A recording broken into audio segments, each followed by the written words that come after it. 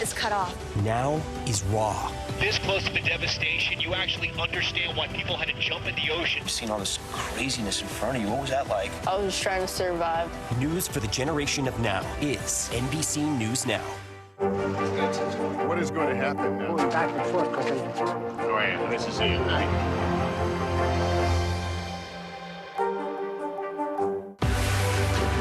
News lives in the now. The front lines are still very active. A lot of the stuff that we're seeing was left behind by Ukrainian soldiers. Now is real. This is like quicksand, and officials say that an entire town is cut off. Now is raw. This close to the devastation, you actually understand why people had to jump in the ocean. You've seen all this craziness in front of you. What was that like? I was just trying to survive. News for the generation of now is NBC News Now. Kristen Welker joins Meet the Press as its new moderator, Sundays on NBC. We're back with an NBC News investigation in collaboration with tech and business publication The Information. It dives into the independent contractors Amazon uses to deliver packages, often at odd hours, and the sometimes deadly danger they face. Here's Stephanie Gosk. At the heart of Amazon's success is speed. More deliveries, faster, at all times of the day. To make that happen, the company relies, at least in part, on a program called Flex. Amazon Flex is a program where independent contractors can go pick up delivery routes. Independent contractors makes it sound very official. These are just regular people, right? Yeah. Regular people like George Hunt, who drive their own cars to make deliveries, often either very early or very late.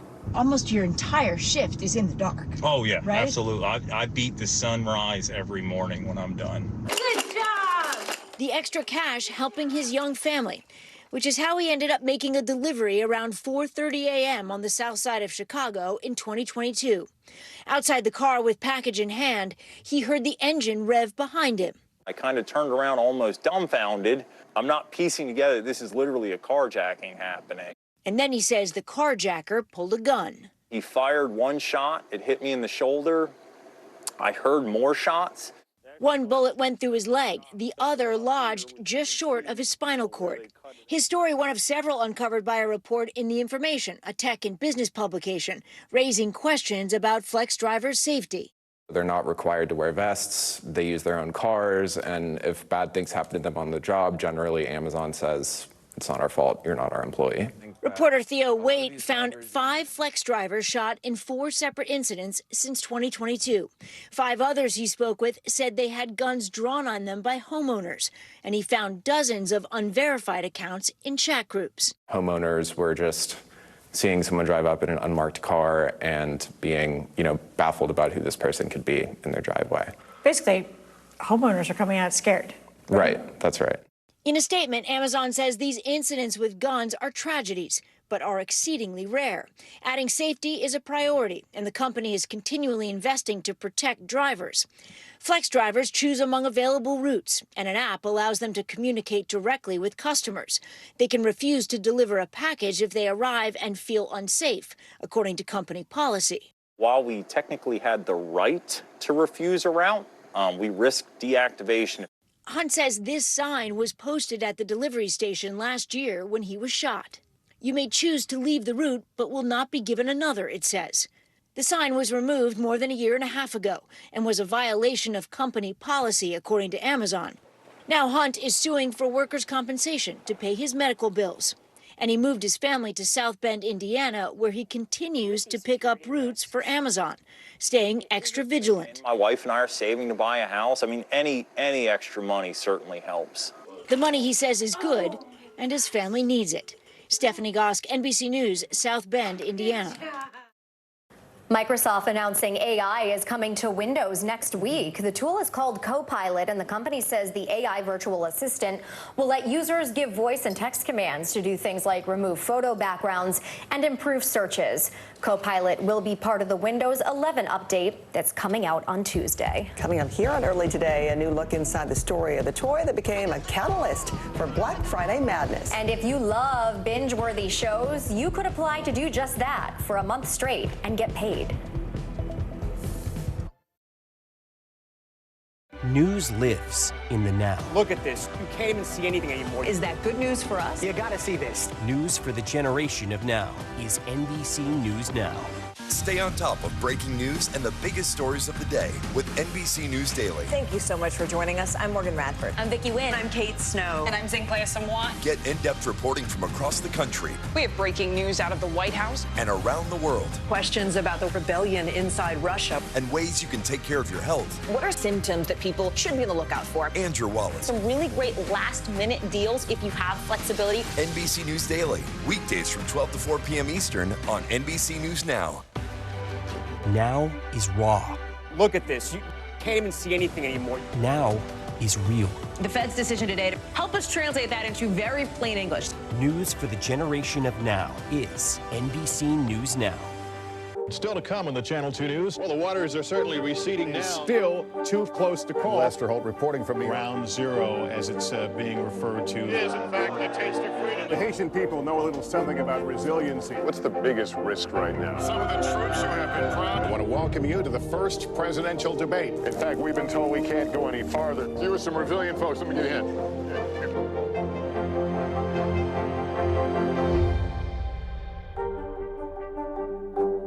It always feels so good to get back to it. Hitting high gear a little earlier because there's more to cheer for. It's back to school, back to business, back to the feeling that anything is possible. Take back the day, make it all right. Our exclusive report from Alaska. As tensions rise with Russia and China in the air, is the threat level increasing? This is part of our continued reporting on how the military is defending the North.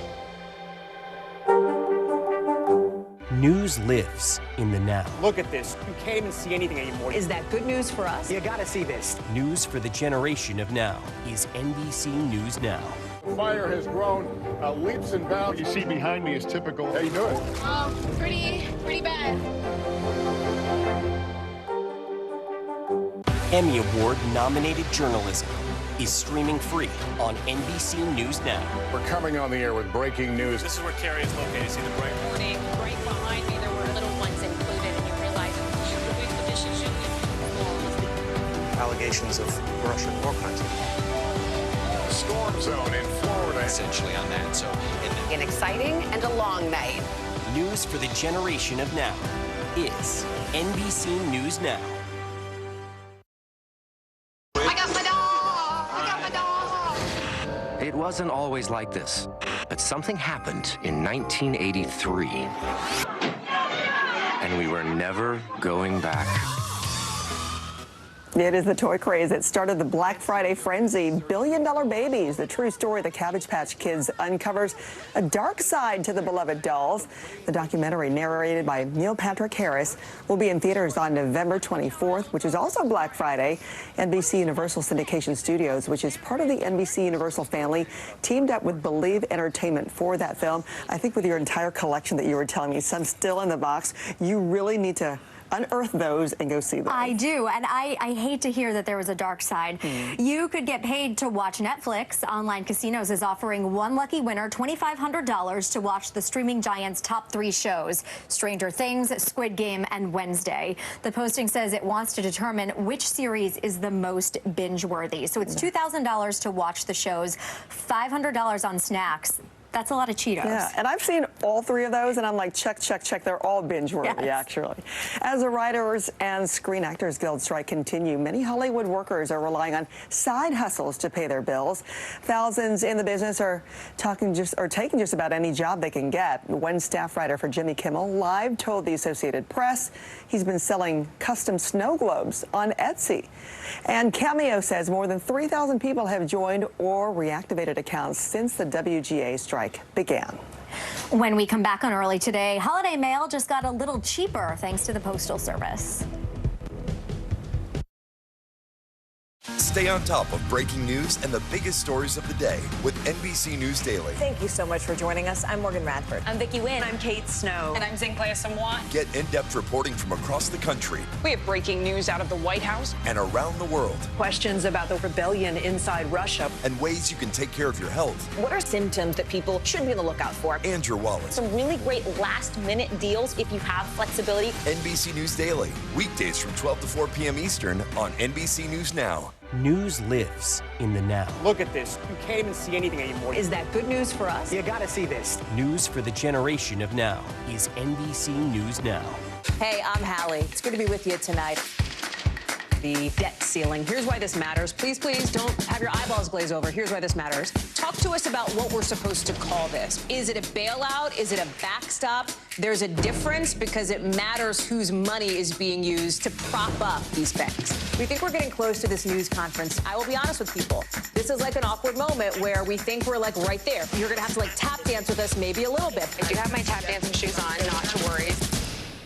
Stay on top of breaking news and the biggest stories of the day with NBC News Daily. Thank you so much for joining us. I'm Morgan Radford. I'm Vicki Wynn. I'm Kate Snow. And I'm Zinklea Samwat. Get in-depth reporting from across the country. We have breaking news out of the White House and around the world. Questions about the rebellion inside Russia. And ways you can take care of your health. What are symptoms that people should be on the lookout for? And your wallet. Some really great last-minute deals if you have flexibility. NBC News Daily, weekdays from 12 to 4 p.m. Eastern on NBC News Now. Fire has grown leaps and bounds. What you see behind me is typical. How you doing? Pretty bad. Now is raw. Look at this. You can't even see anything anymore. Now is real. The Fed's decision today to help us translate that into very plain English. News for the generation of now is NBC News Now. Kristen Welker joins Meet the Press as its new moderator, Sundays on NBC. We're talking possibly 1 trillion galaxies. Yes. That is a number that is just so hard to compute. Whether it's the moon, whether it's Mars, it feels like we're on the cusp of something big. Kristen Welker joins Meet the Press as its new moderator, Sundays on NBC. A new initiative to remove medical debt from consumer credit reports and a fiery fried favorite returns. Here's what you need to know early today. The Consumer Financial Protection Bureau has outlined rules to keep unpaid medical bills from affecting credit reports. The agency found that 58% of all third-party debt collection was for medical bills. The U.S. Postal Service is foregoing holiday surcharges this year, the first time since they began in 2020. This comes as UPS and FedEx have announced they will be adding extra charges for the peak season. Starbucks is facing a class action lawsuit claiming some of its refresher fruit drinks are missing the main ingredient, fruit. The flavors involved include variations of the mango dragon fruit, strawberry acai, and pineapple passion fruit refreshers. And McDonald's bringing the heat with the return of its spicy chicken nuggets. They're available at select locations. Yum. Still ahead here on Early Today, find out how the fairy godmother of weddings is turning dreams to reality. That's just ahead when we come back.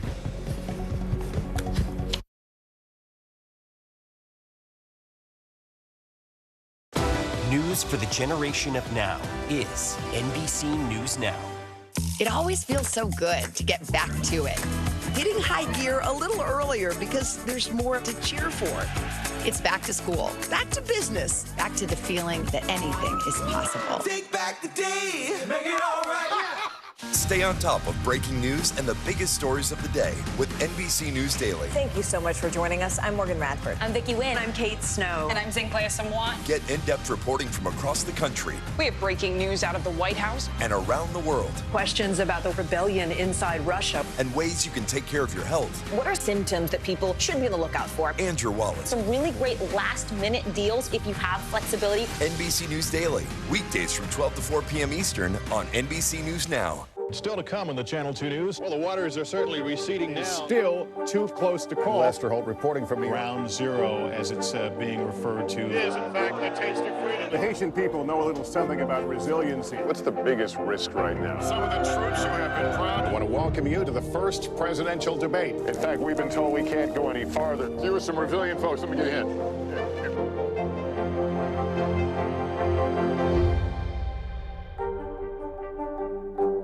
Kristen Welker joins Meet the Press as its new moderator, Sundays on NBC. I'm crossing the Today Show off my bucket list. Celebrating my mom's 60th birthday. Just married, and we're honeymooning at the Today Show. It's a girl. Hoda inspired me to become a journalist. I'll have what you guys are having. I'm celebrating here with you. This is amazing. You're on Today. You are not alone when you're here on the Today Show.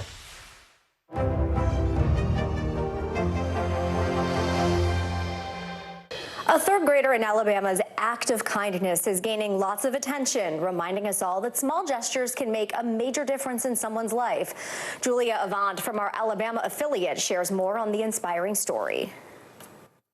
Meet Libby Barrett. She's a third grader at Prattville Elementary School, and she just turned 8 years old.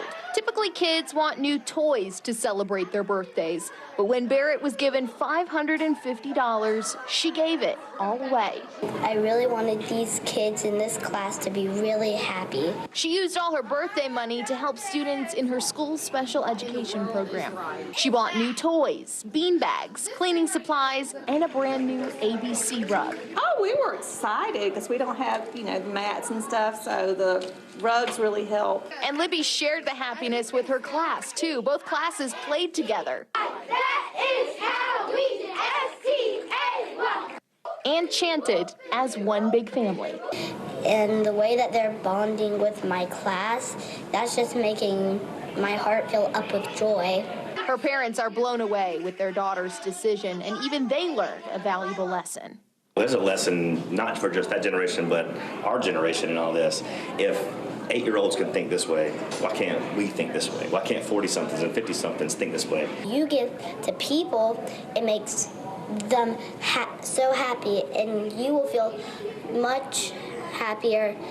You won't feel grumpy. You'll feel happy if you give and you don't receive. So true. Our thanks to Julia Avant for sharing that story. Priceless lesson. All right, brides-to-be may want to add a stop at Goodwill to their wedding planning list. This woman in Alabama shared on TikTok that she bought this dress for $25 at Goodwill, and she found out that a designer gown is worth over $6,000. So this video became so popular, the designer, whose name is Galia Lahav, told the Washington Post that they're going to donate 5 to 10 dresses to Goodwill for them to distribute to stores around the country. The fact that she had, look at the label, research it, because some people maybe have no idea, never heard of that name. Stunning, stunning. Well, riding the school bus has never been this heartwarming. A woman in Michigan known as Miss Sparkles to the bus on her bus route is making all the difference in their days.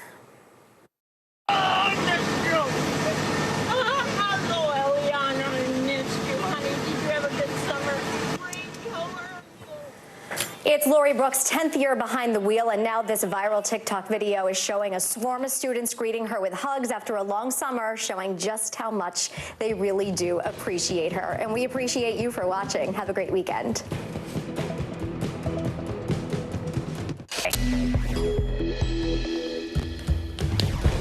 A surge at the border as the Biden administration expands protections, while one border town is declaring a state of emergency. Shaking hands at the White House, President Biden and Ukraine's Volodymyr Zelensky meeting in the nation's capital. We'll have a live report from Washington as the Ukrainian leader asks for more aid from Congress. Climate change is cooking up a housing crisis coast to coast, and it could affect everyone, whether you own or rent.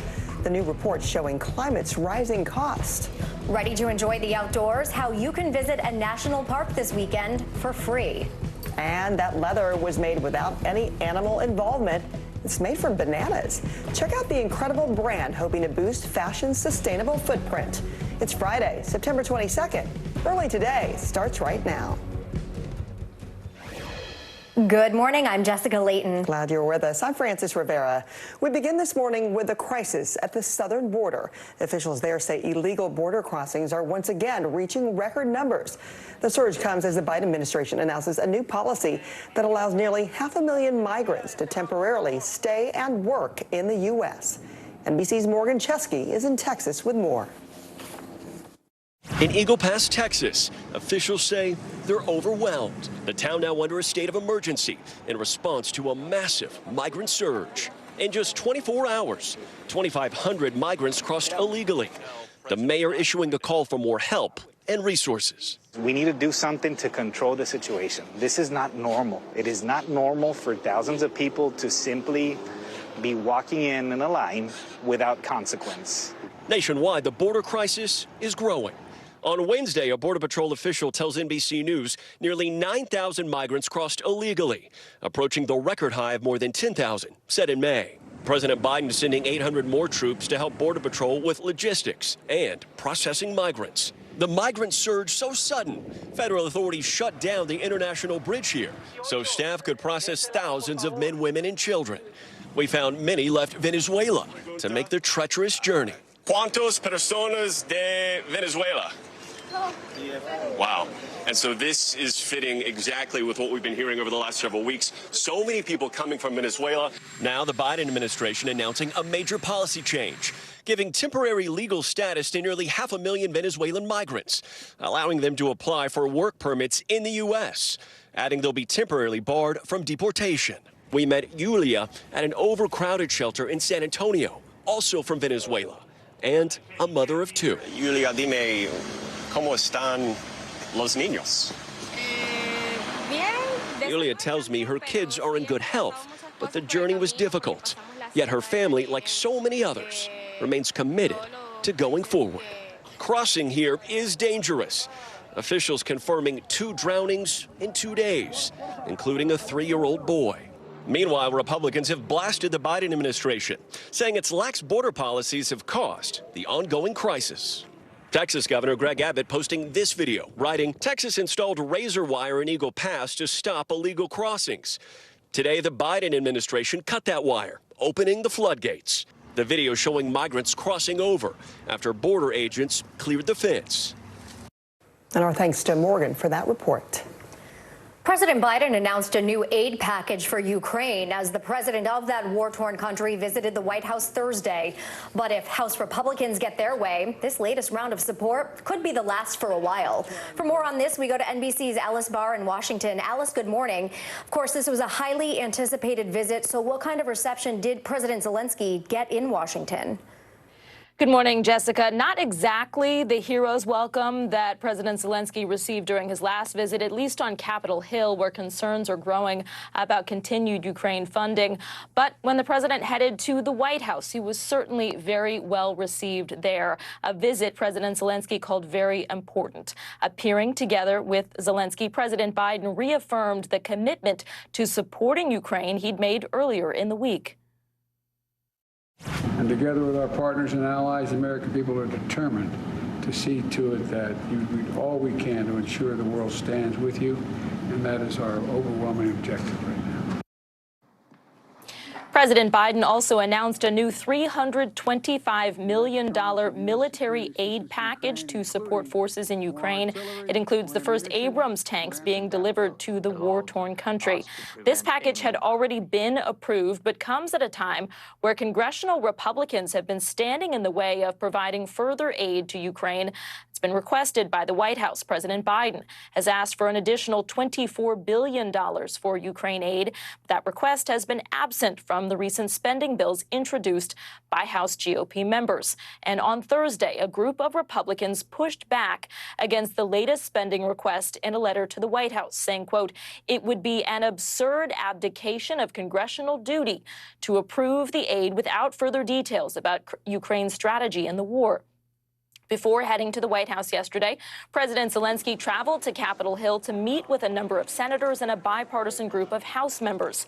House Speaker Kevin McCarthy did meet with Zelensky, but he revealed on Thursday that he declined the Ukrainian leader's request to address a joint session of Congress, as he had done in December. Speaker McCarthy faces a challenge with his very slim majority. He's juggling the White House request for more Ukraine aid, internal divisions over that, and, of course, trying to prevent that government shutdown, with the deadline now just a week away. Jessica. That's right. The clock is ticking on that. Alice, thank you. The threat, as we just talked about, of a government shutdown is now even more real, 8 days before the deadline is set to pass the new spending bill. A White House official tells NBC News federal agencies will receive guidance today to prepare for a shutdown. That's a standard practice coming a week before a potential shutdown.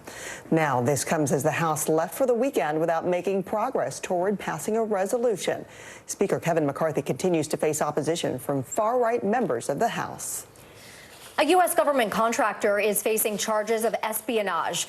The Justice Department said that on Thursday that Abraham Teklulema was arrested and is accused of providing classified information to a foreign country. The New York Times reports it's Ethiopia, Lema's country of origin, that he allegedly spied for. Lema had a top secret security clearance and access to classified information through contracting positions within the DOJ and the State Department. Prosecutors say he used an encrypted messaging application to transmit maps, photographs, and satellite images to the foreign government. Now to a major media shakeup in Fox and News Corp. Longtime chairman Rupert Murdoch announced he's stepping down from his role at both companies, giving his eldest son control of the media empire he built. NBC's Kate Snow has the details. It's the end of an era. At 92, media giant Rupert Murdoch stepping aside at Fox and News Corp, leaving the empire to his eldest son, 52-year-old Lachlan Murdoch. Rupert Murdoch's nearly 7-decade career has transformed the media landscape as we know it. Murdoch began his reign as titan of the tabloids in Australia, building a small newspaper business into a behemoth corporate empire. In 1985, he became an American citizen, launching the Fox Broadcasting Company and buying 20th Century Fox.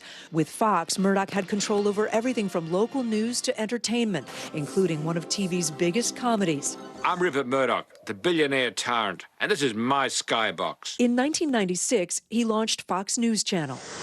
Breaking news now. His media was not embraced by the establishment. It was tabloid, it was populist, it was angry, it was loud. Over decades, it amassed a huge audience, becoming a cornerstone of the modern conservative movement.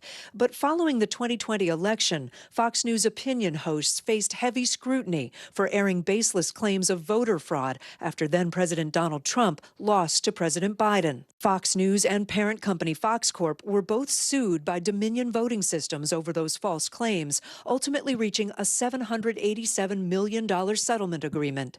Heir apparent Lachlan Murdoch expressing gratitude for his father's lasting imprint, saying, "We thank him for his vision, his pioneering spirit, his steadfast determination, and the enduring legacy he leaves to the companies he founded and countless people he has impacted." Murdoch is expected to formally resign at a shareholder meeting in November. Our thanks to Kate Snow for that report. A small plane crashed down in the middle of a street in Compton, California Wednesday. Amazingly, no one in that surrounding area was hurt. You can see one of the plane's wings appears to be damaged on the left, but it wasn't clear how the plane came short of a nearby airport. There was a damaged car on the side of the road, but the pilot somehow walked away totally unharmed. And this weekend looking like a washout on the East Coast with another round of tropical storm alerts. NBC meteorologist Angie Lassman has her eye on that storm. Good morning, Angie. Good morning, ladies. Now's the time to make those indoor plans across parts of the East Coast. The Mid-Atlantic up through the Northeast going to see a soggy couple of days. Let's start with the details that we know right now. This area of low pressure is sitting just off the southeast coast, but has a whole lot of moisture associated with it. And that moisture making a beeline for parts of the Carolinas and the rest of the mid-Atlantic through the day today. You can see this tropical moisture working its way in as we get through the afternoon hours today. Some heavy, heavy rainfall associated with that and some gusty winds. And on top of that, some issues out of the coast for beach erosion, some rip current risk, some high surf. All of that's going to be on the table here in the coming days. Notice what happens by Saturday. This moves up into portions of the Northeast, and it doesn't go away here as we get into the afternoon hours of Sunday. We'll finally start to see it tapering off. It'll weaken, but we're still going to deal with those gusty winds up to 50 miles per hour here as we get into the day today and into tomorrow night. 55-mile-per-hour winds expected for the peak in Hatteras. Those are going to be some of the highest that we see, but some isolated power outages are possible, along with some heavy rain that could likely lead to flash flooding. Isolated amounts up to 6 to 7 inches are possible closer to the coast. Let's look at the weather across the country. Let's see what's happening in your neighborhood. A great day ahead in Atlanta, low 80s, plenty of sunshine. Memphis hits the mid 80s with much warmer conditions into the high 90s in some spots across Texas. Across the Great Lakes, temperatures linger into the upper 70s to low 80s. Chicago will hit 78 degrees with partly cloudy skies today. And that's a look at your forecast, ladies. Back over to you. All right, indoor plans in the works. Thanks, Angie. We're back in 1 minute with how the weather is shaping the housing market. A new report shows how climate change disasters may price millions of people out of their homes. People are stressed when they're going out and flying. Why should they trust you? You're now with this long-anticipated counteroffensive. How's it going? What's the goal? What will you offer voters that former President Trump will not? News for the generation of now is NBC News Now.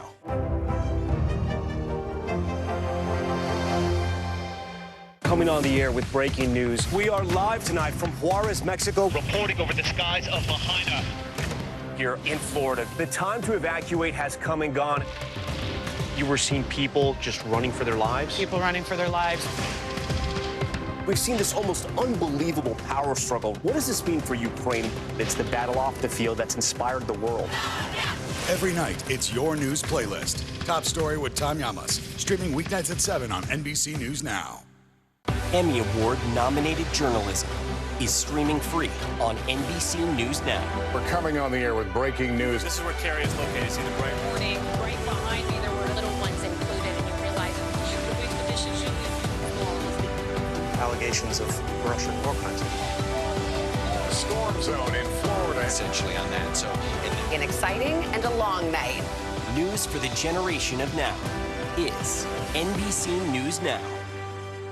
News lives in the now. The front lines are still very active. This is like quicksand, and officials say an entire town is cut off. This close to actually understand why people had to jump in the ocean. News for the generation of now is NBC News Now. From across the nation to the national stage, and when power was held to account, Kristen Welker met the moment. Now she joins Meet the Press as its new moderator. If it's Sunday, it's Meet the Press. Sundays on NBC.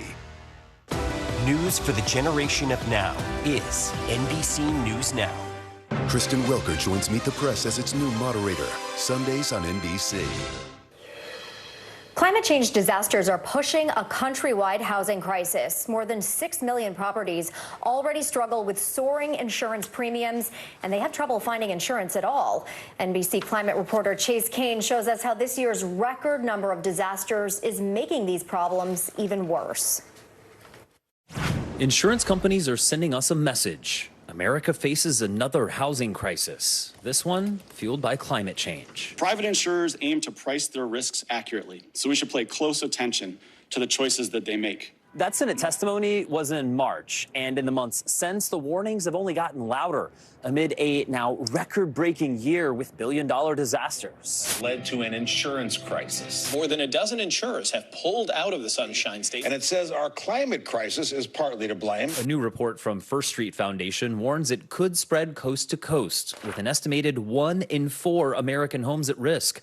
Concentrated in the counties shaded in orange, NBC used First Street's data to highlight where insurance premiums could skyrocket to match the risk posed by climate change. That's 39 million properties. Whether it be wildfire, wind, or flood, they have some level of significant risk from those climate hazards that makes them likely candidates for having either insurance premium increases in the future or potential pullouts of private insurance companies in their communities. It's our poor citizens who are affected first.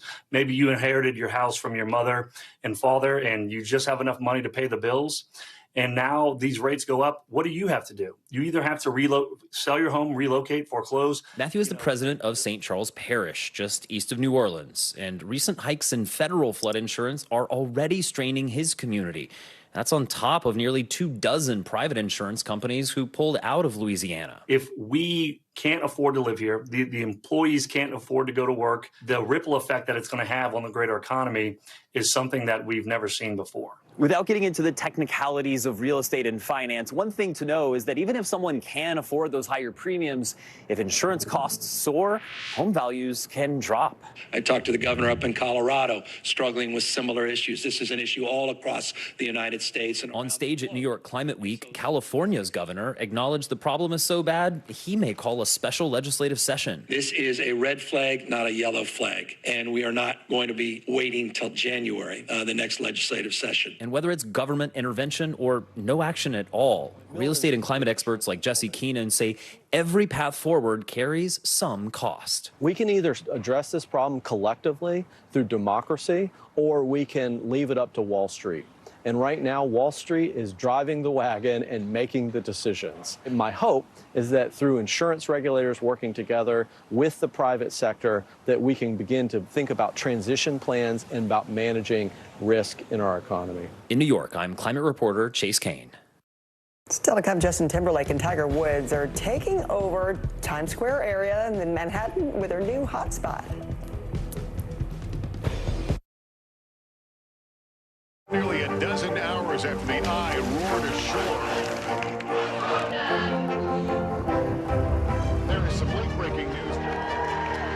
All right, it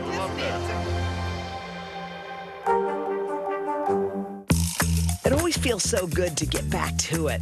Back to all your people and the things you love to do. It's a new season, and you start every morning ready to take it all on. Hitting high gear a little earlier because there's more to cheer for. It's back to school. Back to business in a good way. Back to the feeling that anything is possible. Take back the day, make it all right. People really don't know what's going to happen. Nearly a dozen hours after the eye roared ashore. More good people than bad people, I know, right? 5 seconds. 4, 3. There is some late-breaking news 4 hours into the Iowa caucuses. All right, it just fits. Hey, I'm Hallie. It's good to be with you tonight. The debt ceiling. Here's why this matters. Please, please don't have your eyeballs glaze over. Here's why this matters. Talk to us about what we're supposed to call this. Is it a bailout? Is it a backstop? There's a difference because it matters whose money is being used to prop up these banks. We think we're getting close to this news conference. I will be honest with people. This is like an awkward moment where we think we're like right there. You're going to have to like tap dance with us maybe a little bit. I do have my tap dancing shoes on, not to worry. Thanks for tuning in. I'm Gotti Schwartz. Here are the stories we're following tonight. Storms keep coming here in California. The U.S. government just declassified this video. A lot more stories trending like crazy on social media. A controversy pitting lawmakers against young voters. What's the state of crypto today? Is it safe for investors? We've got another mind-bending story on artificial intelligence. This is what my voice sounds like when I clone it. That wasn't me. You gotta see this. Stay tuned now. Weeknights at 8 Eastern, 5 Pacific on NBC News Now. We're talking possibly 1 trillion galaxies. Yes. That is a number that is just so hard to compute. Whether it's the moon, whether it's Mars, it feels like we're on the cusp of something big. It always feels so good to get back to it. Hitting high gear a little earlier because there's more to cheer for.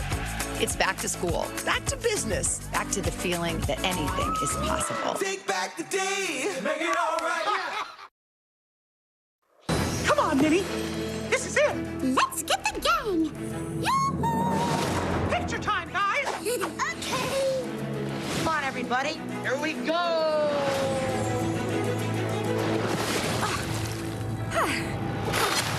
Water. That was a look at the new trailer for Disney's upcoming short film called Once Upon a Studio. The nostalgic film was created to celebrate Disney's 100th anniversary, and it features classic Disney characters from over 85 feature-length films. The film debuts this fall on October 15th on ABC. Disney says it's kind of like a love letter to the artists, the studios, all the fans, and you got, voices like Josh Gad and The Rock coming back for this, too. My son's getting older, but I miss that Mickey voice. in our house, so I can't wait. Well, a duo you may have not expected are taking a swing at hospitality. Tiger Woods and Justin Timberlake opened the doors to their new upscale sports and entertainment bar in Midtown this week called T-Squared Social. The 22,000 square foot venue features 4 full swing golf simulators, a 4-lane bowling alley, and 3 dartboard lanes. The new hotspot sits just steps away from Times Square. And why do I feel like this is going to be my next date night with my husband? Right? And they've done this. Tiger has his restaurants. Justin Timberlake has had his. T-Squared, Timberlake and Tiger is how they got that name. Looks like the cast of Dancing with the Stars can continue to hit the dance floor as the Writers Guild of America continues to picket outside of rehearsals. SAG-AFTRA has said members of the show are not violating strike rules. The show is set to premiere on September 26th, so one of many. Show will go on. Well, from college to the pros, there's plenty of big games coming up on the football field. We'll fast forward into your sports weekend right after this. It always feels so good to get back to it. Back to all your people and the things you love to do. It's a new season, and you start every morning ready to take it all on. Hitting high gear a little earlier because there's more to cheer for. It's back to school. Back to business in a good way. Back to the feeling that anything is possible. Take back the day, make it all right. Top Story is coming to you live from Juarez, Mexico. Reporting over the skies of Lahaina. Every weeknight, it's your news playlist. Top Story with Tom Llamas, streaming weeknights at 7 on NBC News Now. It always feels so good to get back to it. Hitting high gear a little earlier because there's more to cheer for. It's back to school. Back to business. Back to the feeling that anything is possible. Take back the day, make it all right. Emmy Award-nominated journalism is streaming free on NBC News Now. We're coming on the air with breaking news. This is where Carrie is located. See the break? Morning, right behind me, there were little ones included, and you realize this is allegations of Russian war crimes. A storm zone in Florida. Essentially on that, so. An exciting and a long night. News for the generation of now is NBC News Now. News lives in the now. It's coming at us every second from all over the world. We have a full team. News is more now than ever. Look at this. You can't even see anything anymore. Our house is no longer here, but we are here. Now is raw.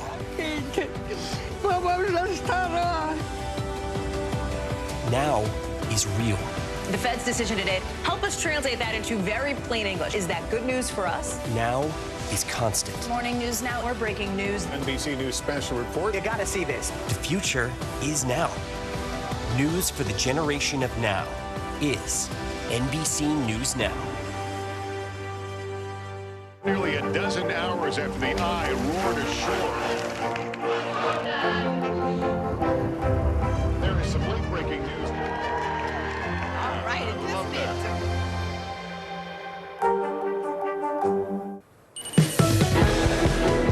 Let's fast forward into an exciting weekend of sports, but first, to Nature's Warrior Speed. Entrance fees at every national park in the country will be waived tomorrow. It's National Public Lands Day, one of 5 days during the year that park entry is free. Also on Saturday, a stacked slate of college football games. 6 games featuring 2 ranked teams playing each other, capped off with Ohio State versus Notre Dame on NBC. On Sunday, NASCAR races into the second leg of its playoff with their race at Texas Motor Speedway. The top 12 are still in contention for this season's title. And week 3 in the NFL caps off in Las Vegas, where the Raiders host the Steelers on Sunday Night Football. You can catch that game right here on NBC. And still will come from food waste to fashion. Meet the person behind this banana-based leather company when we come back.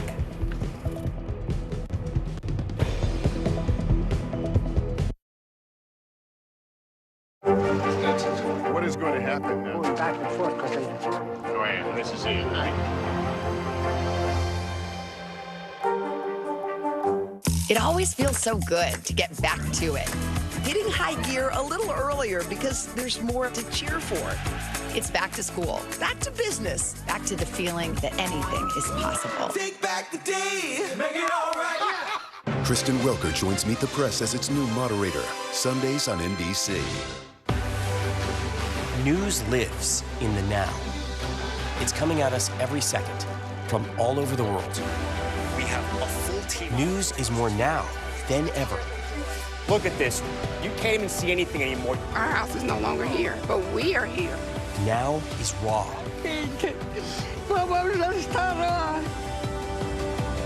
Now is real. The Fed's decision today, help us translate that into very plain English. Is that good news for us? Now is constant. Morning News Now, or breaking news. NBC News special report. You gotta see this. The future is now. News for the generation of now is NBC News Now. Emmy Award-nominated journalism is streaming free on NBC News Now. We're coming on the air with breaking news. This is where Carrie is located. See the break? Morning, right behind me, there were little ones included, and you realize the way the dishes should be. Allegations of Russian war crimes. Storm zone in Florida. Essentially on that. So, An exciting and a long night. News for the generation of now is NBC News Now. Kristen Welker joins Meet the Press as its new moderator, Sundays on NBC. What is going to happen now? Going back and forth quickly. Go ahead. This is it.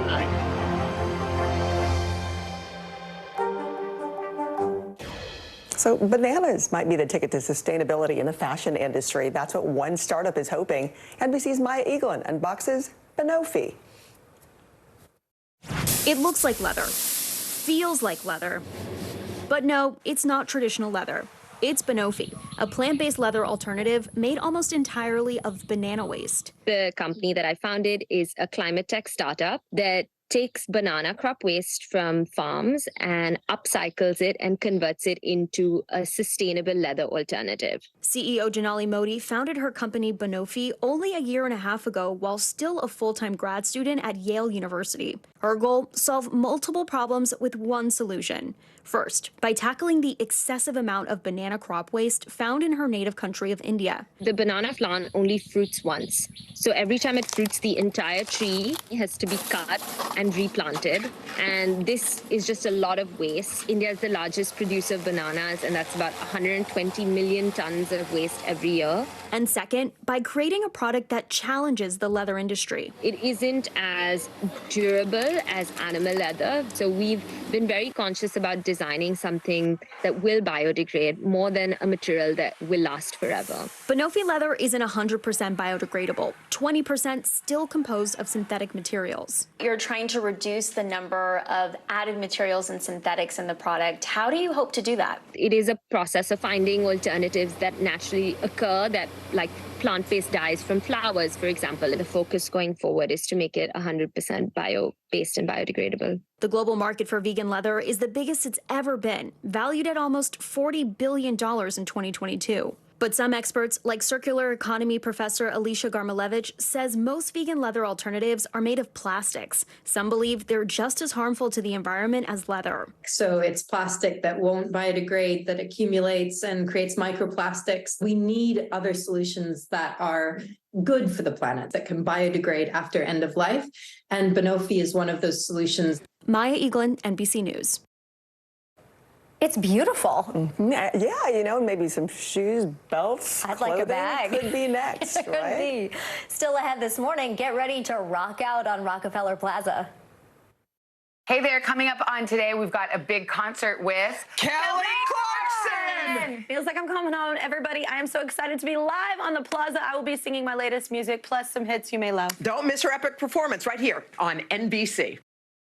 Kelly, please sing Since You've Been Gone. Oh, Classic I'm favorite. sure she will. I need It is a full-on fan favorite. Can't wait till she can start up back in the building with her new show here. Thanks for watching early today. Have a great weekend. I'm Frances Rivera. I'm Jessica Layton. See you Monday.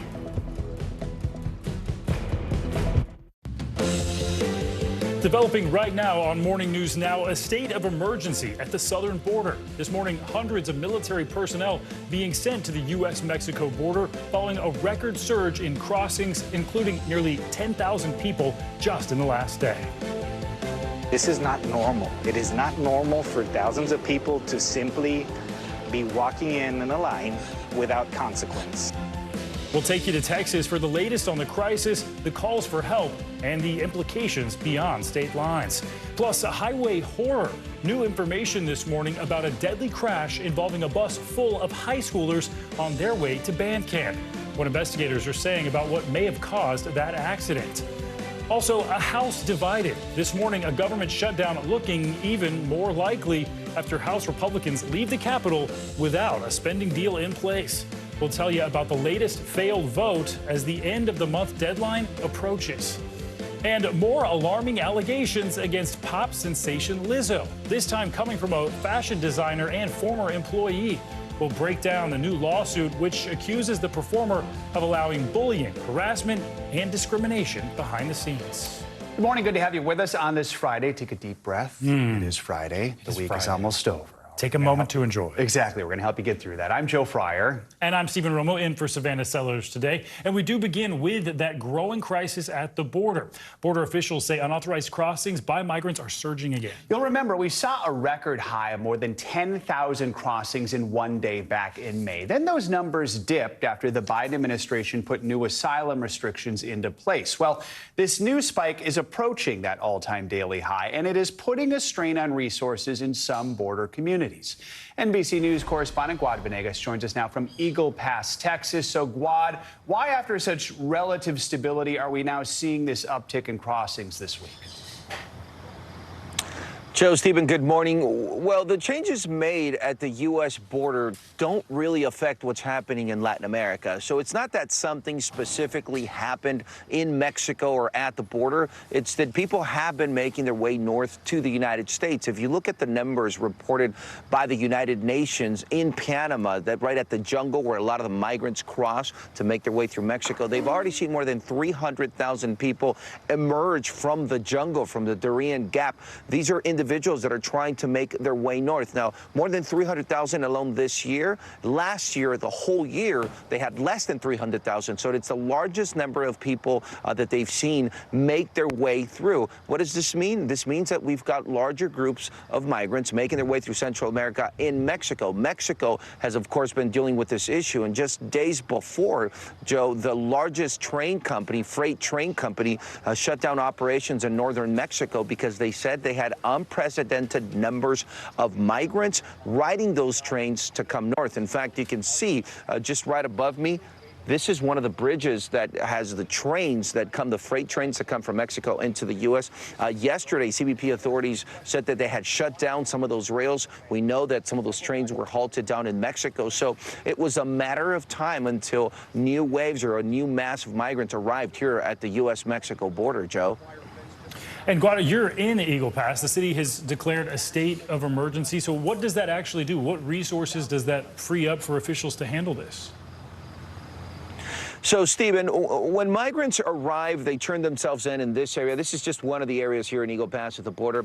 When they turn themselves in to federal authorities or taken to a processing center, that's where they begin that asylum-seeking process. Now, if they are allowed to remain in the United States, then they're allowed they're freed essentially in the streets here in Eagle Pass. That's when the city has to use its resources to help them get to the places of their destination, to provide water. And there's, of course, other costs for officers to deal with that influx of migrants, and they need more money for that. So the state of emergency would then make more money available for city resources to help with that humanitarian effort. That's, of course, different from what's happening here because you've got different pieces moving, right? You've got your Border Patrol and CBP officers that are doing the processing. They are the ones that legally detain individuals here and begin that process. And you also have the state using its resources with the National Guard and the state troopers, the Texas Department of Public Safety, which are patrolling the border. This is part of the Lone Star operation that the governor and Texas put into effect. So different pieces moving, state authorities, federal authorities,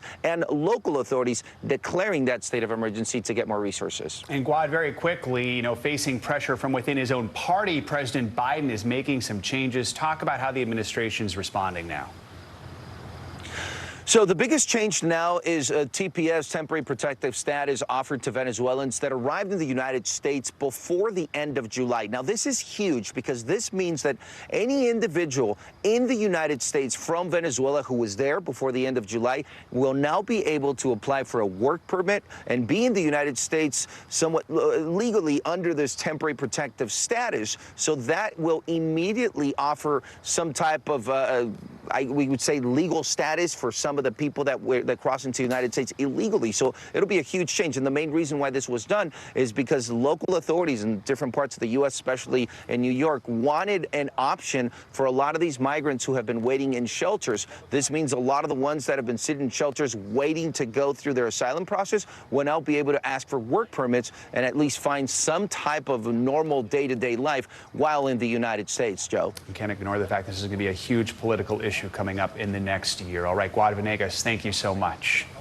And turning now to Washington, where negotiations have once again stalled among House Republicans over the government spending bill. For the second time this week, House Speaker Kevin McCarthy brought a vote to the floor to advance a military spending bill in that chamber. That vote failed 216 to 212, with 5 hardline Republicans breaking party lines and voting with Democrats against the bill. McCarthy expressed his frustration following the breakdown of those negotiations yesterday.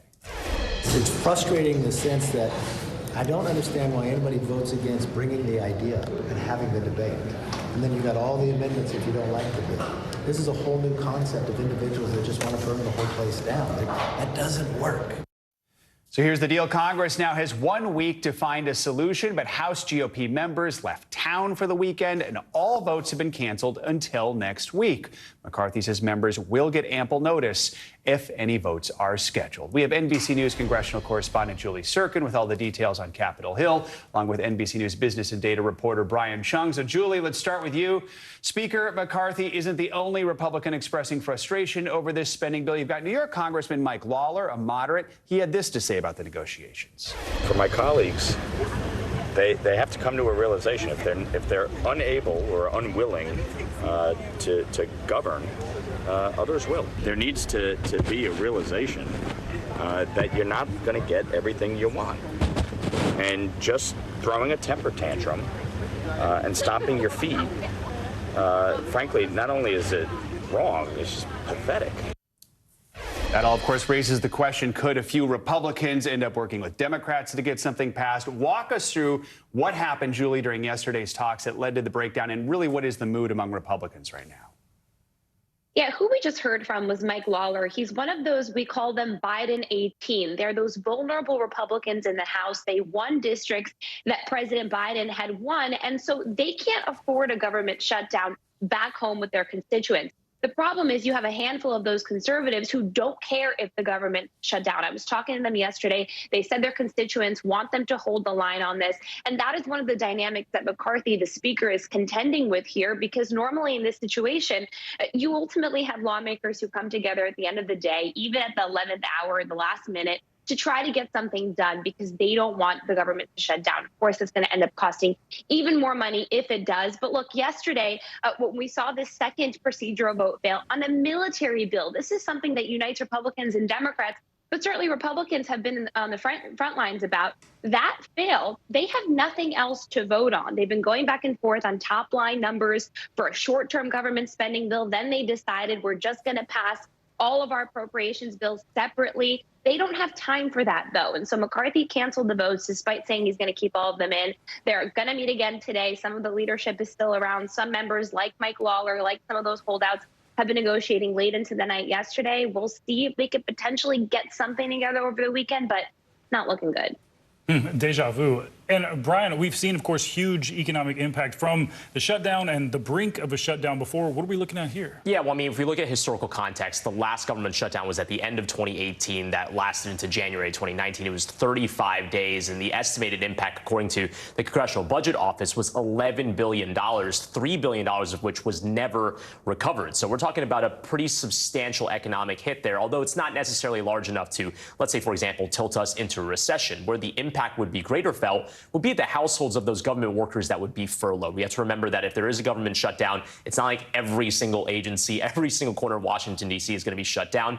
For the most part, those kind of necessary services, those critical services will still be open, but those more non-essential jobs could end up leading to a lot of furloughs, which in the case of 2018 to 2019 was 300,000 employees. The Fed Chair Jay Powell has said, look, this is not something that's necessarily going to be a big macroeconomic effect, but again, can't discount what this might mean for those government workers that could potentially be out of work during the time that this lasts. Of course, Julie, that last partial government shutdown was under former President Trump. That one lasted 34 days. So we're hearing from Trump on social media. He's calling for Republicans to continue their holdout over the spending bill. How much influence does it appear he's having over these talks?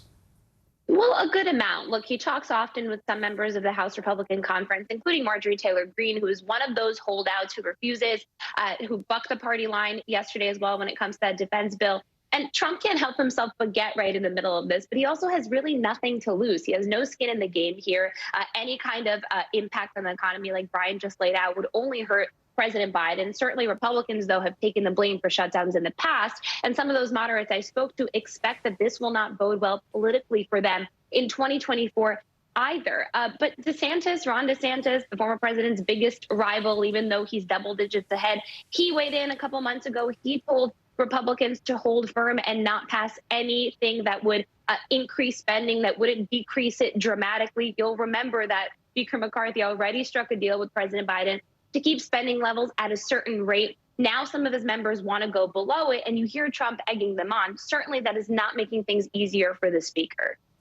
And Brian, let's talk about inflation. Obviously, we've talked about the shutdown, how that could affect it. Also, the Federal Reserve deciding this time around not to raise interest rates, but it's up in the air for November. How does that affect inflation overall? Yeah, well, I mean, when it comes to the impact of the potential government shutdown on inflation, it's just really hard to model right now. I think the bigger impact would be on the employment side of things, right? I mean, 300,000 employees being furloughed would be really massive to an unemployment rate that at 3.8% is near historic lows. You know, that would be something that, again, as Julie was kind of suggesting, would be a real conundrum for the Biden administration. The Federal Reserve, though, is not going to change policy off of a potential shutdown. It's more likely that they're looking at the confluence of all these other events. You think about a UAW strike that's lasting, that's going into, you know, the beginnings of the first week, and other types of dark horse economic events. Those are things that the Federal Reserve are watching and saying, maybe we need to be a little bit cautious here. All right, Julie Sirkin, Brian Chung, thank you both. We have new details this morning about the tragic bus crash that killed 2 people and injured dozens more in New York. The bus was headed to Pennsylvania, packed with students attending a marching band camp. Investigators now believe the accident could have been caused by a faulty front tire. NBC News correspondent Emily Aketa has the latest. A high school bus ride to band camp suddenly taking a terrifying and deadly turn. Bus rollover, eastbound. All available manpower is needed for your rescue vehicle. The bus careening off a highway in Orange County, New York, tumbling 50 feet down a ravine and into an embankment, plunging the 40 students and 4 adults it was carrying into chaos. The kid next to me was covered in blood. I saw blood everywhere. First responders, including medical evacuation helicopters, rushing to the scene. At least 5 students remain in critical condition this morning, according to officials, and 2 adults died in the accident, including the school's band director, 43-year-old Gina Pelletieri, and retired longtime teacher, 77-year-old Beatrice Ferrari. The 2 women, close friends, chaperoning the trip together. Their friendship was it went beyond teaching. Ferrari, affectionately known by students as Grandma B, her daughter in utter shock. She was so passionate about what she did. She loved her students. Details now emerging about what may have caused the crash. Preliminary information indicates a failure of a front tire may have been a contributing factor. The high school students were traveling from Farmingdale on New York's Long Island to Pennsylvania for their annual band camp. The marching band seen here just a week ago, performing their first halftime show of the school year. Patricia Defendini's grandson, who was on board one of the buses, is okay, but waiting for news. My grandson's friend was one person who was airlifted, so I don't know if he's okay or not. Edward Hoschler picked up his daughter, a junior who plays the trombone, at a reunification center. It's surreal. You don't think anything like that's going to happen, but just seeing her.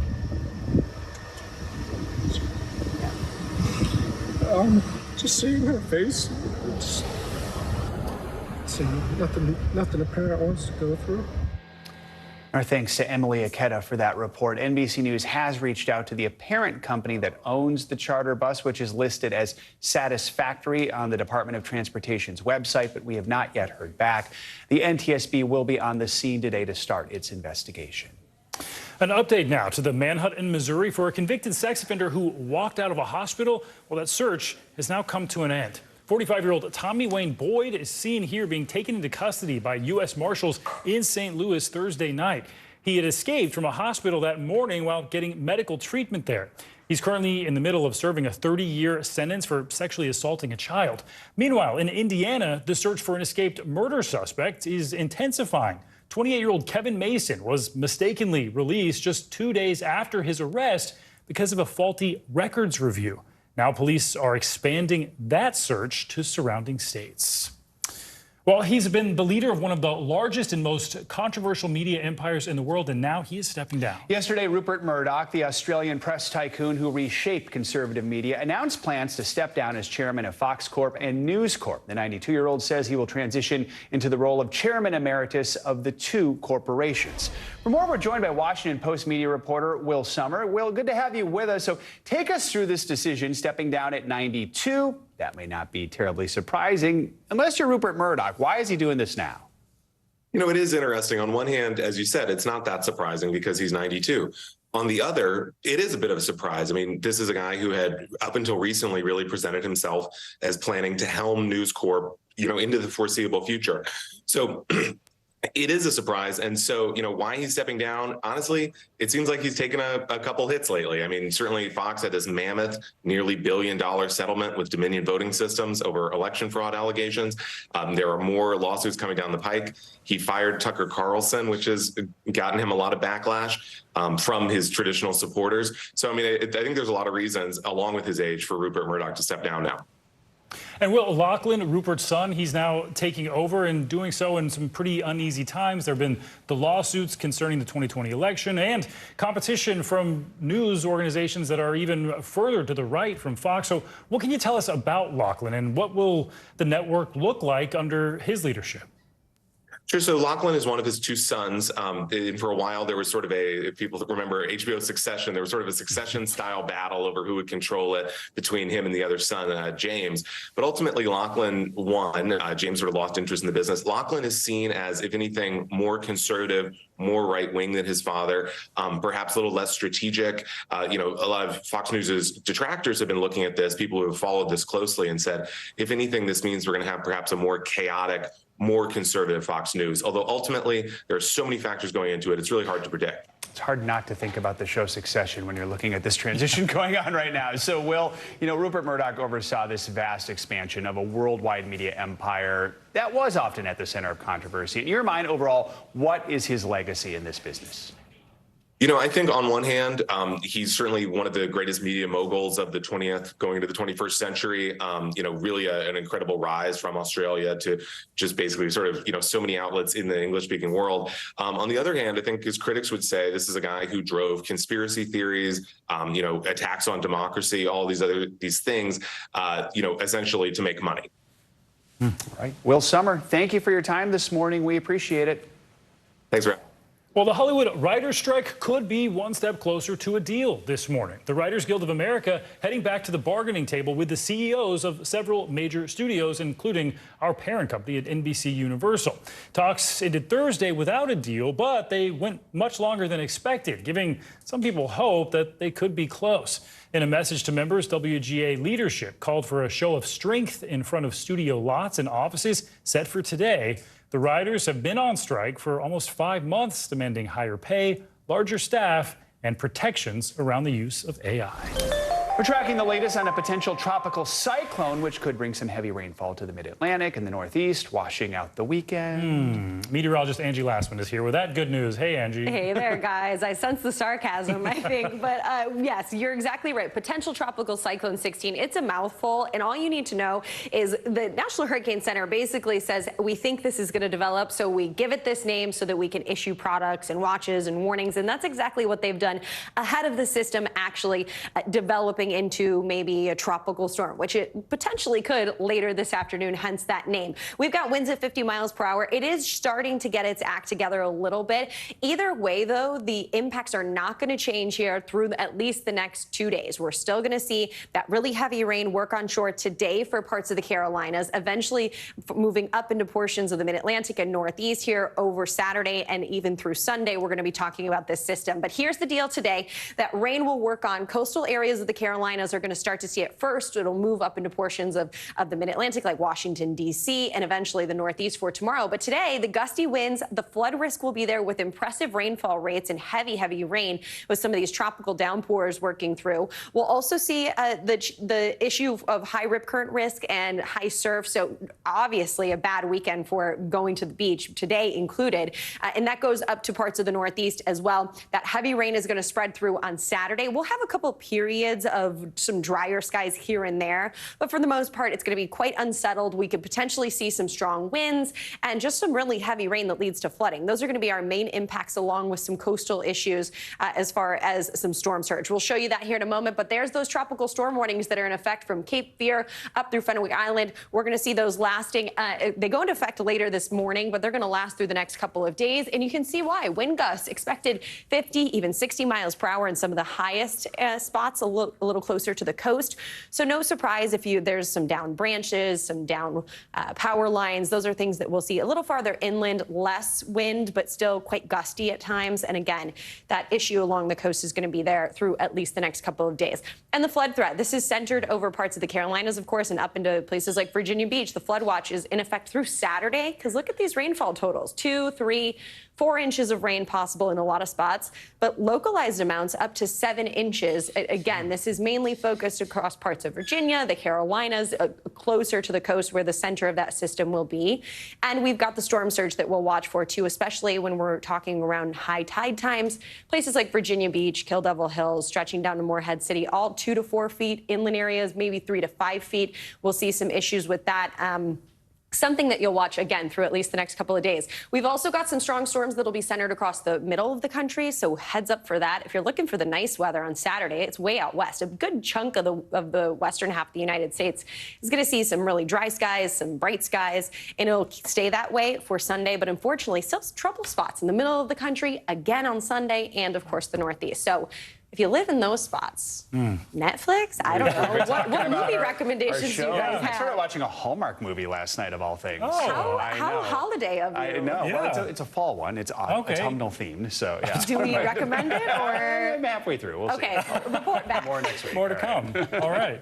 Appreciate that, Angie. Of course. Meanwhile, more to come on Morning News Now. And later this hour, an NBC News exclusive, Lizzo pushing back against fresh bullying claims, the new allegations being made by a lawsuit by a former employee. Up first after the break, the U.S. standing with Ukraine and pledging more than $300 million in additional military aid. What it means for Ukraine's war against Russia. We'll be right back.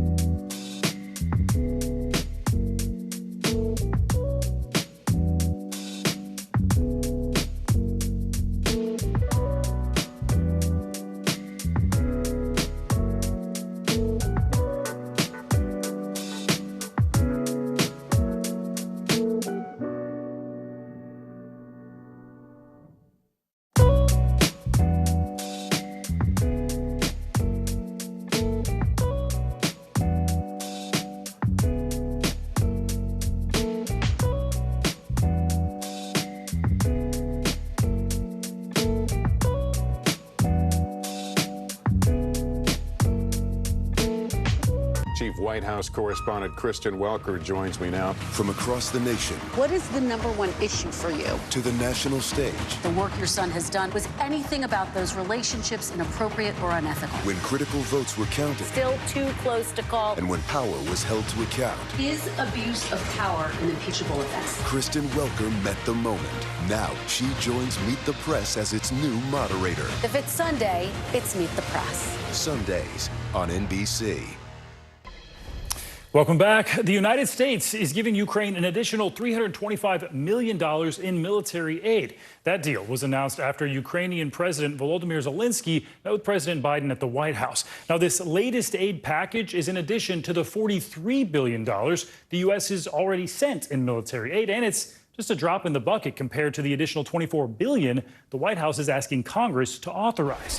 NBC News White House correspondent Mike Memley joins us now with the latest on this. Mike, good morning to you. So last year, President Zelensky got a much warmer welcome in Washington. This year, a little bit cooler. Speaker McCarthy raising concerns about the funding that the U.S. has already sent. So how did their meeting end up going? Yeah, Stephen, you're exactly right. The tone and tenor of President Zelensky's visit to Capitol Hill yesterday could not have been more different than what we saw just 9 months ago. For instance, Speaker McCarthy not even inviting the president to speak to the entire House caucus. We saw, of course, the House quickly passed funding bill last December for Ukraine. That's where some of this money for the aid package that was announced yesterday came from. But just hours after this visit on Capitol Hill, we saw the House again fail to pass a procedural vote in order to move this spending bill forward. Speaker McCarthy made it clear that his caucus, the Republicans in the House, have a lot of questions to President Zelensky. He laid out some of them yesterday. Let's listen. I thought it was a very good, I thought it was a direct, I thought it was productive. I raised issues with them. We're very concerned about accountability. We're very open of what is needed, what's the direction, what is victory. A much different reception on the Senate side. More Republicans, including Minority Leader Mitch McConnell, have been supportive of Ukraine getting this funding. Senator Schumer quoting President Zelensky in that conversation behind closed doors, saying, if we don't get this funding, Russia will win this war. Strong words. Zelensky, though, not walking away from this completely empty-handed, getting that $325 million in military aid. What is that going to include? Yeah, so this is a kind of an announcement that we see from the administration every few weeks. Of course, they timed it for this Zelensky visit, wanting to make it clear the kind of support that will come moving forward. And this is more conventional weaponry. We're talking about 3 million small arms artillery rounds. We're talking about air defense missile systems and rocket systems, those HIMARS, as well as 59 light tactical vehicles that will be moving into Ukraine. The president also announcing yesterday that Abrams tanks, remember, that's one of those new capabilities that was announced just a few months ago, will be arriving in Ukraine next week. The big question around Zelensky's visit yesterday, whether there will be a new capability delivered to Ukraine. We're talking about those ATACMS ballistic missiles. The president, in his comments yesterday, said that they will be talking about potentially a new sophisticated system. He didn't specify ATACMS. That announcement didn't come yet, but it could come soon. All right, more to come. Mike Memley, thanks so much. Armenia and Azerbaijan are holding talks over the fate of the flashpoint region of Nagorno-Karabakh. It has long been a source of conflict between the two countries, dating back to the collapse of the Soviet Union. Azerbaijan regained control of parts of the region from Armenia in 2020 after 6 weeks of fighting. But this week, that conflict was reignited after Azerbaijan launched what it called an anti-terrorist operation. It claimed that 4 of its soldiers and 2 civilians were killed by Armenian-planted mines. Now, Russia helped broker a ceasefire. Now officials from both sides are holding talks, with the status of the region hanging in the balance, along with the fate of Armenians who live there. Hagar Shamali joins us now. She is the host of Oh My World on YouTube, a former spokesperson for the U.S. mission to the UN and former NSC director for Syria and Lebanon. I'm so glad to have you with us because we've kind of done quick headlines on this week, but I wanted to dig a little bit deeper. So talks began yesterday with this region, Nagorno-Karabakh, at the center of discussion. Tell us more about this region and why Armenia and Azerbaijan are at odds here. Yeah, thank you. It's actually complicated, and it dates back hundreds of years ago. Ethnic Armenians have lived there for centuries, literally centuries. And the area was acquired by Russia in early 1800s. In 1923, Stalin gave this area made it an autonomous oblast. That is a very important point. So every time I hear that Azerbaijan regained this territory, it's not really accurate, because it's been autonomous and self-governed by the ethnic Armenians who've lived there for literally 100 years. And to begin with, it was kind of mistakenly put in Azerbaijan's borders because it was divided by a mountain range, and this was all under the Soviet era. And so this issue that Stalin planted the seeds for, how he put it within Azerbaijan's borders but made it autonomous, is what sowed the seeds for the crisis you have today. When the Soviet Union fell apart, this area wanted to join Armenia. It couldn't, and a war was created, and that is how it became self-governed and gained land beyond Nagorno-Karabakh. So we've seen decades of conflict, neither side showing willingness to compromise. Right now, what we're seeing, is it history repeating itself? Is there a possible solution here?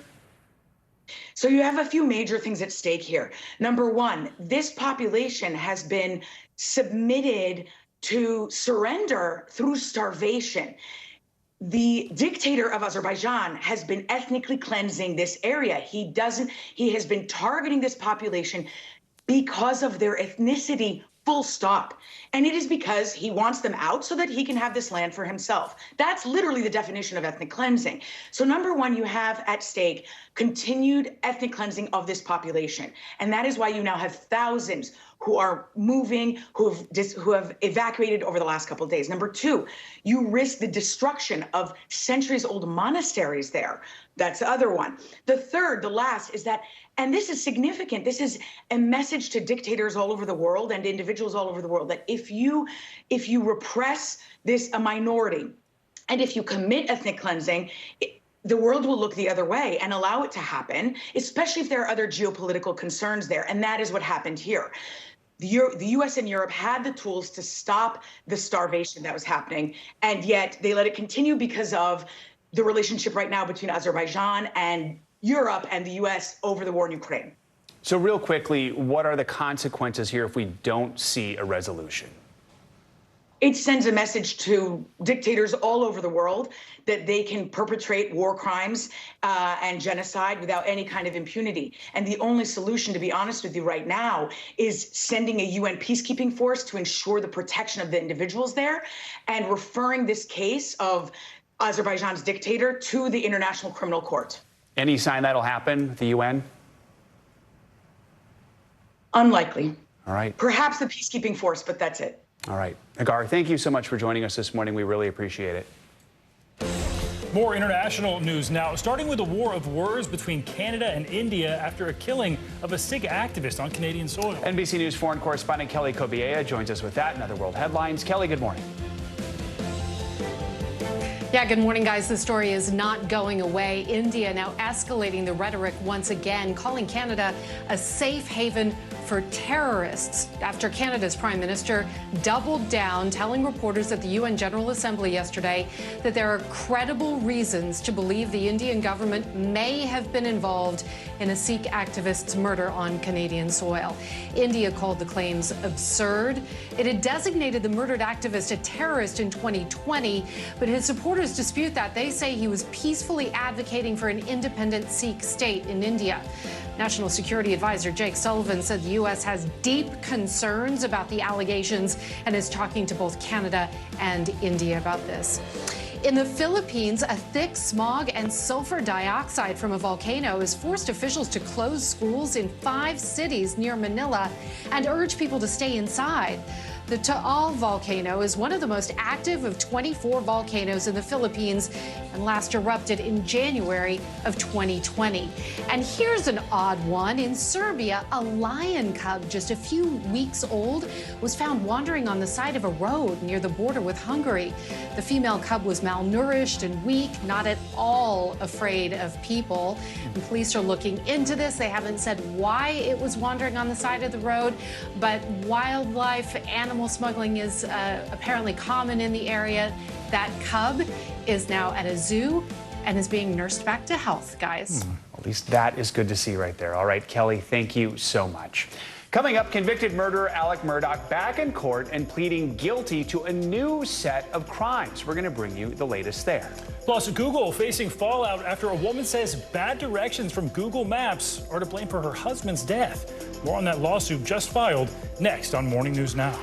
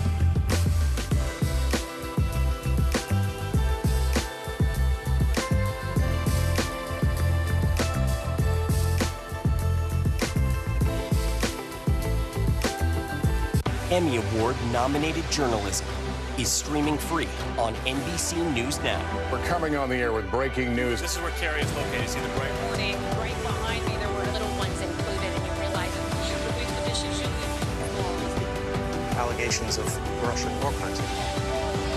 A storm zone in Florida. Essentially on that. So, an exciting and a long night. News for the generation of now is NBC News Now. Welcome back, and now to that new lawsuit against Google. A woman in North Carolina says bad directions from Google Maps led to the death of her husband.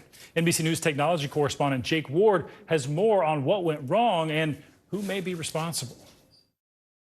The family of a man who died in a tragic car accident is now suing Google, saying the company's Maps app caused him to drive off a broken-down bridge in North Carolina. I just struggle every day to understand how something so unimaginable and horrific could be allowed to happen. It's been nearly a year since the dark and rainy night that beloved father of two, Phil Paxson, was driving home alone after celebrating his daughter's birthday when, his family alleges, Google Maps navigated him to the Snow Creek Bridge. He did not know and could not see, according to the suit. The bridge, located on a private road, had long since collapsed, leaving a gaping hole and swirling waters below.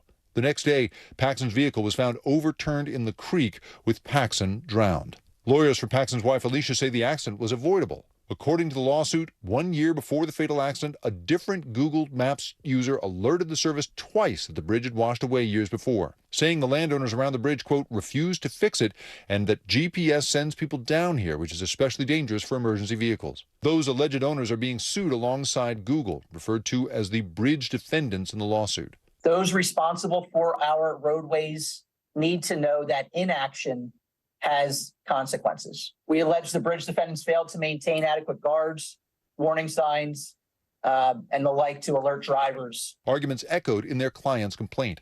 The alleged landowners did not respond to our request for comment. If they failed to put any warning signs or even barriers to prevent people from driving on a bridge that had no end to it, then that's a stronger case for negligence. Google telling NBC News, quote, we have the deepest sympathies for the Paxson family. Our goal is to provide accurate routing information in maps, and we are reviewing this lawsuit. The key to this case is the plaintiffs proving that Google had a duty to this driver. Specifically, did Google undertake not only to give people directions, but also guarantee that they were safe directions? Paxson's wife telling NBC affiliate WCNC she hopes the lawsuit can bring some closure. We owe it to Phil and to his girls and to this community to find some sort of justice, if that's possible, and just to ensure that no other tragedy like this happens to any other family and any other senseless loss of life.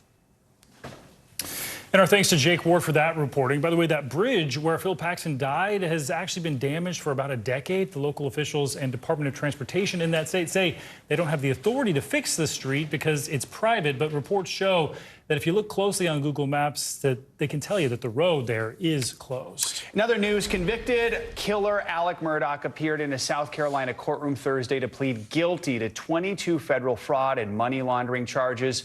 Federal prosecutors say the disgraced former lawyer cheated clients out of money and created fake bank accounts. As part of his plea deal, Murdaugh will have to pay back at least $9 million of that. Prosecutors say he stole from clients. Murdaugh could face a maximum sentence of 20 years in prison. He's currently serving life without parole for killing his wife and son. Pop superstar Lizzo is facing new legal trouble this morning from one of her former employees. According to exclusive NBC News reporting, a former fashion designer for the singer alleges that while on tour, team members were mocked and bullied by a wardrobe manager, and that Lizzo allowed behavior like harassment and racial discrimination to go on backstage. Lizzo has pushed back against the allegations, with a spokesperson saying in a statement, quote, "We will pay this as much attention as it deserves, none," noting that just yesterday the singer received a humanitarian award from the Black Music Action Coalition. The attorney representing the former fashion designer also represents the 3 former dancers who sued Lizzo earlier this year for a toxic work environment. Lizzo has denied those allegations, calling the dancers' accounts false and outrageous. Let's bring in NBC News legal analyst Andy Sabalos for more on this. You saw him just a moment ago. We're bringing him back here in person again. So let's just talk about this latest lawsuit against Lizzo. How significant is this here, and how directly could she be held accountable for something that maybe someone else on her team allegedly did? Lizzo is one of several defendants, but under California law, it is possible to hold an employer strictly liable, and that means automatically liable for the bad conduct of her employees, and that's in the discrimination context. But it's important to note that this complaint, and I've read the complaint, alleges a lot of unpleasant work environments. But the thing is this: even an environment that is very unpleasant, even an environment that is stressful at work, is not necessarily a discriminatory environment or a hostile work environment. In fact, just because you may feel that your workplace is hostile doesn't mean it's legally a hostile work environment and therefore illegal. So the burden for plaintiffs is always a tough one. So there's been a lot of discussion around this, the PR fallout for it, but where does the actual lawsuit? I mean, they said they want to just ignore this. They can't ignore a lawsuit. Where does it go from here? They can't, and they won't. They will certainly answer the pleading. They'll file an answer to the pleading within 30 days. Maybe they'll get an extension, but they'll answer it. They may not care about it from a PR perspective, and that might be the prudent course, just ignore it. But it will not go away. You have to answer it as a defendant, you have to litigate it, and you have to come up with an affirmative defense, which is essentially, as an employer, Lizzo's going to have to argue that, hey, either I wasn't aware of this, or to the extent that we have these provisions in place, these procedures, the plaintiff didn't take advantage of those. But if you read the allegations in the complaint, allegedly she made plenty of complaints, and that is a pretty key factor in these cases. All right, Danny Savalos, we'll see what happens. Thanks so much. Appreciate it. Well, coming up, the dangers of delivering. A new report shows a number of Amazon contractors have been shot since last year. More on the incidents raising concerns about safety. You're watching Morning News Now.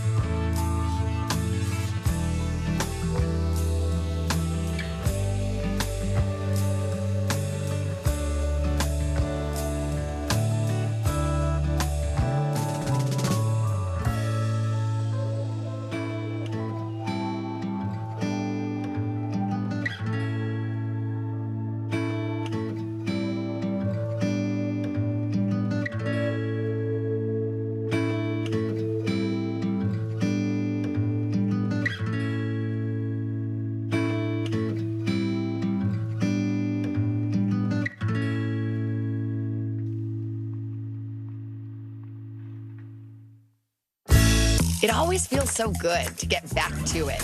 Hitting high gear a little earlier because there's more to cheer for. It's back to school, back to business, back to the feeling that anything is possible. Take back the day, make it all right.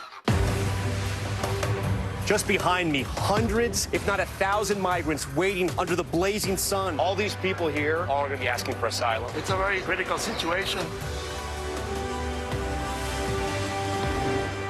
The fire has grown leaps and bounds. You see behind me is typical. How you doing? Pretty bad.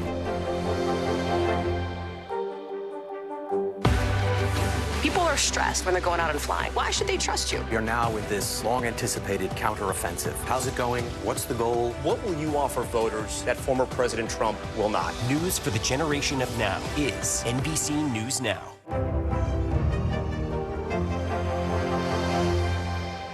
The fire has grown leaps and bounds. You see behind me is typical. How you doing? Pretty bad.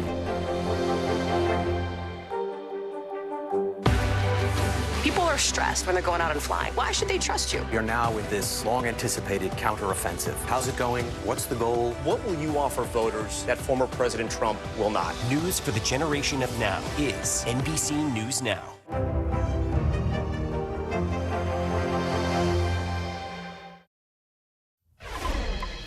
Welcome back. We're taking a look now at the independent contractors Amazon uses to deliver packages, often at some pretty odd hours. A report from The Information, which is a tech and business publication, found that 5 flex drivers have been shot in 4 separate incidents just since last year, and that is raising questions about their safety. NBC News correspondent Stephanie Gosk has more. At the heart of Amazon's success is speed. More deliveries, faster, at all times of the day. To make that happen, the company relies, at least in part, on a program called Flex. Amazon Flex is a program where independent contractors can go pick up delivery routes. Independent contractors makes it sound very official. These are just regular people, right? Yeah. Regular people like George Hunt, who drive their own cars to make deliveries, often either very early or very late. Almost your entire shift is in the dark. Oh, yeah, right? Absolutely. I beat the sunrise every morning when I'm done. Good job! The extra cash helping his young family, which is how he ended up making a delivery around 4:30 a.m. on the south side of Chicago in 2022. Outside the car with package in hand, he heard the engine rev behind him. I kind of turned around almost dumbfounded. I'm not piecing together this is literally a carjacking happening. And then he says the carjacker pulled a gun. He fired one shot. It hit me in the shoulder. I heard more shots. One bullet went through his leg. The other lodged just short of his spinal cord. His story, one of several uncovered by a report in The Information, a tech and business publication, raising questions about flex drivers' safety. They're not required to wear vests. They use their own cars. And if bad things happen to them on the job, generally Amazon says, it's not our fault. You're not our employee. Reporter Theo Waite found 5 flex drivers shot in 4 separate incidents since 2022.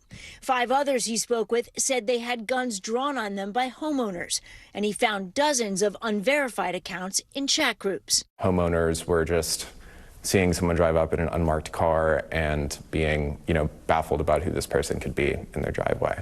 Basically, homeowners are coming out scared. Right, that's right. In a statement, Amazon says these incidents with guns are tragedies, but are exceedingly rare. Adding safety is a priority, and the company is continually investing to protect drivers. Flex drivers choose among available routes, and an app allows them to communicate directly with customers.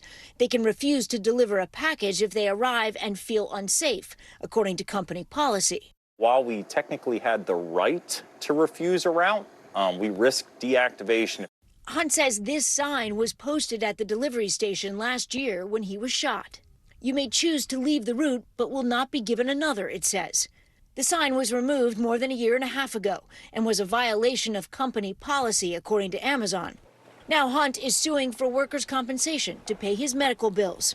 And he moved his family to South Bend, Indiana, where he continues to pick up routes for Amazon, staying extra vigilant. My wife and I are saving to buy a house. I mean, any extra money certainly helps. The money, he says, is good, and his family needs it. Stephanie Gosk, NBC News, South Bend, Indiana. Now for financial headlines and a big change that could mean medical bills no longer affect your credit score. CNBC's Silvana Henao joins us with that and more. Good morning, Silvana. Good morning, Stephen. Good morning, Joe. Yeah, so listen to this. A change could be coming that could improve the credit score of millions of Americans. The Biden administration announced new regulations that would wipe medical bills from credit reports. The Consumer Financial Protection Bureau estimates about 1 in 5 Americans have medical debt on their reports.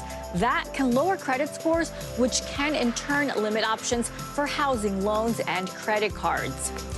Good luck if you're trying to move to certain parts of California or New York. A new analysis from Moving Feedback looked at Zillow data and found the top 5 U.S. cities where homes are selling above asking price. At the very top of the list, two Bay Area cities, Vallejo and San Francisco. They're followed by Rochester, New York, San Jose, California, and Ithaca, New York. In Vallejo alone, houses usually went nearly 2% above asking. And next fall, WWE fans will have something to celebrate. In October of 2024, Friday Night SmackDown will return to USA Network, which is owned by our parent company, NBC Universal. The deal comes out to an average of $287 million over 5 years, which is roughly 40% higher than its current deal on Fox. WWE does not expect to reach a rights agreement for its flagship show, Raw, until next year. Got it. So to quote The Rock, USA will be layeth the smacketh down. That's what he says, I believe. That's right. That is one of his quotes. It's a quote. Silvana, huge wrestling fan. I know you are. Yeah, of course. Thanks so much. Coming up, a sinking skyline, the major city now being called a silent hazard by researchers. When we return, the new study shedding light on the impacts of climate change. That's coming up on Morning News Now.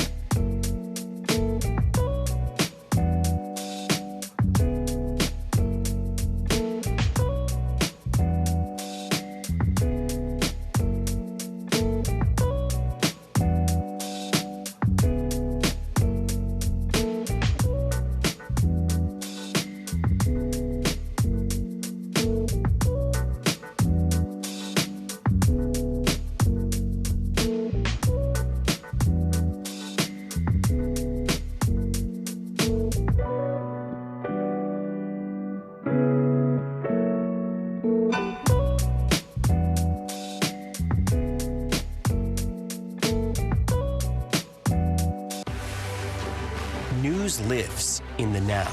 The front lines are still very active. A lot of the stuff that we're seeing was left behind by Ukrainian soldiers. Now is real. This is like quicksand, and officials say that an entire town is cut off. Now is raw. This close to the devastation, you actually understand why people had to jump in the ocean. You've seen all this craziness in front of you. What was that like? I was just trying to survive. News for the generation of now is NBC News Now. The fire has grown leaps and bounds. You see behind me is typical. How you doing? Pretty bad.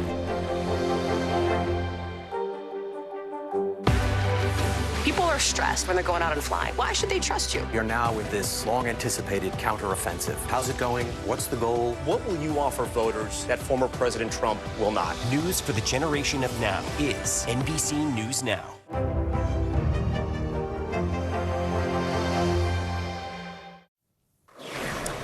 Welcome back. NASA scientists are eagerly awaiting a sample from an asteroid which is set to hurtle through the skies and land on Earth Sunday.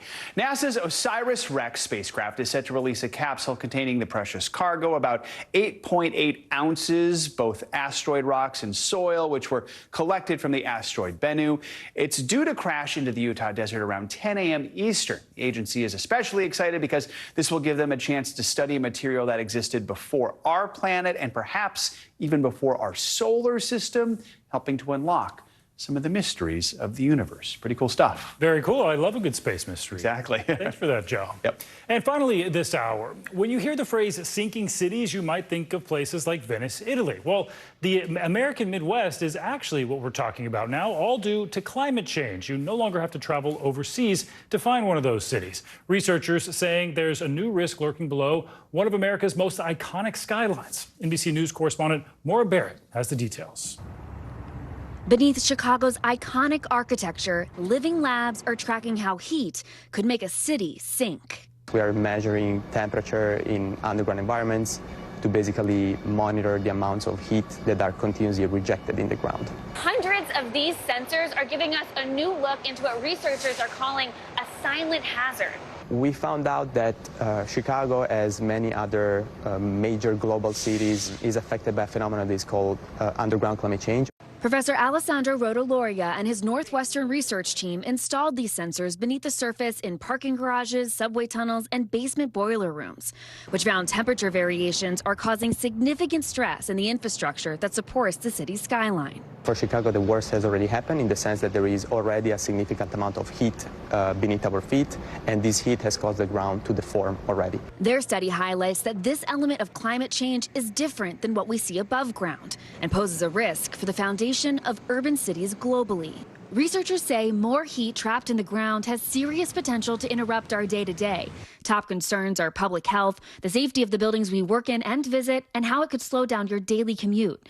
Which is why Transportation Secretary Pete Buttigieg says projects to mitigate this new climate challenge need to be happening now. Is there a sense of how best to source energy-efficient materials to then mitigate this issue?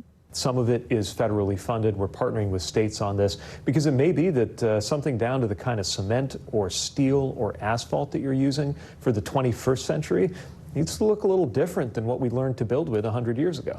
It'll take an investment, but the underground heat found here can be repurposed as a thermal energy source for the buildings above.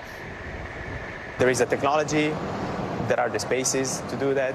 The key thing is the willingness. Because this problem is bigger than just Chicago. It's the direct consequence of human presence on Earth. Maura Barrett, NBC News, Chicago. Of course, we're approaching the end of Climate Week. So many issues to look at. Thanks to Maura for that report. That does it for this hour of Morning News Now. But your news continues right now.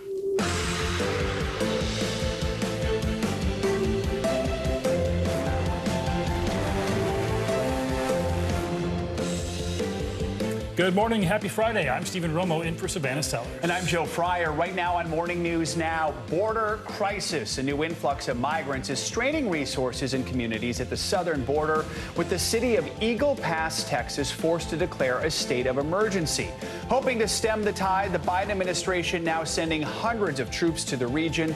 We have full coverage on the ground of this near-record surge and the crisis that is fueling it all. Growing strike. The clock is ticking closer to a deadline that could see the ongoing auto workers strike become even larger. We'll have an update on the negotiations between the union and Detroit's Big Three, and when we could see even more workers walk off the job. Plus, line of succession. After reshaping the news landscape, Rupert Murdoch is stepping down as the chair of Fox Corp and News Corp. The 92-year-old's resignation marking the end of one of the most storied and controversial careers in modern media. We're digging into his complicated legacy and what comes next for his media empire. And it's Friday. That means it's time for your can't miss list. We're taking you through the biggest names at the box office and streaming, including the return of Sylvester Stallone and the rest of the crew in the Expendables 4. A lot of folks will be heading to the... I know. Wow. I know. Yeah, I guess I missed 3 altogether. 2 and 3. Too, There we go. All right. More on that in a little bit. Let's begin, though, with the growing crisis at the border. Yeah, officials say illegal migrant crossings are on the rise yet again, and it's draining resources in some border communities. NBC News Now anchor Tom Llamas is on the Texas border now with the latest. Here in the town of Eagle Pass, Texas, they're still shell-shocked over what happened this week. That crush of migrants which forced DHS, Border Patrol, and even the U.S. military to get down here and to help, and it's not over. We just saw a wave of migrants come through here earlier this morning to go and be processed. So the big question is why now and why so many? The migrants we spoke to overnight said they were told rumors that the border was open over here, and they're not completely wrong, even though, yes, there is barbed wire. Earlier this week, there were vast stretches that were left completely unguarded, and thousands of migrants illegally crossed over.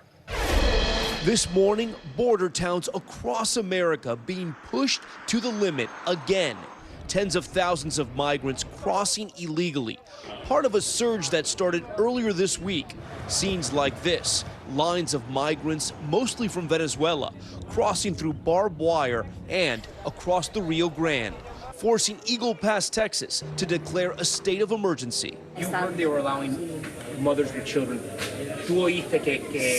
Migrants we spoke to say this surge was fueled by rumors that the border was open.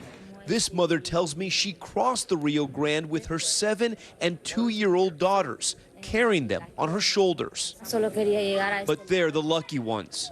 A 3-year-old child swept away in a similar crossing on Wednesday and drowning.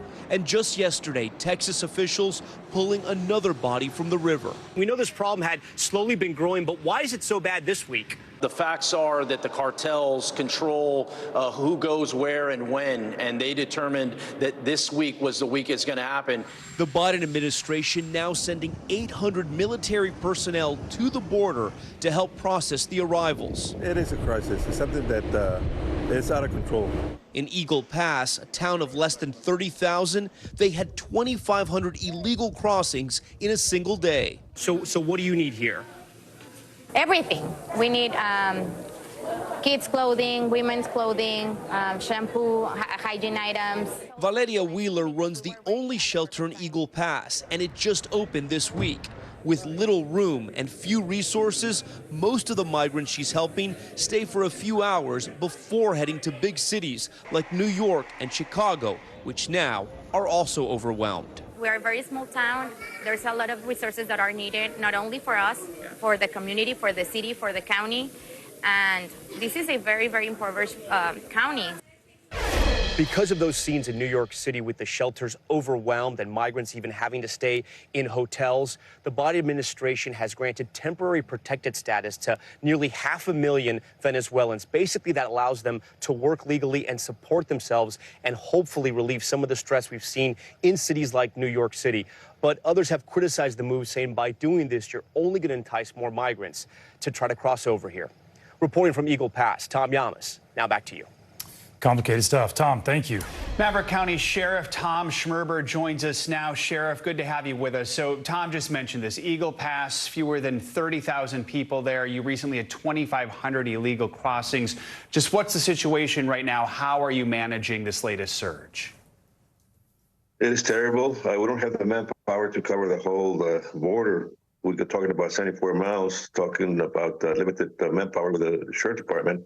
And I know the Border Patrol agents are tied up processing because I have a friend still. I used to be in the Border Patrol. I still have some friends, and they say that they're tied up processing. So actually, on the river, it's very open. So it's unbelievable. Never thought I was going to see this situation here in Eagle Pass, Maverick County. Yeah, just seeing the video of all those people, surprising when the town is so small.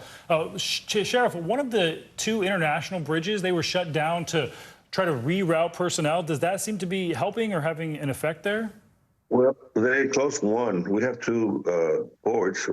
They closed one, the old one, and the other one, the second one, which is close to that place where the immigrants are crossing. It's open. It's open for vehicles and pedestrians.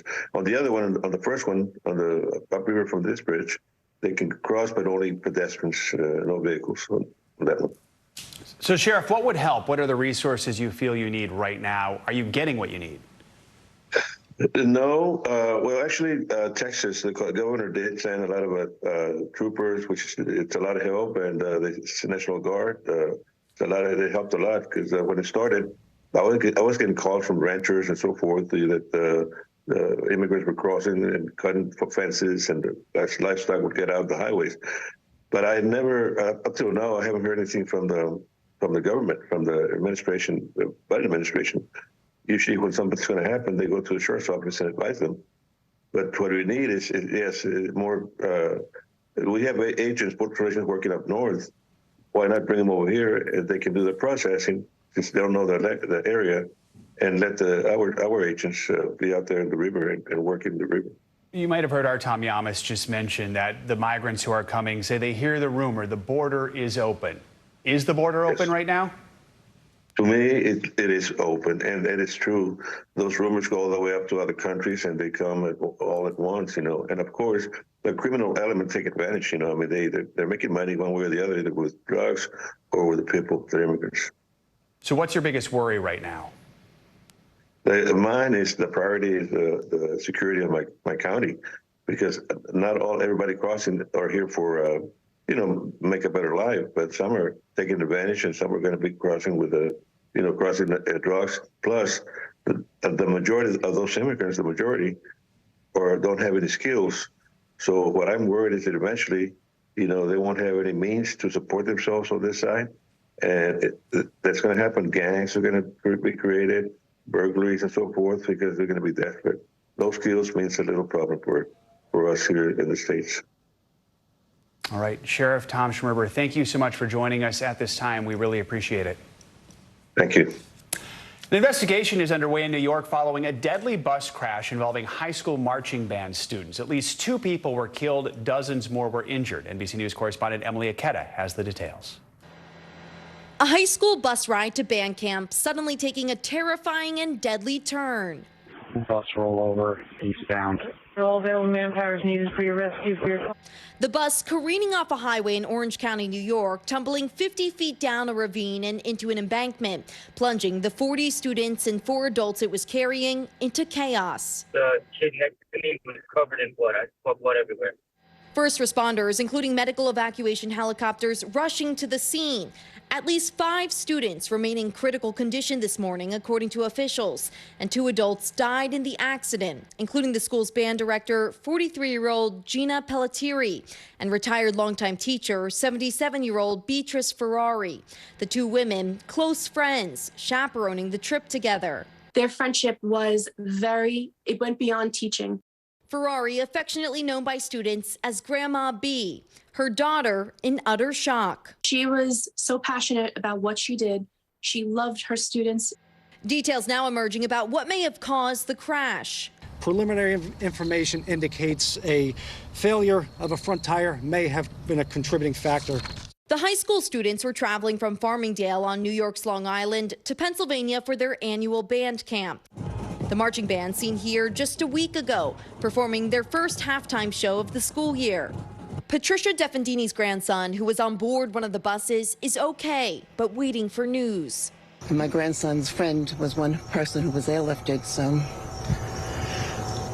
I don't know if he's okay or not.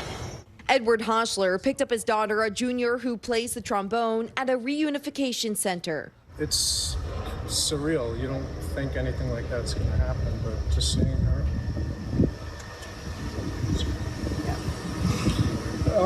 Just seeing her face, just seeing nothing a parent wants to go through. Our thanks to Emily Aketa for that report. NBC News has reached out to the apparent company that owns the charter bus, which is listed as satisfactory on the Department of Transportation's website, but we have not heard back yet. The NTSB will be on the scene today to investigate. All right, now to that big announcement shaking up the media world. Fox and News Corp chairman Rupert Murdoch says he's stepping down from his position, marking the end of one of the most storied and controversial careers in the industry. NBC News correspondent Stephanie Gosk digs into what that may mean for the future of the media giant. Media mogul Rupert Murdoch is passing the torch, retiring and putting son Lachlan in charge of both Fox Corporation and News Corp. Rupert Murdoch created all of this and so much more across America and the globe. In a letter to employees, Murdoch offered little explanation. The time is right, he says, to take on different roles, adding, "Our companies are in robust health, as am I." The 92-year-old, who has used his influence to shape politics for decades, stepping away as the U.S. prepares for another presidential election.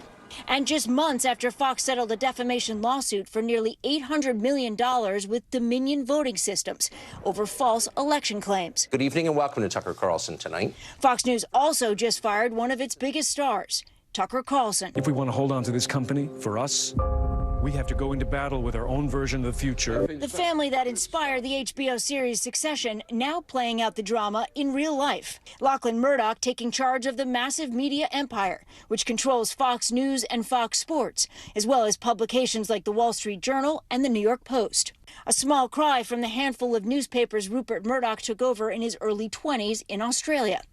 The self-proclaimed news hound started collecting TV stations and newspapers, eventually launching a TV network in the U.S. to challenge the big three. Then came Fox News, a cable news channel catering to conservatives. We've now reached this moment when we can firmly announce the starting of a Fox News channel. Does Fox News now? It steered the political conversation and often launched political careers. All the while, Murdoch showing no signs of wanting to retire. I just love it. I have busy, very busy days, and it keeps me stimulated, keeps me curious. That's the way to stay young. This morning, his new title is Chairman Emeritus, but he also made a promise. Stepping down doesn't mean he will be very far away. And our thanks to Stephanie Gosk for that report. Industry experts, by the way, think any major change in direction at Fox News is unlikely, with Lachlan Murdoch not looking to rock the boat too much, at least for now. Turning now to the crippling United Auto Workers strike, which in just a few hours is set to get even bigger. The union is promising more workers at even more sites are going to walk off the job at noon today. For more, we're joined by NBC News correspondent Maggie Vespa, who's in Toledo, Ohio. So, Maggie, let's start with these new walkouts. Where could they be? How big could the strike get today? Yeah, so Joe, those are, as you can imagine, the questions of the morning. But frankly, union leadership is keeping everybody, including us, the big three, and seemingly its own members, guessing until the very last minute. Again, as you said, we're in Toledo. We're in front of the Stellantis plant. We've been talking to people on the picket lines. Auto workers here, they say they have no idea how many more members will walk out at noon today and where those new strikes will be. And of course, that presumably is a tactic by UAW leadership to, again, keep the big three, Ford, GM, and Chrysler owner Stellantis in the dark, keep them guessing while these tense negotiations drag on. Remember, right now we're talking about a targeted strike for the last week. We're a week in at this point from 3 plants, roughly 13,000 members on the picket lines. They could choose to basically double that and do something similar again. They could go bigger. They could go for major hubs like engine plants, which would cause production issues across the board. Here comes a big supporter, as you can hear. So really, it's anybody's guess at this moment, Joe. But again, noon today is that new deadline. So, Maggie, negotiations are tense enough already. Now we've got these leaked private messages reportedly between top UAW leadership. What more can you tell us about that? Right. This as if these needed to get more tense, as you point out. Basically, the Detroit News, a newspaper here in the area, reporting this. We should point out NBC News has not been able to independently see and verify these messages. But they say these are private messages from X, a.k.a. formerly Twitter, between top UAW leadership. And I want to directly quote this here. The paper reporting a UAW spokesman talked about using bargaining sessions amid these negotiations to, quote, inflict recurring reputations damage and operational chaos on the big three, adding, quote, if we can keep them wounded for months, they don't know what to do. I reached out directly to that spokesman. We've been talking back and forth throughout these negotiations. He's also a key advisor to UAW President Shawn Fain. We have not heard back from him at this point, but perhaps no surprise, all three of the big three blasting these messages overnight. I just want to read one statement from GM. They say, quote, it's now clear that the UAW leadership has always intended to cause months-long disruption. regardless of the harm it causes. So basically more bad blood amid these negotiations thanks to these reportedly leaked messages, Joe. Yeah, so we've got that bad blood. We're on the verge of the strike getting even larger. Just set the stage for us. Where do the talks stand right now? Are there any signs of progress? The only sign of progress that we've seen over the last few days is, as you know, Stellantis issuing that new offer a couple of days ago.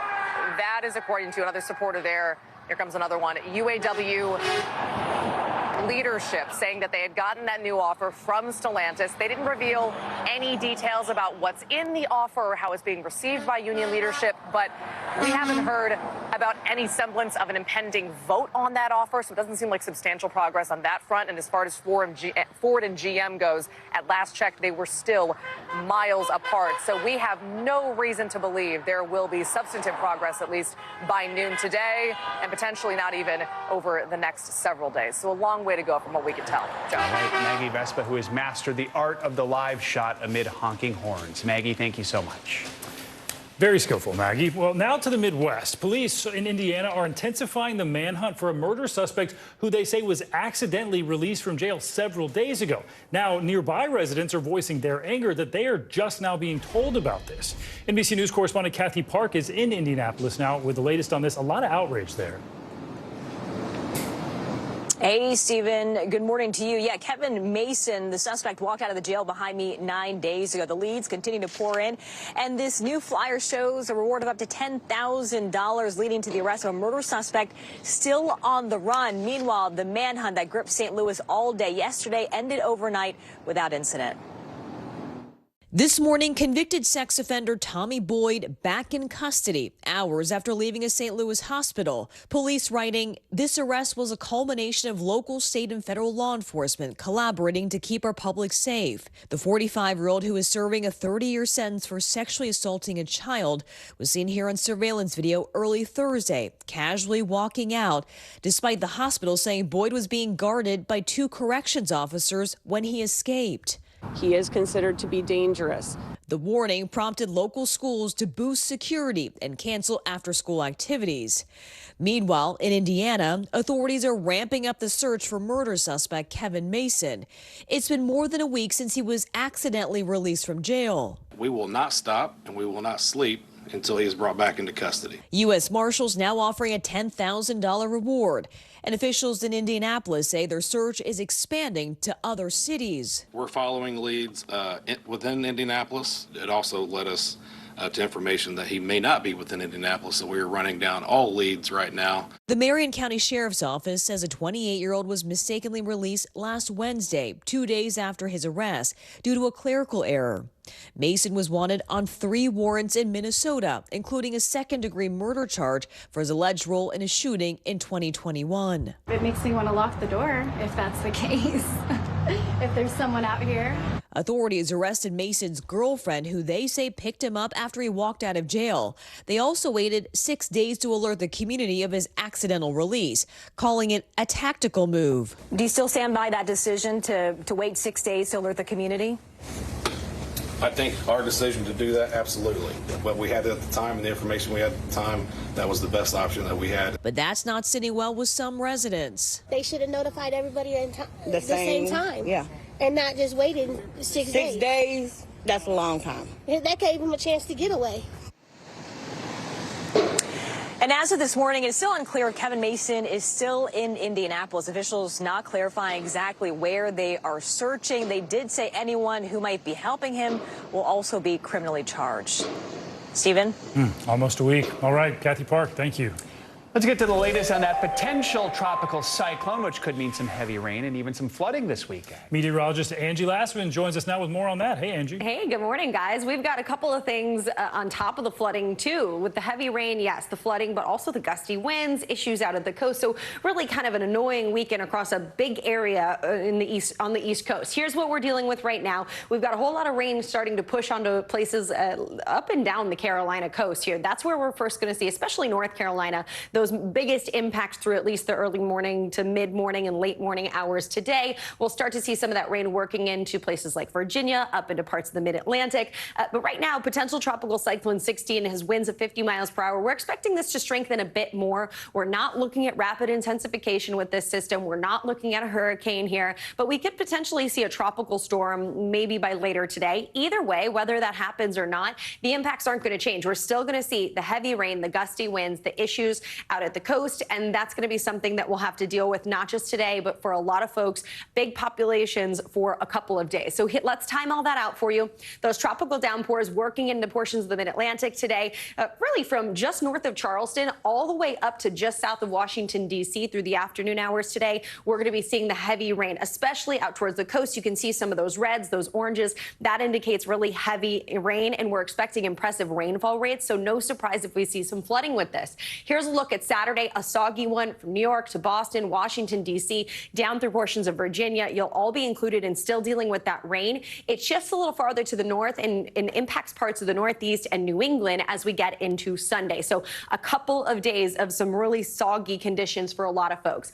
We've got the tropical storm warnings up for that same region that's going to be impacted today. Wind gusts anywhere 30, 40, close to 60 miles per hour, a little farther towards the coast. So just an FYI on that. I think power outages will mainly be kind of sporadic, scattered, but still you could see some of those down branches, down wires through the day today in those areas with those strongest wind gusts. And look at these rainfall amounts. By the time we get through Sunday, so the next 3 days, New York, 1 to 2 inches. We see a widespread area where the orange is, including 3 inches, and some of those higher amounts could be closer to 7 inches. That, again, likely to be closer to the coast. You can see the areas that we're looking at. Parts of coastal North Carolina are going to see the greatest chance of that flash flood risk through the day today. Tomorrow moves a little farther to the north. So really Wilmington up through Boston has a chance for flash flooding. That's something you're going to want to, of course, pay attention to if you plan on getting out the door and out and about at all on Saturday in that region. Reminder just not to drive through those flooded roadways. And on top of that, with the heavy rain and the wind-driven storm surge, we could be looking at some issues, not just right along the coast, but in some of these rivers as well across that region. 2 to 4 feet possible for places like Virginia Beach, down through Morehead City. Some spots maybe a little higher than that, a little farther inland you go for those rivers. And then places like Myrtle Beach, 1 to 3 feet.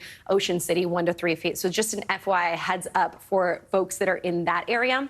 And also, if you live in the center of the country, we're not leaving you out from the storms. It's just a little bit of a different kind of storm system that we're tracking. That'll be impacting you through Saturday, and it doesn't move a whole lot on Sunday, just a little farther to the east. If you're looking for the good news, you got to travel west, guys. I don't know. Phoenix looks great this time of year. Yeah, no kidding. Even though it's a little warm, into the 90s for the weekend, I think a whole lot of sunshine. Who could complain about that? Yeah, take that over all the rain. Yeah, all right. Angie, thank you. You're welcome. Coming up, lost and found. A man who was missing at sea for days gets the chance to thank those who saved him face to face. Pretty incredible. But first, we're getting new insight into that F-35 fighter jet that led to a massive search after it vanished before crashing in South Carolina. What the newly released 911 tapes are telling us about what happened to the pilot after he was forced to eject. That's next.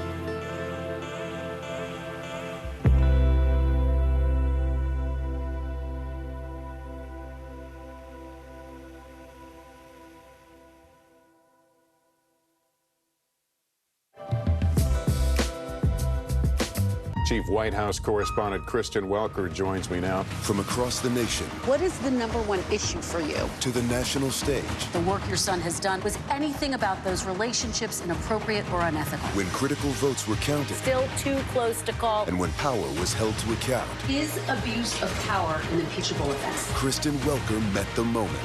Now she joins Meet the Press as its new moderator. If it's Sunday, it's Meet the Press. Sundays on NBC. Fire has grown leaps and bounds. What you see behind me is typical. How you doing? Pretty bad.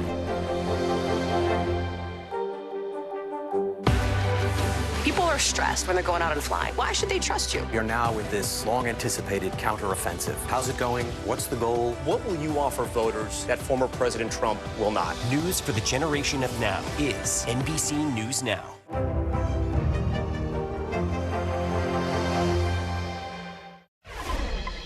Welcome back. We turn now to that bizarre and extraordinary story of the F-35 fighter jet that caused a huge search after it eventually crashed in South Carolina earlier this week. New 911 recordings reveal what happened to the pilot after he was forced to eject from that aircraft. NBC's Blaine Alexander joins us now with more on this story. A real head scratcher there, Blaine.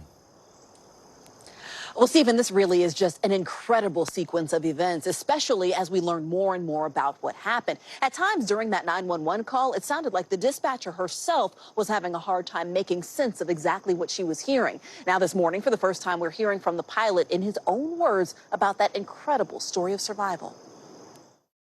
I guess we got a pilot at our house and he says he got ejected. This morning, a dramatic 911 call is giving new insight into a $100 million mystery. What caused an F-35 fighter jet to go missing, then crash in rural South Carolina? The pilot ejected and landed in the backyard of a home near North Charleston earlier this week. The stunned homeowner called 911. I'm sorry, what happened? We got a pilot in the house, and I guess he landed in my backyard, and we were trying to see if we could get a ambulance to the house, please. Then the pilot took the phone. How old is the patient? 47. We had a military jet crash. I'm the pilot. We need to get rescue rolling. I'm not sure where the airplane is. It would have crash landed somewhere. I ejected. The 47-year-old pilot described a harrowing escape. How far did he fall? I was at 2,000 feet. Okay, and what caused the fall? An aircraft failure. The Marine Corps says the pilot ejected around 1:30 Sunday afternoon, and residents reported feeling their homes shaking after 2, meaning the plane could have been flying on autopilot for more than a half hour. The pilot ejected in North Charleston, but the jet ended up 80 miles away in Williamsburg County. Usually airplanes, other military aircraft in which the pilot ejected, the airplane will fly for a while, maybe 30 seconds to a minute. But several minutes, that is surprising. According to Department of Defense officials, the pilot was taken to the hospital and released on Monday. A stunning story of survival after that mysterious crash. Now, the Marine Corps says that crash site is secure, including the airspace above it. Stephen, officials say that investigation will take several months. Back to you. Just when I thought it couldn't get more shocking. All right, Blaine, thanks. International headlines now. British prosecutors have authorized charges against 5 people accused of spying for Russia. NBC News foreign correspondent Kelly Kobiea joins us now with that and more. Good morning, Kelly. That's right. Good morning. 5 Bulgarian nationals now accused of spying for Russia here in the UK. They allegedly gathered information for the Russian security services between August of 2020 and February of this year. The Metropolitan Police investigated this. They said they were conducting surveillance on targets in the UK and in Europe. One of the accused was an award-winning beautician who ran a business called Pretty Woman and judged eyelash competitions. All 5 have yet to enter pleas. They appear in court on Tuesday. A big win for women's rights in India. The government voting to reserve 1/3 of all parliamentary seats for female politicians. That bill was first introduced in 1996, and it failed to pass 6 times until this week. It could take years, though, to implement because it depends on census results. The census was delayed in 2021 because of the pandemic, and it still hasn't been rescheduled. And finally, this Friday, some good news, guys. African rhino numbers are rising. There were more than 23,000 rhinos on the continent at the end of last year. That's up 5%, despite poaching numbers remaining steady. Officials credit habitat management and breeding programs for the increase, the first increase in 11 years. Yes, still more work to be done, but happy news on what is World Rhino Day today. Very good. Happy World Rhino Day, Happy guys. World Rhino Day, Kelly. Thank you so much. Also, no clue there were eyelash competitions, so we learned a lot in that segment there. All right. Same. Exactly. Kelly, thanks so much. Well, coming up, a high-profile custody battle is grabbing international headlines. Why Sophie Turner is now suing soon-to-be ex-husband Joe Jonas, and the major legal questions it is raising.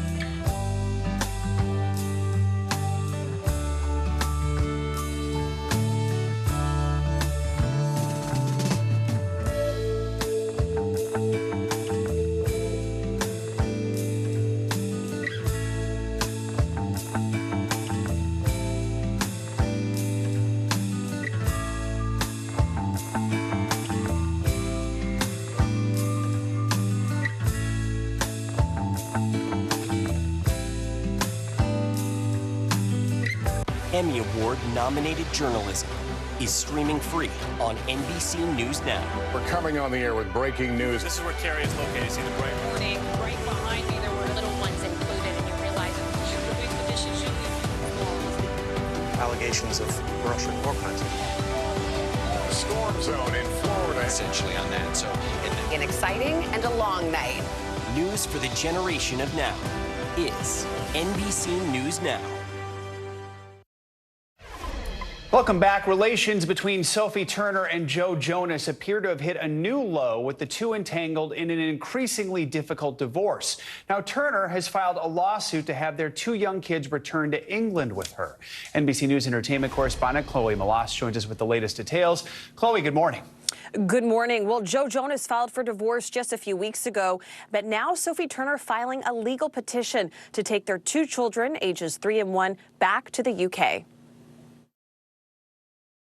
Overnight, Sophie Turner again turning to her famous friend Taylor Swift amid new developments in her high-profile divorce from Joe Jonas. The two heading to a hotel in New York City the same day Turner filed a lawsuit against Jonas. And just days after she and Swift, who dated Jonas in 2008, turned heads with a dinner out in New York.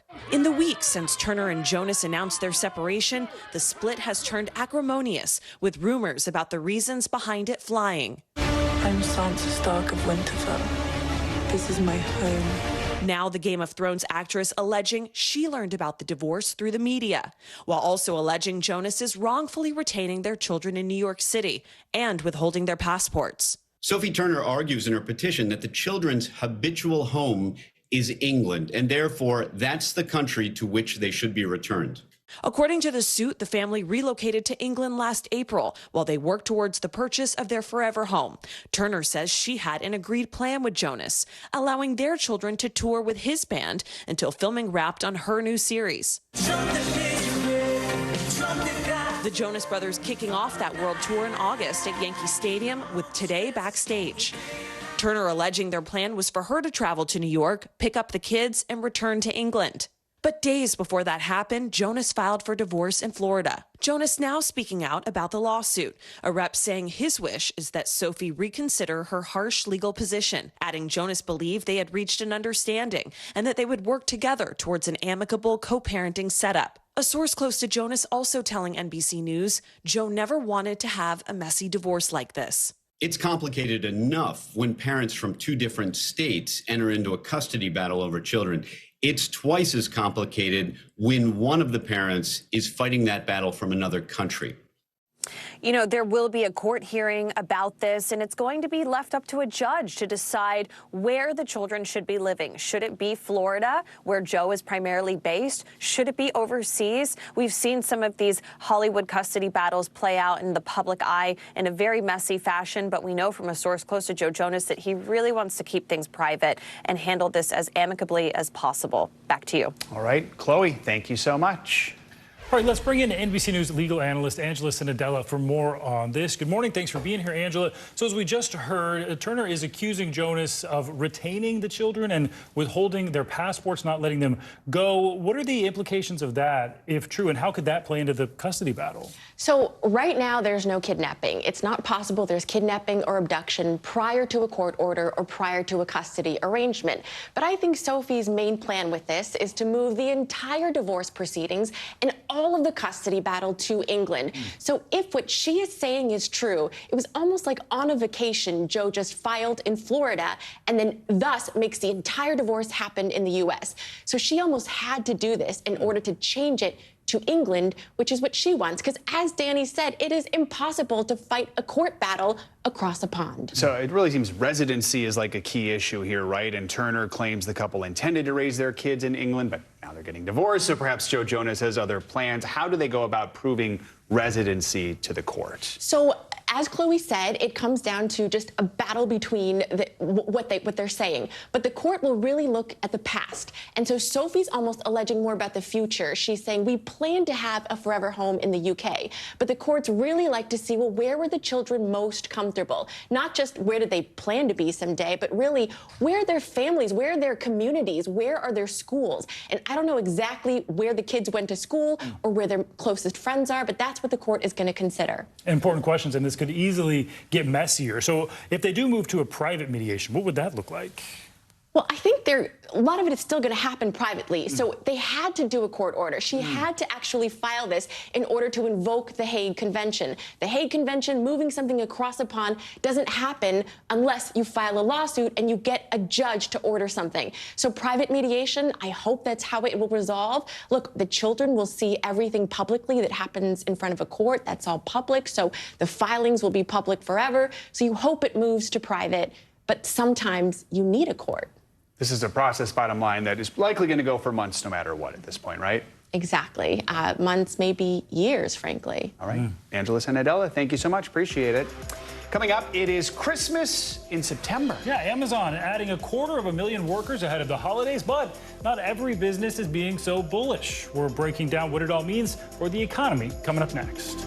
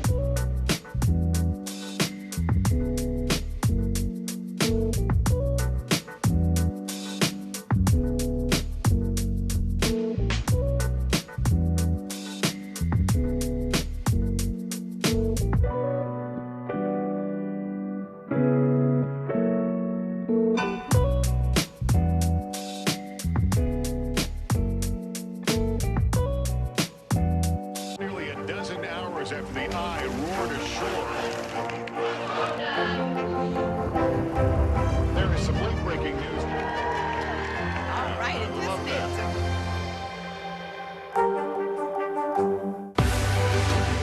We're talking possibly a trillion galaxies. Yes. That is a number that is just so hard to compute. Whether it's the moon, whether it's Mars, it feels like we're on the cusp of something big. Nearly a dozen hours after the eye roared ashore. There is some late-breaking news. All right, it just is.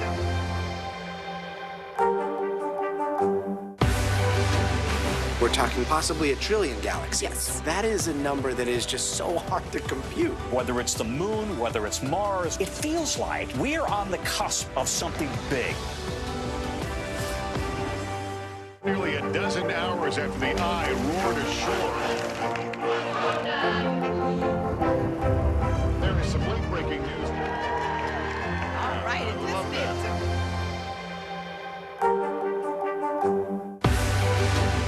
We're talking possibly a trillion galaxies. Yes. That is a number that is just so hard to compute. Whether it's the moon, whether it's Mars, it feels like we're on the cusp of something big. Welcome back. Amazon is gearing up for the holiday rush with plans to hire 250,000 new workers. But the rest of the retail sector is looking a little less confident about the holiday season. NBC News business and data reporter Brian Chung breaks down some new labor market predictions. Pumpkin spice is everywhere now, meaning it won't be long before the sweet sounds of Mariah Carey usher in the retail rush for holiday gifts. I'm in a store and I'm singing. To ensure they've got enough helpers to package all those presents, big companies are staffing up, well, big. Amazon announced it'll hire 250,000 workers this holiday season. That's almost double the number it planned to hire last year. And Target plans to bring on another 100,000 seasonal workers in line with 2022. But despite the eye-popping hiring at some companies, a new report looking at the bigger picture finds companies are set to add just over 400,000 retail jobs this season, about 100,000 fewer than last year. This isn't necessarily a holiday labor market that's falling off of a cliff. It's cooler than it was a year or two ago, but one which is still very much in line with a more balanced labor market. Macy's, for example, said it plans to bring on more than 38,000 workers for the holidays. That's fewer seasonal hires than it made last year and half of what it announced in 2021. Experts say those lower numbers might be because of higher labor costs. UPS, fresh off of a historic contract with its Teamsters unionized workforce, has yet to announce any holiday hiring. We're also still waiting on Walmart. Consumers may be tightening their wallets this season, too. In a CNBC Morning Consult poll, more than 3/4 of Americans said they plan to cut back on spending for non-essential items ahead of the holiday shopping season. High gas prices, elevated interest rates, and the resumption of student loan payments are drawing down pandemic savings, leaving less money for holiday shopping. Some of those excess savings in households have really dwindled. I think that is really driving some of that decreased employer expectation of spending this year. But that might be all right after what some economists see as an unsustainable run of revenge spending. More normal levels of holiday hiring while staving off any layoffs is the ideal balance for the Federal Reserve, still trying to battle higher inflation. It is a good thing that we've seen now meaningful rebalancing in the labor market without an increase in unemployment. Hopefully a sweet spot ahead of a holiday shopping season that isn't so far away. Our thanks to Brian Chung for that report. Amazon says it'll be paying between $17 and $28 for its seasonal hourly wages this year. For financial headlines now, the state of California is scrambling to win back insurers as extreme weather becomes even more common. CNBC's Silvana Henao joins us with that and other money news. Silvana, good morning. Good morning, Joe. Good morning, Stephen. Yeah, so California's insurance commissioner is trying to come up with a plan to keep the nation's top insurers in his state. The state is considering letting them consider climate risks in the wildfire-prone state before they set their prices.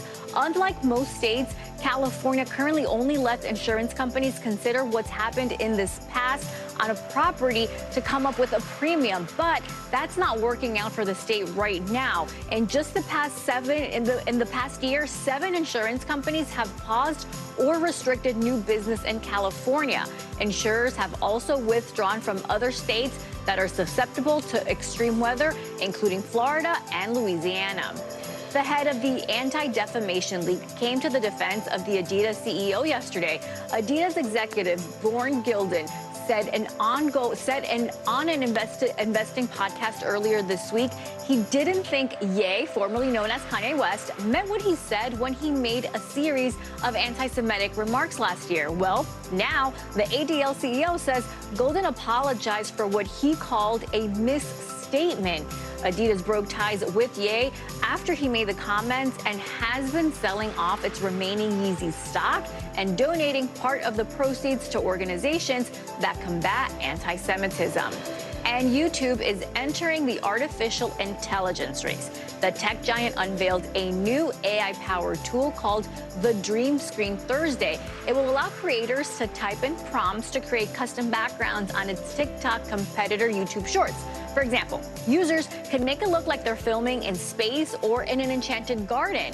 The Dream Screen will be available soon to a limited number of creators and will roll out more broadly next year. More reasons to stay on social media and on the screens. I mean, yeah. There you go. How about a news set as a backdrop? There you go. Be like, ooh, magical. I want to hear more about this enchanted garden. Why is it so enchanted? Right, right. That's what I keep thinking of. I'm like, ooh. There you go. Thanks, Savannah. I appreciate it. You got it. All right, now to a reunion after a miraculous rescue at sea. A 25-year-old was found by the Coast Guard after being missing for days. NBC News correspondent Sam Brock watched the moment he was able to thank the first responders who saved him. Charlie Gregory was brought back right here after nearly 40 hours out at sea. He was out fishing at 3 a.m. on the Intracoastal when a big wave came, capsized his boat, pulled up the anchor, and he was ultimately dragged about 12 miles into the ocean. First responders that we spoke with described it as trying to find a needle in a haystack. And yet miracles do happen. These grainy images showing 25-year-old Charlie Gregory on an 8-foot aluminum boat miles off the Atlantic coast came at his absolute darkest moments of despair. What did you think were the chances of your surviving? I was sure I was going to die. It was just a matter of when. And with no flares or phone, which fell overboard into the ocean, the likelihood of spotting something so small for the U.S. Coast Guard was hard to quantify. It's like finding a needle in a haystack. Person in a raft in the middle of the ocean, 13 miles offshore, outside of the search pattern that we had already searched already. Just incredibly difficult. Throughout the nearly 2-day ordeal, more than a dozen boats passed Charlie, many, he says, within a stone's throw. Were you using your shorts to try to wave them down? Yeah, actually, that's all I had was my board shorts, and I took them things off and was waving, yeah. I saw helicopters, I saw boats, I saw planes. None of them ever saw me. All of it with his boat partially submerged in the water and sharks everywhere. They would come right up next to you, and they just hover, and they don't really move away or anything. After his incredible rescue at sea, this improbable reunion where there was plenty of love and gratitude for the first responders who saved his life. Every day, we celebrate the life of my son. He's back because of all your hard work. It's the kind of relief parents have a hard time putting into words when he first arrived on shore. There is a God up there. If you ever thought it wouldn't, let your kid go missing offshore in the friggin' ocean for 38 hours. I gave up hope. I should never give up hope. Don't give up on the big guy. And also weeks later, in the presence of all those heroes. And I am screaming, he's alive. Charlie's been found. He's alive. And Raymond is screaming on, he's alive. And it just was an intense, overwhelming sense of elation and joy. I don't know how else to describe it. It is just amazing. And the U.S. Coast Guard said they had completed 2 search patterns already. They had crafted a third, and were about 10 minutes into that one when they spotted something on radar, a coconut in the middle of the ocean. It turned out to be Charlie. I asked Charlie after the fact, would you have done anything differently? He said, absolutely. Get a bigger boat. In St. Augustine, Sam Brock, NBC News. Back to you. We always need a bigger boat. All right. Totally. Thanks so much for that, Sam. Well, coming up, it is finally Friday, and we are ready for the weekend. From the big screen to the small screen, we are breaking down all your entertainment options. So get that popcorn ready. Ralphie Aversa is here with your can't miss list. That's next. Stay with us.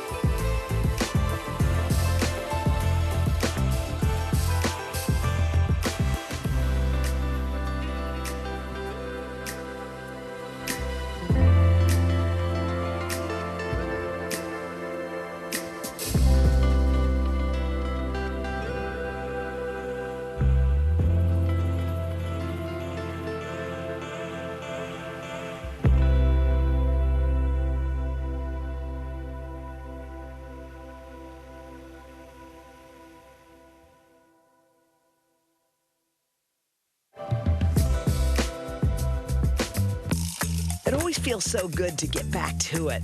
Back to all your people and the things you love to do. It's a new season, and you start every morning ready to take it all on.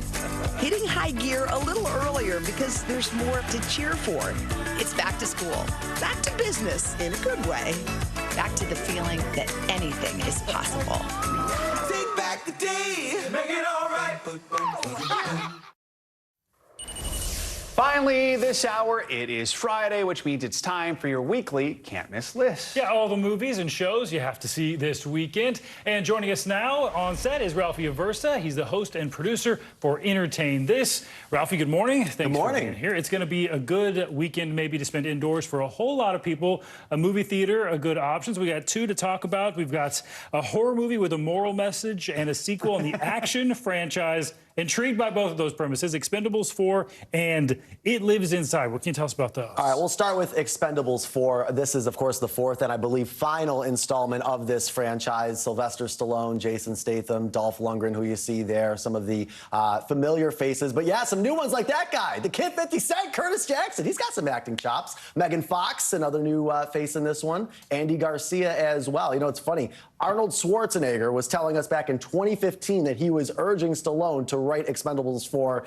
It was supposed to come out last year. A year later, it gets its theatrical release. All right. What about It Lives Inside, that horror movie with a moral message? Megan Suri stars in this one. Maybe you know her from Netflix's Never Have I Ever. She plays a high schooler who really isn't proud of her Indian heritage, but she's forced to embrace it after her friend is possessed by a demon. I guess it's PSL season, so it's also spooky season. If that's the case for you, this is the movie for you for sure. There should be a PSL horror movie. I think that would be like totally. Many minds just exploded. Trust me, and I'm sure somebody's in the process of writing doing that right now. There'd be a moral message with that one. All right, so let's talk about there's a spin-off for John Wick. It's going to be on Peacock. Highly anticipated. What should we know about this? Okay, so if you know the hotel in John Wick, the Continental, this is basically based on that. It's an origin story from the 70s. Colin Waddell stars in it. He plays Ian McShane's character, a younger version of that character. Mel Gibson's also in this one. And if you're a big fan of those John Wick movies, you're definitely going to love the Continental with new episodes streaming on Friday on Peacock. No Keanu Reeves in this, but still has those vibes, right? Yes, exactly, 100%. Important to point out, because a lot of people love their Keanu Reeves. Exactly. Also, a new biography coming out about the wrestler Cassandro. It's got quite the cast. What can you tell us about that one? This was one of our favorites, actually, from Sundance. It's a biopic. Gael, hold on, wait, let me get his name right. I don't want to mess up his name. His name is Gael Garcia Bernal. He stars in this one, and he plays a wrestler who confronts his queer identity and in the process gains new stardom and a whole new persona as well. Really interesting stuff, and again, it premiered at Sundance. He's a lucha libre wrestler, and it's such a rich tradition, especially in Mexico. I'm really looking forward to that one. I'm a wrestling fan. So, all right, finally, we've got American Horror Story is back, and this is making so many waves because of one particular star who's going to be appearing in this one. Yeah, right? Kim Kardashian's in AHS as well, and yeah, this has been trending for us. I mean, like, this has been a big story at USA Today because a lot of people are curious about Kardashian's participation. All of the arcs and the different casts that they have for American Horror Story are very interesting. But of course, this may be the most interesting, so certainly looking forward to this. Also looking forward to one more thing, by the way, if you are looking to get into the theaters, Barbie is going to be in IMAX for a week, and I guess there's some bonus footage for that one as well. Oh. So quick little pivot there as well. Sorry, that would Kim. be good to get that. No, exactly. I mean, are we hearing much about Kim Kardashian's performance yet? Do we know anything about it, or is not other than the few clips that have been released online, the very little. So other than that, not really. But there's so much interest in it. I mean, there's interest in anything that Kim does. So. Exactly. But to see her acting is going to be unreal. I mean, American Horror Story is. Are you a big American Horror Story fan? I've watched a couple of seasons. I'm trying to figure out. This one is American Horror Story Delicate. I know that one's harder to follow what it is. It's the 400th season of American Horror Story. Hotel, you can understand. The Circus, you can understand. Delicate, I'm like a little more confused about what that's about. And Hotel was the one with Lady Gaga, which everyone, of course fondly remembers that one very much. Probably hasn't been as much buzz since then for, you know. Yeah, I know, and that's the thing. But they've launched so many careers. I mean, gosh, I remember, just some of the legends that they brought on to do some of these. Stevie Nicks was even in it. So, all right, very cool. All right, Ralphie Versa, thanks so much. And that's going to do it for this hour of Morning News Now. But your news continues right now.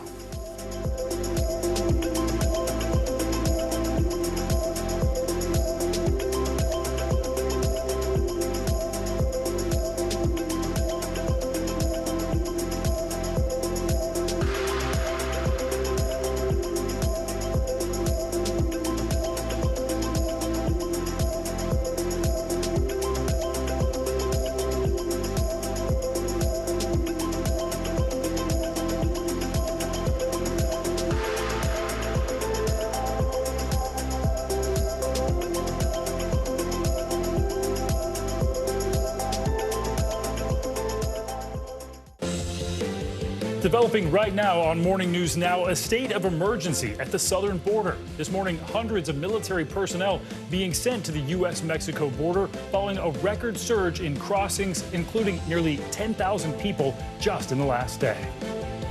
This is not normal. It is not normal for thousands of people to simply be walking in a line without consequence. We'll take you to Texas for the latest on the crisis, the calls for help, and the implications beyond state lines. Plus, a highway horror. New information this morning about a deadly crash involving a bus full of high schoolers on their way to band camp. What investigators are saying about what may have caused that accident.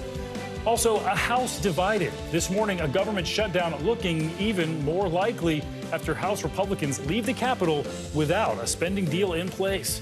We'll tell you about the latest failed vote as the end of the month deadline approaches.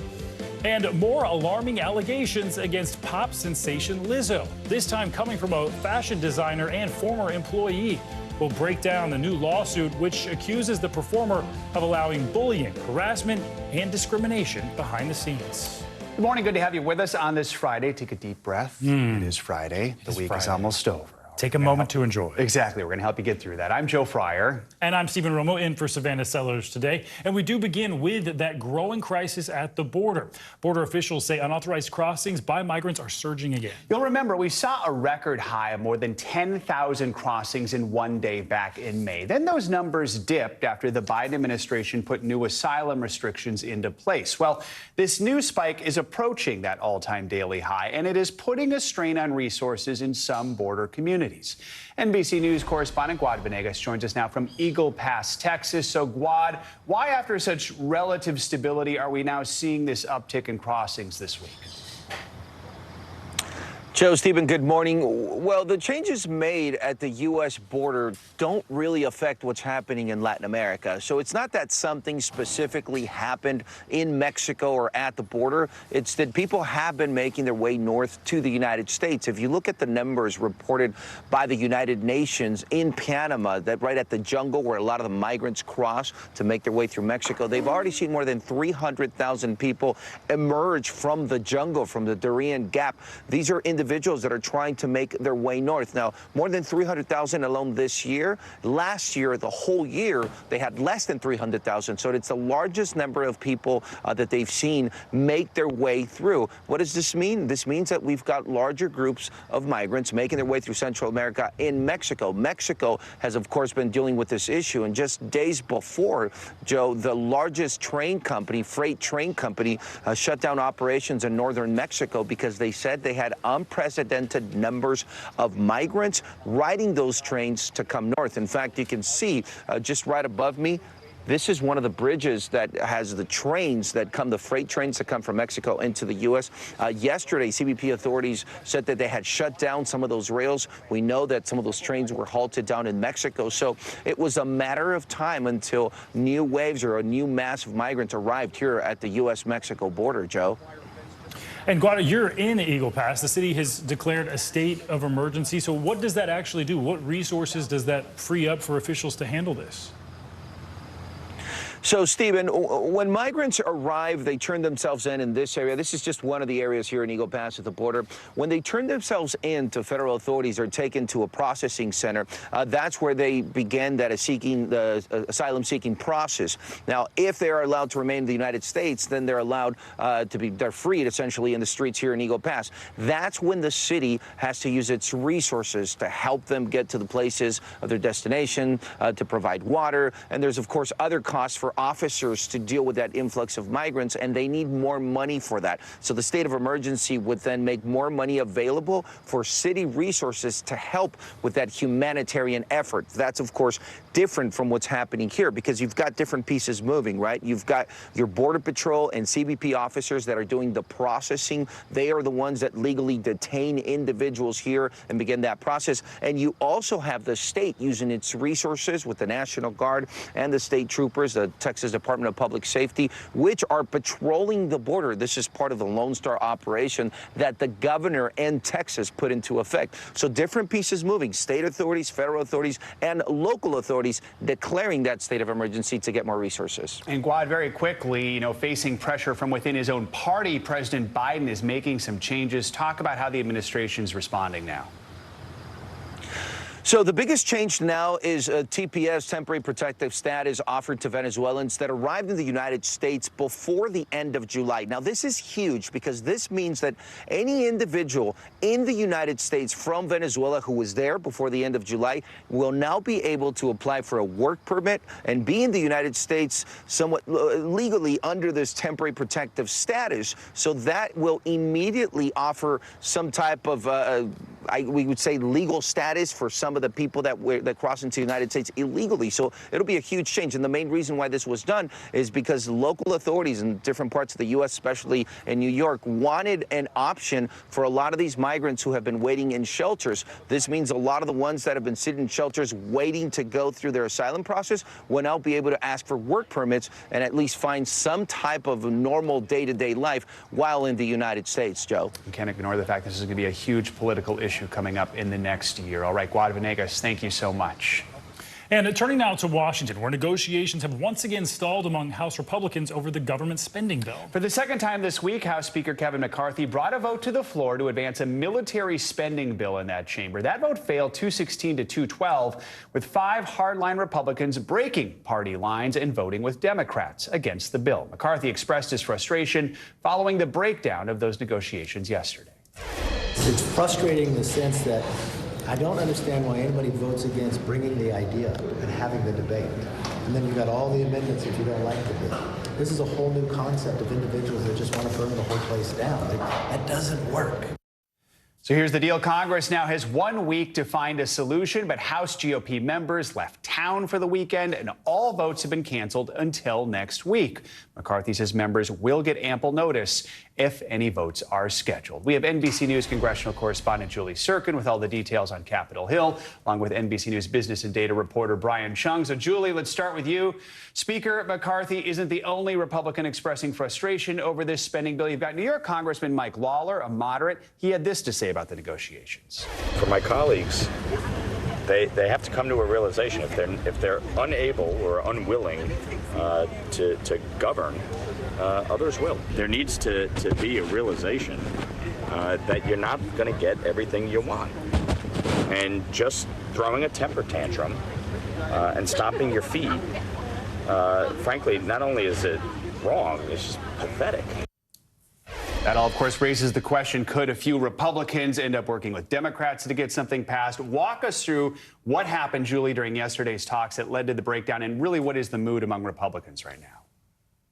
Yeah, who we just heard from was Mike Lawler. He's one of those, we call them Biden 18. They're those vulnerable Republicans in the House. They won districts that President Biden had won, and so they can't afford a government shutdown back home with their constituents. The problem is you have a handful of those conservatives who don't care if the government shut down. I was talking to them yesterday. They said their constituents want them to hold the line on this. And that is one of the dynamics that McCarthy, the speaker, is contending with here, because normally in this situation, you ultimately have lawmakers who come together at the end of the day, even at the 11th hour, the last minute, to try to get something done because they don't want the government to shut down. Of course, it's going to end up costing even more money if it does. But look, yesterday, when we saw this second procedural vote fail on a military bill, this is something that unites Republicans and Democrats, but certainly Republicans have been on the front lines about. That failed. They have nothing else to vote on. They've been going back and forth on top line numbers for a short-term government spending bill. Then they decided we're just going to pass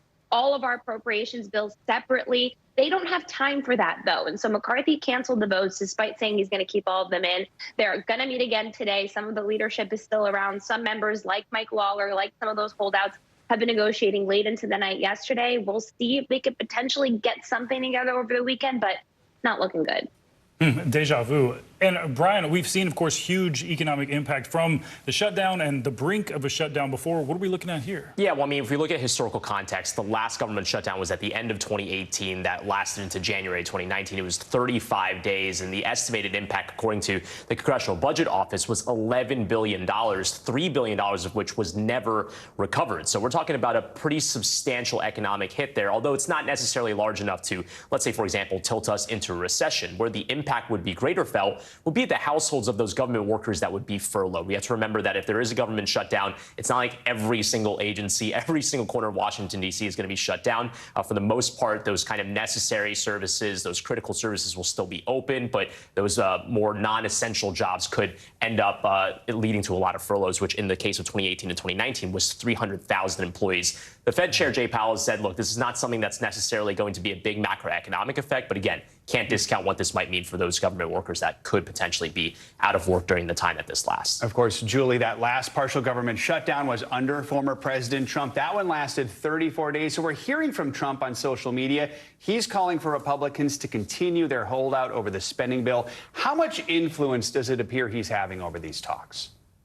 Well, a good amount. Look, he talks often with some members of the House Republican Conference, including Marjorie Taylor Greene, who is one of those holdouts who refuses, who bucked the party line yesterday as well when it comes to that defense bill. And Trump can't help himself but get right in the middle of this, but he also has really nothing to lose. He has no skin in the game here. Any kind of impact on the economy, like Brian just laid out, would only hurt President Biden. Certainly Republicans, though, have taken the blame for shutdowns in the past. And some of those moderates I spoke to expect that this will not bode well politically for them in 2024 either. But Ron DeSantis, the former president's biggest rival, even though he's double digits ahead, he weighed in a couple months ago. He told Republicans to hold firm and not pass anything that would increase spending, that wouldn't decrease it dramatically. You'll remember that Speaker McCarthy already struck a deal with President Biden to keep spending levels at a certain rate. Now some of his members want to go below it, and you hear Trump egging them on. Certainly that is not making things easier for the speaker.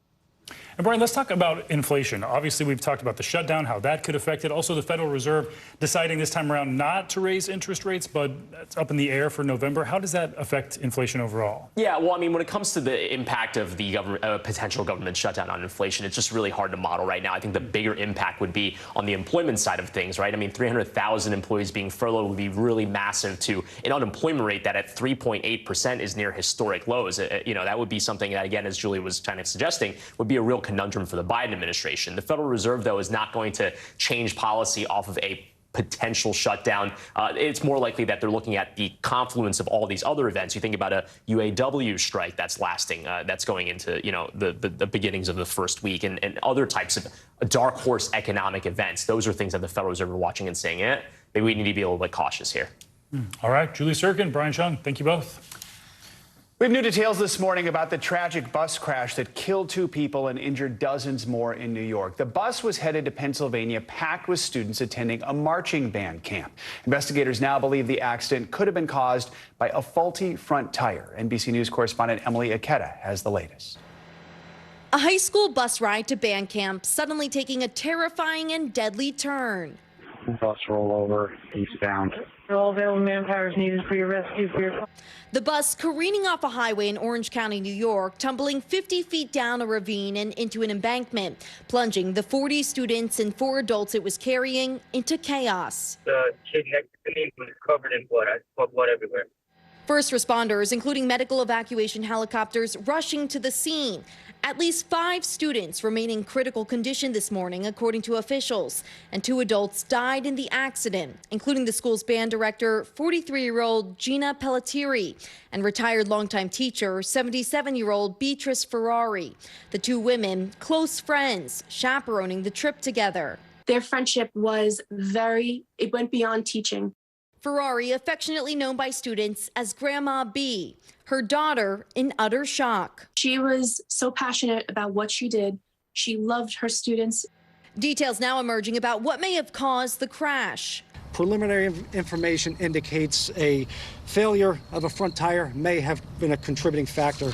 The high school students were traveling from Farmingdale on New York's Long Island to Pennsylvania for their annual band camp. The marching band seen here just a week ago, performing their first halftime show of the school year. Patricia Defendini's grandson, who was on board one of the buses, is okay, but waiting for news. My grandson's friend was one person who was airlifted, so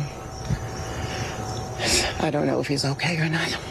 Edward Hoschler picked up his daughter, a junior who plays the trombone, at a reunification center. It's surreal. You don't think anything like that's going to happen, but just seeing her.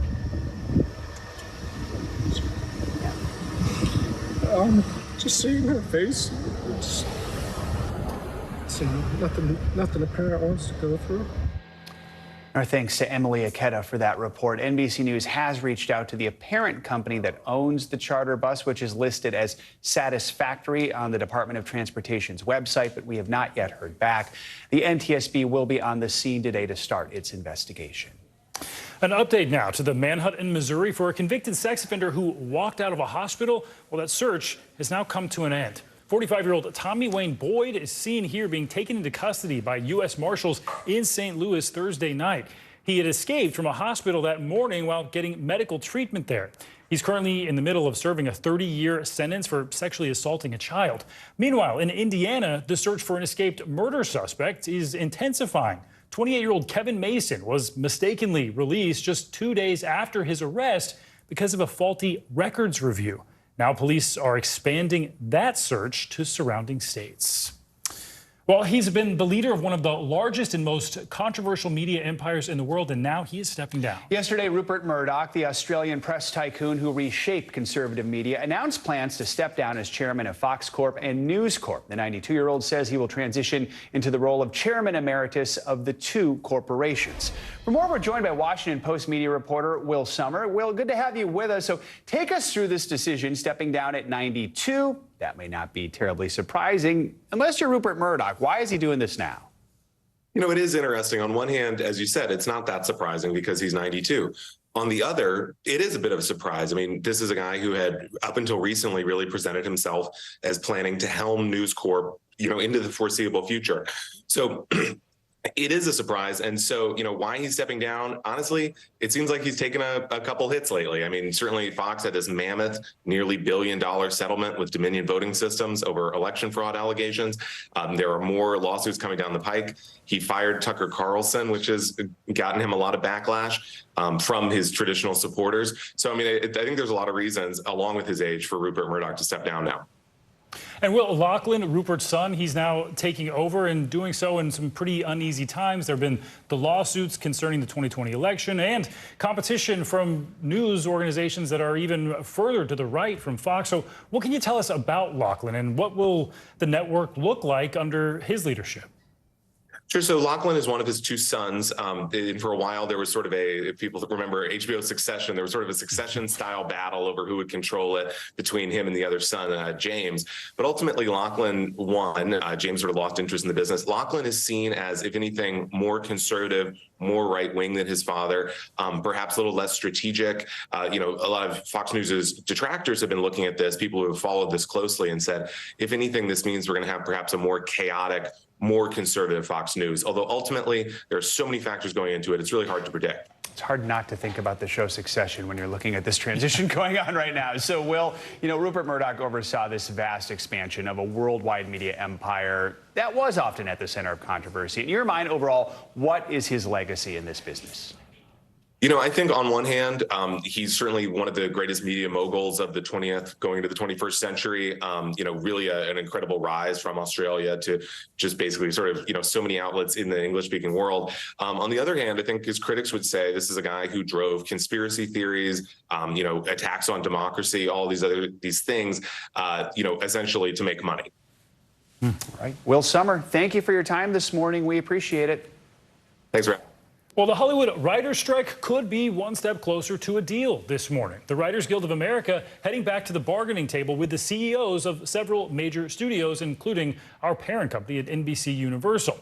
Talks ended Thursday without a deal, but they went much longer than expected, giving some people hope that they could be close. In a message to members, WGA leadership called for a show of strength in front of studio lots and offices set for today. The writers have been on strike for almost 5 months, demanding higher pay, larger staff, and protections around the use of AI. We're tracking the latest on a potential tropical cyclone, which could bring some heavy rainfall to the mid-Atlantic and the Northeast, washing out the weekend. Meteorologist Angie Lastman is here with that good news. Hey, Angie. Hey there, guys. I sense the sarcasm, I think. But yes, you're exactly right. Potential tropical cyclone 16. It's a mouthful. And all you need to know is the National Hurricane Center basically says we think this is going to develop. So we give it this name so that we can issue products and watches and warnings. And that's exactly what they've done ahead of the system actually developing developing into maybe a tropical storm, which it potentially could later this afternoon, hence that name. We've got winds at 50 miles per hour. It is starting to get its act together a little bit. Either way, though, the impacts are not going to change here through at least the next 2 days. We're still going to see that really heavy rain work on shore today for parts of the Carolinas, eventually moving up into portions of the mid-Atlantic and Northeast here over Saturday and even through Sunday. We're going to be talking about this system. But here's the deal today. That rain will work on coastal areas of the Carolinas are going to start to see it first. It'll move up into portions of the mid-Atlantic like Washington, D.C., and eventually the Northeast for tomorrow. But today, the gusty winds, the flood risk will be there with impressive rainfall rates and heavy, heavy rain with some of these tropical downpours working through. We'll also see the issue of high rip current risk and high surf. So obviously a bad weekend for going to the beach, today included. And that goes up to parts of the Northeast as well. That heavy rain is going to spread through on Saturday. We'll have a couple periods of some drier skies here and there, but for the most part, it's going to be quite unsettled. We could potentially see some strong winds and just some really heavy rain that leads to flooding. Those are going to be our main impacts, along with some coastal issues as far as some storm surge. We'll show you that here in a moment, but there's those tropical storm warnings that are in effect from Cape Fear up through Fenwick Island. We're going to see those lasting. They go into effect later this morning, but they're going to last through the next couple of days, and you can see why. Wind gusts expected 50, even 60 miles per hour in some of the highest spots, a little closer to the coast. So no surprise if there's some down branches, some down power lines. Those are things that we'll see a little farther inland, less wind, but still quite gusty at times. And again, that issue along the coast is going to be there through at least the next couple of days. And the flood threat, this is centered over parts of the Carolinas, of course, and up into places like Virginia Beach. The flood watch is in effect through Saturday, because look at these rainfall totals, 2, 3, 4 inches of rain possible in a lot of spots, but localized amounts up to 7 inches. Again, this is mainly focused across parts of Virginia, the Carolinas, closer to the coast where the center of that system will be. And we've got the storm surge that we'll watch for, too, especially when we're talking around high tide times. Places like Virginia Beach, Kill Devil Hills, stretching down to Morehead City, all 2 to 4 feet. Inland areas, maybe 3 to 5 feet. We'll see some issues with that. Something that you'll watch again through at least the next couple of days. We've also got some strong storms that'll be centered across the middle of the country, so heads up for that. If you're looking for the nice weather on Saturday, it's way out west. A good chunk of the western half of the United States is going to see some really dry skies, some bright skies, and it'll stay that way for Sunday. But unfortunately, still trouble spots in the middle of the country again on Sunday, and of course the Northeast. So if you live in those spots, Netflix, I don't know. What movie recommendations do you guys have? I started watching a Hallmark movie last night, of all things. Oh, how holiday of you. I know. Yeah. Well, it's a fall one. It's autumnal themed, so yeah. Do we recommend it, or? I'm halfway through. We'll see. Report back. More next week. More to come. All right. Appreciate that, Angie. Of course. Meanwhile, more to come on Morning News Now. And later this hour, an NBC News exclusive, Lizzo pushing back against fresh bullying claims, the new allegations being made by a lawsuit by a former employee. Up first after the break, the U.S. standing with Ukraine and pledging more than $300 million in additional military aid. What it means for Ukraine's war against Russia. We'll be right back.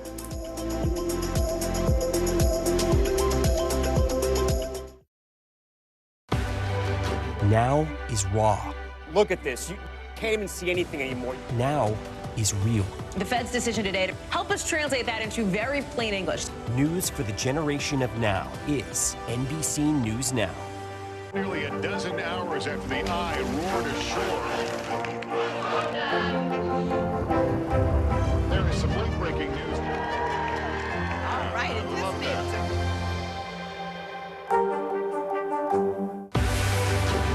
News lives in the now. The front lines are still very active. A lot of the stuff that we're seeing was left behind by Ukrainian soldiers. Now is real. This is like quicksand, and officials say that an entire town is cut off. Now is raw. This close to the devastation, you actually understand why people had to jump in the ocean. You've seen all this craziness in front of you. What was that like? I was just trying to survive. News for the generation of now is NBC News Now. Nearly a dozen hours after the eye roared ashore. There is some late-breaking news. All right, it just Coming on the air with breaking news. We are live tonight from Juarez, Mexico. Reporting over the skies of Lahaina. Here in Florida. The time to evacuate has come and gone. you were seeing people just running for their lives? People running for their lives.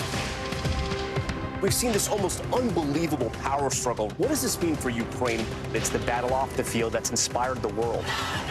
Every night, it's your news playlist. Top Story with Tom Llamas. Streaming weeknights at 7 on NBC News Now. Good morning, please. Good morning, Mr. President. Very in question. We pride ourselves on the ability to turn on a dime. We've got breaking news. Sometimes there are no words. The flashbangs are continuing to go off. What emotions go through you as you're watching these girls? These are really important moments in our history, and people remember who shared that news with them. Emmy Award-nominated journalism is streaming free on NBC News Now. We're coming on the air with breaking news. This is where Carrie is located. See the bright morning. Right behind me, there were little ones included, and you realize the dishes you Allegations of Russian war crimes. Storm zone in Florida. Essentially on that, so. An exciting and a long night. News for the generation of now is NBC News Now. From across the nation to the national stage, and when power was held to account, Kristen Welker met the moment. Now she joins Meet the Press as its new moderator. If it's Sunday, it's Meet the Press. Sundays on NBC. Welcome back. The United States is giving Ukraine an additional $325 million in military aid. That deal was announced after Ukrainian President Volodymyr Zelensky met with President Biden at the White House. Now, this latest aid package is in addition to the $43 billion the U.S. has already sent in military aid, and it's just a drop in the bucket compared to the additional $24 billion the White House is asking Congress to authorize. NBC News White House correspondent Mike Memley joins us now with the latest on this. Mike, good morning to you. So last year, President Zelensky got a much warmer welcome in Washington. This year, a little bit cooler. Speaker McCarthy raising concerns about the funding that the U.S. has already sent. So how did their meeting end up going? Yeah, Stephen, you're exactly right. The tone and tenor of President Zelensky's visit to Capitol Hill yesterday could not have been more different than what we saw just 9 months ago. For instance, Speaker McCarthy not even inviting the president to speak to the entire House caucus. We saw, of course, the House quickly passed funding bill last December for Ukraine. That's where some of this money for the aid package that was announced yesterday came from. But just hours after this visit on Capitol Hill, we saw the House again fail to pass a procedural vote in order to move this spending bill forward. Speaker McCarthy made it clear that his caucus, the Republicans in the House, have a lot of questions to President Zelensky. He laid out some of them yesterday. Let's listen. I thought it was a very good, I thought it was a direct, I thought it was productive. I raised issues with them, we're very concerned about accountability. We're very open of what is needed, what's the direction, what is victory. A much different reception on the Senate side. More Republicans, including Minority Leader Mitch McConnell, have been supportive of Ukraine getting this funding. Senator Schumer quoting President Zelensky in that conversation behind closed doors, saying, if we don't get this funding, Russia will win this war. Strong words. Zelensky, though, not walking away from this completely empty-handed, getting that $325 million in military aid. What is that going to include?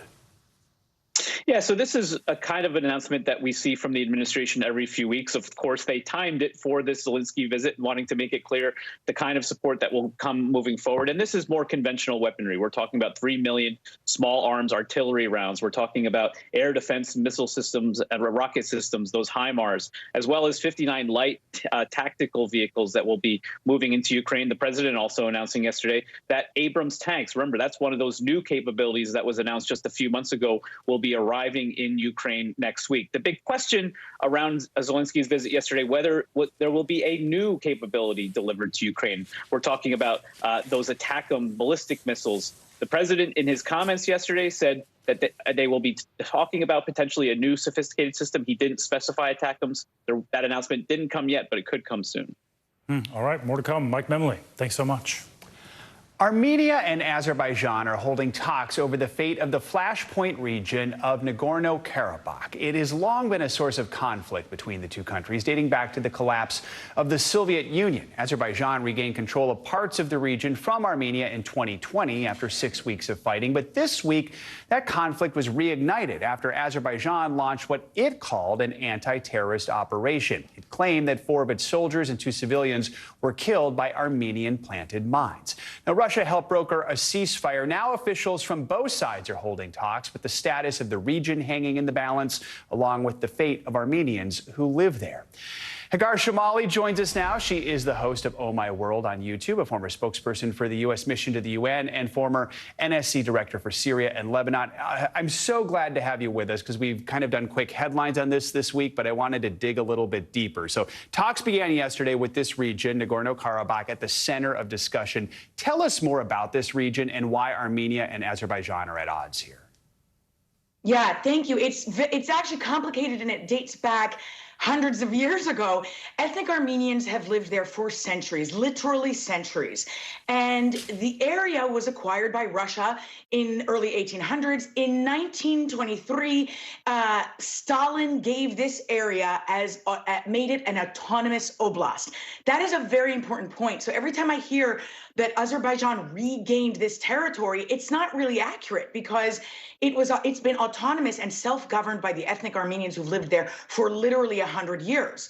And to begin with, it was kind of mistakenly put in Azerbaijan's borders because it was divided by a mountain range, and this was all under the Soviet era. And so this issue that Stalin planted the seeds for, how he put it within Azerbaijan's borders but made it autonomous, is what sowed the seeds for the crisis you have today. When the Soviet Union fell apart, this area wanted to join Armenia. It couldn't, and a war was created, and that is how it became self-governed and gained land beyond Nagorno-Karabakh. So we've seen decades of conflict, neither side showing willingness to compromise. Right now, what we're seeing, is it history repeating itself? Is there a possible solution here? So you have a few major things at stake here. Number one, this population has been submitted to surrender through starvation. The dictator of Azerbaijan has been ethnically cleansing this area. He has been targeting this population because of their ethnicity, full stop. And it is because he wants them out so that he can have this land for himself. That's literally the definition of ethnic cleansing. So number one, you have at stake continued ethnic cleansing of this population. And that is why you now have thousands who are moving, who have evacuated over the last couple of days. Number two, you risk the destruction of centuries-old monasteries there. That's the other one. The third, the last, is that, and this is significant, this is a message to dictators all over the world and individuals all over the world, that if you repress a minority, and if you commit ethnic cleansing, the world will look the other way and allow it to happen, especially if there are other geopolitical concerns there. And that is what happened here. The U.S. and Europe had the tools to stop the starvation that was happening, and yet they let it continue because of the relationship right now between Azerbaijan and Europe and the U.S. over the war in Ukraine. So real quickly, what are the consequences here if we don't see a resolution? It sends a message to dictators all over the world that they can perpetrate war crimes and genocide without any kind of impunity. And the only solution, to be honest with you right now, is sending a UN peacekeeping force to ensure the protection of the individuals there and referring this case of Azerbaijan's dictator to the International Criminal Court. Any sign that'll happen at the UN? Unlikely. All right. Perhaps the peacekeeping force, but that's it. All right. Hagar, thank you so much for joining us this morning. We really appreciate it. More international news now, starting with a war of words between Canada and India after a killing of a Sikh activist on Canadian soil. NBC News foreign correspondent Kelly Kobiea joins us with that and other world headlines. Kelly, good morning. Yeah, good morning, guys. The story is not going away. India now escalating the rhetoric once again, calling Canada a safe haven for terrorists after Canada's Prime Minister doubled down, telling reporters at the UN General Assembly yesterday that there are credible reasons to believe the Indian government may have been involved in a Sikh activist's murder on Canadian soil. India called the claims absurd. It had designated the murdered activist a terrorist in 2020, but his supporters dispute that. They say he was peacefully advocating for an independent Sikh state in India. National Security Advisor Jake Sullivan said the U.S. has deep concerns about the allegations and is talking to both Canada and India about this. In the Philippines, a thick smog and sulfur dioxide from a volcano has forced officials to close schools in 5 cities near Manila and urge people to stay inside. The Taal volcano is one of the most active of 24 volcanoes in the Philippines and last erupted in January of 2020. And here's an odd one. In Serbia, a lion cub just a few weeks old was found wandering on the side of a road near the border with Hungary. The female cub was malnourished and weak, not at all afraid of people. And police are looking into this. They haven't said why it was wandering on the side of the road, but wildlife animal smuggling is apparently common in the area. That cub is now at a zoo and is being nursed back to health, guys. At least that is good to see right there. All right, Kelly, thank you so much. Coming up, convicted murderer Alec Murdaugh back in court and pleading guilty to a new set of crimes. We're going to bring you the latest there. Plus, Google facing fallout after a woman says bad directions from Google Maps are to blame for her husband's death. More on that lawsuit just filed next on Morning News Now.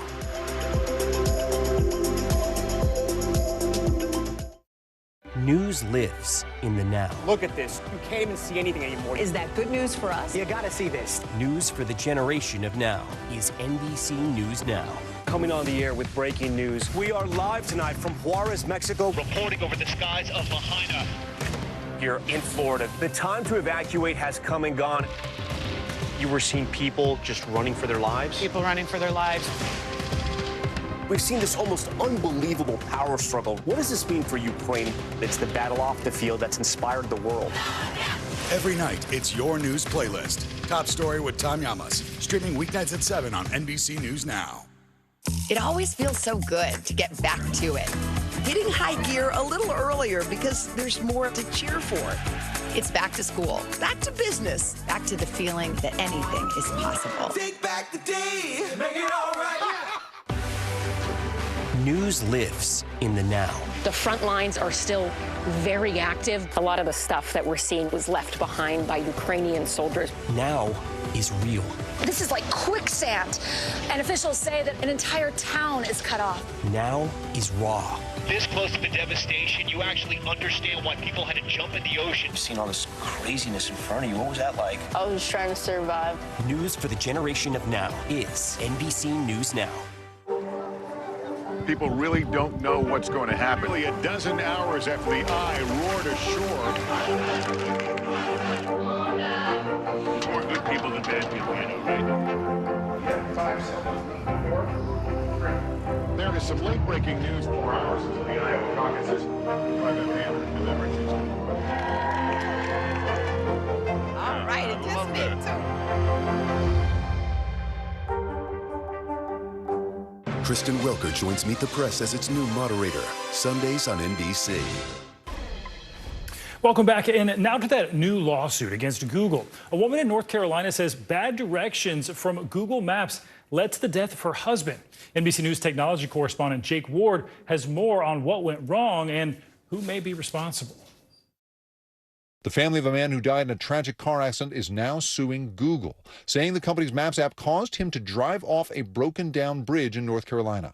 I just struggle every day to understand how something so unimaginable and horrific could be allowed to happen. It's been nearly a year since the dark and rainy night that beloved father of 2, Phil Paxson, was driving home alone after celebrating his daughter's birthday when, his family alleges, Google Maps navigated him to the Snow Creek Bridge. He did not know and could not see, according to the suit.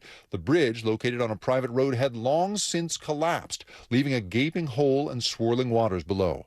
The next day, Paxson's vehicle was found overturned in the creek, with Paxson drowned. Lawyers for Paxson's wife, Alicia, say the accident was avoidable. According to the lawsuit, 1 year before the fatal accident, a different Google Maps user alerted the service twice that the bridge had washed away years before, saying the landowners around the bridge, quote, refused to fix it and that GPS sends people down here, which is especially dangerous for emergency vehicles. Those alleged owners are being sued alongside Google, referred to as the bridge defendants in the lawsuit. Those responsible for our roadways need to know that inaction has consequences. We allege the bridge defendants failed to maintain adequate guards, warning signs, and the like to alert drivers. Arguments echoed in their client's complaint.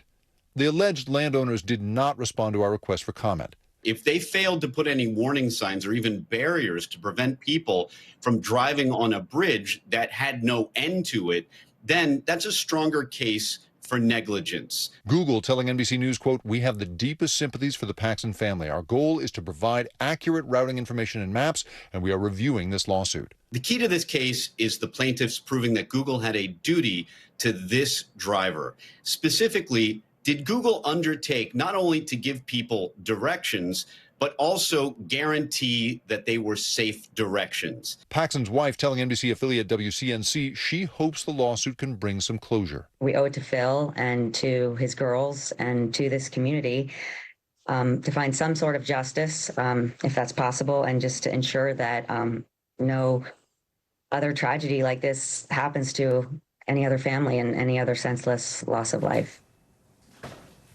And our thanks to Jake Ward for that reporting. By the way, that bridge where Phil Paxson died has actually been damaged for about a decade. The local officials and Department of Transportation in that state say they don't have the authority to fix the street because it's private, but reports show that if you look closely on Google Maps, that they can tell you that the road there is closed. In other news, convicted killer Alec Murdaugh appeared in a South Carolina courtroom Thursday to plead guilty to 22 federal fraud and money laundering charges. Federal prosecutors say the disgraced former lawyer cheated clients out of money and created fake bank accounts. As part of his plea deal, Murdaugh will have to pay back at least $9 million of that. Prosecutors say he stole from clients. Murdaugh could face a maximum sentence of 20 years in prison. He's currently serving life without parole for killing his wife and son. Pop superstar Lizzo is facing new legal trouble this morning from one of her former employees. According to exclusive NBC News reporting, a former fashion designer for the singer alleges that while on tour, team members were mocked and bullied by a wardrobe manager, and that Lizzo allowed behavior like harassment and racial discrimination to go on backstage. Lizzo has pushed back against the allegations, with a spokesperson saying in a statement, quote, we will pay this as much attention as it deserves, none, noting that just yesterday the singer received a humanitarian award from the Black Music Action Coalition. The attorney representing the former fashion designer also represents the 3 former dancers who sued Lizzo earlier this year for a toxic work environment. Lizzo has denied those allegations, calling the dancers' accounts false and outrageous. Let's bring in NBC News legal analyst Andy Sabalos for more on this. You saw him just a moment ago. We're bringing him back here in person again. So let's just talk about this latest lawsuit against Lizzo. How significant is this here, and how directly could she be held accountable for something that maybe someone else on her team allegedly did? Lizzo is one of several defendants, but under California law, it is possible to hold an employer strictly liable, and that means automatically liable for the bad conduct of her employees, and that's in the discrimination context. But it's important to note that this complaint, and I've read the complaint, alleges a lot of unpleasant work environments. But the thing is this. Even in an environment that is very unpleasant, even in an environment that is stressful at work, is not necessarily a discriminatory environment or a hostile work environment. In fact, just because you may feel that your workplace is hostile doesn't mean it's legally a hostile work environment and therefore illegal. So the burden for plaintiffs is always a tough one. So there's been a lot of discussion around this, the PR fallout for it, but where does the actual lawsuit? I mean, they said they want to just ignore this. They can't ignore a lawsuit. Where does it go from here? They can't, and they won't. They will certainly answer the pleading. They'll file an answer to the pleading within 30 days. Maybe they'll get an extension, but they'll answer it. They may not care about it from a PR perspective, and that might be the prudent course, just ignore it.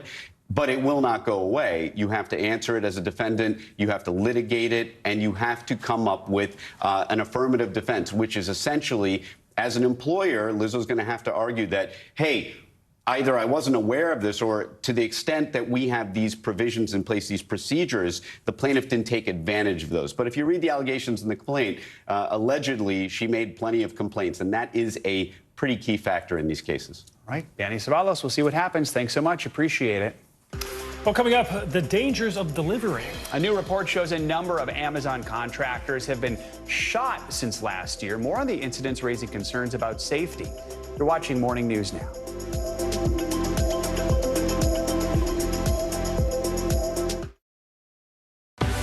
News lives in the now. It's coming at us every second. News is more now than ever. Look at this. You can't even see anything anymore. Now is raw. Now is real. The Fed's decision today, help us translate that into very plain English. Now is constant. You gotta see this. The future is now. News for the generation of now is NBC News Now. It always feels so good to get back to it. Hitting high gear a little earlier because there's more to cheer for. It's back to school, back to business, back to the feeling that anything is possible. Take back the day, make it all right.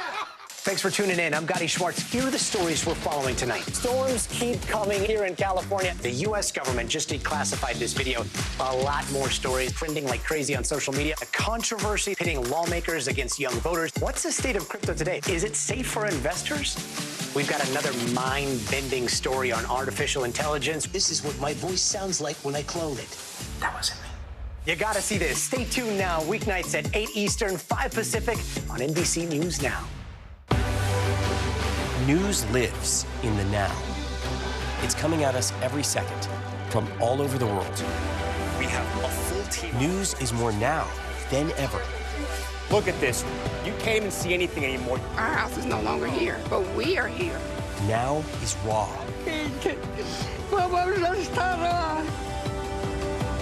Now is real. The Fed's decision today, help us translate that into very plain English. Is that good news for us? Now is constant. Morning News Now, we're breaking news. NBC News special report. You gotta see this. The future is now. News for the generation of now is NBC News Now. Good morning, Good morning, Mr. President. Very in question. We pride ourselves on the ability to turn on a dime. We've got breaking news. Sometimes there are no words. The flashbangs are continuing to go off. What emotions go through you as you're watching these girls? These are really important moments in our history, and people remember who shared that news with them. From across the nation to the national stage, and when power was held to account, Kristen Welker met the moment. Now she joins Meet the Press as its new moderator. If it's Sunday, it's Meet the Press. Sundays on NBC. Just behind me, hundreds, if not 1,000 migrants waiting under the blazing sun. All these people here are going to be asking for asylum. It's a very critical situation.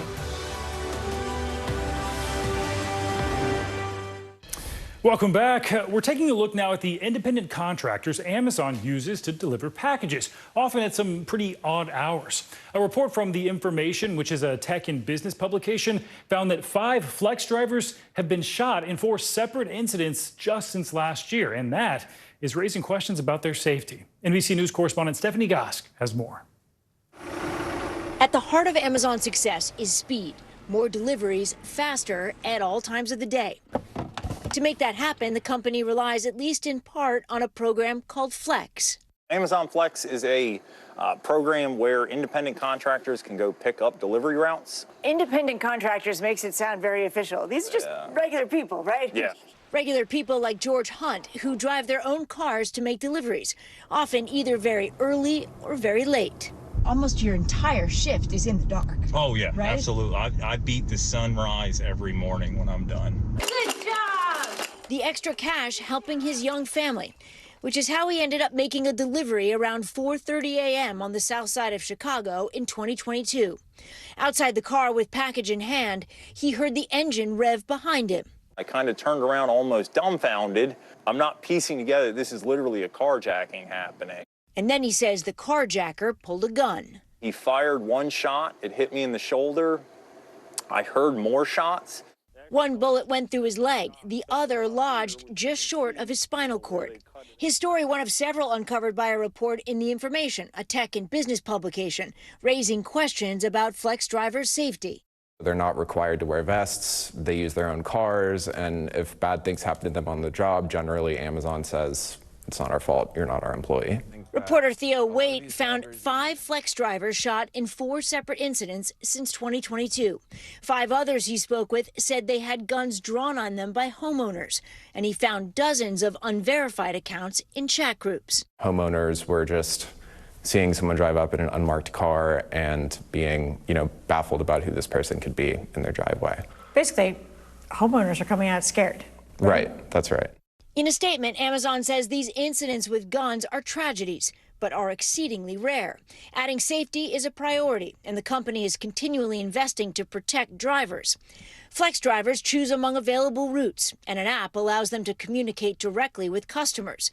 They can refuse to deliver a package if they arrive and feel unsafe, according to company policy. While we technically had the right to refuse a route, we risked deactivation. Hunt says this sign was posted at the delivery station last year when he was shot. You may choose to leave the route, but will not be given another, it says. The sign was removed more than a year and a half ago and was a violation of company policy, according to Amazon. Now Hunt is suing for workers' compensation to pay his medical bills. And he moved his family to South Bend, Indiana, where he continues to pick up routes for Amazon, staying extra vigilant. My wife and I are saving to buy a house. I mean, any extra money certainly helps. The money, he says, is good, and his family needs it. Stephanie Gosk, NBC News, South Bend, Indiana. Now for financial headlines, and a big change that could mean medical bills no longer affect your credit score. CNBC's Silvana Henao joins us with that and more. Good morning, Silvana. Good morning, Stephen. Good morning, Joe. Yeah, so listen to this. A change could be coming that could improve the credit score of millions of Americans. The Biden administration announced new regulations that would wipe medical bills from credit reports. The Consumer Financial Protection Bureau estimates about 1 in 5 Americans have medical debt on their reports. That can lower credit scores, which can in turn limit options for housing loans and credit cards. Good luck if you're trying to move to certain parts of California or New York. A new analysis from Moving Feedback looked at Zillow data and found the top 5 U.S. cities where homes are selling above asking price. At the very top of the list, two Bay Area cities, Vallejo and San Francisco. They're followed by Rochester, New York, San Jose, California, and Ithaca, New York.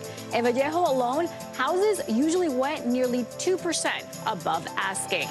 And next fall, WWE fans will have something to celebrate. In October of 2024, Friday Night SmackDown will return to USA Network, which is owned by our parent company, NBC Universal. The deal comes out to an average of $287 million over 5 years, which is roughly 40% higher than its current deal on Fox. WWE does not expect to reach a rights agreement for its flagship show, Raw, until next year. Got it. So to quote The Rock, USA will be layeth the smacketh down.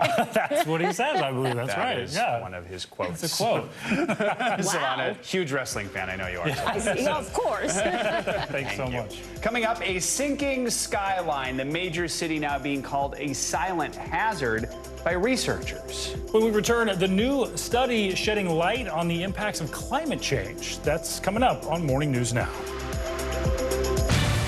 Good morning, please. Good morning, Mr. President. Very in question. We pride ourselves on the ability to turn on a dime.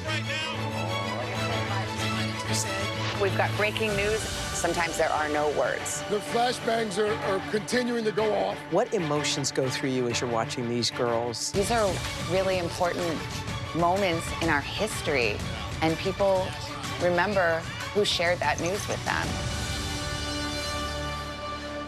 Nearly a dozen hours after the eye roared ashore. There is some late-breaking news. All right, Top story is coming to you live from Juarez, Mexico. Reporting over the skies of Lahaina. Every weeknight, it's your news playlist. Top Story with Tom Yamas. Streaming weeknights at 7 on NBC News Now. Kristen Welker joins Meet the Press as its new moderator, Sundays on NBC. People really don't know what's going to happen. Nearly a dozen hours after the eye roared ashore. More good people than bad people, you know, right? 5 seconds. 4, 3. There is some late-breaking news 4 hours into the Iowa caucuses by the hand delivery. All right, it just made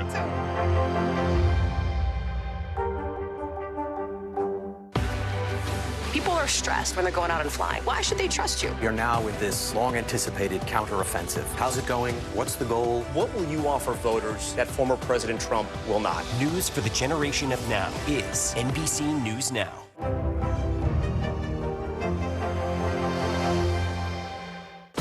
News for the generation of now is NBC News Now.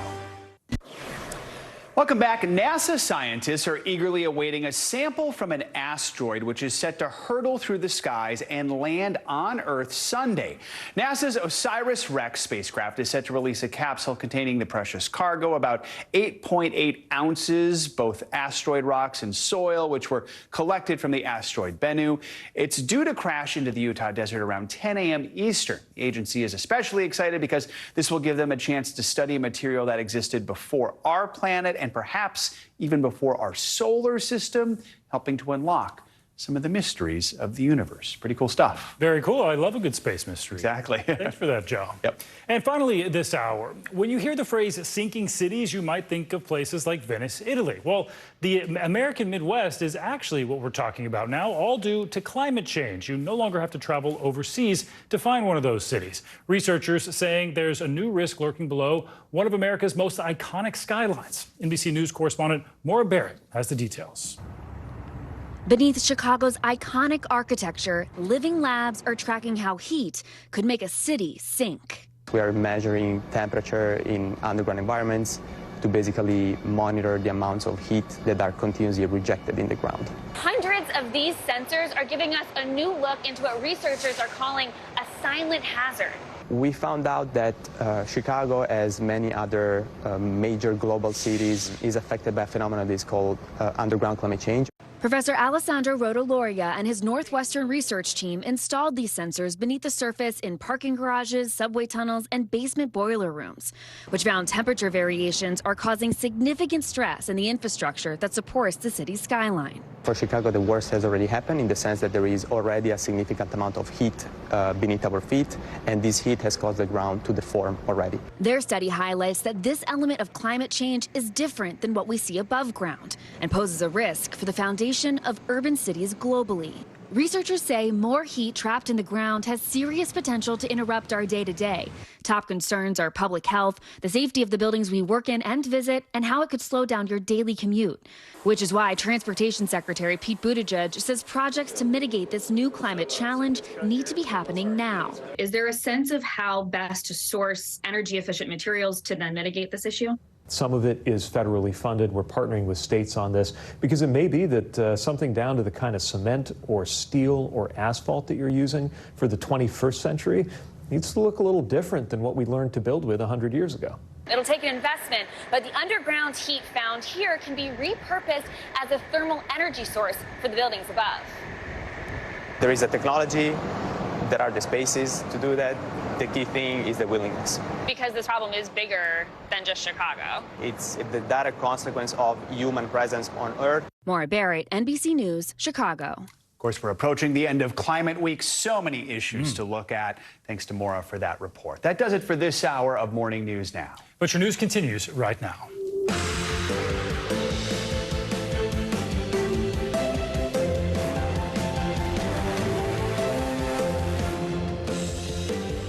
Good morning. Happy Friday. I'm Stephen Romo in for Savannah Sellers. And I'm Joe Fryer. Right now on Morning News Now, border crisis. A new influx of migrants is straining resources and communities at the southern border, with the city of Eagle Pass, Texas, forced to declare a state of emergency.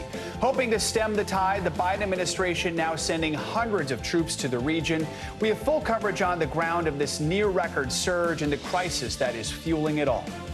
Growing strike. The clock is ticking closer to a deadline that could see the ongoing auto workers strike become even larger. We'll have an update on the negotiations between the union and Detroit's Big Three, and when we could see even more workers walk off the job.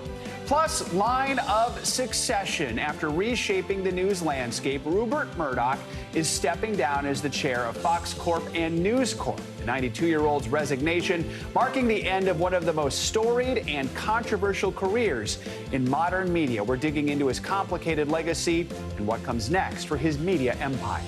And it's Friday. That means it's time for your can't miss list. We're taking you through the biggest names at the box office and streaming, including the return of Sylvester Stallone and the rest of the crew in the Expendables 4. A lot of folks will be heading to the. I know. Wow. I know. Yeah, I guess I missed 3 altogether. 2 and 3. There we go. All right. More on that in a little bit.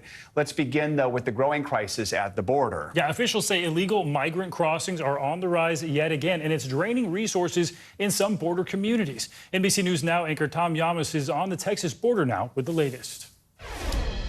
Here in the town of Eagle Pass, Texas, they are still shell-shocked over what happened this week. That crush of migrants which forced DHS, Border Patrol, and even the U.S. military to get down here and to help, and it's not over. We just saw a wave of migrants come through here earlier this morning to go and be processed. So the big question is why now and why so many? The migrants we spoke to overnight said they were told rumors that the border was open over here, and they're not completely wrong, even though, yes, there is barbed wire. Earlier this week, there were vast stretches that were left completely unguarded, and thousands of migrants illegally crossed over. This morning, border towns across America being pushed to the limit again. Tens of thousands of migrants crossing illegally, part of a surge that started earlier this week. Scenes like this, lines of migrants, mostly from Venezuela, crossing through barbed wire and across the Rio Grande, forcing Eagle Pass, Texas, to declare a state of emergency. You heard they were allowing mothers with children. Migrants we spoke to say this surge was fueled by rumors that the border was open. This mother tells me she crossed the Rio Grande with her 7- and 2-year-old daughters, carrying them on her shoulders. But they're the lucky ones. A 3-year-old child swept away in a similar crossing on Wednesday and drowning. And just yesterday, Texas officials pulling another body from the river. We know this problem had slowly been growing, but why is it so bad this week? The facts are that the cartels control who goes where and when, and they determined that this week was the week it's going to happen. The Biden administration now sending 800 military personnel to the border to help process the arrivals. It is a crisis. It's something that is out of control. In Eagle Pass, a town of less than 30,000, they had 2,500 illegal crossings in a single day. So what do you need here? Everything. We need kids' clothing, women's clothing, shampoo, hygiene items. Valeria Wheeler runs the only shelter in Eagle Pass, and it just opened this week. With little room and few resources, most of the migrants she's helping stay for a few hours before heading to big cities like New York and Chicago, which now are also overwhelmed. We're a very small town. There's a lot of resources that are needed, not only for us, for the community, for the city, for the county. And this is a very, very impoverished county. Because of those scenes in New York City with the shelters overwhelmed and migrants even having to stay in hotels, the Biden administration has granted temporary protected status to nearly 500,000 Venezuelans. Basically, that allows them to work legally and support themselves and hopefully relieve some of the stress we've seen in cities like New York City. But others have criticized the move, saying by doing this, you're only going to entice more migrants to try to cross over here.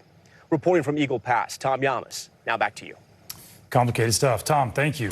Maverick County Sheriff Tom Schmerber joins us now. Sheriff, good to have you with us. So Tom just mentioned this. Eagle Pass, fewer than 30,000 people there. You recently had 2,500 illegal crossings. Just what's the situation right now? How are you managing this latest surge? It is terrible. We don't have the manpower to cover the whole border. We're talking about 74 miles, talking about limited manpower with the Sheriff Department. And I know the Border Patrol agents are tied up processing because I have a friend still. I used to be in the Border Patrol. I still have some friends, and they say that they're tied up processing. So actually, on the river, it's very open.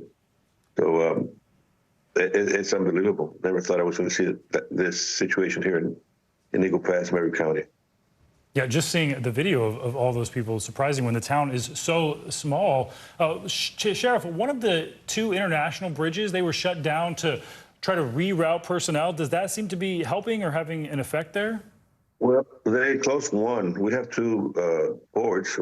They closed one, the old one, and the other one, the second one, which is close to that place where the immigrants are crossing. It's open. It's open for vehicles and pedestrians.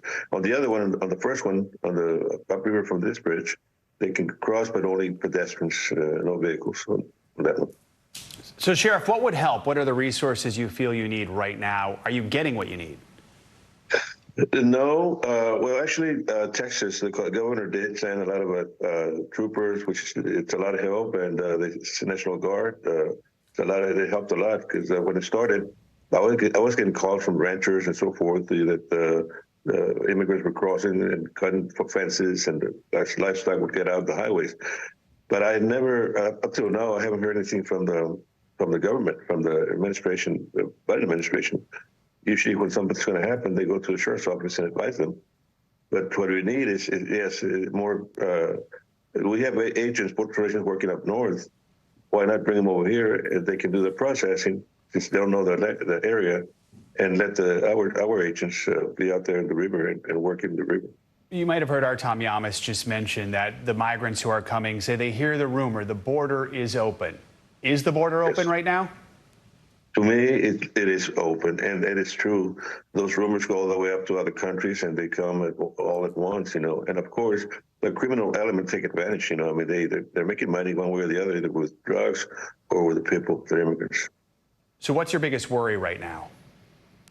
Mine is the priority is the security of my county, because not everybody crossing are here for, make a better life, but some are taking advantage, and some are going to be crossing with crossing drugs. Plus, the majority of those immigrants, don't have any skills. So what I'm worried is that eventually, they won't have any means to support themselves on this side. And that's going to happen. Gangs are going to be created, burglaries and so forth, because they're going to be desperate. No skills means a little problem for us here in the States. All right, Sheriff Tom Schmerber, thank you so much for joining us at this time. We really appreciate it. Thank you. An investigation is underway in New York following a deadly bus crash involving high school marching band students. At least 2 people were killed, dozens more were injured. NBC News correspondent Emily Aketa has the details. A high school bus ride to band camp suddenly taking a terrifying and deadly turn. Bus rollover eastbound. All available manpower is needed for your rescue. The bus careening off a highway in Orange County, New York, tumbling 50 feet down a ravine and into an embankment, plunging the 40 students and 4 adults it was carrying into chaos. The kid next to me was covered in blood. I saw blood everywhere. First responders, including medical evacuation helicopters, rushing to the scene. At least 5 students remain in critical condition this morning, according to officials, and 2 adults died in the accident, including the school's band director, 43-year-old Gina Pelletieri, and retired longtime teacher, 77-year-old Beatrice Ferrari. The 2 women, close friends, chaperoning the trip together. Their friendship was it went beyond teaching. Ferrari, affectionately known by students as Grandma B, her daughter in utter shock. She was so passionate about what she did. She loved her students. Details now emerging about what may have caused the crash. Preliminary information indicates a failure of a front tire may have been a contributing factor. The high school students were traveling from Farmingdale on New York's Long Island to Pennsylvania for their annual band camp. The marching band seen here just a week ago, performing their first halftime show of the school year. Patricia Defendini's grandson, who was on board one of the buses, is okay, but waiting for news. My grandson's friend was one person who was airlifted, so I don't know if he's okay or not. Edward Hoschler picked up his daughter, a junior who plays the trombone, at a reunification center. It's surreal. You don't think anything like that's going to happen, but just seeing her.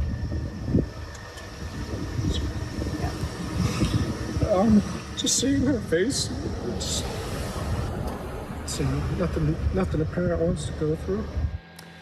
Our thanks to Emily Aketa for that report. NBC News has reached out to the apparent company that owns the charter bus, which is listed as satisfactory on the Department of Transportation's website, but we have not heard back yet. The NTSB will be on the scene today to investigate. All right, now to that big announcement shaking up the media world. Fox and News Corp chairman Rupert Murdoch says he's stepping down from his position, marking the end of one of the most storied and controversial careers in the industry. NBC News correspondent Stephanie Gosk digs into what that may mean for the future of the media giant. Media mogul Rupert Murdoch is passing the torch, retiring and putting son Lachlan in charge of both Fox Corporation and News Corp. Rupert Murdoch created all of this and so much more across America and the globe. In a letter to employees, Murdoch offered little explanation. The time is right, he says, to take on different roles, adding, "Our companies are in robust health, as am I." The 92-year-old, who has used his influence to shape politics for decades, stepping away as the U.S. prepares for another presidential election. And just months after Fox settled a defamation lawsuit for nearly $800 million with Dominion Voting Systems over false election claims. Good evening and welcome to Tucker Carlson Tonight. Fox News also just fired one of its biggest stars, Tucker Carlson. If we want to hold on to this company, for us, we have to go into battle with our own version of the future. The family that inspired the HBO series Succession now playing out the drama in real life. Lachlan Murdoch taking charge of the massive media empire, which controls Fox News and Fox Sports, as well as publications like the Wall Street Journal and the New York Post. A small cry from the handful of newspapers Rupert Murdoch took over in his early 20s in Australia. The self-proclaimed news hound started collecting TV stations and newspapers, eventually launching a TV network in the U.S. to challenge the big three. Then came Fox News, a cable news channel catering to conservatives. We've now reached this moment when we can firmly announce the starting of a Fox News channel. Does Fox News now? It steered the political conversation and often launched political careers. All the while, Murdoch showing no signs of wanting to retire. I just love it. I have very busy days, and it keeps me stimulated, keeps me curious. That's the way to stay young. This morning, his new title is Chairman Emeritus, but he also made a promise. Stepping down doesn't mean he will be very far away. And our thanks to Stephanie Gosk for that report. Industry experts, by the way, think any major change in direction at Fox News is unlikely, with Lachlan Murdoch not looking to rock the boat too much, at least for now. Turning now to the crippling United Auto Workers strike, which in just a few hours is set to get even bigger. The union is promising more workers at even more sites are going to walk off the job at noon today. For more, we're joined by NBC News correspondent Maggie Vespa, who's in Toledo, Ohio. So, Maggie, let's start with these new walkouts. Where could they be? How big could the strike get today? Yeah, so Joe, those are, as you can imagine, the questions of the morning. But frankly, union leadership is keeping everybody, including us, the big three, and seemingly its own members, guessing until the very last minute. Again, as you said, we're in Toledo. We're in front of the Stellantis plant. We've been talking to people on the picket lines. Auto workers here, they say they have no idea how many more members will walk out at noon today and where those new strikes will be. And of course, that presumably is a tactic by UAW leadership to, again, keep the big three, Ford, GM, and Chrysler owner Stellantis in the dark, keep them guessing while these tense negotiations drag on. Remember, right now we're talking about a targeted strike for the last week. We're a week in at this point from 3 plants, roughly 13,000 members on the picket lines. They could choose to basically double that and do something similar again.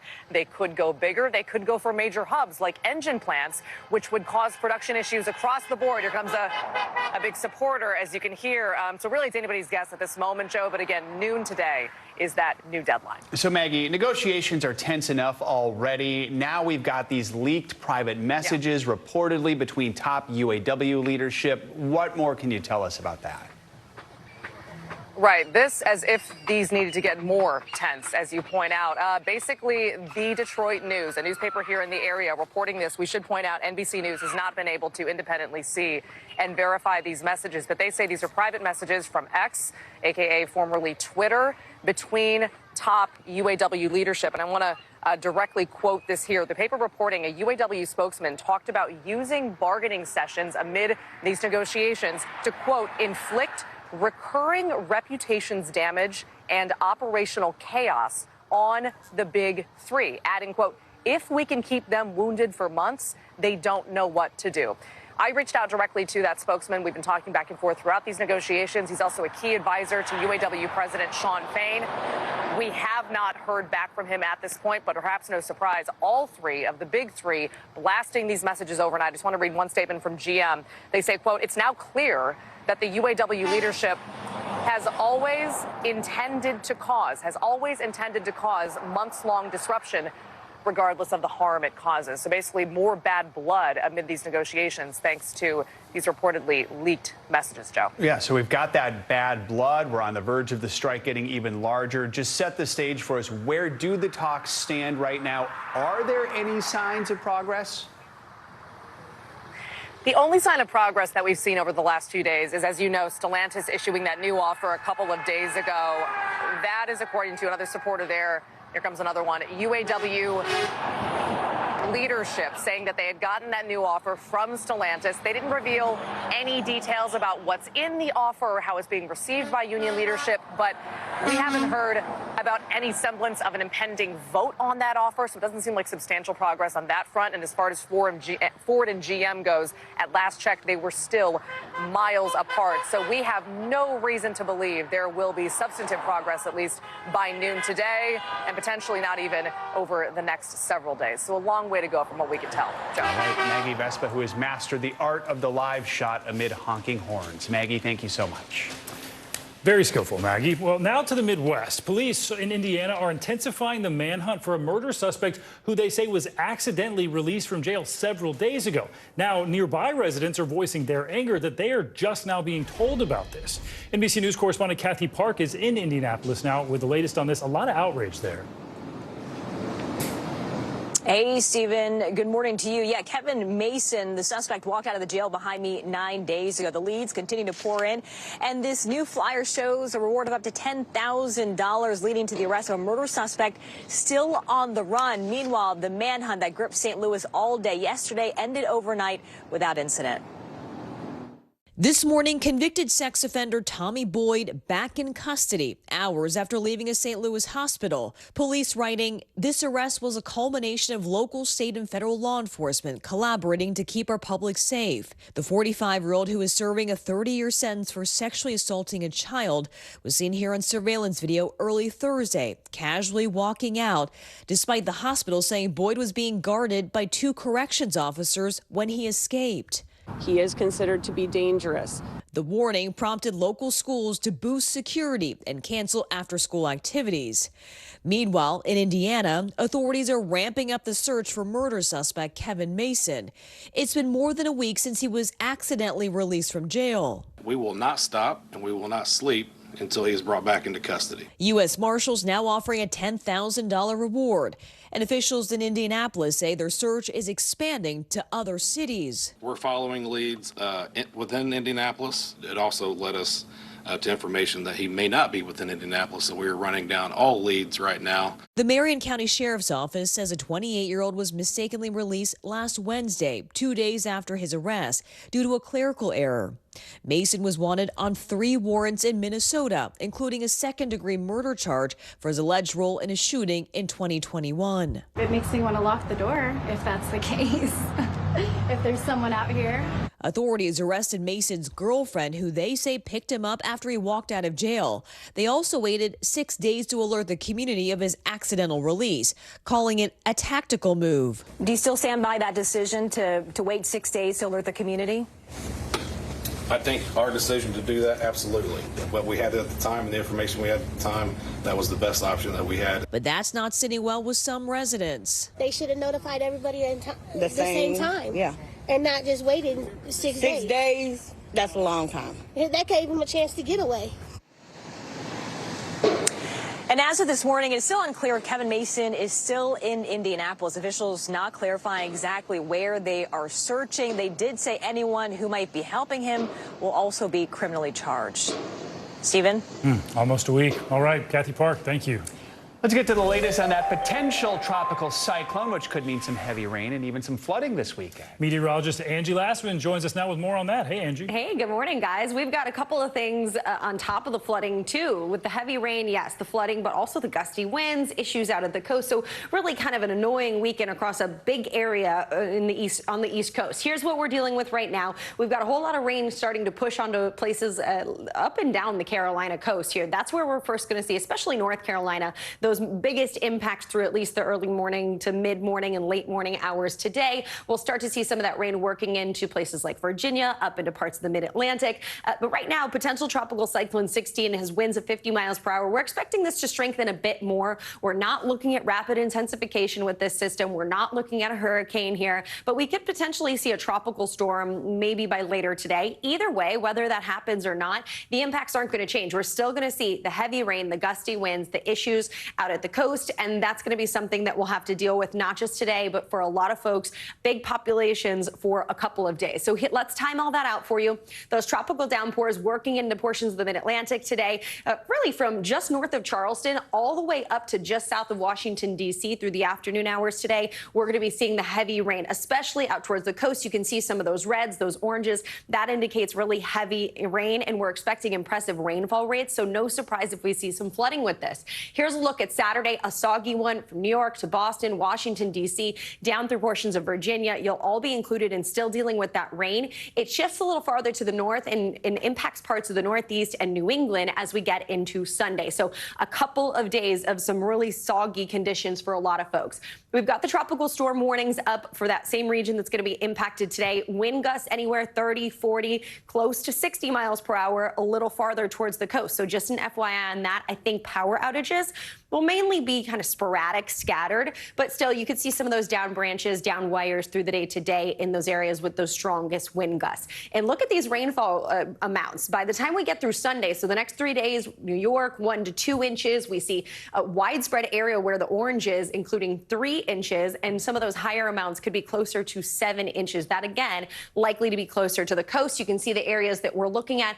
Parts of coastal North Carolina are going to see the greatest chance of that flash flood risk through the day today. Tomorrow moves a little farther to the north. So really Wilmington up through Boston has a chance for flash flooding. That's something you're going to want to, of course, pay attention to if you plan on getting out the door and out and about at all on Saturday in that region. Reminder just not to drive through those flooded roadways. And on top of that, with the heavy rain and the wind-driven storm surge, we could be looking at some issues, not just right along the coast, but in some of these rivers as well across that region. 2 to 4 feet possible for places like Virginia Beach, down through Morehead City. Some spots maybe a little higher than that, a little farther inland you go for those rivers. And then places like Myrtle Beach, 1 to 3 feet. Ocean City, 1 to 3 feet. So just an FYI heads up for folks that are in that area.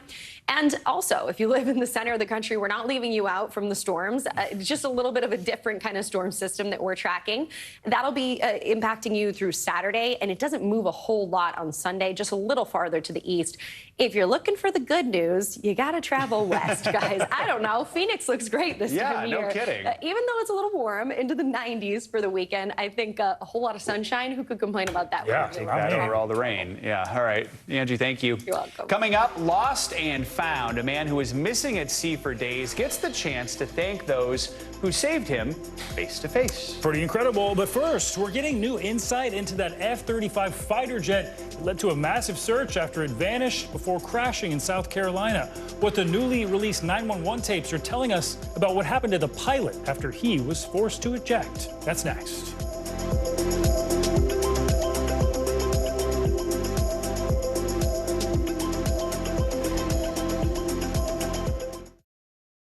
Coming on the air with breaking news. We are live tonight from Juarez, Mexico. Reporting over the skies of Lahaina.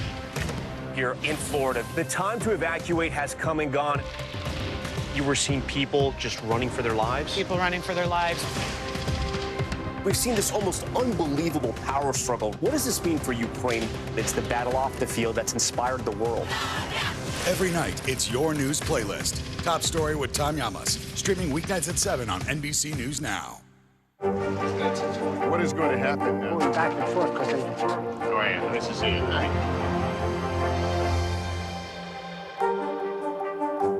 Emmy Award-nominated journalism. is streaming free on NBC News Now. We're coming on the air with breaking news. This is where Carrie is located. See the bright morning. Right behind me, there were little ones included, and you realize allegations of Russian war crimes. A storm zone in Florida. Essentially on that. So an exciting and a long night. News for the generation of now is NBC News Now. I'm crossing the Today Show off my bucket list. Celebrating my mom's 60th birthday. Just married, and we're honeymooning at the Today Show. It's a girl. Hoda inspired me to become a journalist. I'll have what you guys are having. I'm celebrating here with you. This is amazing. You're on Today. You are not alone when you're here on the Today Show. Coming on the air with breaking news. We are live tonight from Juarez, Mexico. Reporting over the skies of Lahaina. Here in Florida. The time to evacuate has come and gone. You were seeing people just running for their lives? People running for their lives. We've seen this almost unbelievable power struggle. What does this mean for Ukraine? It's the battle off the field that's inspired the world.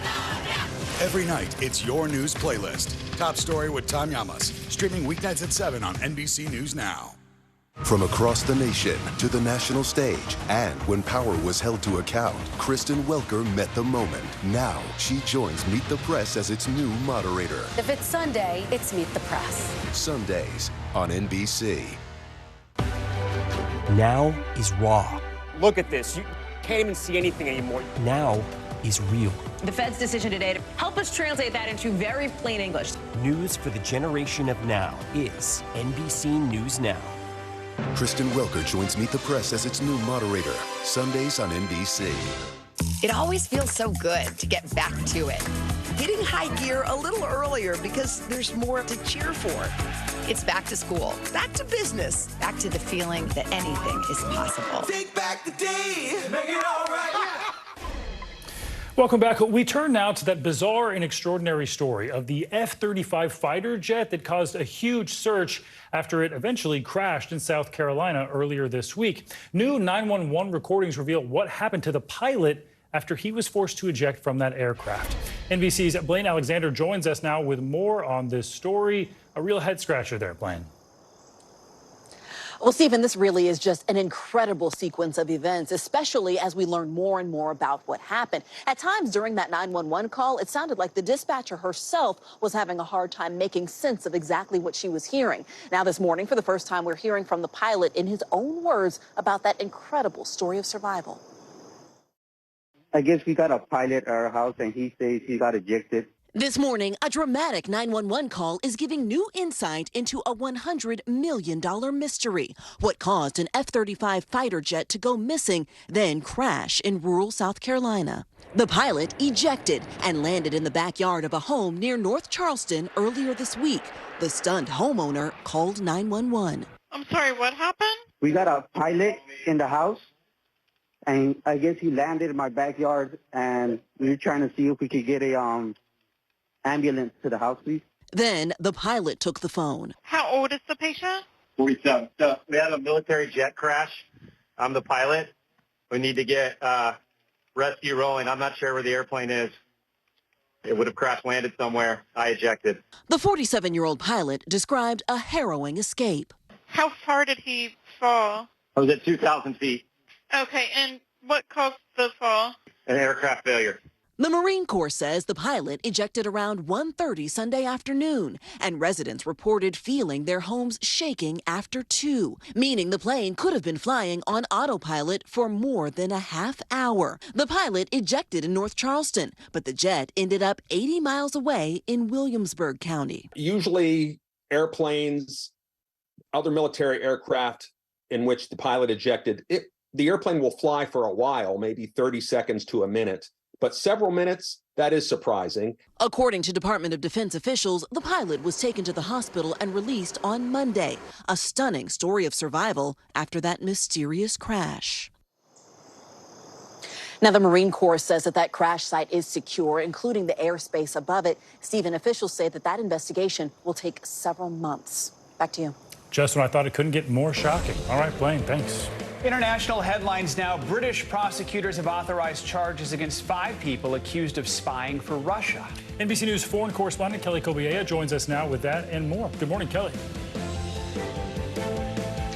That's right. Good morning. 5 Bulgarian nationals now accused of spying for Russia here in the UK. They allegedly gathered information for the Russian security services between August of 2020 and February of this year. The Metropolitan Police investigated this. They said they were conducting surveillance on targets in the UK and in Europe. One of the accused was an award-winning beautician who ran a business called Pretty Woman and judged eyelash competitions. All 5 have yet to enter pleas. They appear in court on Tuesday. A big win for women's rights in India. The government voting to reserve 1/3 of all parliamentary seats for female politicians. That bill was first introduced in 1996, and it failed to pass 6 times until this week. It could take years, though, to implement because it depends on census results. The census was delayed in 2021 because of the pandemic, and it still hasn't been rescheduled. And finally, this Friday, some good news, guys. African rhino numbers are rising. There were more than 23,000 rhinos on the continent at the end of last year. That's up 5%, despite poaching numbers remaining steady. Officials credit habitat management and breeding programs for the increase, the first increase in 11 years. Yes, still more work to be done, but happy news on what is World Rhino Day today. Very good. Happy World Rhino Day, Happy guys. World Rhino Day, Kelly. Thank you so much. Also, no clue there were eyelash competitions, so we learned a lot in that segment there. All right. Same. Exactly. Kelly, thanks so much. Well, coming up, a high-profile custody battle is grabbing international headlines. Why Sophie Turner is now suing soon-to-be ex-husband Joe Jonas, and the major legal questions it is raising.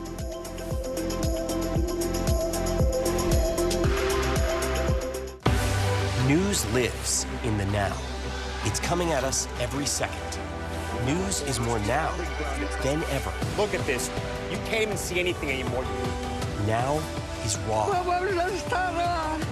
Now is real. The Fed's decision today, help us translate that into very plain English. Now is constant.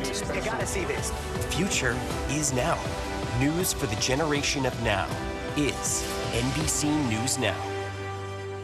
From across the nation to the national stage, and when power was held to account, Kristen Welker met the moment. Now she joins Meet the Press as its new moderator. If it's Sunday, it's Meet the Press. Sundays on NBC. People really don't know what's going to happen. Really, a dozen hours after the eye roared ashore. More good people than bad people, you know, right? Yeah, 5 seconds. There is some late-breaking news 4 hours into the Iowa caucuses by the All right, anticipate. News lives in the now. The front lines are still very active. This is like quicksand, and officials say an entire town is cut off. This close to actually understand why people had to jump in the ocean. News for the generation of now is NBC News Now. What is going to happen now? Going back and forth because they... Oh, yeah, this is it, right?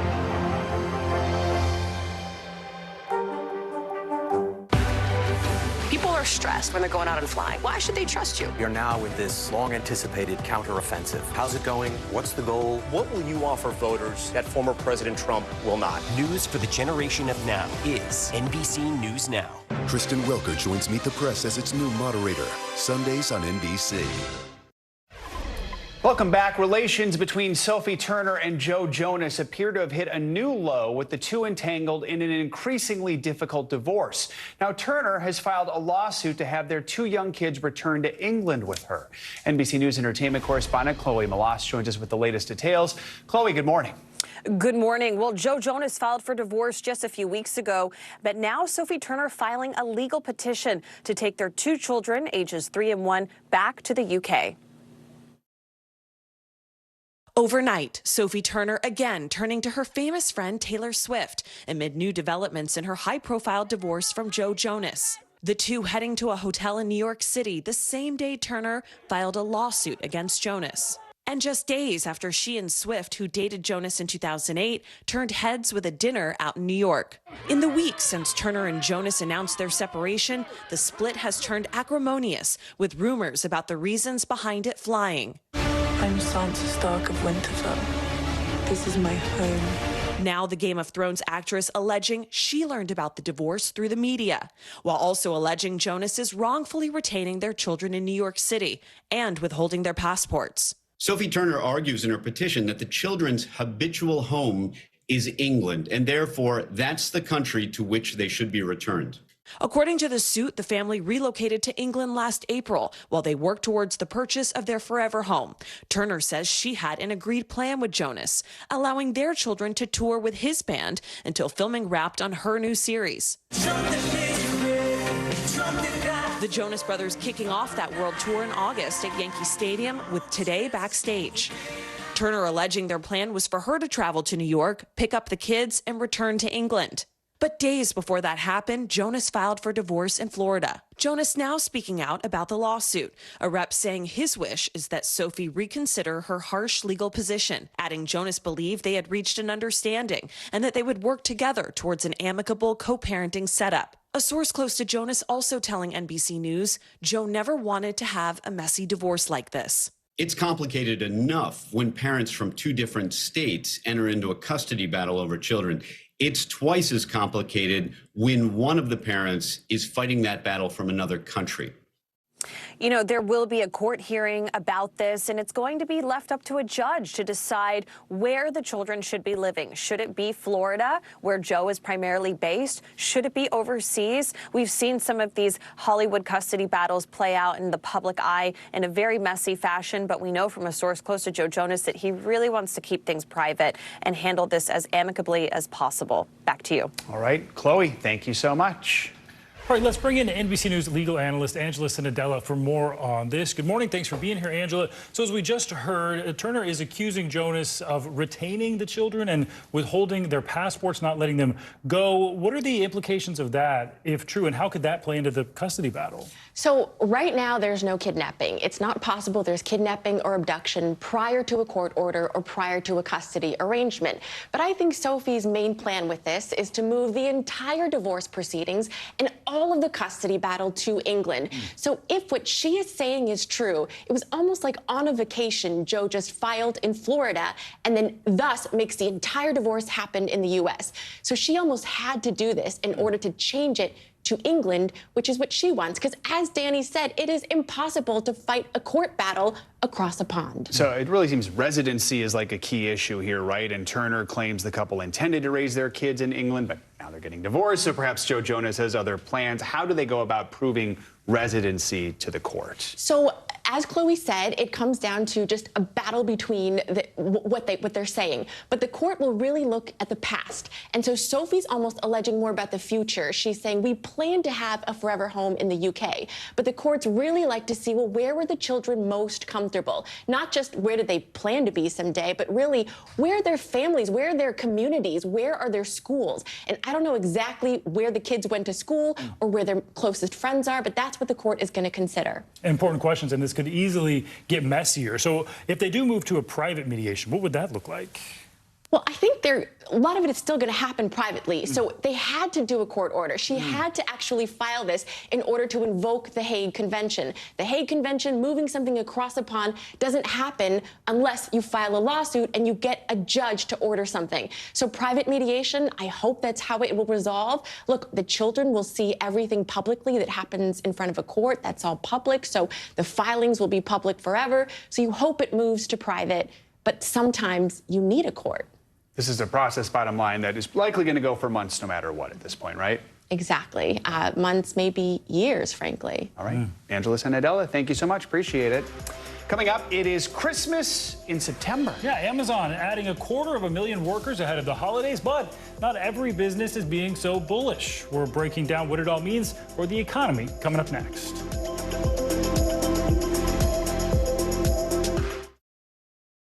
Coming on the air with breaking news. We are live tonight from Juarez, Mexico. Reporting over the skies of Lahaina.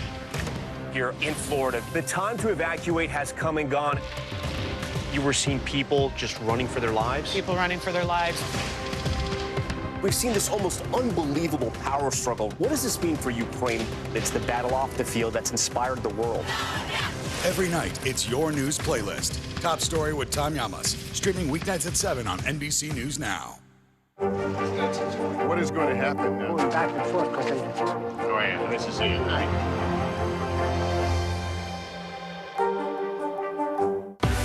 News lives in the now.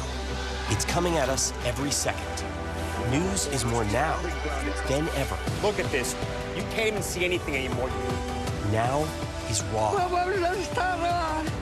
Now is real. The Fed's decision today, help us translate that into very plain English. Now is constant. You gotta see this. The future is now. News for the generation of now is NBC News Now. Thanks for tuning in. I'm Gotti Schwartz. Here are the stories we're following tonight. Storms keep coming here in California. The U.S. government just declassified this video. A lot more stories trending like crazy on social media. A controversy pitting lawmakers against young voters. What's the state of crypto today? Is it safe for investors? We've got another mind-bending story on artificial intelligence. This is what my voice sounds like when I clone it. That wasn't me. You gotta see this. Stay tuned now. Weeknights at 8 Eastern, 5 Pacific on NBC News Now. News lives in the now. It's coming at us every second from all over the world. We have a full team. News is more now than ever. Look at this. You can't even see anything anymore. Our house is no longer here, but we are here. Now is raw.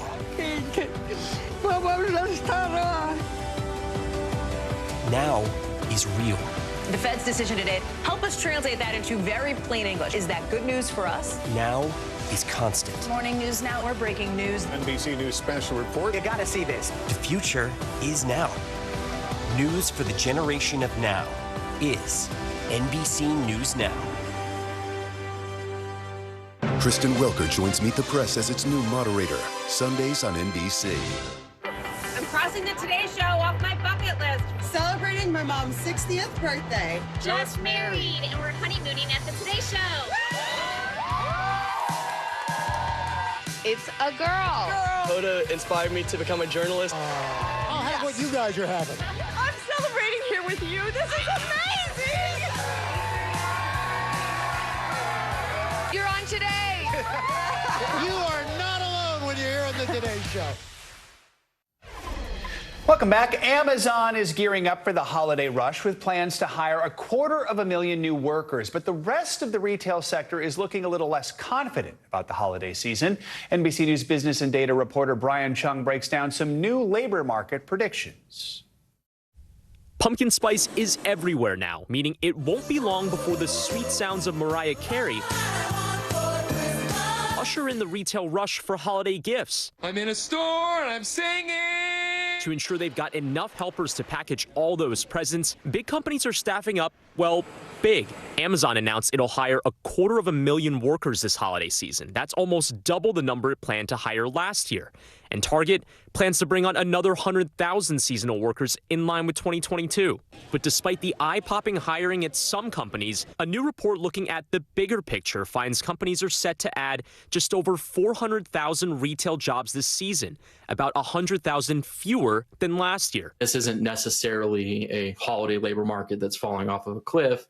It's cooler than it was a year or two ago, but one which is still very much in line with a more balanced labor market. Macy's, for example, said it plans to bring on more than 38,000 workers for the holidays. That's fewer seasonal hires than it made last year and half of what it announced in 2021. Experts say those lower numbers might be because of higher labor costs. UPS, fresh off of a historic contract with its Teamsters unionized workforce, has yet to announce any holiday hiring. We're also still waiting on Walmart. Consumers may be tightening their wallets this season, too. In a CNBC Morning Consult poll, more than 3/4 of Americans said they plan to cut back on spending for non-essential items ahead of the holiday shopping season. High gas prices, elevated interest rates, and the resumption of student loan payments are drawing down pandemic savings, leaving less money for holiday shopping. some of those excess savings in households have really dwindled. I think that is really driving some of that decreased employer expectation of spending this year. But that might be all right after what some economists see as an unsustainable run of revenge spending. More normal levels of holiday hiring while staving off any layoffs is the ideal balance for the Federal Reserve, still trying to battle higher inflation. It is a good thing that we've seen now meaningful rebalancing in the labor market without an increase in unemployment. Hopefully a sweet spot ahead of a holiday shopping season that isn't so far away. Our thanks to Brian Chung for that report. Amazon says it'll be paying between $17 and $28 for its seasonal hourly wages this year. For financial headlines now, the state of California is scrambling to win back insurers as extreme weather becomes even more common. CNBC's Silvana Henao joins us with that and other money news. Silvana, good morning.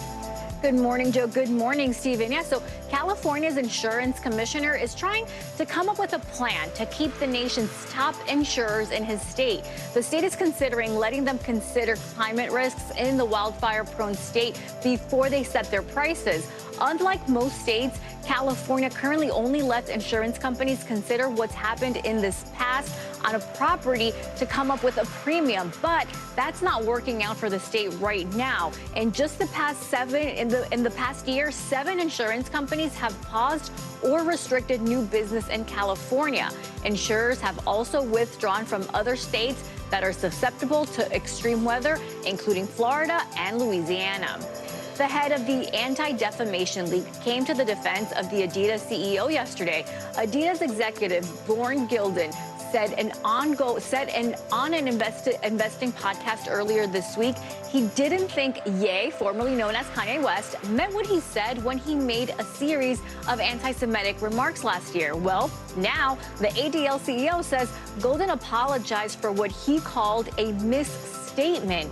Adidas broke ties with Ye after he made the comments and has been selling off its remaining Yeezy stock and donating part of the proceeds to organizations that combat anti-Semitism.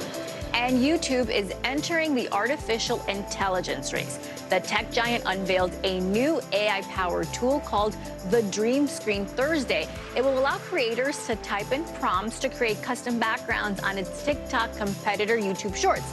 For example, users can make it look like they're filming in space or in an enchanted garden. The Dream Screen will be available soon to a limited number of creators and will roll out more broadly next year. More reasons to stay on social media and on the screens. I mean, yeah. There you go. How about a news set as a backdrop? There you Wouldn't that go. Be like, ooh, magical. I want to hear more about this enchanted garden. Why is it so enchanted? Right, right. That's the one I keep thinking of. I'm like, ooh. There you go. Thanks, Silvana. Appreciate it. You got it. All right, now to a reunion after a miraculous rescue at sea. A 25-year-old was found by the Coast Guard after being missing for days. NBC News correspondent Sam Brock watched the moment he was able to thank the first responders who saved him. Charlie Gregory was brought back right here after nearly 40 hours out at sea. He was out fishing at 3 a.m. on the Intracoastal when a big wave came, capsized his boat, pulled up the anchor, and he was ultimately dragged about 12 miles into the ocean. First responders that we spoke with describe it as trying to find a needle in a haystack. And yet miracles do happen. These grainy images showing 25-year-old Charlie Gregory on an 8-foot aluminum boat miles off the Atlantic coast came at his absolute darkest moments of despair. What did you think were the chances of your surviving? I was sure I was going to die. It was just a matter of when. And with no flares or phone, which fell overboard into the ocean, the likelihood of spotting something so small for the U.S. Coast Guard was hard to quantify. It's like finding a needle in a haystack. Person in a raft in the middle of the ocean, 13 miles offshore, outside of the search pattern that we had already searched already. Just incredibly difficult. Throughout the nearly 2-day ordeal, more than a dozen boats passed Charlie, many, he says, within a stone's throw. Were you using your shorts to try to wave them down? Yeah, actually, that's all I had was my board shorts, and I took them things off and was waving, yeah. I saw helicopters, I saw boats, I saw planes. None of them ever saw me. All of it with his boat partially submerged in the water and sharks everywhere. They would come right up next to you, and they just hover, and they don't really move away or anything. The man After his incredible rescue at sea, this improbable reunion where there was plenty of love and gratitude for the first responders who saved his life. Every day, we celebrate the life of my son. He's back because of all your hard work. It's the kind of relief parents have a hard time putting into words. When he first arrived on shore, There's a God up there. If you ever thought it wouldn't, let your kid go missing offshore in the friggin' ocean for 38 hours. I gave up hope. I should never give up hope. Don't give up on the big guy. And also weeks later, in the presence of all those heroes. And I am screaming, he's alive. Charlie's been found. He's alive. And Raymond is screaming, he's alive. And it just was an intense, overwhelming sense of elation and joy. I don't know how else to describe it. It is just amazing. And the U.S. Coast Guard said they had completed 2 search patterns already. They had crafted a third, and we're about 10 minutes into that one when they spotted something on radar, a coconut in the middle of the ocean. It turned out to be Charlie. I asked Charlie after the fact, would you have done anything differently? He said, absolutely. Get a bigger boat. In St. Augustine, Sam Brock, NBC News. Back to you. We always need a bigger boat. All right. Totally. Thanks so much for that, Sam. Well, coming up, it is finally Friday, and we are ready for the weekend. From the big screen to the small screen, we are breaking down all your entertainment options. So get that popcorn ready. Ralphie Aversa is here with your can't miss list. That's next. Stay with us. Nearly a dozen hours after the eye roared ashore. There is some late-breaking news. All right, it just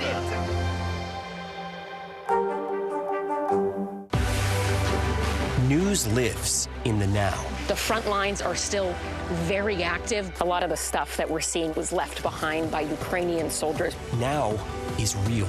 This is like quicksand. And officials say that an entire town is cut off. Now is raw.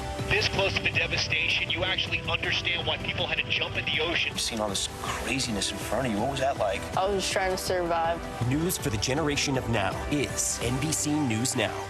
Chief White House correspondent Kristen Welker joins me now. From across the nation What is the #1 issue for you? to the national stage, The work your son has done. Was anything about those relationships inappropriate or unethical? when critical votes were counted, Still too close to call. and when power was held to account, Is abuse of power an impeachable offense? Kristen Welker met the moment. Now she joins Meet the Press as its new moderator. If it's Sunday, it's Meet the Press. Sundays on NBC. Nearly a dozen hours after the eye roared ashore. There is some late-breaking news. All right, it just did. Emmy Award-nominated journalism is streaming free on NBC News Now. We're coming on the air with breaking news. This is where Carrie is located. See the bright Morning, right behind me, there were little ones included, and you realize the expedition should be. Allegations of Russian war crimes. Storm zone in Florida. Essentially on that, so An exciting and a long night. News for the generation of now is NBC News Now. News lives in the now. It's coming at us every second. News is more now than ever. Look at this. You can't even see anything anymore. Now is raw. Now is real. The Fed's decision today, help us translate that into very plain English. Now is constant. You gotta see this. The future is now. News for the generation of now is NBC News Now. Thanks for tuning in. I'm Gotti Schwartz. Here are the stories we're following tonight. Storms keep coming here in California. The U.S. government just declassified this video. A lot more stories trending like crazy on social media. A controversy pitting lawmakers against young voters. What's the state of crypto today? Is it safe for investors? We've got another mind-bending story on artificial intelligence. This is what my voice sounds like when I clone it. That wasn't me. You gotta see this. Stay tuned now. Weeknights at 8 Eastern, 5 Pacific on NBC News Now.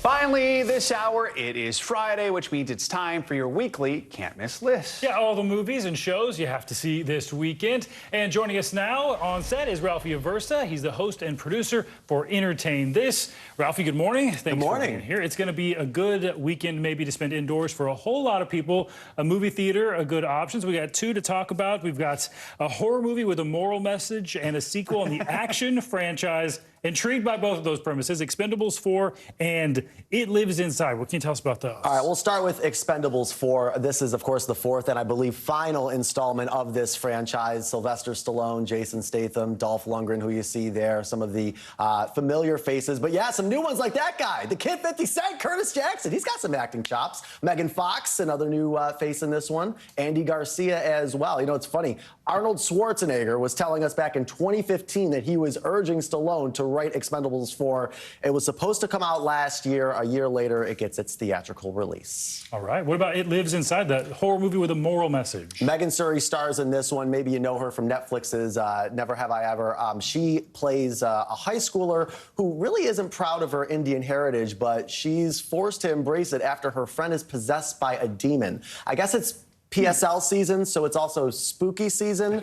If that's the case for you, this is the movie for you for sure. There should be a PSL horror movie. I think that would be like, wow. Totally. Many minds just exploded, Yeah, trust me. And I'm sure somebody's in the process of writing doing that right now. There'd be a moral message with that one. All right, so let's talk about there's a spin-off for John Wick. It's going to be on Peacock, highly anticipated. What should we know about this? Okay, so if you know the hotel in John Wick, the Continental, this is basically based on that. It's an origin story from the 70s.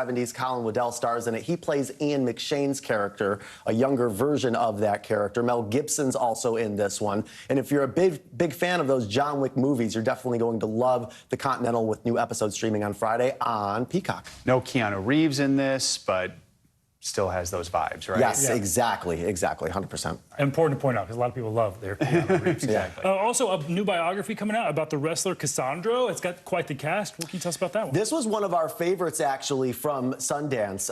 It's a biopic. Gael, hold on, wait, let me get his name right. I don't want to mess up his name. His name is Gael Garcia Bernal. He stars in this one, and he plays a wrestler who confronts his queer identity and in the process gains new stardom and a whole new persona as well. Really interesting stuff, and again, it premiered at Sundance. He's a lucha libre wrestler, and it's such a rich tradition, especially in Mexico. I'm really looking forward to that one. I'm a wrestling fan. So, yes. All right, finally, we've got American Horror Story is back, and this is making so many waves because of one particular star who's going to be appearing in this one. Yeah, right? Kim Kardashian's in AHS as well, and yeah, this has been trending for us. I mean, like, this has been a big story at USA Today because a lot of people are curious about Kardashian's participation. All of the arcs and the different casts that they have for American Horror Story are very interesting. But of course, this may be the most interesting, so certainly looking forward to this. Also looking forward to one more thing, by the way, if you are looking to get into the theaters, Barbie is going to be in IMAX for a week, and I guess there's some bonus footage for that one as well. So quick little pivot there as well. Sorry, that would Kim. be good to get that. No, exactly. I mean, are we hearing much about Kim Kardashian's performance yet? Do we know anything about it, or is not other than the few clips that have been released online, the very little. So other than that, not really. But there's so much interest in it. I mean, there's interest in anything that Kim does. So. Exactly. But to see her acting is going to be unreal. I mean, American Horror Story is. Are you a big American Horror Story fan? I've watched a couple of seasons. I'm trying to figure out. This one is American Horror Story Delicate. I know that one's harder to follow what it is. It's the 400th season of American Horror Story. Hotel, you can understand. The Circus, you can understand. Delicate, I'm like a little more confused about what that's about. And Hotel was the one with Lady Gaga, which everyone, of course fondly remembers that one very much. Probably hasn't been as much buzz since then for, you know. Yeah, I know, and that's the thing. But they've launched so many careers. I mean, gosh, I remember, I mean, just some of the legends that they brought on to do some of these. Stevie Nicks was even in it. So, all right, very cool. All right, Ralphie Aversa, thanks so much. And that's going to do it for this hour of Morning News Now. But your news continues right now.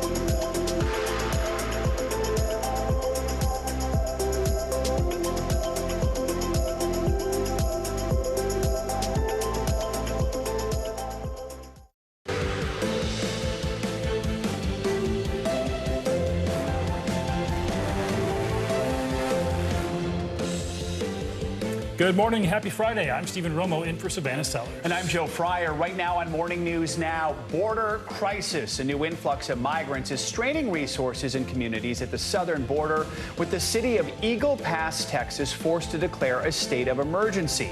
Hoping to stem the tide, the Biden administration now sending hundreds of troops to the region. We have full coverage on the ground of this near-record surge and the crisis that is fueling it all. Growing strike. The clock is ticking closer to a deadline that could see the ongoing auto workers strike become even larger. We'll have an update on the negotiations between the union and Detroit's Big Three, and when we could see even more workers walk off the job. Plus, line of succession. After reshaping the news landscape, Rupert Murdoch is stepping down as the chair of Fox Corp and News Corp. The 92-year-old's resignation marking the end of one of the most storied and controversial careers in modern media. We're digging into his complicated legacy and what comes next for his media empire. And it's Friday. That means it's time for your can't miss list. We're taking you through the biggest names at the box office and streaming, including the return of Sylvester Stallone and the rest of the crew in the Expendables 4. A lot of folks will be heading to the. I know. Wow. I know. Yeah, I guess I missed 3 altogether. 2 and 3. There we go. All right. More on that in a little bit. Let's begin, though, with the growing crisis at the border. Yeah, officials say illegal migrant crossings are on the rise yet again, and it's draining resources in some border communities. NBC News Now anchor Tom Yamas is on the Texas border now with the latest.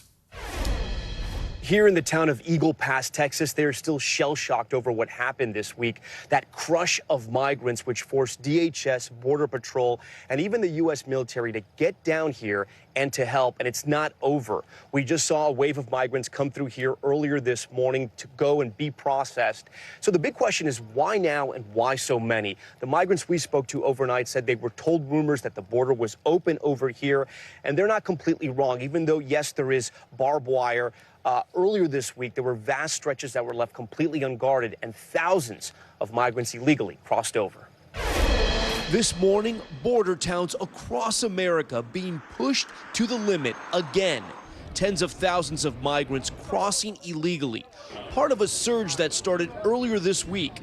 Scenes like this, lines of migrants, mostly from Venezuela, crossing through barbed wire and across the Rio Grande, forcing Eagle Pass, Texas, to declare a state of emergency. You heard they were allowing mothers with children.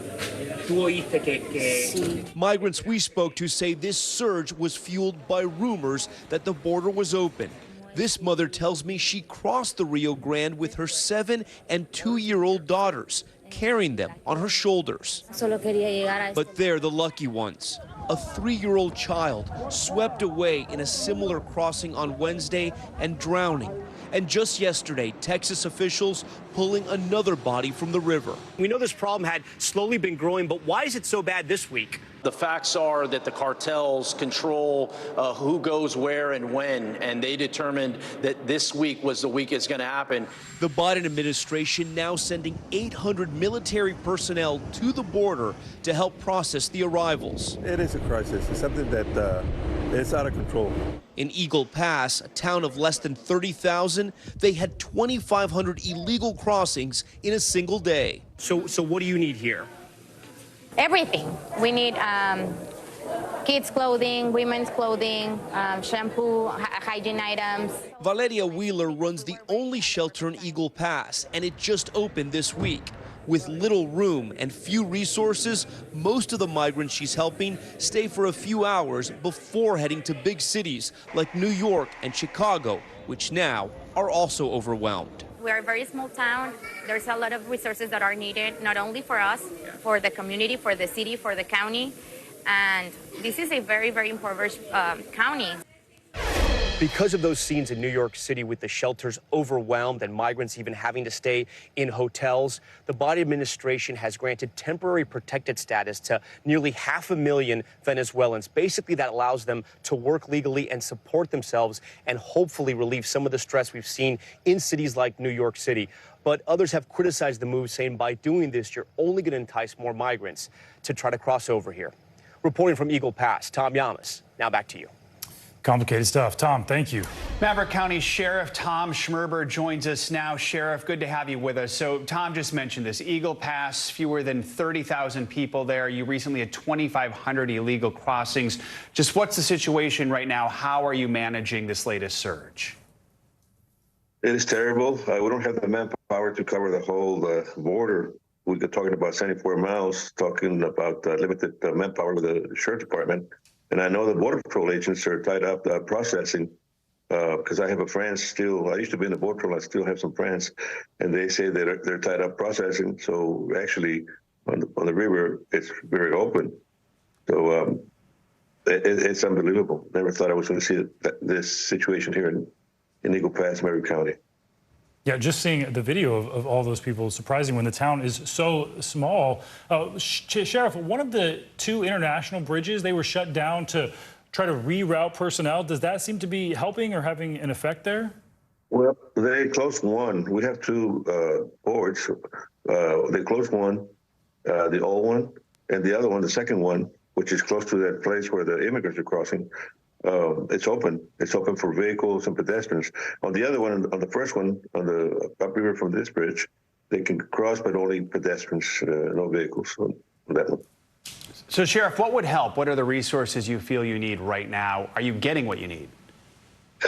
No. Well, actually, Texas, the governor did send a lot of troopers, which it's a lot of help, and the National Guard. It helped a lot because when it started, I was getting calls from ranchers and so forth that the immigrants were crossing and cutting for fences, and the livestock would get out the highways. But I never, up till now, I haven't heard anything from the government, from the administration, the Biden administration. Usually, when something's going to happen, they go to the sheriff's office and advise them. But what we need is more. We have agents, border agents working up north. Why not bring them over here if they can do the processing? Since they don't know the area, and let our agents be out there in the river and work in the river. You might have heard our Tom Yamas just mention that the migrants who are coming say they hear the rumor the border is open. Is the border open right now? To me, it is open, and it is true. Those rumors go all the way up to other countries, and they come all at once, And of course, the criminal element take advantage, I mean, they're making money one way or the other, either with drugs or with the people, the immigrants. So what's your biggest worry right now?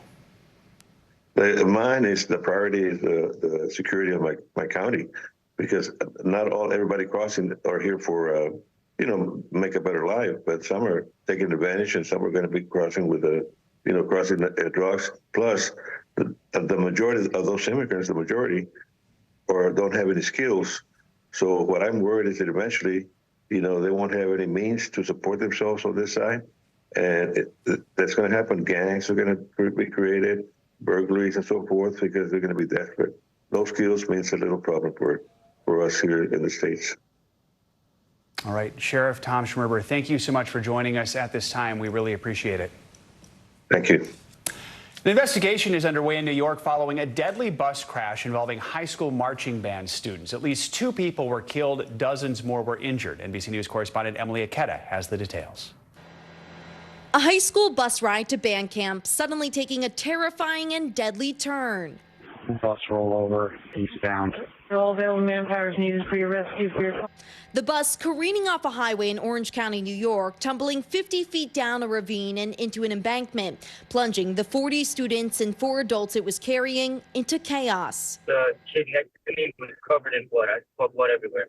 First responders, including medical evacuation helicopters, rushing to the scene. At least 5 students remain in critical condition this morning, according to officials, and 2 adults died in the accident, including the school's band director, 43-year-old Gina Pelletieri, and retired longtime teacher, 77-year-old Beatrice Ferrari. The 2 women, close friends, chaperoning the trip together. Their friendship was it went beyond teaching. Ferrari, affectionately known by students as Grandma B, her daughter in utter shock. She was so passionate about what she did. She loved her students. Details now emerging about what may have caused the crash. Preliminary information indicates a failure of a front tire may have been a contributing factor. The high school students were traveling from Farmingdale on New York's Long Island to Pennsylvania for their annual band camp. The marching band seen here just a week ago, performing their first halftime show of the school year. Patricia Defendini's grandson, who was on board one of the buses, is okay, but waiting for news. My grandson's friend was one person who was airlifted, so I don't know if he's okay or not. Edward Hoschler picked up his daughter, a junior who plays the trombone, at a reunification center. It's surreal. You don't think anything like that's going to happen, but just seeing her.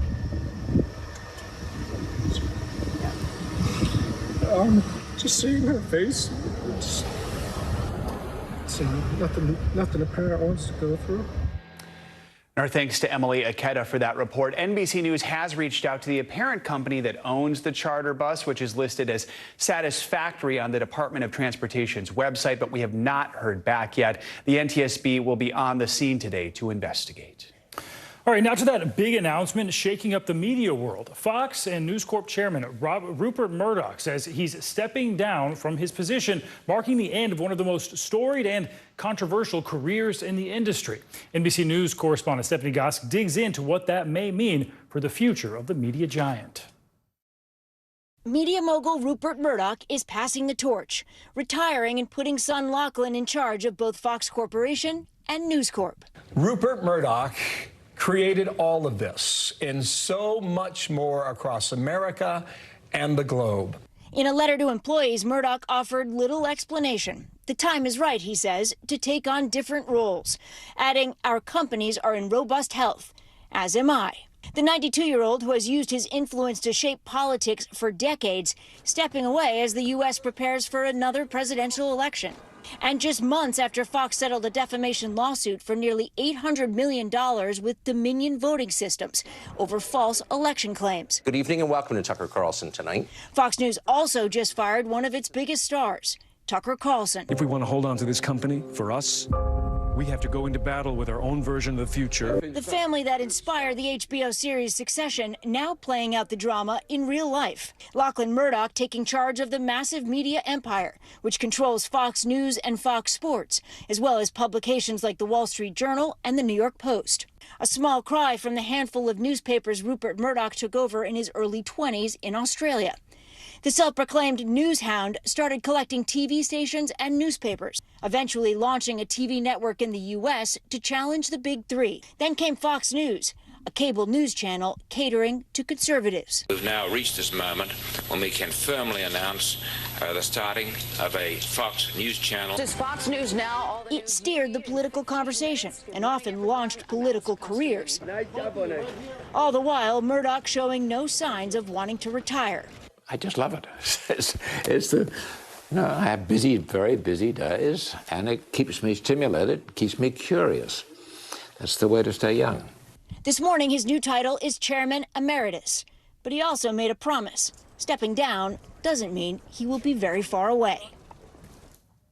And our thanks to Stephanie Gosk for that report. Industry experts, by the way, think any major change in direction at Fox News is unlikely, with Lachlan Murdoch not looking to rock the boat too much, at least for now.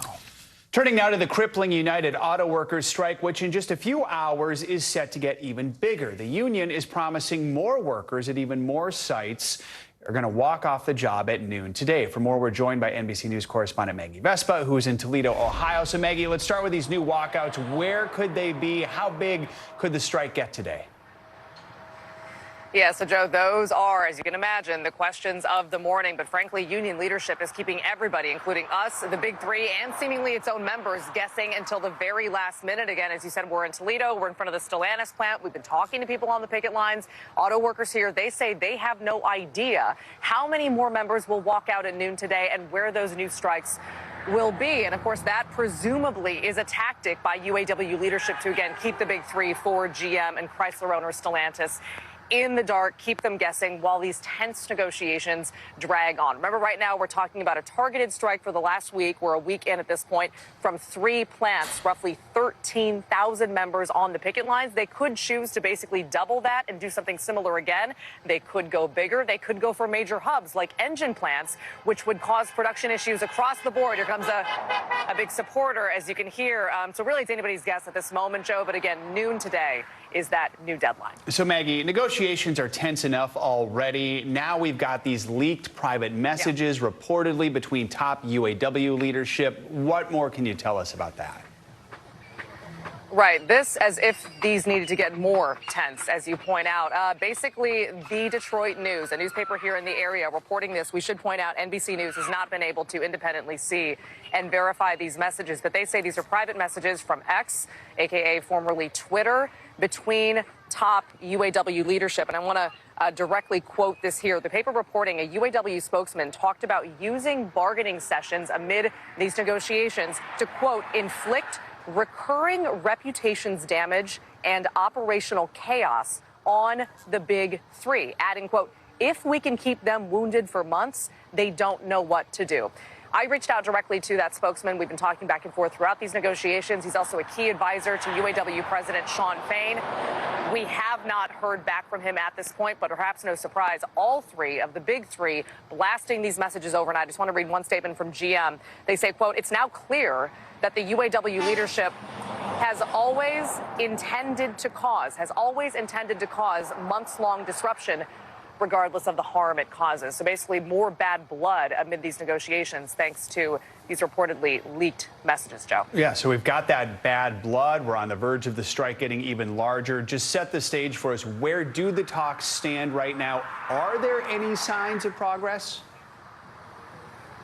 The only sign of progress that we've seen over the last 2 days is, as you know, Stellantis issuing that new offer a couple of days ago. That is according to another supporter there. Here comes another one. UAW leadership saying that they had gotten that new offer from Stellantis. They didn't reveal any details about what's in the offer or how it's being received by union leadership, but we haven't heard about any semblance of an impending vote on that offer, so it doesn't seem like substantial progress on that front. And as far as Ford and GM goes, at last check, they were still miles apart. So we have no reason to believe there will be substantive progress, at least by noon today, and potentially not even over the next several days. So a long way to go from what we can tell. Joe. All right, Maggie Vespa, who has mastered the art of the live shot amid honking horns. Maggie, thank you so much. Very skillful, Maggie. Well, now to the Midwest. Police in Indiana are intensifying the manhunt for a murder suspect who they say was accidentally released from jail several days ago. Now, nearby residents are voicing their anger that they are just now being told about this. NBC News correspondent Kathy Park is in Indianapolis now with the latest on this. A lot of outrage there. Hey, Stephen. Good morning to you. Yeah, Kevin Mason, the suspect, walked out of the jail behind me 9 days ago. The leads continue to pour in, and this new flyer shows a reward of up to $10,000, leading to the arrest of a murder suspect still on the run. Meanwhile, the manhunt that gripped St. Louis all day yesterday ended overnight without incident. This morning, convicted sex offender Tommy Boyd back in custody, hours after leaving a St. Louis hospital. Police writing, this arrest was a culmination of local, state, and federal law enforcement collaborating to keep our public safe. The 45-year-old who is serving a 30-year sentence for sexually assaulting a child was seen here on surveillance video early Thursday, casually walking out, despite the hospital saying Boyd was being guarded by 2 corrections officers when he escaped. He is considered to be dangerous. The warning prompted local schools to boost security and cancel after-school activities. Meanwhile, in Indiana, authorities are ramping up the search for murder suspect Kevin Mason. It's been more than a week since he was accidentally released from jail. We will not stop and we will not sleep until he is brought back into custody. U.S. Marshals now offering a $10,000 reward. And officials in Indianapolis say their search is expanding to other cities. We're following leads within Indianapolis. It also led us to information that he may not be within Indianapolis, so we are running down all leads right now. The Marion County Sheriff's Office says a 28-year-old was mistakenly released last Wednesday, 2 days after his arrest, due to a clerical error. Mason was wanted on 3 warrants in Minnesota, including a second-degree murder charge for his alleged role in a shooting in 2021. It makes me want to lock the door if that's the case, if there's someone out here. Authorities arrested Mason's girlfriend, who they say picked him up after he walked out of jail. They also waited 6 days to alert the community of his accidental release, calling it a tactical move. Do you still stand by that decision to wait 6 days to alert the community? I think our decision to do that, absolutely. What we had at the time and the information we had at the time, that was the best option that we had. But that's not sitting well with some residents. They should have notified everybody at the same time. Yeah. And not just waiting 6 days. 6 days, that's a long time. That gave them a chance to get away. And as of this morning, it's still unclear. Kevin Mason is still in Indianapolis. Officials not clarifying exactly where they are searching. They did say anyone who might be helping him will also be criminally charged. Stephen? Almost a week. All right, Kathy Park, thank you.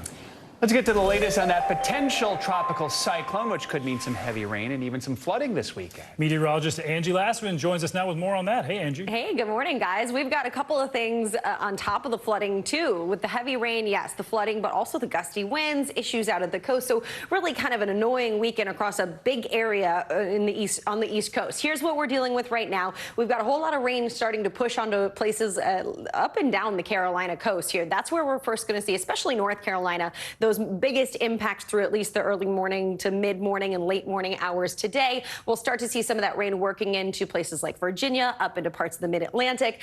But right now, potential tropical cyclone 16 has winds of 50 miles per hour. We're expecting this to strengthen a bit more. We're not looking at rapid intensification with this system. We're not looking at a hurricane here, but we could potentially see a tropical storm maybe by later today. Either way, whether that happens or not, the impacts aren't going to change. We're still going to see the heavy rain, the gusty winds, the issues out at the coast, and that's going to be something that we'll have to deal with not just today, but for a lot of folks, big populations for a couple of days. So let's time all that out for you. Those tropical downpours working into portions of the mid-Atlantic today, really from just north of Charleston all the way up to just south of Washington, D.C. through the afternoon hours today. We're going to be seeing the heavy rain, especially out towards the coast. You can see some of those reds, those oranges. That indicates really heavy rain, and we're expecting impressive rainfall rates. So no surprise if we see some flooding with this. Here's a look at Saturday, a soggy one from New York to Boston, Washington, D.C., down through portions of Virginia. You'll all be included in still dealing with that rain. It shifts a little farther to the north and impacts parts of the Northeast and New England as we get into Sunday. So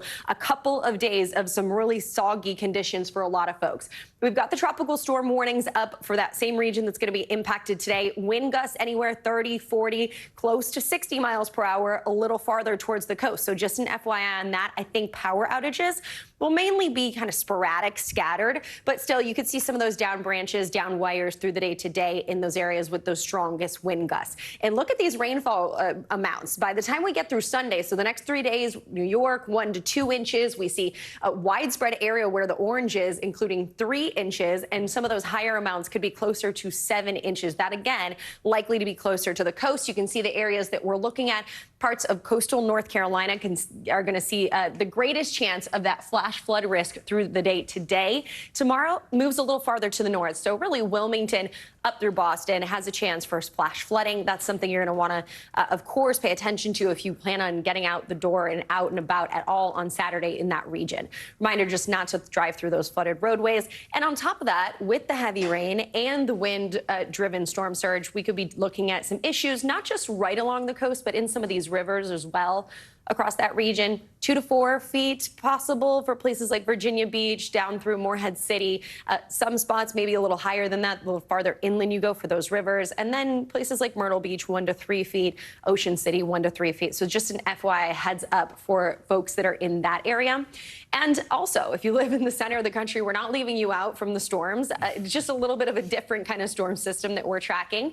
That'll be impacting you through Saturday, and it doesn't move a whole lot on Sunday, just a little farther to the east. If you're looking for the good news, you got to travel west, guys. I don't know. Phoenix looks great this time of year. Yeah, no kidding. Even though it's a little warm, into the 90s for the weekend, I think a whole lot of sunshine. Who could complain about that? Yeah, take that over all the rain. Yeah, all right. Angie, thank you. You're welcome. Coming up, lost and found. A man who was missing at sea for days gets the chance to thank those who saved him face to face. Pretty incredible. But first, we're getting new insight into that F-35 fighter jet that led to a massive search after it vanished before crashing in South Carolina.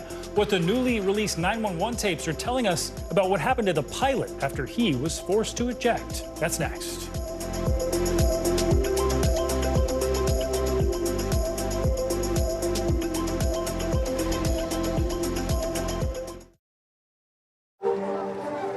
people really don't know what's going to happen. Nearly a dozen hours after the eye roared ashore. More good people than bad people, I know, right? 5 seconds. 4, 3. There is some late-breaking news. 4 hours into the Iowa caucuses by the mail delivery system. All right, it just made too. Emmy Award-nominated journalism is streaming free on NBC News Now. We're coming on the air with breaking news. This is where Carrie is located. See the bright morning. Right behind me, there were little ones included, and you realize you should put the dishes, shouldn't you? Allegations of Russian war crimes. Storm zone in Florida. Essentially on that. So an exciting and a long night. News for the generation of now is NBC News Now. It always feels so good to get back to it. Hitting high gear a little earlier because there's more to cheer for. It's back to school, back to business, back to the feeling that anything is possible. Take back the day, make it all right. just behind me, hundreds, if not 1,000 migrants waiting under the blazing sun. All these people here are going to be asking for asylum. It's a very critical situation. From across the nation to the national stage, and when power was held to account, Kristen Welker met the moment. Now she joins Meet the Press as its new moderator. If it's Sunday, it's Meet the Press. Sundays on NBC. Still to come on the Channel 2 News. Well, the waters are certainly receding now. Still too close to call. Lester Holt reporting from Ground Zero, as it's being referred to. It is, in fact, a taste of freedom. The Haitian people know a little something about resiliency. What's the biggest risk right now? Some of the troops who have been proud. I want to welcome you to the first presidential debate. In fact, we've been told we can't go any farther. Here are some resilient folks. Let me get a hint.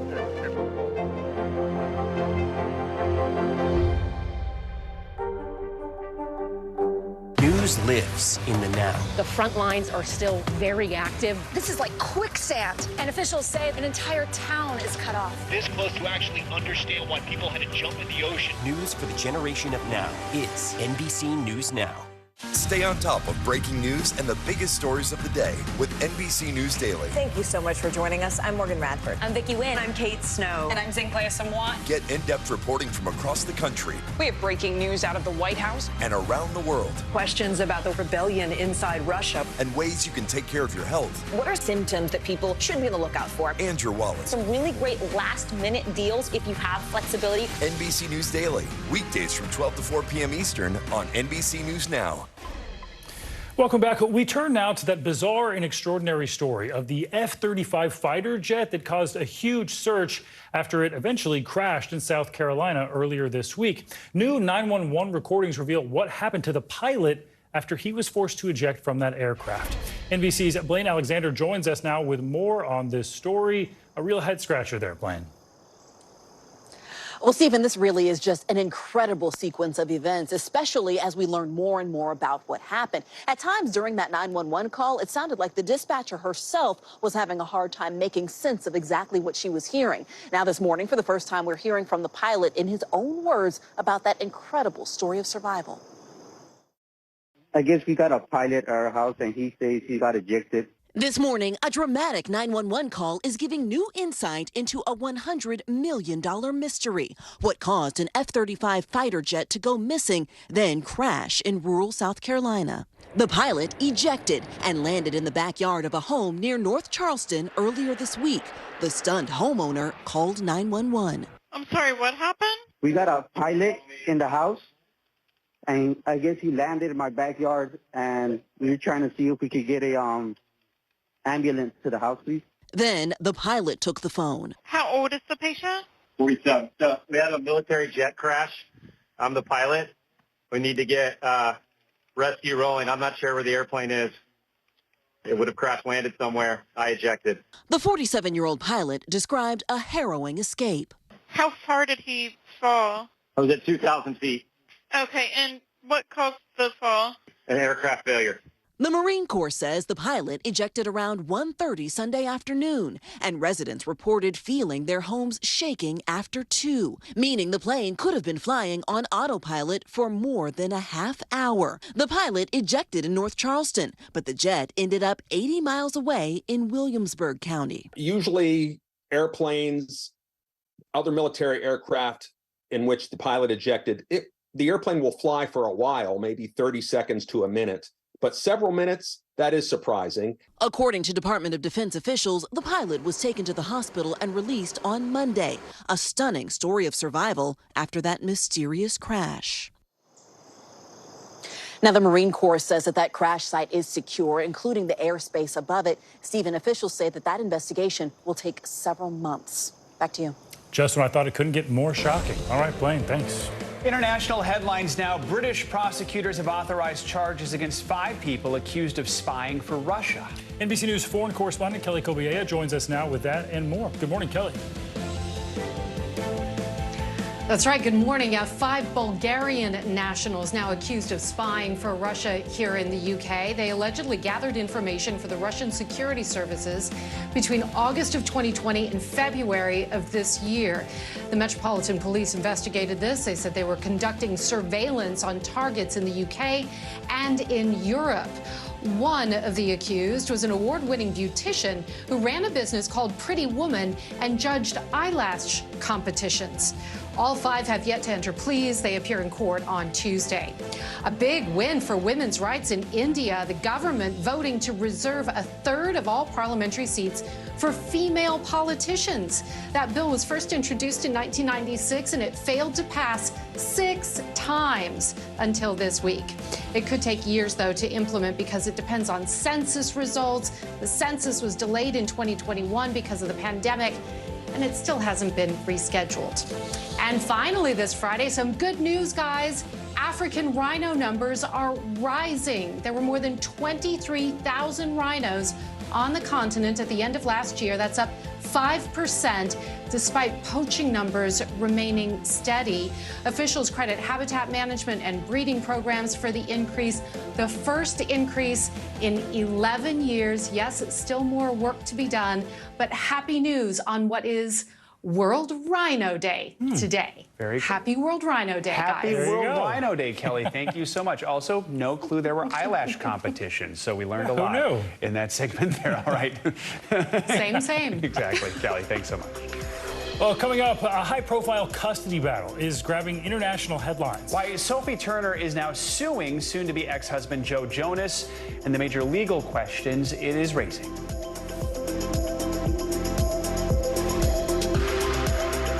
News lives in the now. The front lines are still very active. This is like quicksand, and officials say an entire town is cut off. This close to actually understand why people had to jump in the ocean. News for the generation of now is NBC News Now.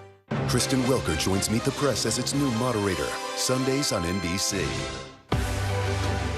We're talking possibly 1 trillion galaxies. Yes. That is a number that is just so hard to compute. Whether it's the moon, whether it's Mars, it feels like we're on the cusp of something big. People really don't know what's going to happen. Nearly a dozen hours after the eye roared ashore. More good people than bad people, I know, right? 5 seconds. There is some late-breaking news 4 hours into the Iowa caucuses. All right, it just me too.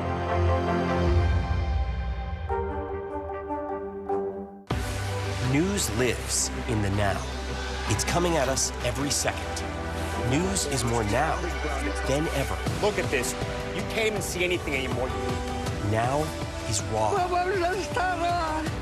Now is real. The Fed's decision today, help us translate that into very plain English. Now is constant.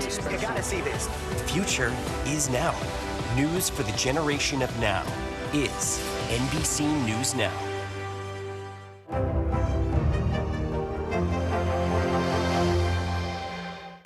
News for the generation of now is NBC News Now.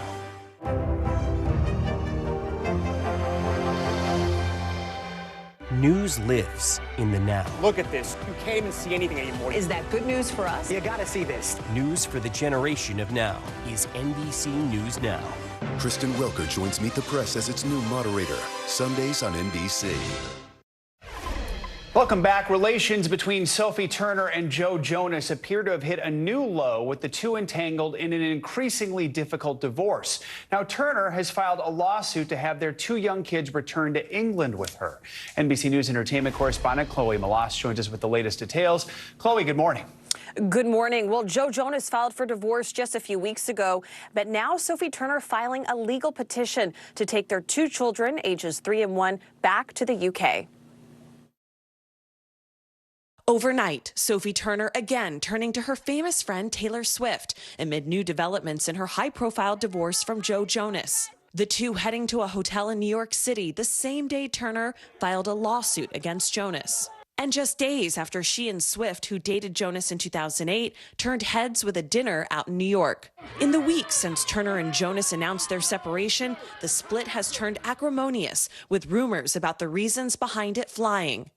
I'm Sansa Stark of Winterfell. This is my home. Now the Game of Thrones actress alleging she learned about the divorce through the media, while also alleging Jonas is wrongfully retaining their children in New York City and withholding their passports. Sophie Turner argues in her petition that the children's habitual home is England, and therefore that's the country to which they should be returned.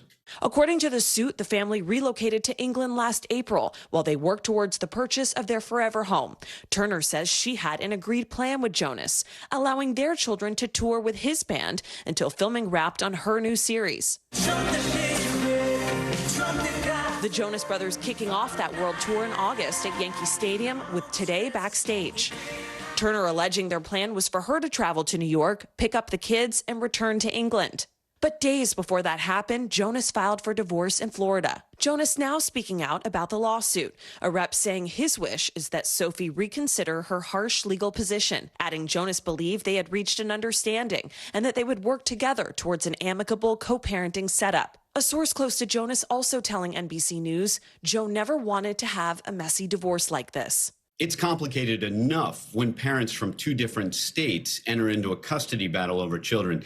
It's twice as complicated when one of the parents is fighting that battle from another country. You know, there will be a court hearing about this, and it's going to be left up to a judge to decide where the children should be living. Should it be Florida, where Joe is primarily based? Should it be overseas? We've seen some of these Hollywood custody battles play out in the public eye in a very messy fashion, but we know from a source close to Joe Jonas that he really wants to keep things private and handle this as amicably as possible. Back to you. All right, Chloe, thank you so much. All right, let's bring in NBC News legal analyst Angela Sinadella for more on this. Good morning. Thanks for being here, Angela. So as we just heard, Turner is accusing Jonas of retaining the children and withholding their passports, not letting them go. What are the implications of that, if true, and how could that play into the custody battle? So right now, there's no kidnapping. It's not possible there's kidnapping or abduction prior to a court order or prior to a custody arrangement. But I think Sophie's main plan with this is to move the entire divorce proceedings and all of the custody battle to England. So if what she is saying is true, it was almost like on a vacation Joe just filed in Florida and then thus makes the entire divorce happen in the U.S. So she almost had to do this in order to change it to England, which is what she wants. Because as Danny said, it is impossible to fight a court battle across a pond. So it really seems residency is like a key issue here, right? And Turner claims the couple intended to raise their kids in England, but now they're getting divorced. So perhaps Joe Jonas has other plans. How do they go about proving residency to the court? So as Chloe said, it comes down to just a battle between what they're saying. But the court will really look at the past. And so Sophie's almost alleging more about the future. She's saying we plan to have a forever home in the UK. But the courts really like to see, well, where were the children most comfortable? Not just where did they plan to be someday, but really where are their families, where are their communities, where are their schools? And I don't know exactly where the kids went to school or where their closest friends are, but that's what the court is going to consider. Important questions, and this could easily get messier. So if they do move to a private mediation, what would that look like?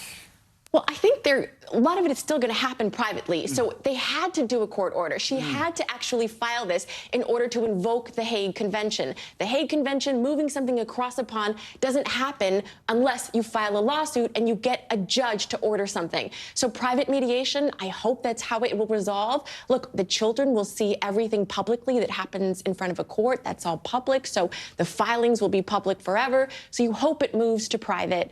But sometimes you need a court. This is a process, bottom line, that is likely going to go for months no matter what at this point, right? Exactly. Months, maybe years, frankly. All right. Angela Sanadella, thank you so much. Appreciate it. Coming up, it is Christmas in September. Yeah, Amazon adding 250,000 workers ahead of the holidays, but not every business is being so bullish. We're breaking down what it all means for the economy coming up next.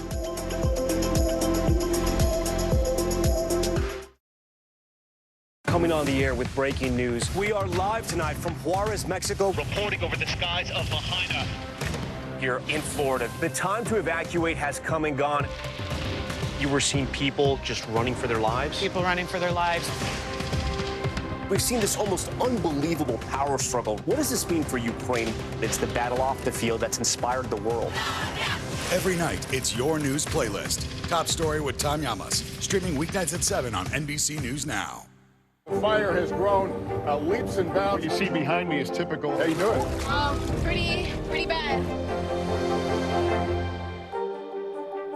News lives in the now. The front lines are still very active. This is like quicksand, and officials say an entire town is cut off. This close to actually understand why people had to jump in the ocean. News for the generation of now is NBC News Now. From across the nation to the national stage, and when power was held to account, Kristen Welker met the moment. Now she joins Meet the Press as its new moderator. If it's Sunday, it's Meet the Press. Sundays on NBC. News lives in the now. It's coming at us every second from all over the world. We have a full team. News is more now than ever. Look at this. You can't even see anything anymore. Our house is no longer here, but we are here. Now is raw.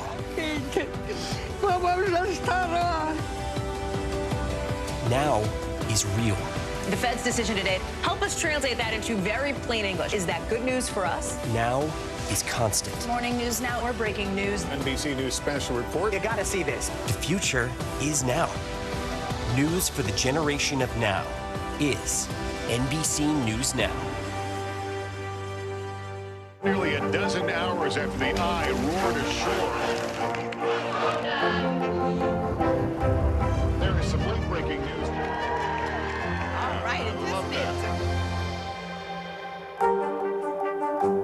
Stay on top of breaking news and the biggest stories of the day with NBC News Daily. Thank you so much for joining us. I'm Morgan Radford. I'm Vicki Wynn. I'm Kate Snow. And I'm Zinklea Samwat. Get in-depth reporting from across the country We have breaking news out of the White House and around the world, Questions about the rebellion inside Russia. and ways you can take care of your health What are symptoms that people should be on the lookout for? and your wallet. Some really great last-minute deals if you have flexibility. NBC News Daily, weekdays from 12 to 4 p.m. Eastern on NBC News Now.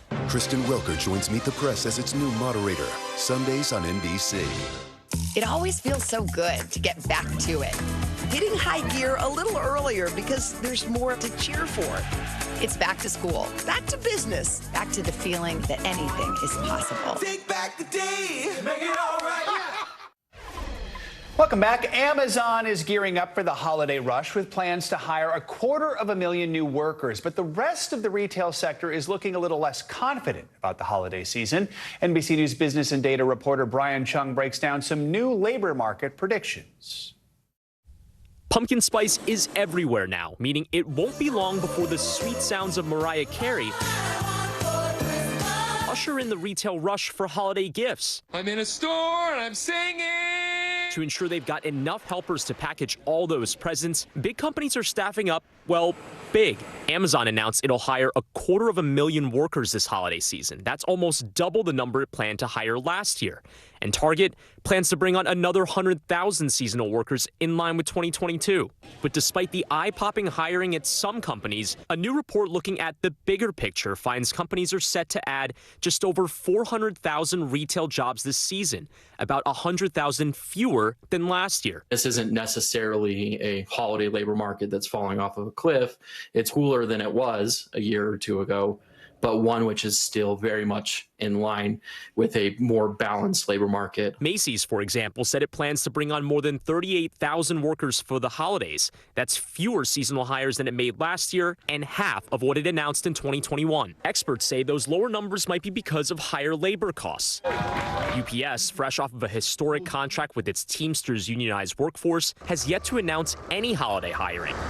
We're also still waiting on Walmart. Consumers may be tightening their wallets this season, too. In a CNBC Morning Consult poll, more than 3/4 of Americans said they plan to cut back on spending for non-essential items ahead of the holiday shopping season. High gas prices, elevated interest rates, and the resumption of student loan payments are drawing down pandemic savings, leaving less money for holiday shopping. Some of those excess savings in households have really dwindled. I think that is really driving some of that decreased employer expectation of spending this year. But that might be all right after what some economists see as an unsustainable run of revenge spending. More normal levels of holiday hiring while staving off any layoffs is the ideal balance for the Federal Reserve, still trying to battle higher inflation. It is a good thing that we've seen now meaningful rebalancing in the labor market without an increase in unemployment. Hopefully a sweet spot ahead of a holiday shopping season that isn't so far away.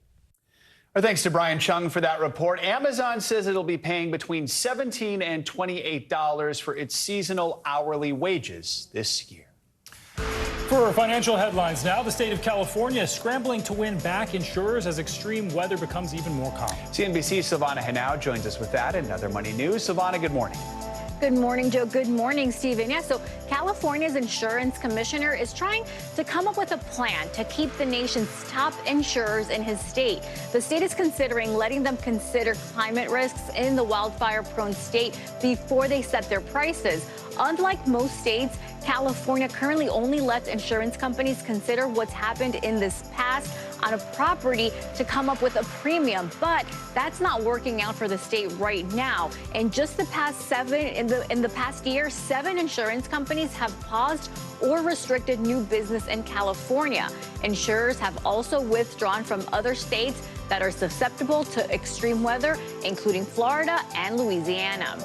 The head of the Anti-Defamation League came to the defense of the Adidas CEO yesterday. Adidas executive Born Gilden said on an investing podcast earlier this week, he didn't think Ye, formerly known as Kanye West, meant what he said when he made a series of anti-Semitic remarks last year. Well, now the ADL CEO says Gilden apologized for what he called a misstatement.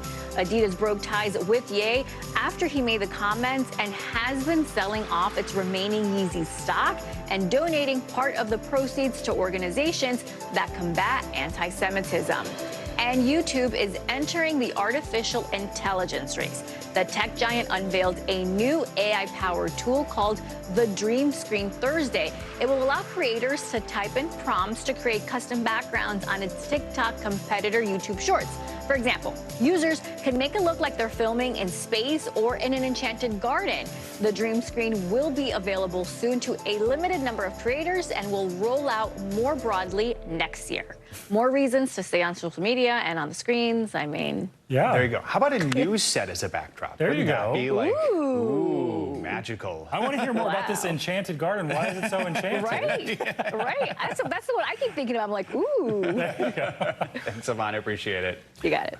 All right, now to a reunion after a miraculous rescue at sea. A 25-year-old was found by the Coast Guard after being missing for days. NBC News correspondent Sam Brock watched the moment he was able to thank the first responders who saved him. Charlie Gregory was brought back right here after nearly 40 hours out at sea. He was out fishing at 3 a.m. on the Intracoastal when a big wave came, capsized his boat, pulled up the anchor, and he was ultimately dragged about 12 miles into the ocean. First responders that we spoke with described it as trying to find a needle in a haystack. And yet miracles do happen. These grainy images showing 25-year-old Charlie Gregory on an 8-foot aluminum boat miles off the Atlantic coast came at his absolute darkest moments of despair. What did you think were the chances of your survival? I was sure I was going to die. It was just a matter of when. And with no flares or phone, which fell overboard into the ocean, the likelihood of spotting something so small for the U.S. Coast Guard was hard to quantify. It's like finding a needle in a haystack. Person in a raft in the middle of the ocean, 13 miles offshore, outside of the search pattern that we had already searched already. Just incredibly difficult. Throughout the nearly 2-day ordeal, more than a dozen boats passed Charlie, many, he says, within a stone's throw. Were you using your shorts to try to wave them down? Yeah, actually, that's all I had was my board shorts, and I took them things off and was waving, yeah. I saw helicopters, I saw boats, I saw planes. None of them ever saw me. All of it with his boat partially submerged in the water and sharks everywhere. They would come right up next to you, and they just hover, and they don't really move away or anything.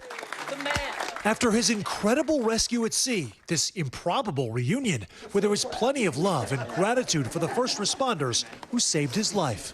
Every day, we celebrate the life of my son. He's back because of all your hard work. It's the kind of relief parents have a hard time putting into words when he first arrived on shore. There's a God up there. If you ever thought it wouldn't, let your kid go missing offshore in the friggin' ocean for 38 hours. I gave up hope. I should never give up hope. Don't give up on the big guy. And also weeks later, in the presence of all those heroes. And I am screaming, he's alive. Charlie's been found. He's alive. And Raymond is screaming, he's alive. And it just was an intense, overwhelming sense of elation and joy. I don't know how else to describe it. It is just amazing. And the U.S. Coast Guard said they had completed 2 search patterns already. They had crafted a third, and we're about 10 minutes into that one when they spotted something on radar, a coconut in the middle of the ocean. It turned out to be Charlie. I asked Charlie after the fact, would you have done anything differently? He said, absolutely. Get a bigger boat. In St. Augustine, Sam Brock, NBC News. Back to you. We always need a bigger boat. All right. Totally. Thanks so much for that, Sam. Well, coming up, it is finally Friday, and we are ready for the weekend. From the big screen to the small screen, we are breaking down all your entertainment options. So get that popcorn ready. Ralphie Aversa is here with your can't miss list. That's next. Stay with us. Coming on the air with breaking news. We are live tonight from Juarez, Mexico. Reporting over the skies of Lahaina. Here in Florida. The time to evacuate has come and gone. You were seeing people just running for their lives? People running for their lives. We've seen this almost unbelievable power struggle. What does this mean for Ukraine? It's the battle off the field that's inspired the world. Every night, it's your news playlist. Top Story with Tom Llamas. Streaming weeknights at 7 on NBC News Now. Emmy Award-nominated journalism is streaming free on NBC News Now. We're coming on the air with breaking news. This is where Carrie is located. See the break. Morning, right behind me, there were little ones included, and you realize the expedition should be. Allegations of Russian organizing. A storm zone in Florida. Essentially on that. So An exciting and a long night. News for the generation of now is NBC News Now. It always feels so good to get back to it. Hitting high gear a little earlier because there's more to cheer for. It's back to school, back to business, back to the feeling that anything is possible. Take back the day, make it all right. Stay on top of breaking news and the biggest stories of the day with NBC News Daily. Thank you so much for joining us. I'm Morgan Radford. I'm Vicki Wynn. I'm Kate Snow. And I'm Zinclair Samwat. Get in-depth reporting from across the country We have breaking news out of the White House. and around the world, Questions about the rebellion inside Russia. and ways you can take care of your health. What are symptoms that people should be on the lookout for? Andrew Wallace, Some really great last-minute deals if you have flexibility. NBC News Daily, weekdays from 12 to 4 p.m. Eastern on NBC News Now. News lives in the now. It's coming at us every second. News is more now than ever. Look at this. You can't even see anything anymore. Now is raw. Now is real. The Fed's decision today, help us translate that into very plain English. Now is constant. You gotta see this. The future is now. News for the generation of now is NBC News Now. Thanks for tuning in. I'm Gotti Schwartz. Here are the stories we're following tonight. Storms keep coming here in California. The U.S. government just declassified this video. A lot more stories trending like crazy on social media. A controversy pitting lawmakers against young voters. What's the state of crypto today? Is it safe for investors? We've got another mind-bending story on artificial intelligence. This is what my voice sounds like when I clone it. That wasn't me. You gotta see this. Stay tuned now, weeknights at 8 Eastern, 5 Pacific on NBC News Now. News lives in the now. It's coming at us every second from all over the world. We have a full team. News is more now than ever. Look at this. You can't even see anything anymore. Our house is no longer here, but we are here. Now is raw.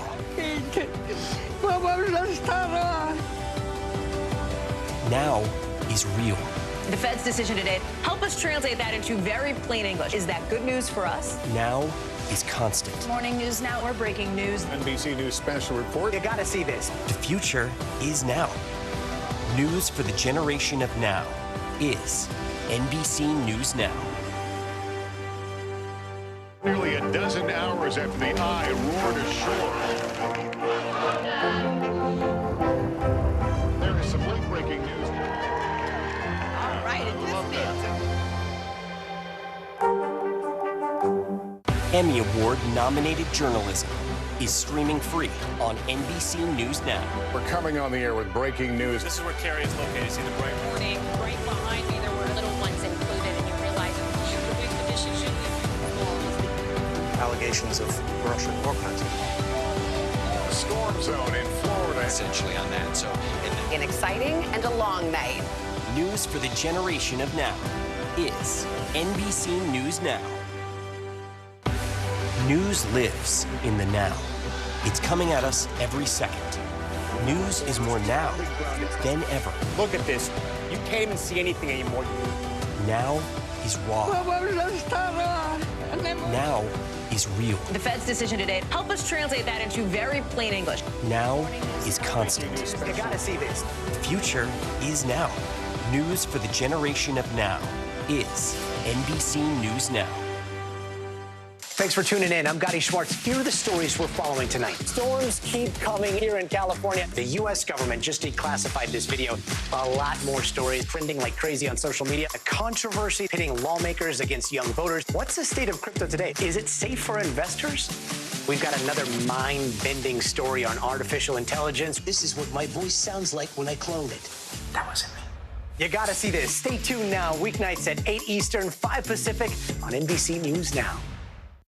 Finally, this hour, it is Friday, which means it's time for your weekly Can't Miss list. Yeah, all the movies and shows you have to see this weekend. And joining us now on set is Ralphie Aversa. He's the host and producer for Entertain This. Ralphie, good morning. Thanks for being here. It's going to be a good weekend maybe to spend indoors for a whole lot of people. A movie theater, a good options. We got two to talk about. We've got a horror movie with a moral message and a sequel in the action franchise. Intrigued by both of those premises, Expendables 4 and It Lives Inside. What can you tell us about those? All right, we'll start with Expendables 4. This is, of course, the fourth and I believe final installment of this franchise. Sylvester Stallone, Jason Statham, Dolph Lundgren, who you see there, some of the familiar faces. But yeah, some new ones like that guy, the Kid 50 Cent, Curtis Jackson. He's got some acting chops. Megan Fox, another new face in this one. Andy Garcia as well. You know, it's funny. Arnold Schwarzenegger was telling us back in 2015 that he was urging Stallone to write Expendables 4. It was supposed to come out last year. A year later, it gets its theatrical release. All right. What about It Lives Inside, that horror movie with a moral message? Megan Suri stars in this one. Maybe you know her from Netflix's Never Have I Ever. She plays a high schooler who really isn't proud of her Indian heritage, but she's forced to embrace it after her friend is possessed by a demon. I guess it's PSL season, so it's also spooky season. If that's the case for you, this is the movie for you for sure. There should be a PSL horror movie. I think that would be like totally. Many minds just exploded. Trust me. And I'm sure somebody's in the process of Someone's writing doing that right now. There'd be a moral message with that one. All right, so let's talk about there's a spin-off for John Wick. It's going to be on Peacock. Highly anticipated. What should we know about this? Okay, so if you know the hotel in John Wick, the Continental, this is basically based on that. It's an origin story from the 70s. 70s. Colin Waddell stars in it. He plays Ian McShane's character, a younger version of that character. Mel Gibson's also in this one. And if you're a big fan of those John Wick movies, you're definitely going to love The Continental with new episodes streaming on Friday on Peacock. No Keanu Reeves in this, but still has those vibes, right? Yes, exactly, 100%. Important to point out because a lot of people love their Keanu Reeves. Exactly. Also, a new biography coming out about the wrestler Cassandro. It's got quite the cast. What can you tell us about that one? This was one of our favorites, actually, from Sundance. It's a biopic. Gael, hold on, wait, let me get his name right. I don't want to mess up his name. His name is Gael Garcia Bernal. He stars in this one, and he plays a wrestler who confronts his queer identity and in the process gains new stardom and a whole new persona as well. Really interesting stuff, and again, it premiered at Sundance. He's a lucha libre wrestler, and it's such a rich tradition, especially in Mexico. I'm really looking forward to that one. I'm a wrestling fan. So, yes. All right, finally, we've got American Horror Story is back, and this is making so many waves because of one particular star who's going to be appearing in this one. Yeah, right? Kim Kardashian's in AHS as well, and yeah, this has been trending for us. I mean, like, this has been a big story at USA Today because a lot of people are curious about Kardashian's participation. All of the arcs and the different casts that they have for American Horror Story are very interesting. But of course, this may be the most interesting, so certainly looking forward to this. Also looking forward to one more thing, by the way, if you are looking to get into the theaters, Barbie is going to be in IMAX for a week, and I guess there's some bonus footage for that one as well. Oh. So quick little pivot there as well. Sorry, that would Kim. be good to get that. No, exactly. I mean, are we hearing much about Kim Kardashian's performance yet? Do we know anything about it, or is not other than the few clips that have been released online, the very little. So other than that, not really. But there's so much interest in it. I mean, there's interest in anything that Kim does. So. Exactly. But to see her acting is going to be unreal. I mean, American Horror Story is. Are you a big American Horror Story fan? I've watched a couple of seasons. I'm trying to figure out. This one is American Horror Story Delicate. I know that one's harder to follow what it is. It's the 400th season of American Horror Story. Hotel, you can understand. The Circus, you can understand. Delicate, I'm like a little more confused about what that's about. And Hotel was the one with Lady Gaga, which everyone, of course fondly remembers that one very much. Probably hasn't been as much buzz since then for, you know. Yeah, I know, and that's the thing. But they've launched so many careers. I mean, gosh, I remember, just some of the legends that they brought on to do some of these. Stevie Nicks was even in it. So, all right, very cool. All right, Ralphie Versa, thanks so much. And that's going to do it for this hour of Morning News Now. But your news continues right now.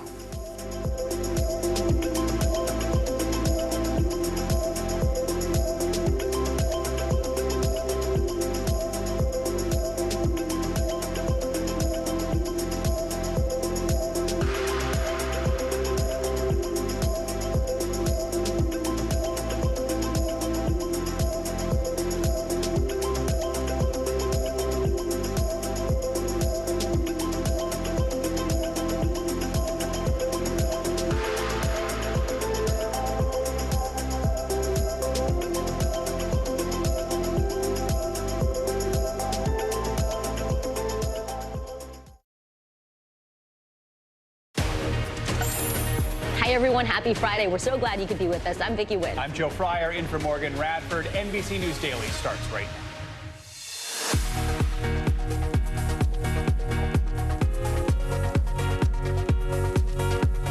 Today is Friday, September 22nd. Catastrophic crash. At least 2 adults are dead and 5 students are critically hurt after their bus tumbled off a cliff on the way to band camp. The latest details about what may have caused that crash. Border surge. A city in Texas declares a state of emergency because of a sharp influx of migrants. We have a report from a crossing site where tens of thousands of people have been entering illegally.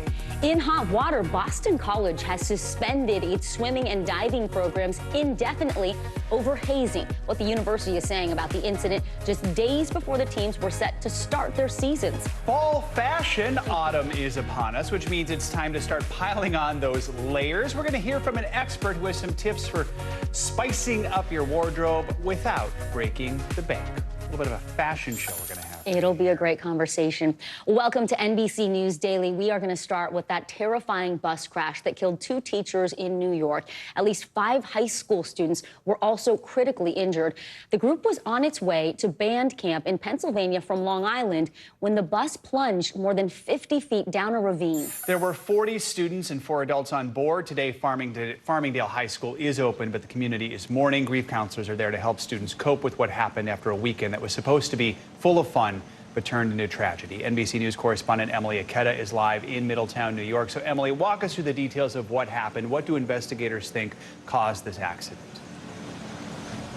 Hey there, Joe and Vicky. Well, officials say that it may be a faulty tire to blame. Just moments ago, describing in a news conference that when one of the steering tires blows, sometimes it can cause a vehicle to lose control. And in this case, as we saw, the massive bus carrying 40 students, 4 adults, sending it down, careening off the highway, down and off a 50-foot ravine. The images really are just stunning. You can see ladders leading to the top of the bus that had rolled over. They had to use ropes to navigate the difficult terrain. We know the NTSB is on the ground today investigating. We did reach out to the company that owns the bus, Regency Transportation. They have not responded for comment, but state officials tell us that they did have a valid inspection and the driver was licensed. Now, that bus was leaving from here, Farmingdale High School, when it crashed about an hour and a half north of New York City on its way to a band camp, their annual band camp that attracts hundreds of students in Pennsylvania, and totally uprooting this annual tradition. Students today, some have filed back into the classroom. We definitely felt a somber tone this morning. There are candles marking the entryway here. We've seen people continuing to drop off flowers, and they will be continuing to offer grief counseling today and through next week. Emily, we know the school's band director and a retired teacher were both killed in that crash. What are you learning about those 2 women, as well as the dozens of other students who were hurt? Well, we know this is an incredibly close-knit community. Everyone seems to know each other, multiple generations going to the same high school. One of the victims was 43-year-old Gina Pelletieri. She was the band director for the school, a beloved light. We heard from a student who said that she had inspired him to become a teacher, and she was close friends with the other victim who died, 77-year-old Beatrice Ferrari. And I spoke with her daughter overnight. She was understandably in shock, emotional, describing her as an incredible light. But beyond those 2 victims, so many people impacted by this traumatizing event. We ran into a father as he was picking up his daughter at the reunification center last night. Take a listen here. It's surreal. You don't think anything like that's going to happen, but just seeing her.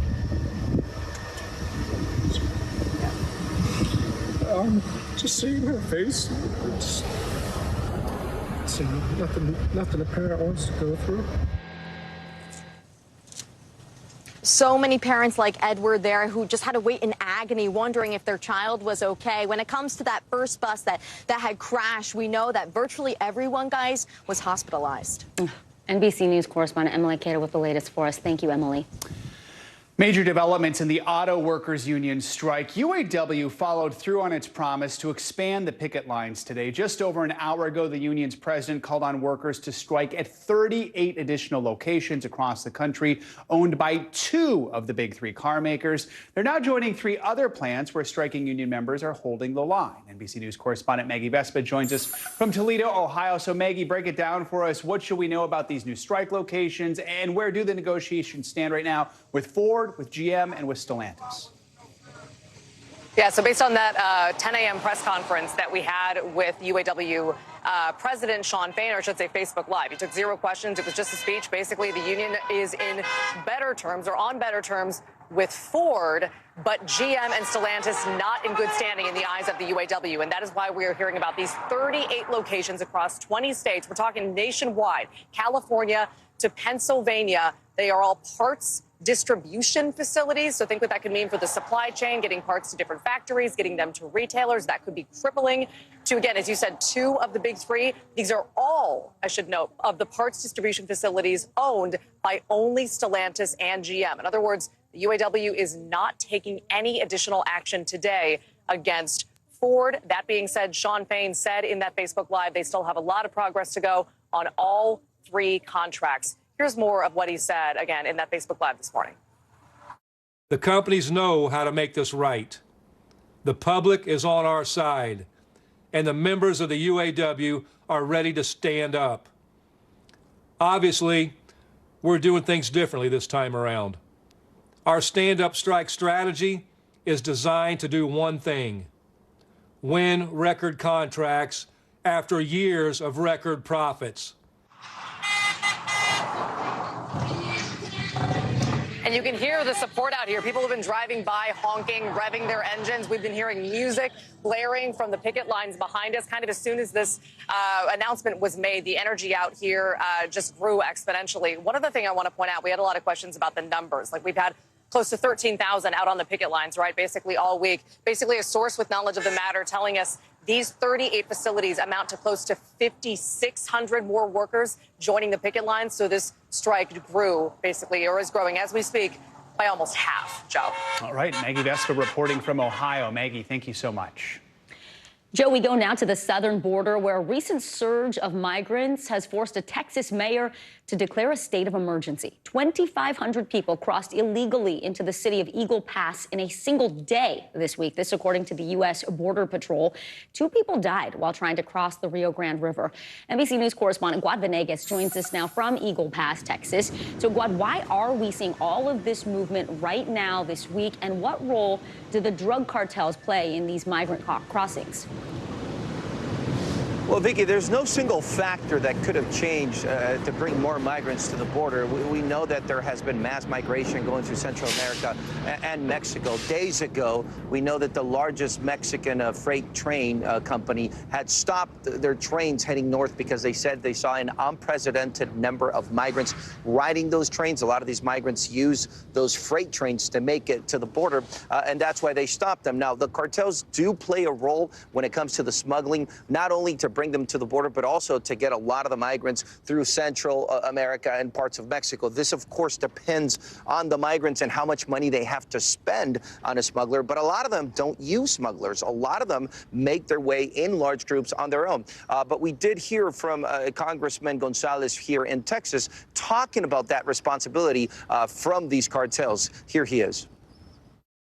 The facts are that the cartels control who goes where and when, and they determined that this week was the week it's going to happen. The sad part of it is every single day it feels as if we are pulling a lifeless baby out of the water. So the mental health state of my district is absolutely shattered.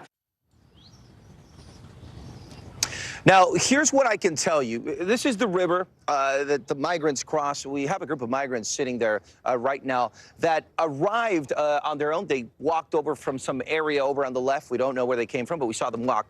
But we also have groups of migrants that are dropped off by vehicles. These are migrants that could be brought down by members of organized crime or cartels or the smugglers. So I think what I've seen from my reporting at the border, yes, the organized crime does control some of the smuggling, and they choose areas logistically like this one. And the San Diego-Tijuana border, they chose an area where they know they can drop off some of those migrants that then turn themselves in. But there are other groups that do not use smugglers, who follow the crowds, who follow the rails, go on the trains, and make their way to the areas where they know other migrants are at. So essentially, when you have a group of migrants that are brought by smugglers, they use their phones and they send their WhatsApp locations to other migrants who then make their way. So it could be the smugglers, but it's also migrants following other groups of migrants, Vicki. Yeah, multiple factors, as you said, Guad. There's also growing frustration from local officials who think the Biden administration is not doing enough. What is the reaction from law enforcement? How are they handling this influx? Well, I spoke with the local sheriff here from Maverick County, who told me they just don't have enough resources. So you've got the county with the sheriff's department helping however they can. You've got local police in the city of Eagle Pass asking for more money. That's why they declared the state of emergency, because they need more resources. And then, of course, you've got the state in Texas that is doing what they can to patrol the border. In fact, we have members of the National Guard here that have been sent by the state. So nearly everyone that works at the local level when it comes to law enforcement say they would like to see more resources. And of course, people here say they want to see some change when it comes to the immigration laws and reform to really change the way immigration is happening, or the options that are available for migrants that come to the U.S.-Mexico border. Vicki? All right, NBC News correspondent Guad Venegas in Texas for us. Guad, thank you so much. Time for our CNBC Money Minute. Microsoft's $69 billion takeover of the video game company Activision Blizzard finally close to going through. UK regulators say they may okay Microsoft's latest proposal. The acquisition was initially blocked over fears it would reduce competition in cloud gaming. CNBC reporter Bertha Coombs joins us now. So Bertha, what is different about this new proposal, and when could Microsoft potentially get the green light from regulators? That is the question. Europe has been the sticking point, and really the UK at this point. But Microsoft is offering to divest cloud rights for Activision PC and console games to French game publisher Ubisoft Entertainment before the sale is finalized. The company will also propose divesting new games published by Activision over the next 15 years. Regulators now have until October 6th to consult on these points. Meantime, Starbucks is facing a lawsuit claiming that the coffee company's refresher fruit drinks don't actually contain the fruit in their name. The mango dragon fruit and strawberry acai refreshers are two of the drinks in question. A federal judge said reasonable consumers would assume that the beverages contain the fruit.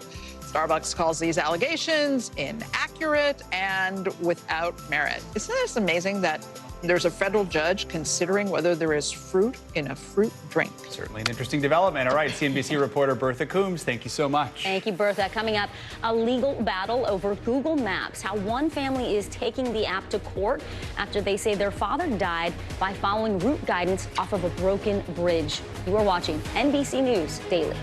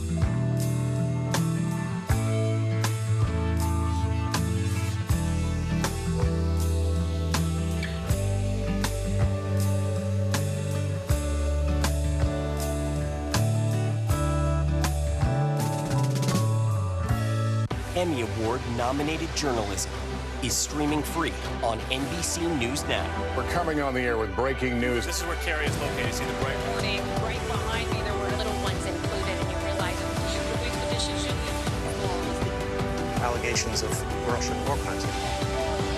Storm zone in Florida. essentially on that. So An exciting and a long night. News for the generation of now is NBC News Now. A woman in North Carolina is suing Google. She says inaccurate directions from Google Maps caused her husband to drive off of a collapsed bridge to his death. NBC News tech correspondent Jake Ward has more on why her lawyers argue this tragedy could have been prevented. The family of a man who died in a tragic car accident is now suing Google, saying the company's Maps app caused him to drive off a broken-down bridge in North Carolina. I just struggle every day to understand how something so unimaginable and horrific could be allowed to happen. It's been nearly a year since the dark and rainy night that beloved father of two, Phil Paxson, was driving home alone after celebrating his daughter's birthday when, his family alleges, Google Maps navigated him to the Snow Creek Bridge. He did not know and could not see, according to the suit. The bridge, located on a private road, had long since collapsed, leaving a gaping hole and swirling waters below. The next day, Paxson's vehicle was found overturned in the creek, with Paxson drowned. Lawyers for Paxson's wife, Alicia, say the accident was avoidable. According to the lawsuit, 1 year before the fatal accident, a different Google Maps user alerted the service twice that the bridge had washed away years before, saying the landowners around the bridge, quote, refused to fix it and that GPS sends people down here, which is especially dangerous for emergency vehicles. Those alleged owners are being sued alongside Google, referred to as the bridge defendants in the lawsuit. Those responsible for our roadways need to know that inaction has consequences. We allege the bridge defendants failed to maintain adequate guards, warning signs, and the like to alert drivers. Arguments echoed in their client's complaint.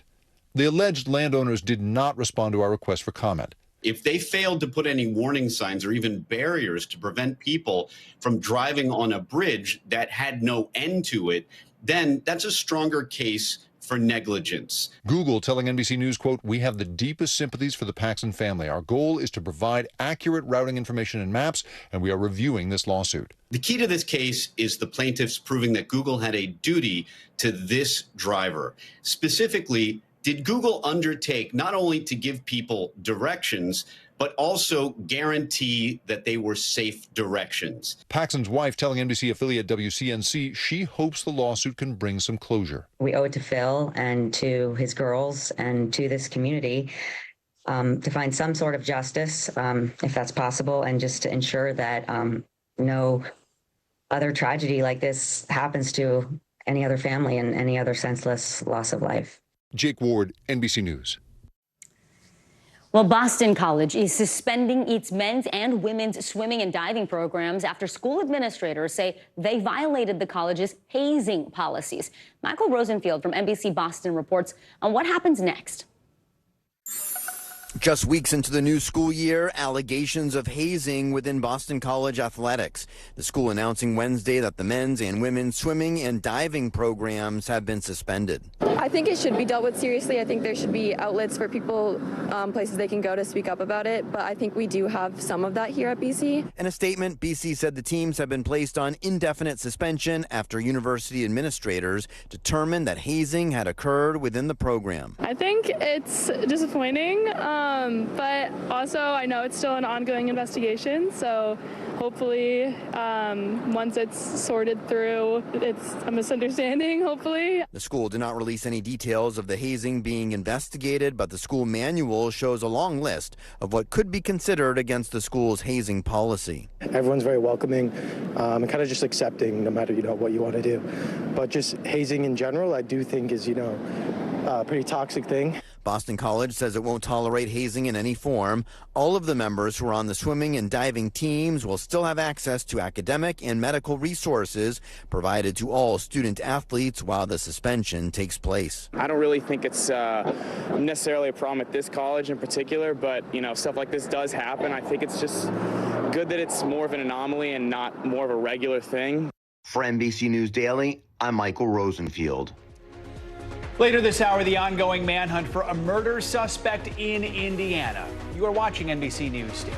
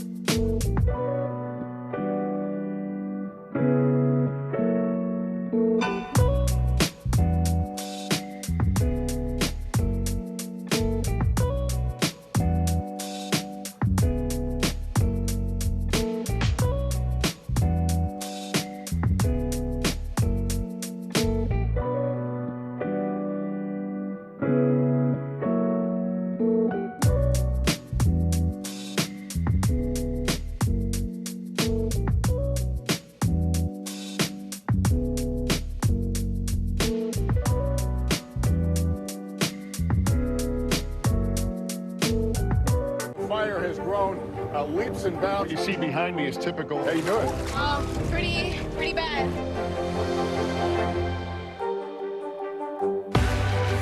People are stressed when they're going out and flying. Why should they trust you? You're now with this long-anticipated counteroffensive. How's it going? What's the goal? What will you offer voters that former President Trump will not? News for the generation of now is NBC News Now.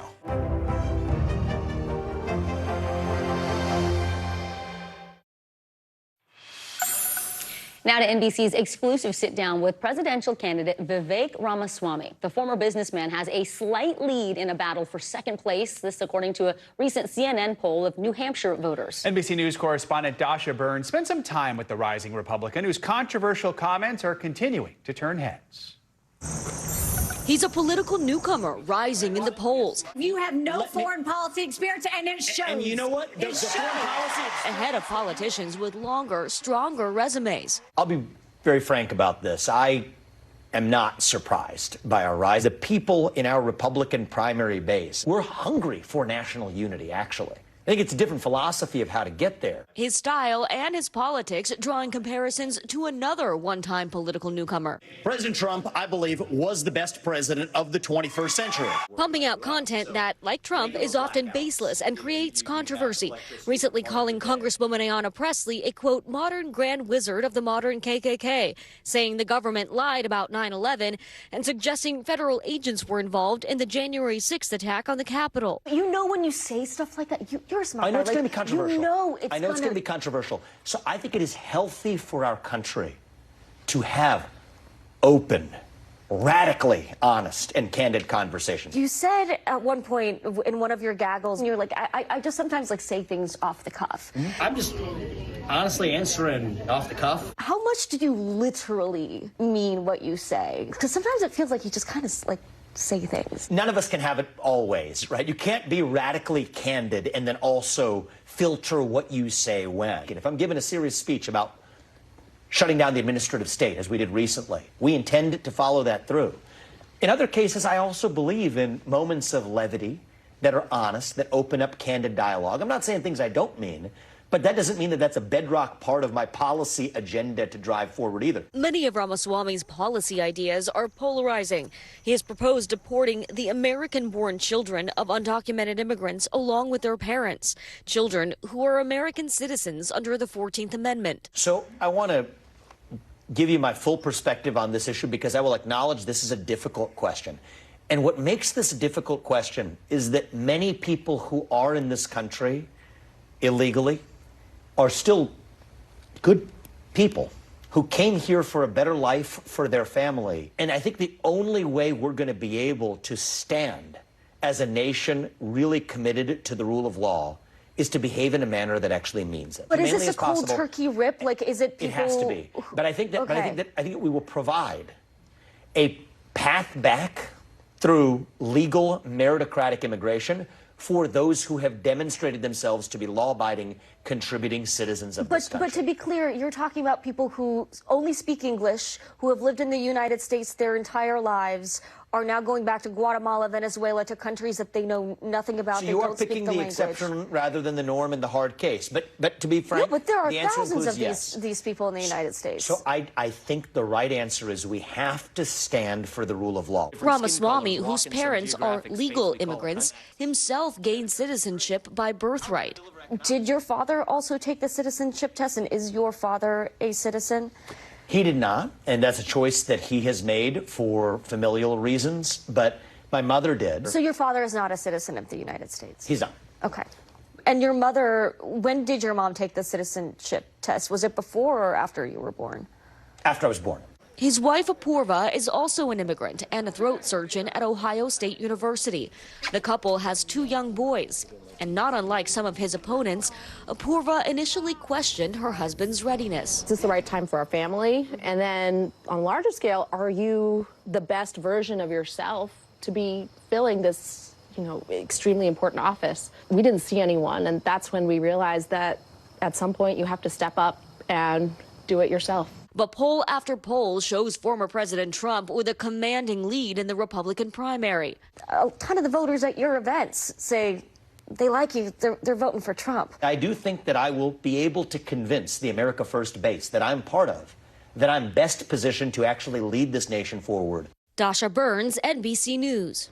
Fascinating conversation. Yes. All right, we are only 8 days away from the government shutdown deadline. We're going to discuss the possible effect on the economy if a deal isn't reached next. That you are watching NBC News Daily.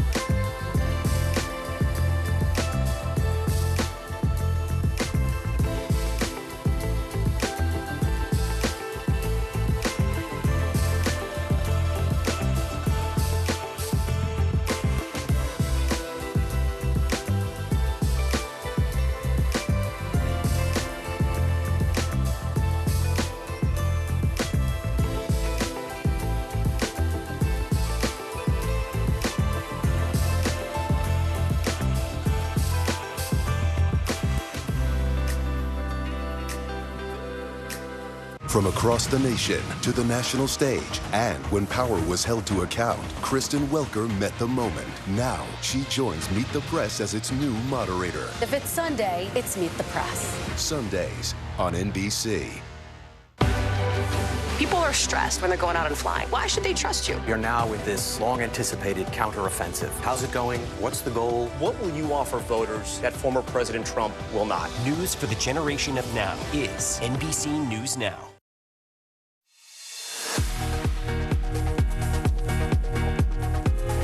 We're back on this Friday at 12:30. Thanks so much for being with us. I'm Vicki Wynn. I'm Joe Fryer. Making news right now. New Jersey Democratic Senator Bob Menendez and his wife Nadine have been indicted in New York on federal bribery charges. The U.S. Attorney's Office in Manhattan says the couple engaged in a corrupt relationship with 3 New Jersey businessmen.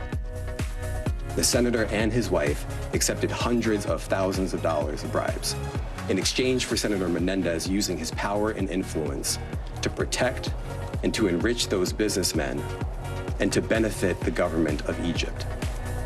Sources close to the investigation tell NBC News that Menendez plans to step down as chair of the Foreign Relations Committee during the case. He has denied all accusations. Authorities have found more fentanyl at a New York City daycare where a 1-year-old boy died from opioid exposure last week. Police released new photos showing drugs hidden under a trap door in the daycare's play area. 2 people, including the daycare's owner, are now facing federal drug charges. And the Pentagon is working to restore benefits to LGBTQ+ veterans who were forced out of the military under its controversial Don't Ask, Don't Tell policy. That policy, which ran from 1994 to 2011, allowed people to serve as long as they kept their sexual orientation quiet. Deputy Defense Secretary Kathleen Hicks says this is a step for the department to, quote, do right by those who served honorably. All right, we start this half hour in Indiana, where the manhunt for a wanted murder suspect has just expanded. Now, deputies announced today they believe Kevin Mason left the city of Indianapolis and is still on the loose. The 28-year-old was accidentally released last week from jail because of a clerical error. Mason is currently facing a second-degree murder charge in a deadly shooting from 2021. NBC News correspondent Kathy Park is live in Indianapolis. So, Kathy, I understand less than an hour ago, police released some new information about Mason's location. What are they saying? Hey, Joe, good to be with you. It was a pretty short press release, but the big headline coming out of it was that Kevin Mason is no longer here in Indianapolis. In fact, he walked out of this jail behind me on September 13th, the night of September 13th, and officials have been looking for him ever since. And right now, the U.S. Marshals will be taking the lead on the investigation. Obviously, local authorities will be cooperating as they move forward with the ongoing search. We should also know that there is a reward, $10,000 reward that is now being offered for an arrest that will lead up to an arrest of Kevin Mason, who's been on the run for several days now. Kathy, we know his girlfriend is in custody. What do we know about her role in all of this? Yeah, so Desiree Oliver, as of now, still remains in custody. And according to authorities here, earlier this week, there were several officers who obviously were following leads, and that actually led them to the girlfriend, and she was arrested for assisting a criminal. They also mentioned that there were a couple of clues that kind of brought them closer to her. She purchased a cell phone, also went to a nearby Walmart, purchased some men's items as well. And initially, authorities were saying that she wasn't cooperating at the time. So that is kind of the connection that we have so far. And they arrested her in hopes that perhaps she would offer some more information about his whereabouts. Kathy, do we know at this point, does he have a cell phone with him? Are they reviewing surveillance video? Is that why they believe that he's left Indianapolis? Not that we are aware of. You know, we asked a lot of questions yesterday. It was a pretty brief press conference by the sheriff's office, and as far as we know, they have not said anything about the technology that he may or may not be carrying at this point. All right, NBC News correspondent Kathy Park live in Indiana for us. Kathy, thank you. Turning now to that F-35 fighter jet that disappeared, then crash landed in South Carolina. As NBC News correspondent Blaine Alexander reports, new recordings from the initial 911 call reveal what happened to the pilot after he was forced to eject from the aircraft. I guess we got a pilot at our house and he says he got ejected. A dramatic 911 call is giving new insight into a $100 million mystery. What caused an F-35 fighter jet to go missing, then crash in rural South Carolina? The pilot ejected and landed in the backyard of a home near North Charleston earlier this week. The stunned homeowner called 911. I'm sorry, what happened? We got a pilot in the house, and I guess he landed in my backyard, and we were trying to see if we could get a ambulance to the house, please. Then the pilot took the phone. How old is the patient? 47. So we have a military jet crash. I'm the pilot. We need to get rescue rolling. I'm not sure where the airplane is. It would have crash landed somewhere. I ejected. The 47-year-old pilot described a harrowing escape. How far did he fall? I was at 2,000 feet. Okay, and what caused the fall? An aircraft failure. The Marine Corps says the pilot ejected around 1:30 Sunday afternoon, and residents reported feeling their homes shaking after 2, meaning the plane could have been flying on autopilot for more than a half hour. The pilot ejected in North Charleston, but the jet ended up 80 miles away in Williamsburg County. Usually airplanes, other military aircraft in which the pilot ejected, the airplane will fly for a while, maybe 30 seconds to a minute. But several minutes, that is surprising. According to Department of Defense officials, the pilot was taken to the hospital and released on Monday. A stunning story of survival after that mysterious crash. Blaine Alexander, NBC News. Now to safety concerns for delivery drivers. In an NBC News investigation in collaboration with tech and business publication The Information, we found independent contractors who deliver packages for Amazon often work odd hours that put their safety at risk. NBC News correspondent Stephanie Gosk reports on the dangers these drivers are facing. At the heart of Amazon's success is speed. more deliveries faster at all times of the day. To make that happen, the company relies at least in part on a program called Flex. Amazon Flex is a program where independent contractors can go pick up delivery routes. Independent contractors makes it sound very official. These are just regular people, right? Yeah. Regular people like George Hunt, who drive their own cars to make deliveries, often either very early or very late.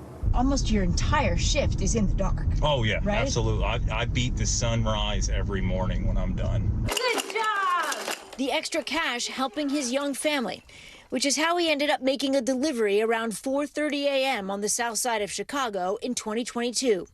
Outside the car with package in hand, he heard the engine rev behind him. I kind of turned around almost dumbfounded. I'm not piecing together this is literally a carjacking happening. And then he says the carjacker pulled a gun. He fired one shot. It hit me in the shoulder. I heard more shots. One bullet went through his leg. The other lodged just short of his spinal cord. His story, one of several uncovered by a report in The Information, a tech and business publication, raising questions about Flex drivers' safety. They're not required to wear vests. They use their own cars. And if bad things happen to them on the job, generally Amazon says, it's not our fault. You're not our employee. Reporter Theo Waite found 5 Flex drivers shot in 4 separate incidents since 2022. 5 others he spoke with said they had guns drawn on them by homeowners. And he found dozens of unverified accounts in chat groups. Homeowners were just seeing someone drive up in an unmarked car and being, baffled about who this person could be in their driveway. Basically, homeowners are coming out scared. Right, that's right. In a statement, Amazon says these incidents with guns are tragedies, but are exceedingly rare. Adding safety is a priority, and the company is continually investing to protect drivers. Flex drivers choose among available routes, and an app allows them to communicate directly with customers. They can refuse to deliver a package if they arrive and feel unsafe, according to company policy. While we technically had the right to refuse a route, we risked deactivation. Hunt says this sign was posted at the delivery station last year when he was shot. You may choose to leave the route, but will not be given another, it says. The sign was removed more than a year and a half ago and was a violation of company policy, according to Amazon. Now Hunt is suing for workers' compensation to pay his medical bills. And he moved his family to South Bend, Indiana, where he continues to pick up routes for Amazon, staying extra vigilant. My wife and I are saving to buy a house. I mean, any extra money certainly helps. The money, he says, is good, and his family needs it. Stephanie Gosk, NBC News, South Bend, Indiana. The U.S. is inching closer to a government shutdown. Lawmakers only have 8 days to strike a deal on the budget. Yeah, government shutdowns, they affect most federal workers, and the White House is warning that crucial federal programs will be at risk without funding. So what impact will this have on everyday Americans? We have NBC News business and data reporter Brian Chung here to break it down for us. So we saw this 4 years ago in 2019, the government shutdown. What are we looking at if this happens again? Yeah, well, the impact on the economy would be certainly not something to tip us into a recession, but it wouldn't be something to scoff at because it's going to impact a lot of households, specifically those that have government workers. So when you look at the numbers, we really look at 2018, 2019 as the last episode that this happened. It lasted 34, 35 days, depending on how you're counting it. And it cost the government $11 billion, $3 billion of which the Congressional Budget Office says was never, ever recovered.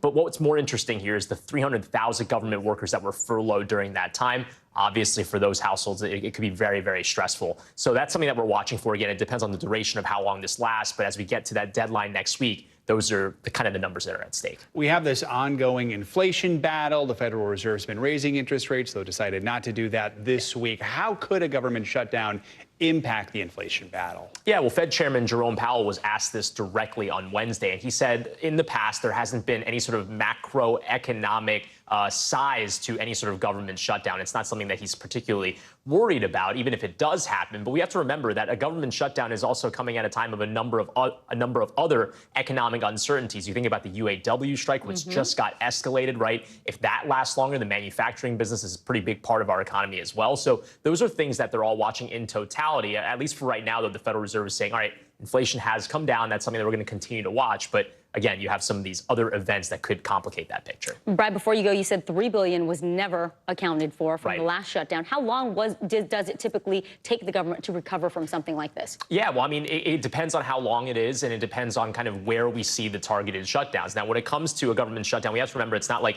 every government agency shuts down, right? All the essential services, for the most part, will be open, but even things that are pretty critical but are deemed to be non-essential, like, for example, passport renewals, that could be shut down. So these are things that people need to think about as we get towards that deadline. So again, the travelers, there's also small businesses and then service members, some of their benefits might kind of get held up in any sort of shutdown. So all things we'll be watching for as we get to that deadline. You just got the attention of a lot of international travelers who need those passports updated. All right, Yep. Brian Chung, thank you so much. Thank you, Brian.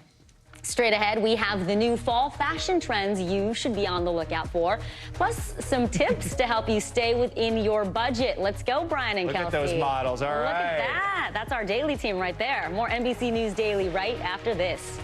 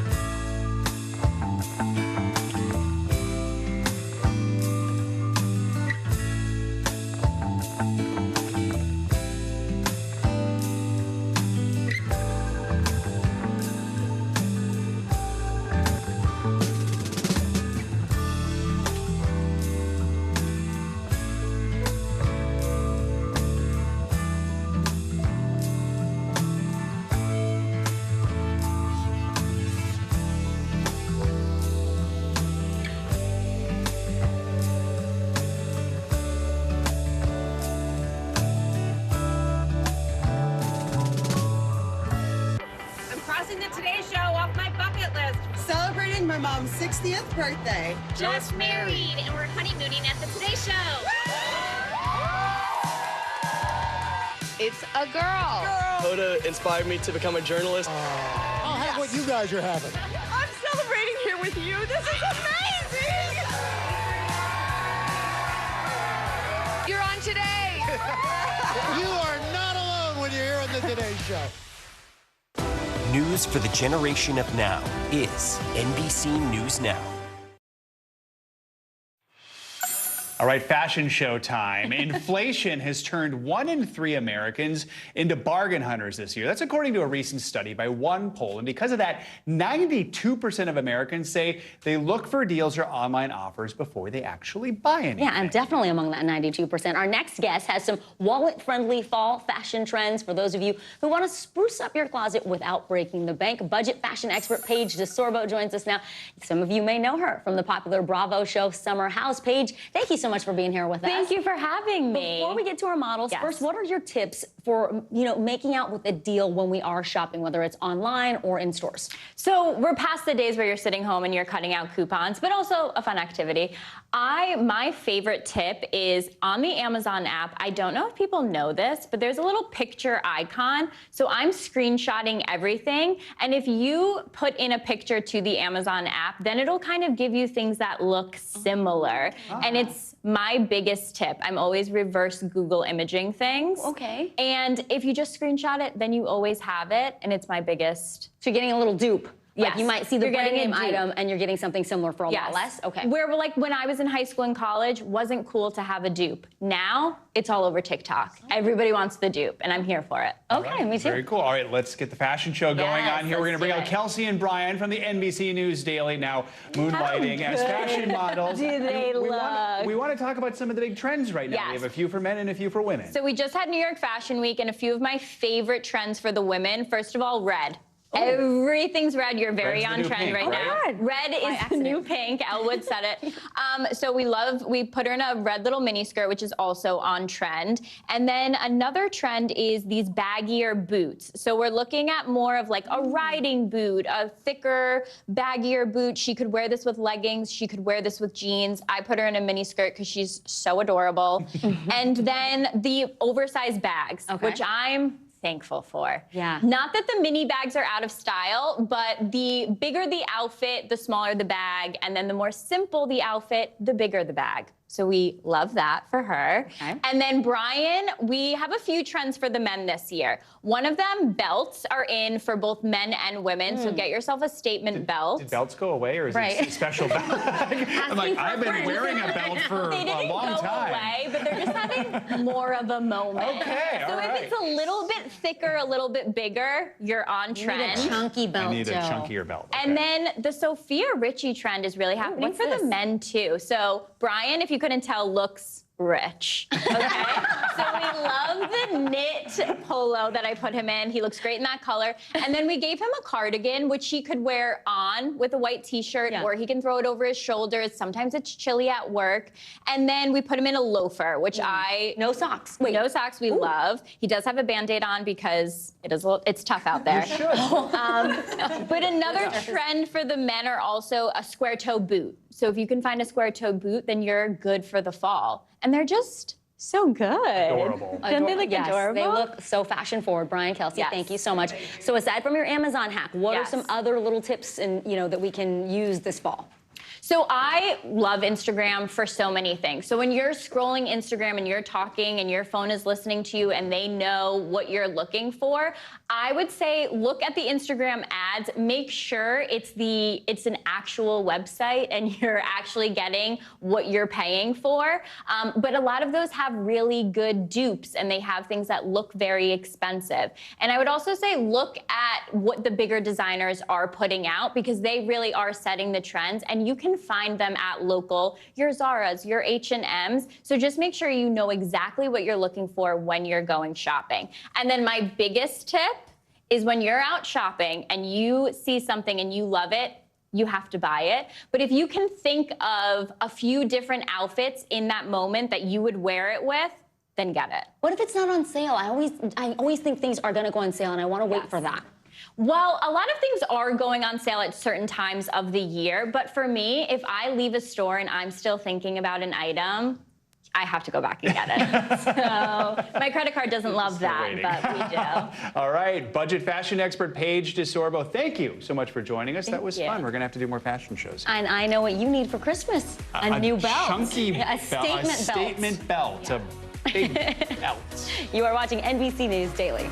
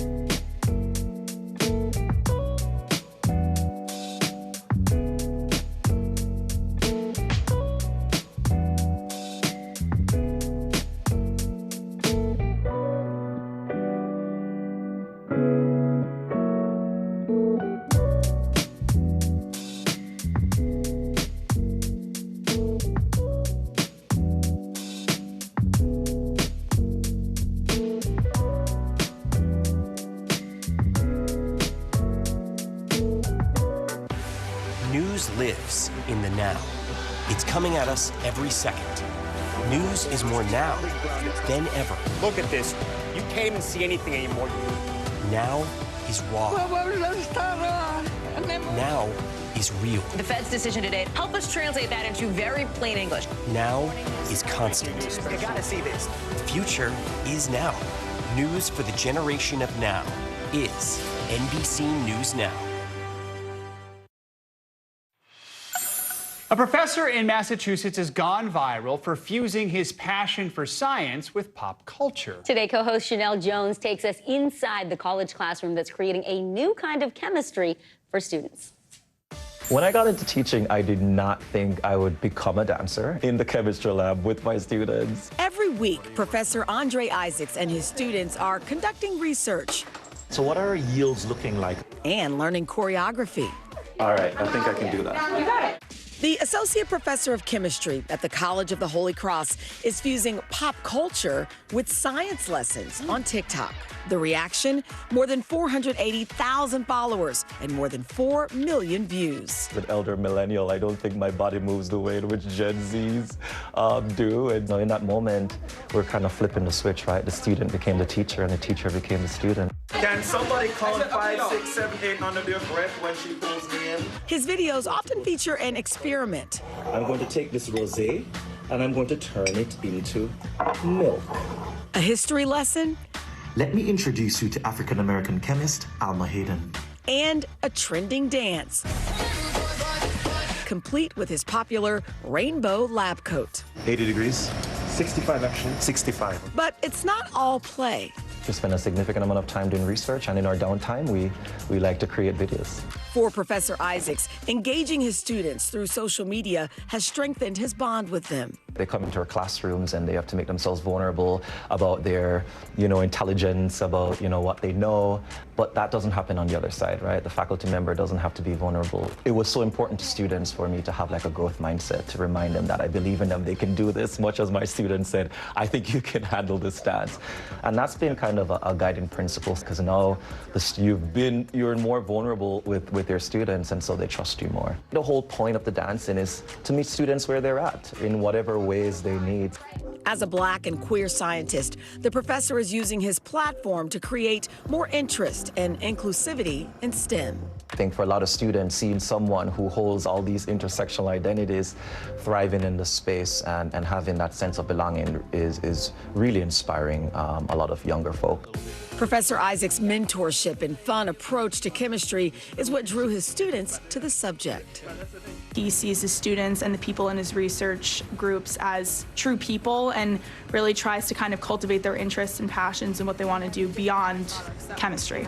Chemistry in and of itself is difficult, and just being able to do chemistry while having fun is something to really enjoy.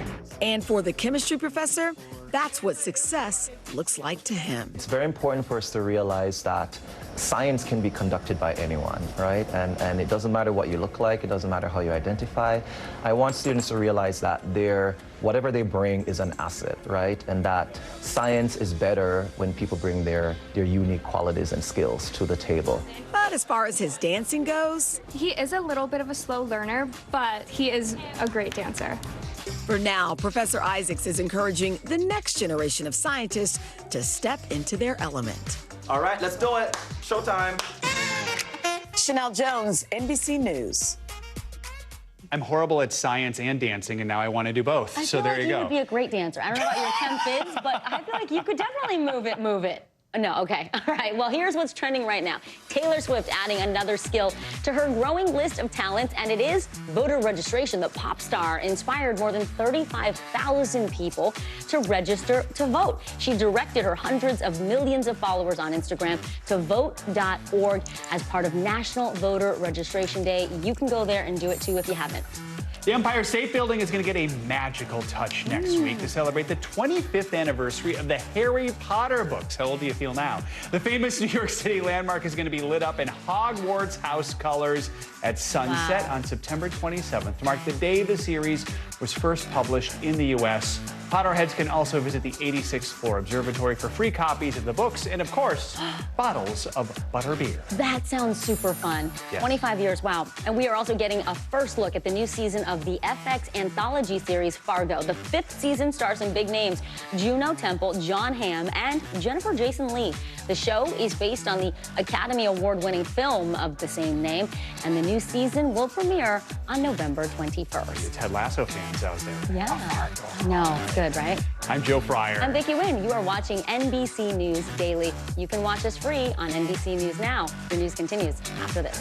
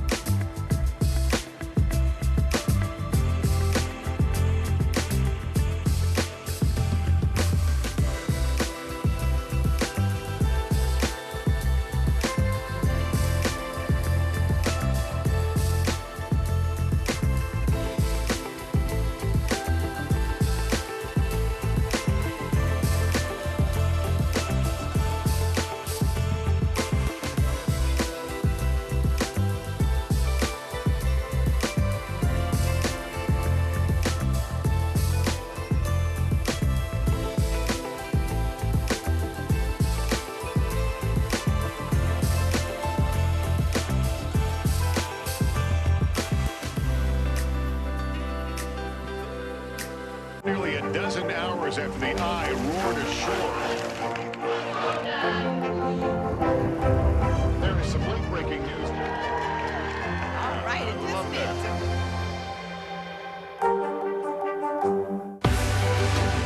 We're talking possibly 1 trillion galaxies. Yes. That is a number that is just so hard to compute. Whether it's the moon, whether it's Mars, it feels like we're on the cusp of something big.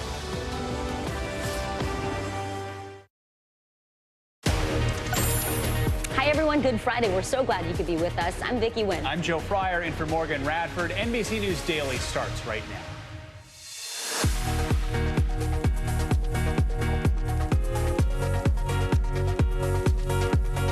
Today is Friday, September 22nd. Crisis at the border. Texas towns pushed to the limit as tens of thousands of migrants cross into the U.S. illegally. Why the surge is happening now and how local officials are handling it. Holding the line, the president of the United Auto Workers Union is making good on his promise to expand the strike today, where the new walkouts are taking place and how they're impacting the industry. Celebrity split actress Sophie Turner is now suing her husband Joe Jonas for the return of their 2 young children to England. Everything we know about the pair's ongoing divorce drama. Smartphone slump. Apple debuting the iPhone 15 today, touting its clearer cameras and better battery life. But are customers impressed? Our technology correspondent is here to tell us if this is the product that will help the company with its sinking sales. Good to have you with us. Welcome to NBC News Daily. We start with the crisis at the border that is putting a strain on many Texas communities. In the town of Eagle Pass, 2,500 people crossed over illegally in a single day this week. That is according to the U.S. Border Patrol. It's a situation that is not safe for anyone involved. 2 people died this week while trying to cross the Rio Grande River. Our colleagues at Telemundo spoke with migrants at a crossing about why they want to come to the U.S. A todo el pueblo americano le pido disculpas por pasar por ahí, pero vengo de verdad de una situación Amenazaron a mi familia de muerte. Mi sueño americano es llegar a los Estados Unidos. Yo quiero ser doctor para cuidar a toda la gente enferma. NBC News correspondent Guad Venegas joins us now from Eagle Pass, Texas. Guad, this new influx of 2,500 migrants in a single day, that's approaching the all-time daily high that we saw back in May. It has caused the mayor where you are to declare a state of emergency. What's up with the timing, Guad? Do we know why the surge is happening right now? Vicki, there isn't one determining factor. There's nothing that changed this week or this month. What we do know is that we've seen larger number of migrants make their way through Mexico. The migrant we just heard from, by the way, crossed right over here, this part of the fence. When Telemundo arrived yesterday, some of these migrants were able to pull the wire up. They came in, and you saw the very emotional conversation that they had with the migrant, saying he was sorry for coming to the United States. Vicki, this is a problem or an issue that goes back to things that have happened in Latin America. You had a pandemic, you had an economic crisis affect many countries, and what we're seeing is a mass migration from countries like Venezuela, people in Ecuador, even Haitians, people from all over the world that have made their way to Central America and that are traveling through Mexico to arrive in the U.S. and seek asylum. So really, there isn't something or anything that the U.S. can do to stop that flow. What we've seen in Mexico, by the way, this is one of the airboats that is used by Border Patrol coming by. That's why it's so loud. They've been patrolling the area. This is part of a migration that we're seeing come through Central America and Mexico. So we expect more of this. Why is it happening here? Because this is one of the areas where a lot of the migrants know they can turn themselves in. That's why you see the crisis happen in places like Eagle Pass. We've seen it in El Paso and Juarez, in certain cities where the trains will take them. And also some of those that use smugglers know that these are the areas where they like to come and cross. And when you have groups of migrants, they also use their phones and they share their locations with other migrants making their way north that then bring them to this location as well, Vicki. So, Guad, the Biden administration says it's sending 800 military personnel to help process all the arrivals. I spoke with the sheriff there this morning. I know you've been speaking with the sheriff. Local officials, are they saying that's enough to help with the surge, or do they need more? So, Joe, local officials have been saying they are overwhelmed, including the sheriff, just like state authorities, the sheriff with the county and the city. They need more resources, they need more money, and they need more officers to deal with this influx of migrants. That's what we know from the conversations that we've had with them. It's a very, very difficult situation, Joe. All right, NBC News correspondent Guad Venegas. Guad, thank you so much. Well, now to New York, where a deadly bus crash killed 2 adults and injured dozens of high school students. A group of 40 kids and 4 adults was on its way to band camp in Pennsylvania when the bus careened off a highway and fell more than 50 feet into an embankment. Farmingdale High School in Long Island is open today, but grief counselors are on hand to help students cope with this tragedy. NBC News correspondent Rahima Ellis is following the story for us. So, Rahima, we know the NTSB, New York State Police, are investigating. Do we know what caused this crash right now? We cannot officially say that because they are not officially saying that. Preliminarily, authorities have said they think that a faulty tire led to this tragic accident. But we know that the authorities, investigative authorities, are on the scene. They are doing their work.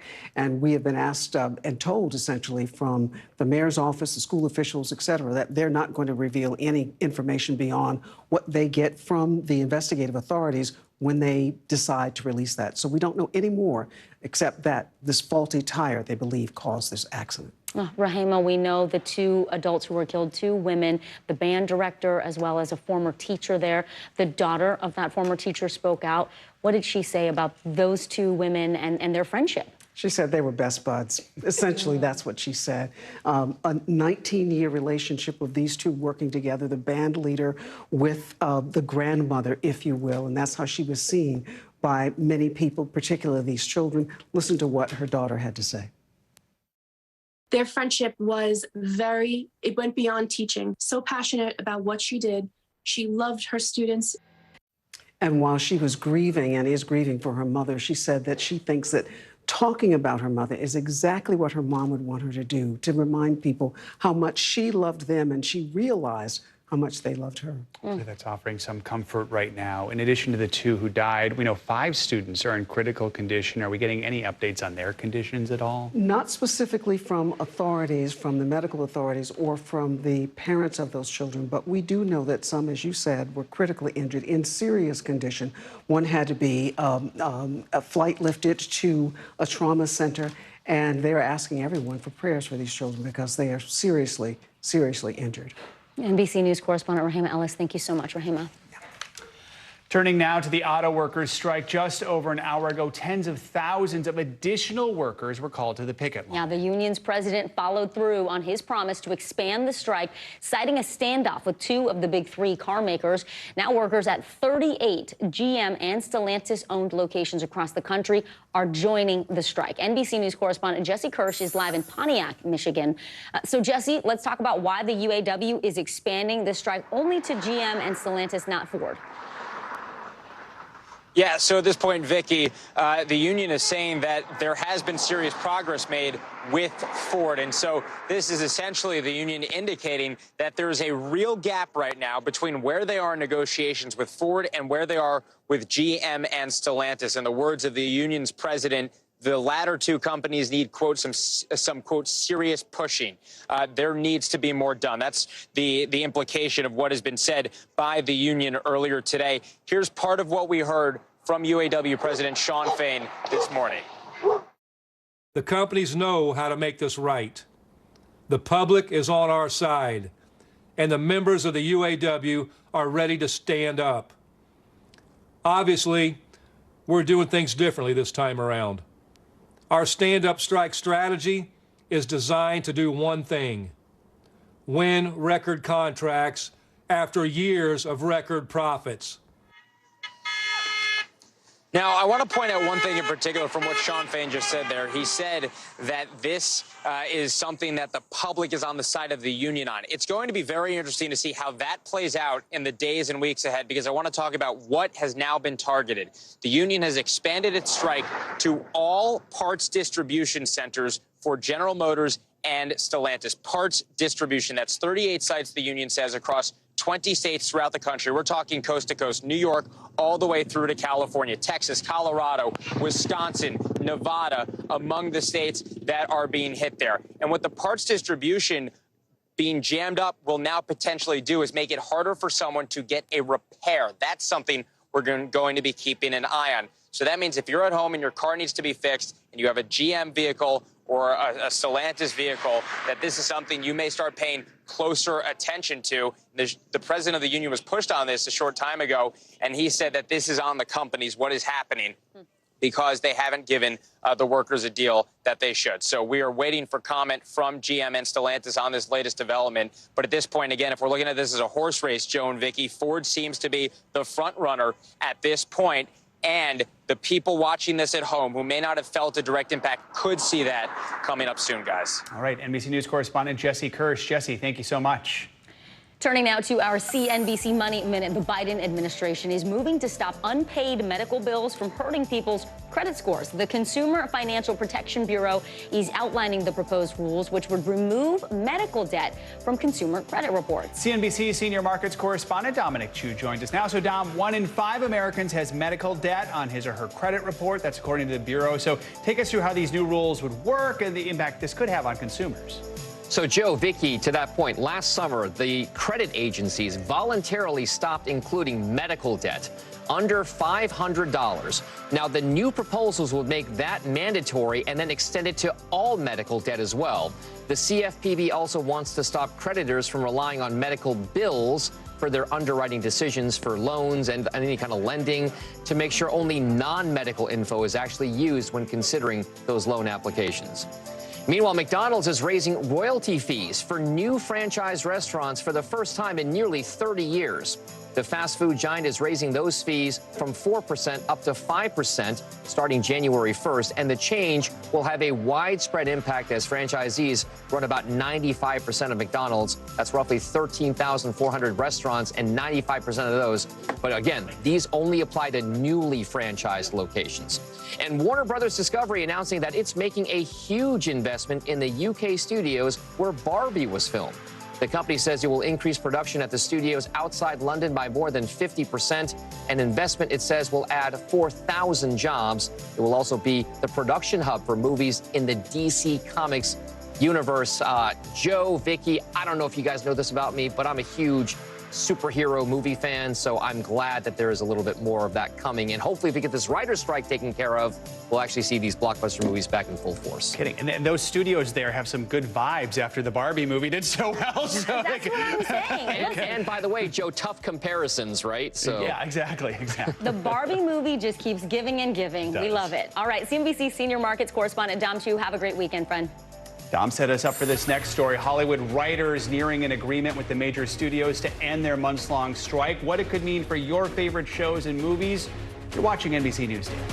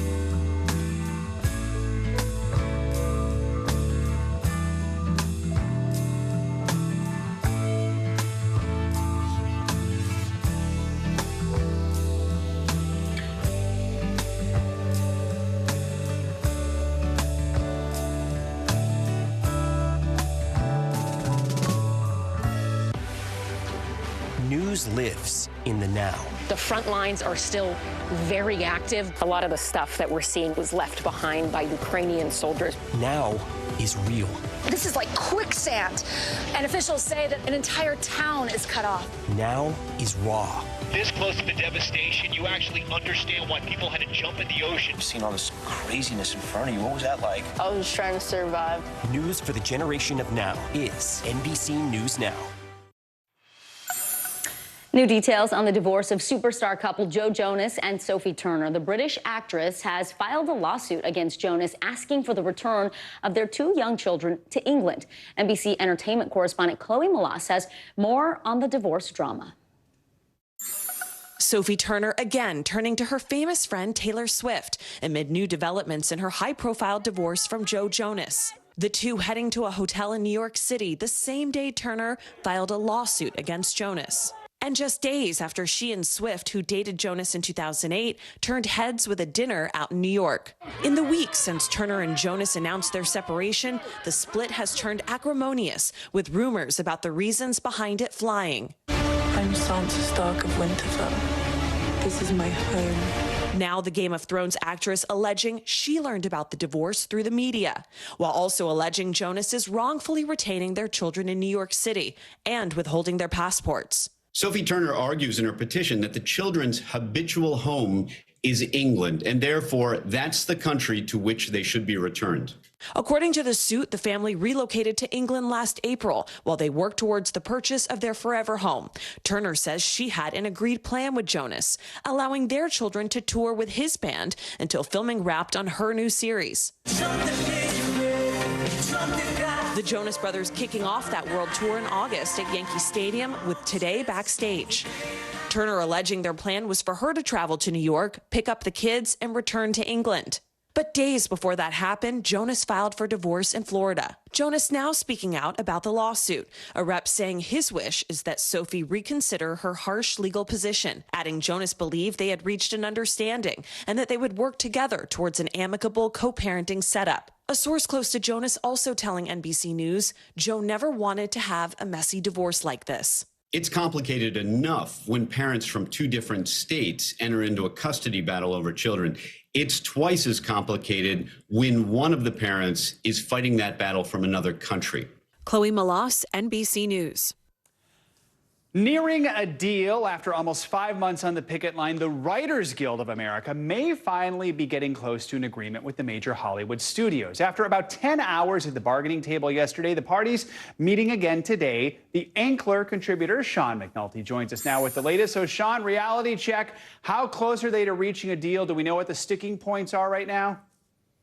The main thing that's coming out seems to be minimum staffing in writers' room. So kind of a guaranteed, the number out there is having 2 writers must be hired kind of on every scripted series. It's been a sticking point for a while. We don't know exactly what the back and forth is, but that seems to be the last sticking point that's there today. There's been word of an agreement on increased payments for hits in streaming. We've been hearing a lot about Suits this summer on Netflix being a big hit. And the people from that show do not really partake, in the upside of that per se. So kind of finding ways to fix that in the deal. And there has not been too much talk of AI coming out this week. So there seems to be, whatever it might be, some sort of an agreement has happened there. So the main thing seems to be the staffing issues for writers' rooms. Yeah, and those writing rooms have gotten so much smaller in the streaming era. So during yesterday's talks, we heard major studio heads actually showed up to the bargaining table. Who are we hearing was there? How unusual is it that they showed up to these talks?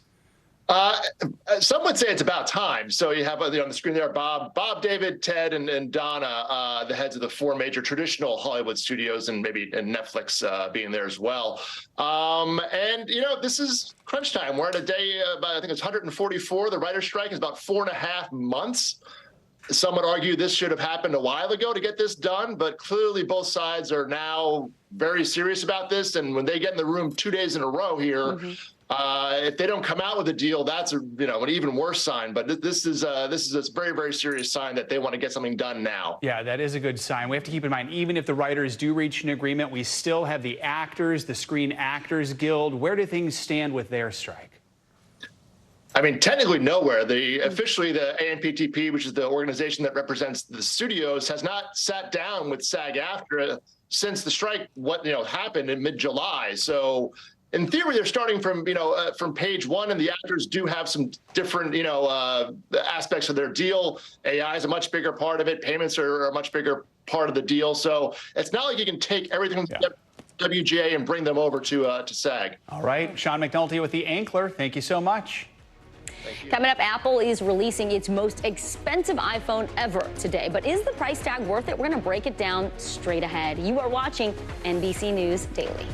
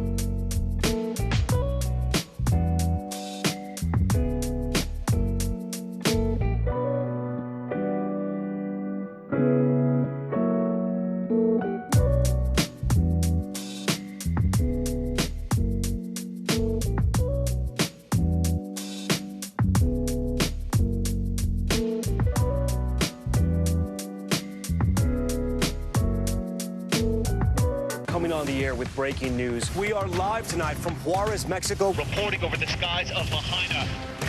Here in Florida, the time to evacuate has come and gone. You were seeing people just running for their lives? People running for their lives. We've seen this almost unbelievable power struggle. What does this mean for Ukraine? It's the battle off the field that's inspired the world. Every night, it's your news playlist. Top Story with Tom Llamas. Streaming weeknights at 7 on NBC News Now. The police department in Baton Rouge, Louisiana, is under scrutiny because of lawsuits that claim officers tortured detainees in an off-site warehouse. NBC News Now correspondent Stephen Romo has more on the disturbing allegations. Shocking allegations about an unmarked police facility in Baton Rouge, Louisiana, coming to light in a new federal lawsuit. Detainees are essentially kidnapped, taken, interrogated, frequently beaten, and strip searched. Now, one of the officers involved, Troy Lawrence Jr., has resigned and is charged with small battery in connection to a different incident. Local leaders disturbed by the revelations. I made the immediate decision to permanently close the facility. 47-year-old Ternell Brown is suing the Baton Rouge Police Department, saying she endured sexual humiliation while in custody in June. Brown says in the complaint she was stopped while carrying 2 types of her own prescription pills and taken to an off-site warehouse referred to as the Brave Cave by the Baton Rouge Area Violence Elimination Unit, or Brave Team. There, she says she underwent an invasive 2-hour strip search with a flashlight and was released with no charges. That facility has been around 19 years. Facility is called the Narcotics Processing Center. Were you aware that it was used for strip searches? No, the strip search, I was not aware of that. It's not just the existence of this facility that's under scrutiny. The department's broad stop and strip policy is also being questioned. It allows officers to strip search civilians without arresting them. Do you think that might need to change the strip search policy? Absolutely. The chief says the department policy is reviewed yearly, but the strip search policy hasn't been revised since 2016, and that's despite a complaint 3 years ago. What I'm getting arrested for? You being detained. How? For what? Because I said so. But you ain't tell me I ain't gotta tell you why. Last month, BRPD hit with yet another lawsuit. This time, 22-year-old Jeremy Lee says he was beaten at the off-site facility and left with a fractured rib, among other injuries. According to the Baton Rouge police chief, it was Lee's complaint to the department in July that led him to disband the Brave unit. Lawrence Jr., a member of the unit and an officer named in both lawsuits, was involved in at least 4 other lawsuits alleging assault that have either been dismissed or settled. The police department is conducting its own internal affairs and criminal investigations, as well as asking the FBI to get involved. Do you know of any other cases that could be in the works regarding the Brave Cave? We do. There will be more. Stephen Romo, NBC News. Adnan Syed became a household name after his case was featured in the podcast Serial. He spent 20 years in prison for killing his girlfriend, but walked free last year after his conviction was overturned. Now the victim's family is appealing that decision. Kate Amara from our NBC affiliate WBAL sat down with Syed, who now fears he could soon be ordered back to prison. For the past year, every single day we wake up thinking, what if Adnan has to go back to prison? Adnan Syed did not discuss details of the matter pending before the state Supreme Court, but during a press conference inside his Woodlawn home on Tuesday, he did discuss the possibility that a ruling could mean he is ordered back to prison. The hardest thing to wrap my mind around is, what if I was to go back to prison and the greatest fear that I've ever had, my mother and father passing away, and now I'm still in there. On October 5th, the state Supreme Court is slated to take up an appeal filed by the family of victim Hae Min Lee.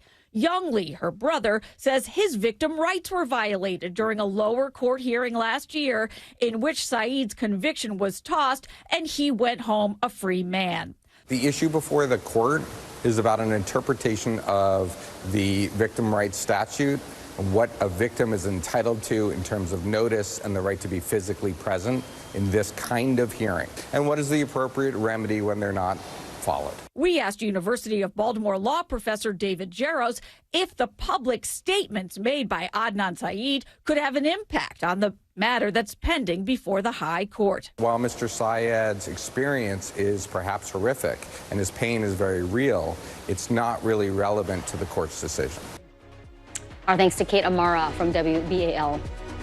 The search for a missing murder suspect and the big reward investigators are now offering to anyone who has information inside the desperate search. Next, you are watching NBC News Daily.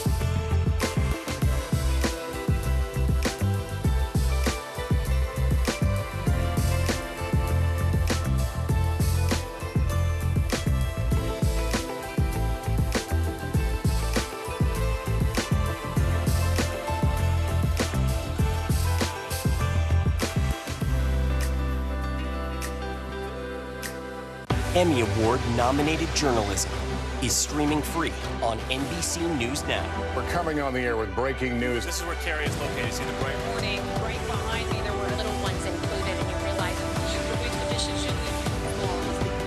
Allegations of Russian war crimes. Storm zone in Florida. Essentially on that. So, an exciting and a long night. News for the generation of now is NBC News Now.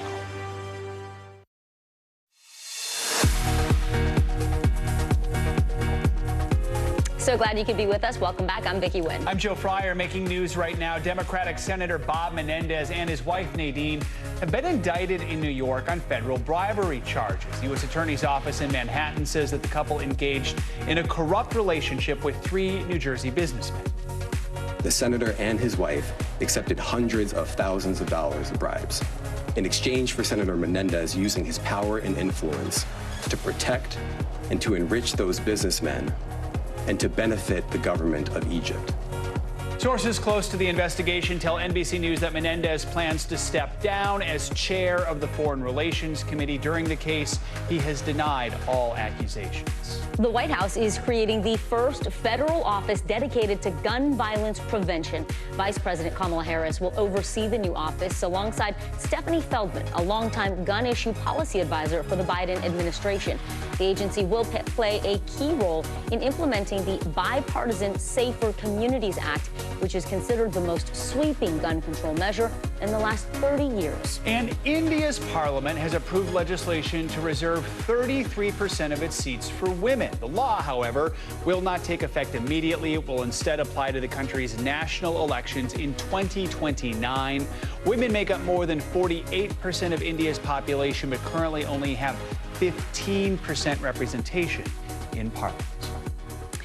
We turn now to some new developments on that F-35 fighter jet that crash-landed in South Carolina this week after a military pilot ejected from the aircraft. We have new audio from the initial 911 call, which reveals what happened to the pilot moments after the incident.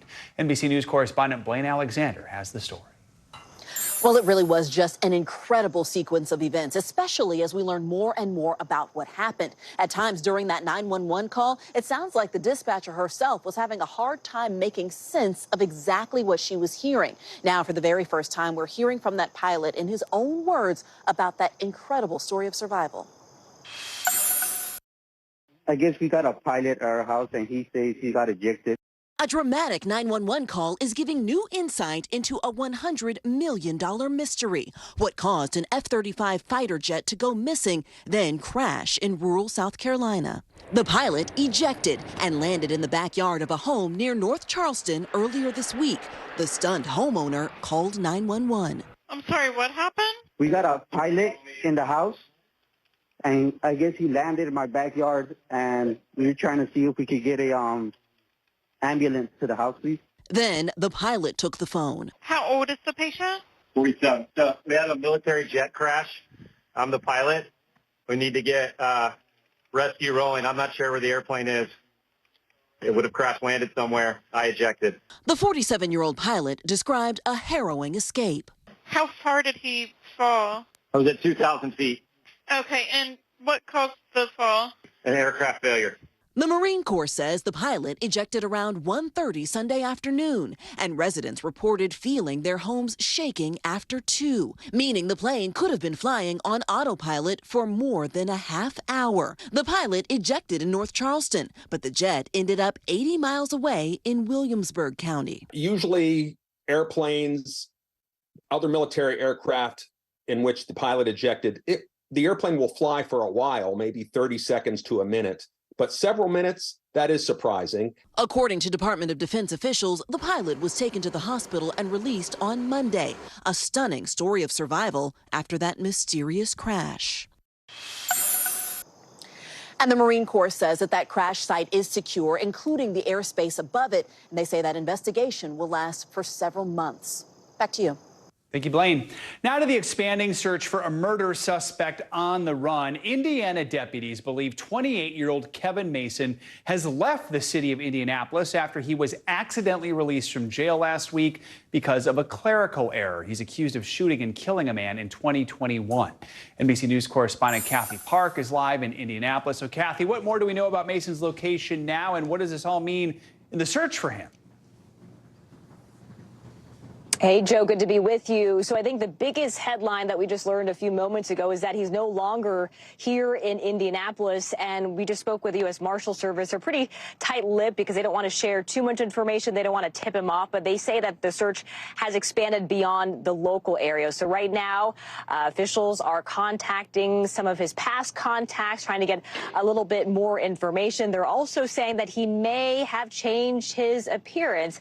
It's unclear if he is armed at this point, but regardless, they're saying if you do happen to see him, contact authorities right away, and there is a reward up to $10,000 leading to an arrest, Joe. Kathy, I understand Mason's girlfriend was arrested in connection to him being on the run. How is she allegedly involved?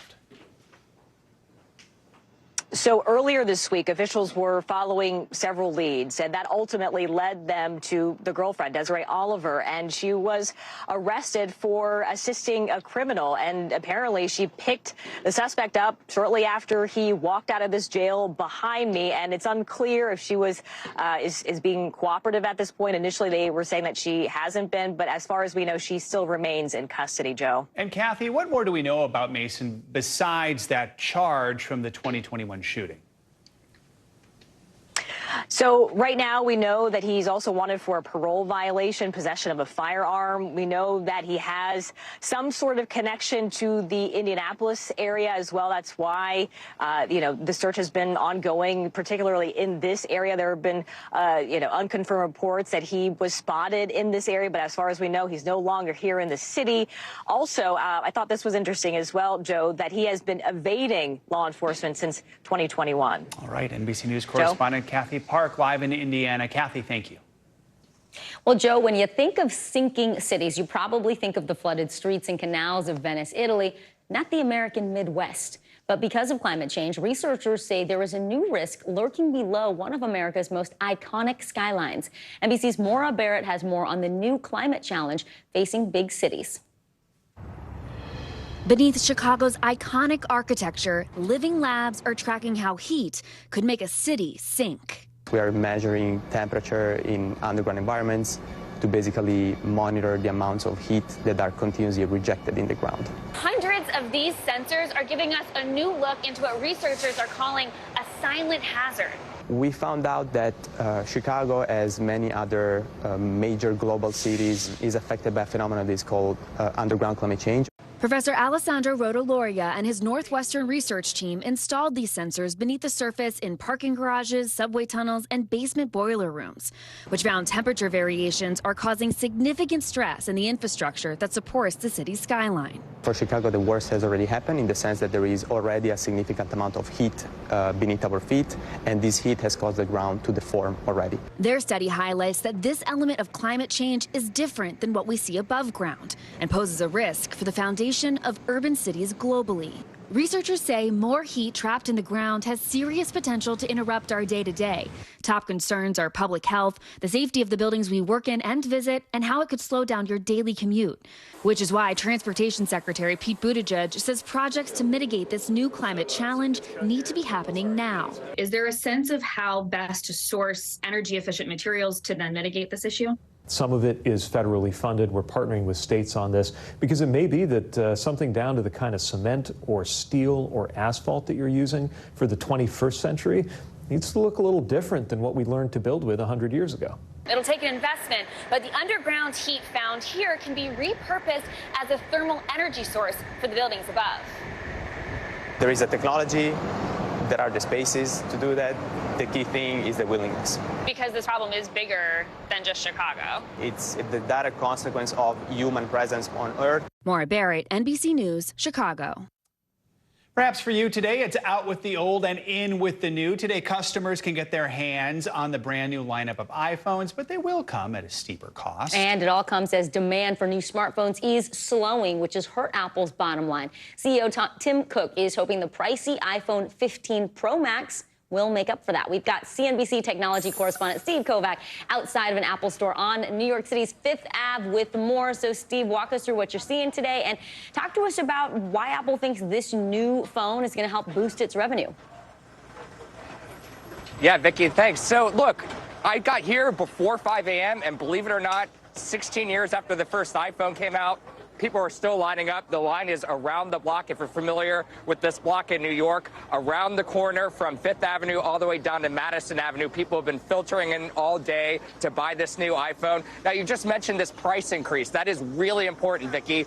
Apple sales have been declining for 3 quarters in a row. That is bad news for investors. Investors have been punishing the stock because of that, and they're trending towards a 4th quarter of down sales in a row. And so what's Apple's answer? Not only put out new phones, but also raise the price on that iPhone 15 Pro Max. It's $100 more than it cost a year ago. Now, what Apple tends to do is they put the best technology in those Pro phones, the fastest chips, the best cameras, and so forth in there. The regular iPhone 15s actually have last year's technology that they're selling at a couple $100 less. But look, they need to sell those more expensive phones because on a unit basis, the physical devices, they're selling fewer and fewer. So they raise the price to kind of make up for that gap in demand, Vicki.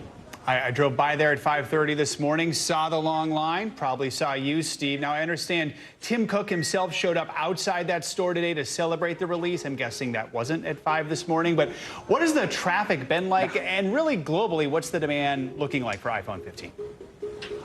Yeah, sure, Joe. So doors open at 8 a.m. Actually, there was a really funny moment. The door was locked when Tim tried to open it, and there's a little goofy moment there of him trying to actually get the doors open to let people in to buy the phone. After that, it was fine. He took some selfies and things like that. But you mentioned demand. So these phones actually went on pre-order a week ago from today, and we're getting some data. Analysts are looking at, for example, if you go online and it tells you the wait time. So analysts love to look at those wait times and see to get a little, a gauge of demand. It's not a perfect test of demand, but it can give you a good idea. So wait times right now for that Pro Max I was talking about in the U.S., 29 days right now. Ooh. So that's a signal people are going for that more expensive phone. Good news for Apple. Oh, that's a long time. All right. CNBC technology correspondent Steve Kovac. Thank you so much, Steve. Tim Cook didn't have the unlock code for the door. Yes. Okay, hashtag mom jokes. One. All right. All right. Still ahead, a really important topic. We're taking a closer look at mental health in the military during Suicide Prevention Awareness Month. A veteran joins us here on set to shed light on how to help service members who might be at risk of hurting themselves. More NBC News Daily right after this.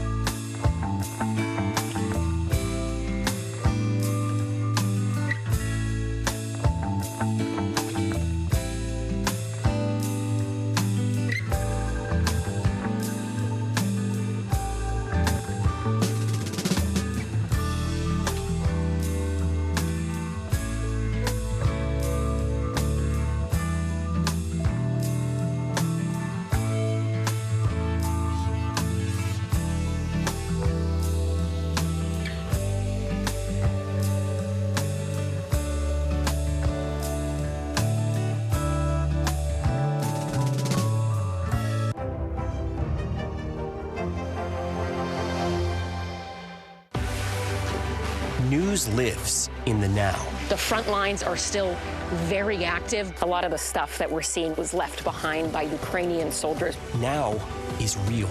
This is like quicksand, and officials say that an entire town is cut off. Now is raw. This close to the devastation, you actually understand why people had to jump in the ocean. You've seen all this craziness in front of you. What was that like? I was just trying to survive. News for the generation of now is NBC News Now. September is Suicide Prevention Awareness Month, and today we are talking about mental health in the U.S. military. Here in America, the suicide rate for veterans is 57% higher than the average adult population. And in 2020, there were more than 6,000 veteran suicides. This, according to the Department of Veterans Affairs. Joining us now is Juliana Mercer. She's a Marine Corps veteran who served in Iraq and Afghanistan. She's also the Director of Veteran Advocacy and Public Policy at Healing Breakthrough. Juliana, first, thank you so much for your service. 15 years of active duty, 5 years that you spent there providing support to injured Marines who were recovering at the Wounded Warrior Battalion. So tell us a little bit more about PTSD and also the profound impact it has on someone's mental health. Yeah, so PTSD is something where you're stuck in your fight or flight or freeze response. So that trauma response is something that you can't get out of. So there's hyper-awareness, there's symptoms like avoidance and hyper-arousal. And veterans suffer from a very high rate of PTSD compared to their civilian counterparts. This contributes to that high suicide rate. We've lost over 30,000 veterans here at home to suicide compared to the 7,057 that we lost in combat. Wow. That is such a hard number. I know your work focuses right now on FDA-designated breakthrough therapy, helping veterans get access to this. First of all, what is this therapy? Yes, so this is the shining bright light at the end of the tunnel to help veterans heal from mental illness. It is designated by the FDA to be fast-tracked because it shows such great promise.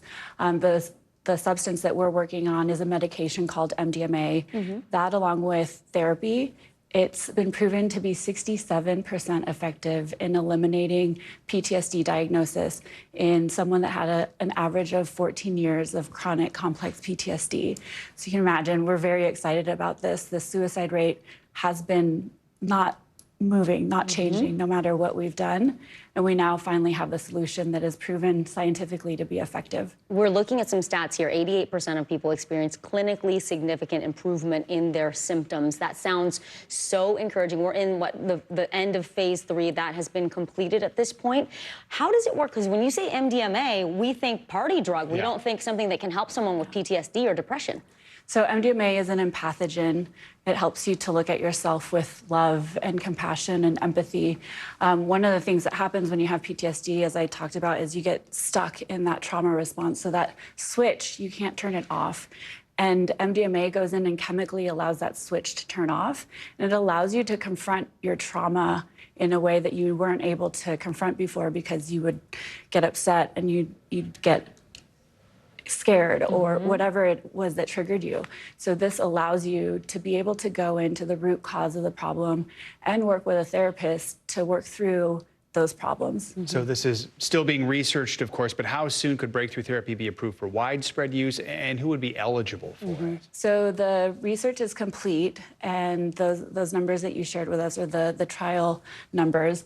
And they're just in the paperwork process of the FDA. We're hoping that it is FDA approved mid to early next year. If you are right now suffering from PTSD, the trial is over. Can you somehow enroll in any program that offers this to see if it works for you?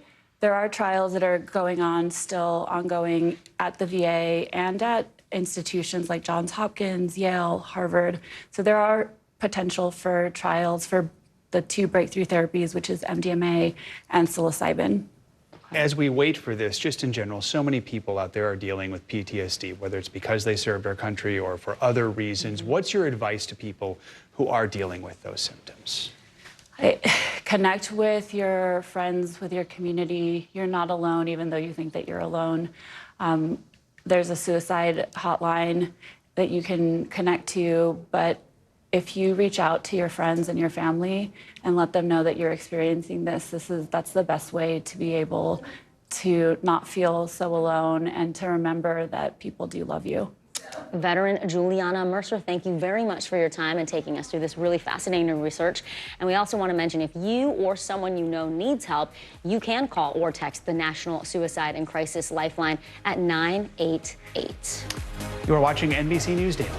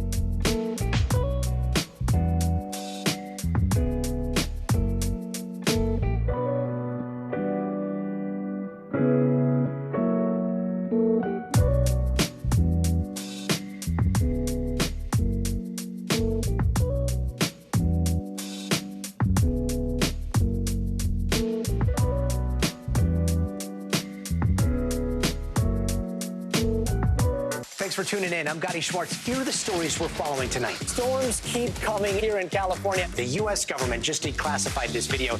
A lot more stories trending like crazy on social media. A controversy pitting lawmakers against young voters. What's the state of crypto today? Is it safe for investors? We've got another mind-bending story on artificial intelligence. This is what my voice sounds like when I clone it. That wasn't me. You gotta see this. Stay tuned now, weeknights at 8 Eastern, 5 Pacific on NBC News Now. Back now with the amazing survival of a man stranded in the ocean on a tiny boat, saved by the Coast Guard after nearly 2 full days. Here's NBC News correspondent Sam Brock with the moment he reunited with his rescuers. We will never forget how you didn't just save one young man's life, but you saved an entire family. The man. For a village of first responders, tears, hugs, and gratitude from the Gregorys. Their son Charlie disappeared at sea for nearly 40 hours last month off the coast of St. Augustine. When you're out there in the middle of the ocean, what did you think were the chances of your survival? Zero. Zero, for sure. Yeah. You thought you were going to die? Oh, 100%. I was sure I was going to die. It was just a matter of when. Charlie tells me his 3 a.m. fishing trip was in the intracoastal close to land. But when a wave knocked over his boat and dumped his flares and cell phone out, he was whisked away 12 miles with no working motor. Just and died on me. His 8-foot aluminum boat, submerged in water, was surrounded by sharks the same size. God, I saw probably 20 or 30 my whole time being out there. The odds of a reunion, minuscule at best, with several agencies in the water and the U.S. Coast Guard by air looking for a coconut in the ocean, until the radar picked up something. It's one of the happiest days of my career. The shock from Charlie's parents, evident on that day in early August.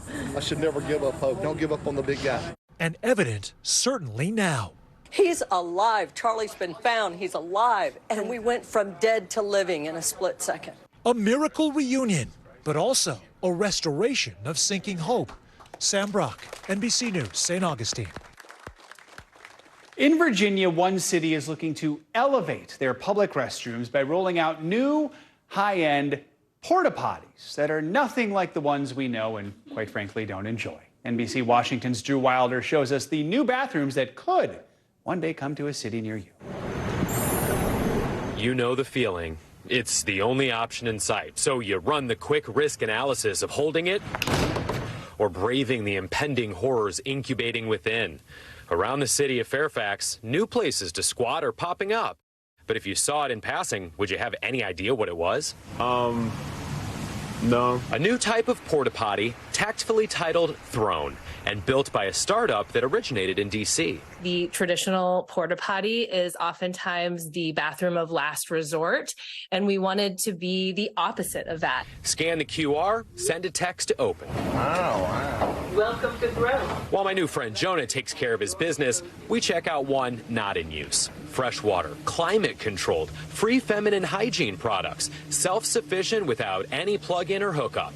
Touchless. I didn't have to touch anything. I guess that's kind of the whole point. Fairfax City launched a pilot program to bring 3 thrones to city parks, an issue the city's mayor actually campaigned on. Do you think there's ever been a politician who has won an election on a platform of public restrooms? No. Until now. Right.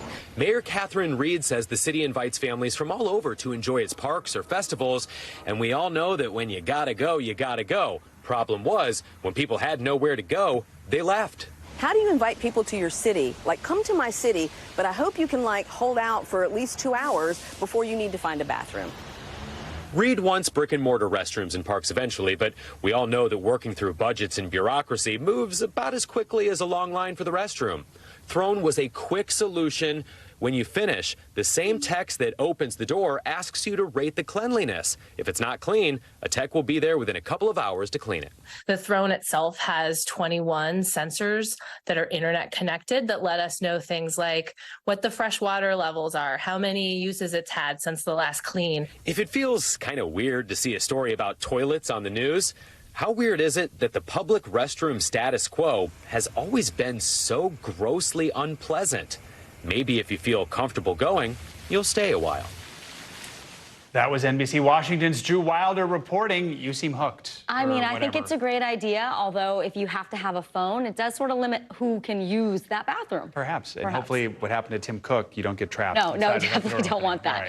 All right, here is what is trending right now. Netflix released the first trailer for the new reality show based on the hit series Squid Games. It is set to premiere on November 22nd. Squid Game The Challenge has more than 450 people competing for nearly $5 million. Thankfully, this is not a life or death like in the show. Netflix says each player, though, pushed to their limits. All right, I'm Vicki Wynn. I'm Joe Fryer. You're watching NBC News Daily.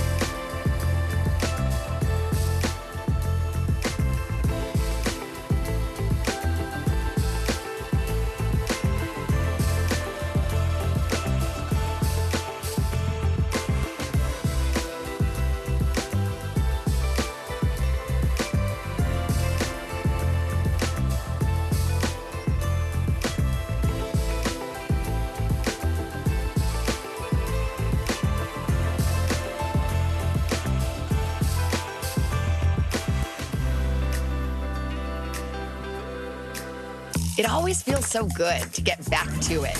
Hitting high gear a little earlier because there's more to cheer for.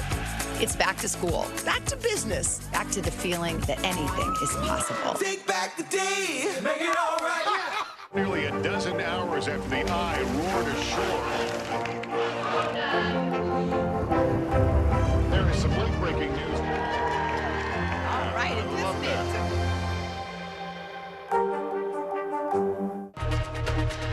Hi, everyone. Thanks so much for joining us. I'm Zinklea Simwa. I'm Vicki Wynn. NBC News Daily starts right now.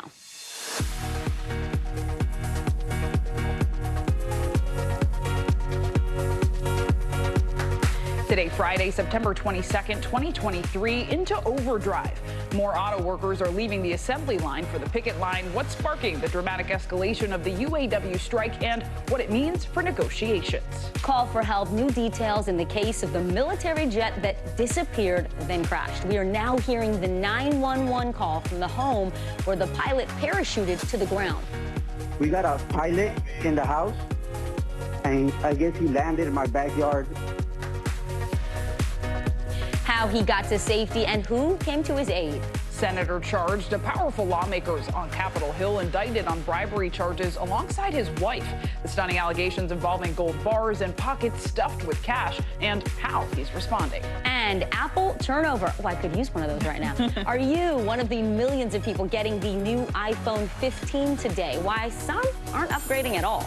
It's always a good day when there's a new iPhone in town. Yeah, I know, that's true. And people are lined up around the block at a lot of places. We're going to get to that later this hour. It's been a busy week, and we're going to start with that drastic nationwide escalation in the strike against the big three car companies. This is video of new walkouts by United Auto Workers members that just started a few hours ago. From California to Massachusetts, more workers are joining the picket lines at General Motors and Stellantis, but not Ford. The union chose to expand the strike as progress stalls on new contracts. After telling the White House to stay out of negotiations earlier this week, the union now says it is time for President Biden to get involved. We invite and encourage everyone who supports our cause to join us on the picket line, from our friends and families all the way up to the President of the United States. We invite you to join us in our fight. NBC News correspondent Maggie Vespa is at the Stellantis plant in Toledo, Ohio. Maggie, how exactly will the expansion of the strike be impacting manufacturing operations, and why was Ford not included this time?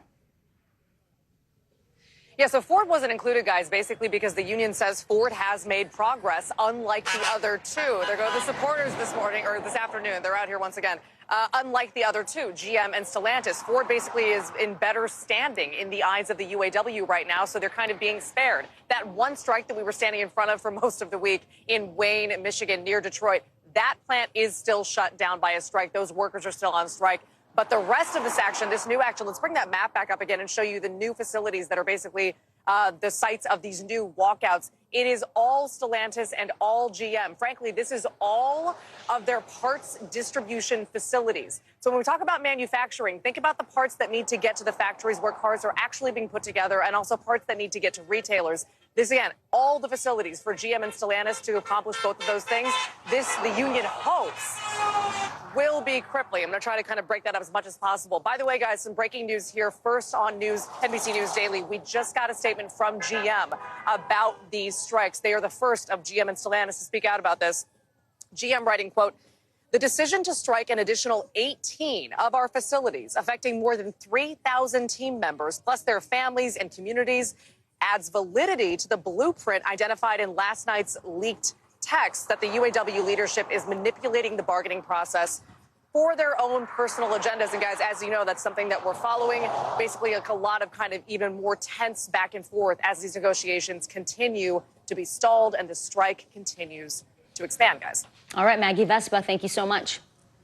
There's another strike with new developments this hour. The months-long writer strike. Negotiators for the union and the movie studios met for the third consecutive day today, but have yet to come to a deal. The strike has essentially shut down movie and TV production across the country for the last 143 days. Writers are demanding better pay and protections from artificial intelligence.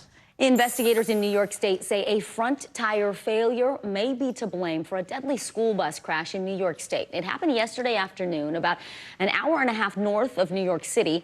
A convoy of 6 buses was taking about 300 students from a high school on Long Island to band camp in Pennsylvania. One of the buses went off the road, careening 50 feet down an embankment. Every student aboard that bus had to be taken to the hospital. 2 adult chaperones died. Both were beloved members of the school community. NBC's Emily Ikeda has more. A high school bus ride to band camp suddenly taking a terrifying and deadly turn. Bus rollover eastbound. All available manpower is needed for your rescue. The bus careening off a highway in Orange County, New York, tumbling 50 feet down a ravine and into an embankment, plunging the 40 students and 4 adults it was carrying into chaos. The kid next to me was covered in blood. I saw blood everywhere. First responders, including medical evacuation helicopters, rushing to the scene. At least 5 students remain in critical condition, according to officials, and 2 adults died in the accident, including the school's band director, 43-year-old Gina Pelletieri, and retired longtime teacher, 77-year-old Beatrice Ferrari. The 2 women, close friends, chaperoning the trip together. Their friendship was it went beyond teaching. Ferrari, affectionately known by students as Grandma B, her daughter in utter shock. She was so passionate about what she did. She loved her students. Details now emerging about what may have caused the crash. Preliminary information indicates a failure of a front tire may have been a contributing factor. The high school students were traveling from Farmingdale on New York's Long Island to Pennsylvania for their annual band camp. The marching band seen here just a week ago, performing their first halftime show of the school year. Patricia Defendini's grandson, who was on board one of the buses, is okay, but waiting for news. My grandson's friend was one person who was airlifted, so I don't know if he's okay or not. Edward Hoschler picked up his daughter, a junior who plays the trombone, at a reunification center. It's surreal. You don't think anything like that's going to happen, but just seeing her.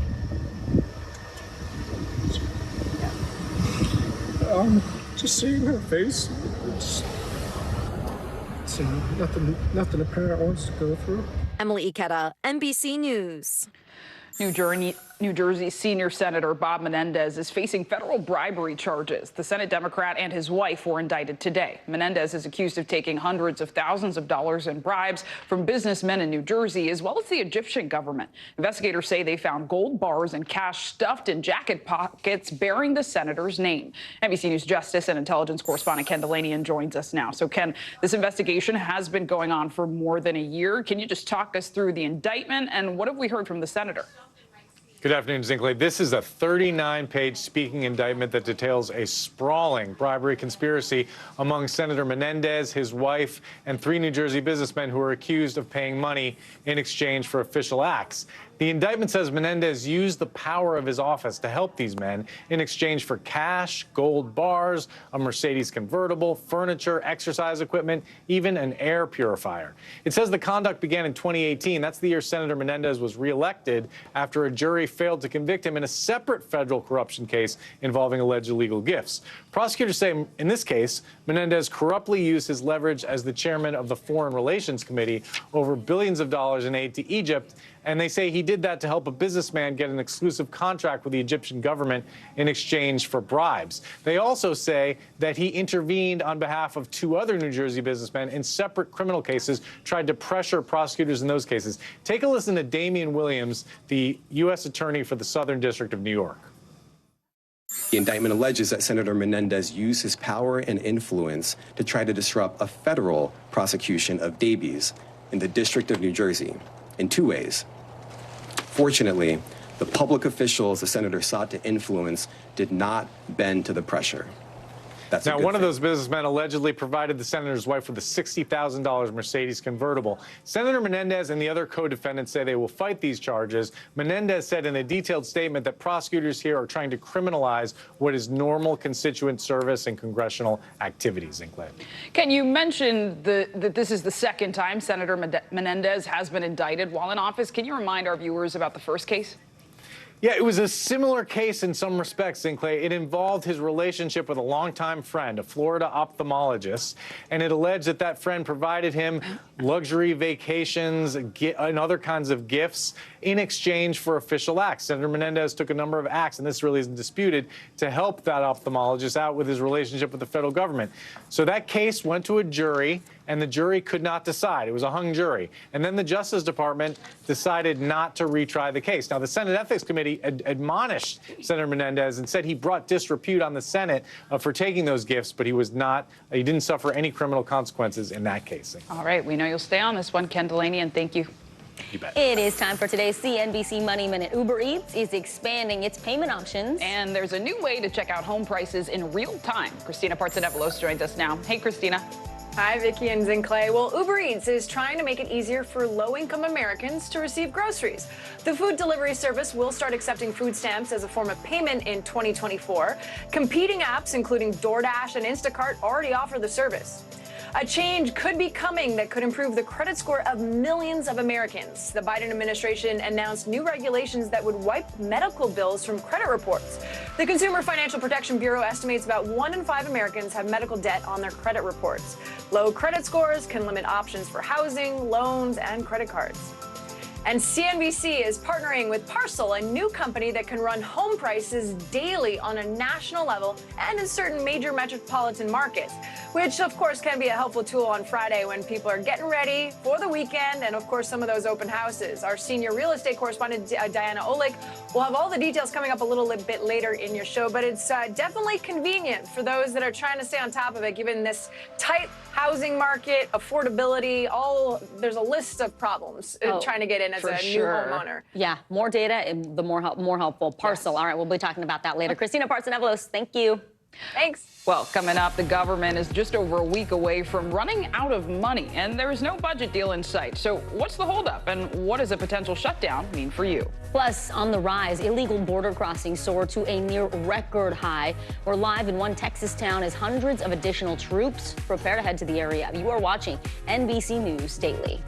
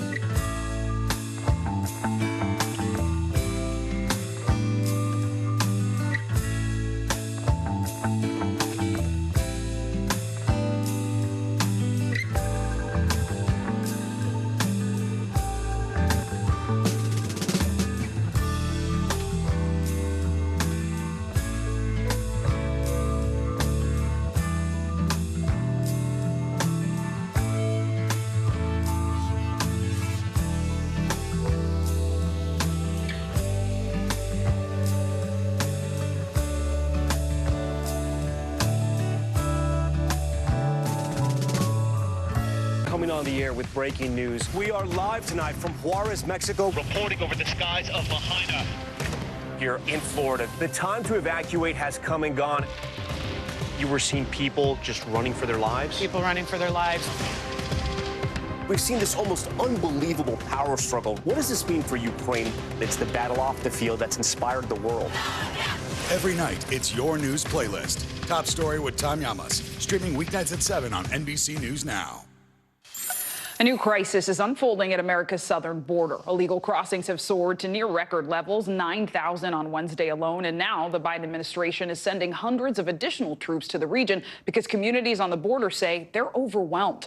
NBC News correspondent Guad Venegas joins us from the U.S.-Mexico border in Eagle Pass, Texas. Guad, nearly 2,500 migrants crossed illegally from Mexico into Eagle Pass just since Wednesday. What are you seeing?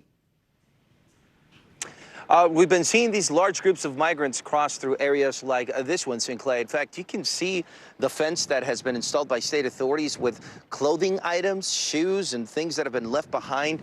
Yesterday, we saw a large group of migrants who were able to go under this wire. I mean, it sounds crazy, but they were able to go under the wire and turn themselves in to National Guard troops here, who then walked them over to CBP officers and Border Patrol, who take them over to another center for processing. And as you mentioned, they have been overwhelmed here. Authorities have to process a lot of these migrants that are asylum seekers. And, you know, I spoke to the sheriff yesterday in Maverick County, who told me he used to work for Border Patrol, and he's been in touch with some of his colleagues from Border Patrol who tell him it takes about 45 minutes for one officer to process one asylum seeker. So that's the kind of manpower that is required by federal authorities as they process these asylum seekers. Meanwhile, you still have large groups coming in. You have a group right now, as I speak to you, you can see them coming into the water. Now, in the last 3 days, they've reported 2 people have drowned, 2 bodies have been recovered, including a 3-year-old. So that's how dangerous this river can be.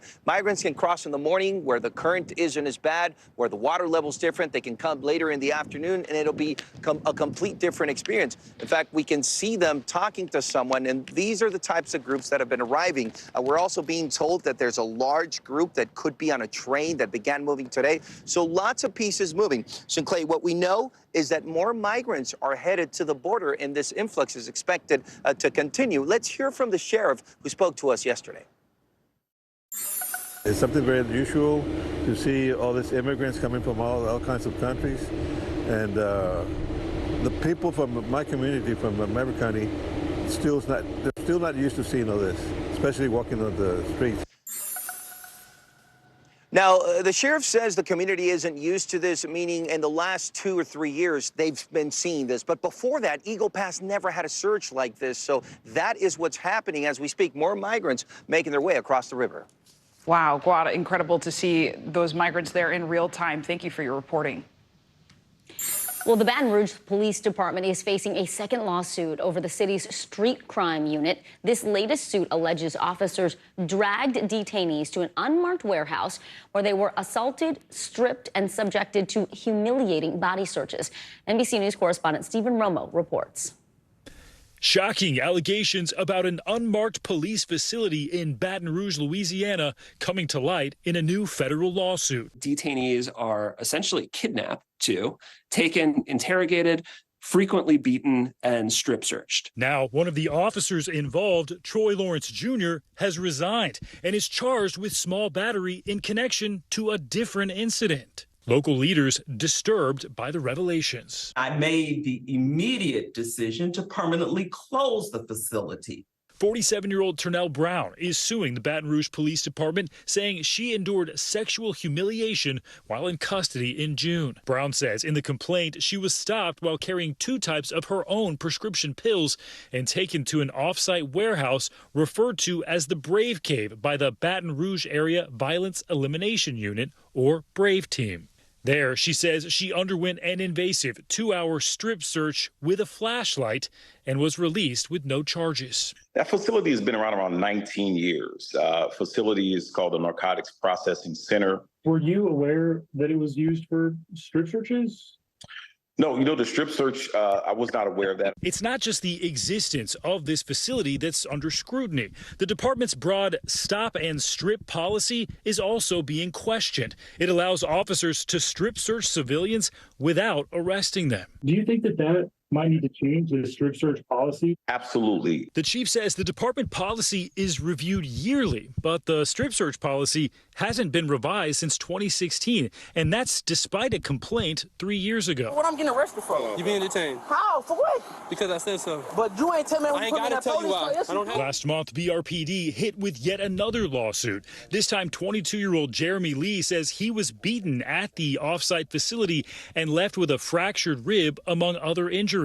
According to the Baton Rouge police chief, it was Lee's complaint to the department in July that led him to disband the Brave unit. Lawrence Jr., a member of the unit and an officer named in both lawsuits, was involved in at least 4 other lawsuits alleging assault that have either been dismissed or settled. The police department is conducting its own internal affairs and criminal investigations, as well as asking the FBI to get involved. Do you know of any other cases that could be in the works regarding the Brave Cave? We do. There will be more. Stephen Romo, NBC News.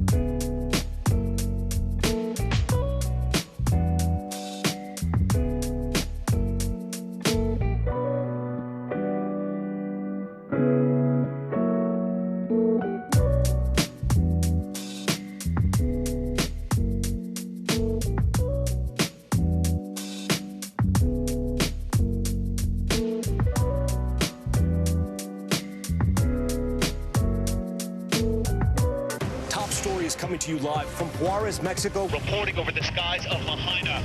Every weeknight, it's your news playlist. Top Story with Tom Llamas, streaming weeknights at 7 on NBC News Now. It always feels so good to get back to it. Hitting high gear a little earlier because there's more to cheer for. It's back to school, back to business, back to the feeling that anything is possible. Take back the day, make it all right. A chaotic scene unfolding in Venezuela after a gang-run prison in the country was reclaimed by police. It's all part of an ongoing battle between the country's government and powerful criminal organizations. Here's NBC News correspondent Valerie Castro. Turmoil in Venezuela driving millions from the country as refugees, battling a struggling economy, food insecurity, political unrest, and gang violence. This week, the government carrying out a raid at the infamous prison, the Tocorón, known as one of the country's most dangerous penitentiaries and home to the Tren de Aragua gang. More than 11,000 law enforcement officers taking back control by force after authorities say it had become a hotel-like headquarters for gang members, which included a reported zoo, a pool, and a nightclub. Bueno, nos encontramos en este momento dentro del penal de Tocorón. Como ustedes pueden ver, allá está totalmente tomado este penal. Y la infraestructura también totalmente liberado. Images from Venezuelan government TV show inmates sitting on the ground, piles of belongings seized from inside the prison, clothing, luggage, ammunition, and rifles. The country's leader, Nicolás Maduro, tweeting in part, "We're going towards a Venezuela free of criminal gangs." Yet human rights groups claim many Venezuelans live in fear under Maduro's reign. He took power in 2013 after the death of polarizing leader Hugo Chavez. The U.S. does not recognize Maduro as president and has accused him of corruption, political persecution, and even drug trafficking. And a 2022 UN report finding Maduro's government acted to repress dissent through crimes against humanity, including acts of torture and sexual violence. Venezuela's murder rate also the highest in Latin America. Human rights groups have warned that millions in Venezuela are unable to access food and safe water, with more than half the country last year living in poverty. Como muy poco arroz, muy poca pasta, muy poco eso como yo. Y la carne, bueno, ya ustedes vieron que es un pedacito de carne, un pedacito, porque un bistec hasta para 3 y 4 días, porque el pollo hay que picarlo para varios días. The country seeing an exodus of 7 million people since 2014, according to the UN. Venezuela is, if not the largest, one of the largest sources of refugees in the world today. It's up there with Ukraine and Syria. The only difference that there's no war in Venezuela. The political dissent and economic hardship prompting many to flee and journey north to the U.S. That crisis now factoring into the Biden administration's decision to provide the arrivals with temporary protected status, citing Venezuela's increased instability and lack of safety due to the enduring humanitarian, security, political, and environmental conditions. The move, one that New York leaders have been pleading for. They're ready to work, they're willing to work, and they're not able to work.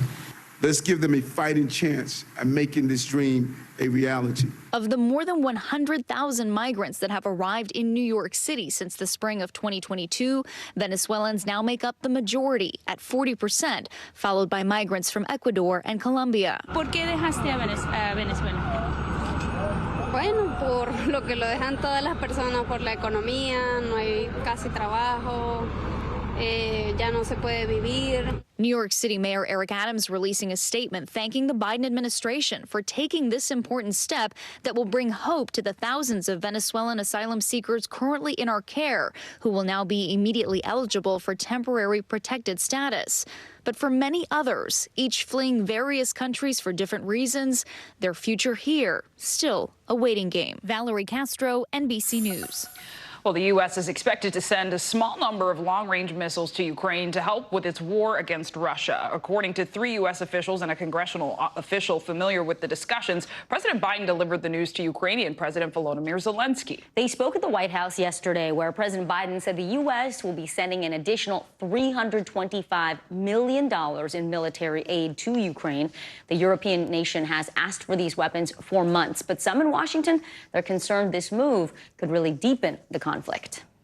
Coming up, there's a new iPhone out today.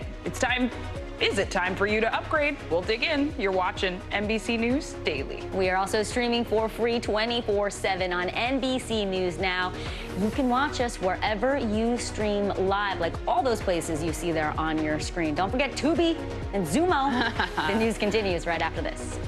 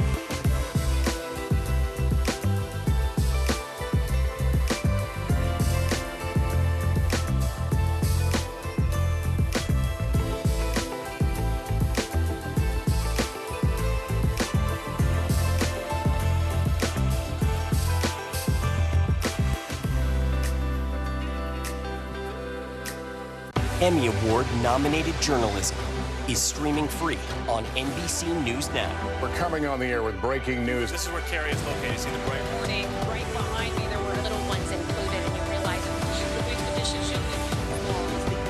Allegations of grocery pork hunting.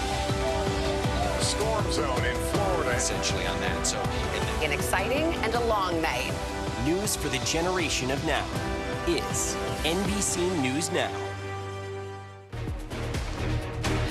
Bottom of the hour now. Here are some of the stories making headlines on NBC News Daily. 2 teenagers facing murder charges appeared in an adult courtroom yesterday in Las Vegas.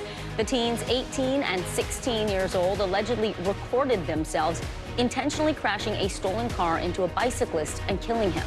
Earlier this week, police said the teens were responsible for at least 3 hit-and-run incidents. Both teens are being held without bail. They're scheduled to appear in court next Tuesday. U.S. Marshals are now offering a $10,000 reward for information that leads to the arrest of a missing murder suspect. Officials say murder suspect Kevin Mason was accidentally released in an Indiana detention center 9 days ago due to faulty records review. Police say they have multiple leads throughout the state for suspects, but have yet to find him. Mason is described as armed and dangerous. President Joe Biden is creating a new Office of Gun Violence Prevention at the White House. Vice President Harris will oversee that office, and Stephanie Feldman, a policy advisor to Biden on gun issues, will lead the office. It will implement existing gun safety laws and pass new gun safety legislation at local, state, and federal levels. In case you didn't know, the government will run out of funding in 8 days, but Congress is no closer to a deal preventing a government shutdown. Yeah, with lawmakers out of town for the weekend in Washington today, the White House is telling federal agencies to start preparing for a shutdown. NBC News business and data reporter Brian Chung will break down the ripple effect this will have on everyday people in just a moment. First, we want to head over to NBC News congressional correspondent Julie Sirkin standing by on Capitol Hill. Good to see you this Friday, Julie. So a lot of people watching at home are probably asking this same question. Why are lawmakers going home without a deal? What are the sticking points at right now? Yeah, and look, lawmakers went home because there's really nothing to vote on now. You know, Speaker McCarthy is here. Some members are shuffling in and out of his office. Actually, I'm looking down the hall to see who exactly is going in and out as they try to work out some kind of agreement here, because the sticking points depend on who you ask, right? You have some holdouts who didn't want to vote for the short-term government funding bill, saying that, well, they're spending too much. They want to cut spending even below those levels negotiated between McCarthy and President Biden during the debt default crisis. You also have other members, though, that are talking about Ukraine funding, disaster relief. There's some disagreements about whether to include Ukraine relief, for example, in the stopgap funding measure. But then you also have other members who don't really want to see anything having to do with a short-term funding bill, and they're willing to see the government shut down. Of course, you also have some members like Congressman Matt Gaetz, who doesn't want anything that Kevin McCarthy's fingerprints touch, and that's a problem because he's the speaker wielding a very, very slim majority. So overall, a huge mess right now, a lot of dysfunction happening. They think maybe they could figure it out next week, but it's almost certain a shutdown's going to happen. And Julia, I understand you also spoke with House Speaker Kevin McCarthy today on the Hill. What's he saying about a path forward? Well, I asked him if he has a path forward, and he said they're continuing on the one they've started to lay out. He said that it's his intention to bring up a series of some appropriations bills on Tuesday. We saw one of those, the defense bill. The rule for that, the procedural step, failed twice this week. Not a good sign for McCarthy or Republicans when something like that goes down. But McCarthy wants to bring those up on Tuesday, he said. He also said they want to pass some kind of stopgap government funding measure, something that'll go about a month while they hammer out the details. The problem is it doesn't look like there's a path forward on that as of now. And the Senate is going to actually send its own version of a stopgap measure over to the House next week. Here's more of what McCarthy had to say, including when I asked him whether it's time to work across the aisle. Watch. If members think by moving you into a shutdown that that's a positive idea, I don't think that's where the majority is. I believe we have a majority here, and we can work together to solve this. This is the same place you were all asking me during the debt ceiling. So you know what? It might take us a little longer, but this is important. They don't have much time, right? The government shuts down in 8 days. McCarthy, though, they're refusing to say that he's going to work across the aisle. We already heard from 2 moderate Republicans, at least, who are getting pretty frustrated and said they might just have to. All right, Julie Sirkin, thank you so much for that update on the calendar. Yeah, let's bring in Brian Chung now, NBC News business and data reporter. So, Brian, we heard from Julie, 8 days until a shutdown. Not everyone, though, is wandering the halls of Capitol Hill or Politico, right? So what's the real-life impact for people should the government shut down? Yeah, well, the immediate impact would be for anyone that's employed by the federal government. So in the last shutdown, we saw about 300,000 employees furloughed without pay. In the prior shutdown to that in 2013, it was over 800,000.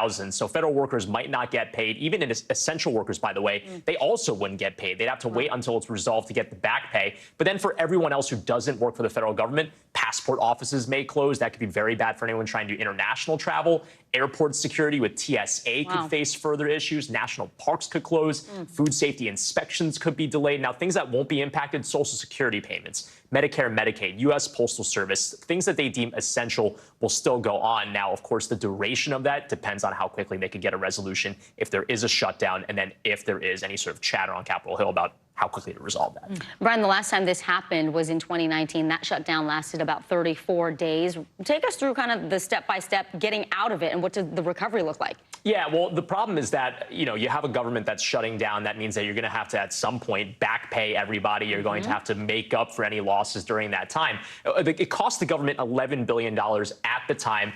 They were able to recoup about $8 billion of it, but there's an estimate from the Congressional Budget Office that's basically $3 billion was lost permanently. So there's another estimate that if we get into a government shutdown in this year, 2023, for every week that it goes on, that could be $1 billion in losses every single week. That's not enough to tilt us into a recession. But again, all those families that have federal workers on their payroll, that's very, very impactful, something that we're watching. Absolutely. I remember living in D.C. at the time, and roads closed. Everyone's just home. So it impacts people seriously. Absolutely. Brian Chung, thank you so much. We appreciate you. Thank you.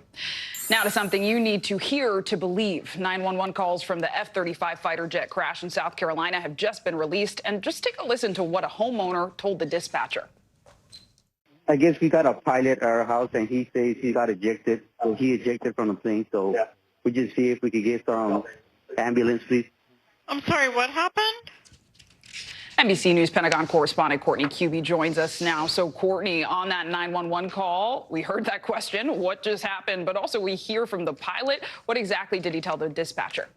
Yeah, the dispatcher sounds kind of incredulous. Excuse me, what happened? But we heard from the homeowner. The pilot landed. We found this out about a day or two after the aircraft crashed, that in fact, it had landed in someone's backyard in a rural part of South Carolina. But we heard for the first time in these 911 tapes from the pilot. We're learning just the slightest little bit more about that individual, including the fact that he has decades of experience, according to the Marine Corps, including decades of experience as a pilot. So, but we were able to hear for the first time and get a sense of how he was feeling, the calmness in his voice at the time. Here's what he had to say. We had a military jet crash. I'm the pilot. We need to get rescue rolling. I'm not sure where the airplane is. It would have crash landed somewhere. I ejected. Ma'am, I'm a pilot in a military aircraft, and I ejected. So I just rode a parachute down to the ground. Can you please send an ambulance? It's pretty remarkable to hear him there saying, again, his voice is pretty calm, considering the fact he just ejected out of an aircraft, parachuted down to the ground, and is on the phone saying that he needs an ambulance. He did say that in another part of the call that he had some back pain. But it's not just that. The fact that he is saying right there in those first moments that the plane may have crash landed somewhere is very telling, Sinclair. Wow. I mean, it's just incredible, and clearly a military man, very composed. Courtney, I do know a Marine Corps official also provided some new details about the crash. What did the official tell you? Yeah, so one thing that we had kind of suspected, but we had to wait until we got the Marine Corps to actually tell us, is that when you have a pilot that ejects out of an F-35, again, it's a stealth aircraft. There's a lot of classified components to the aircraft in and of itself.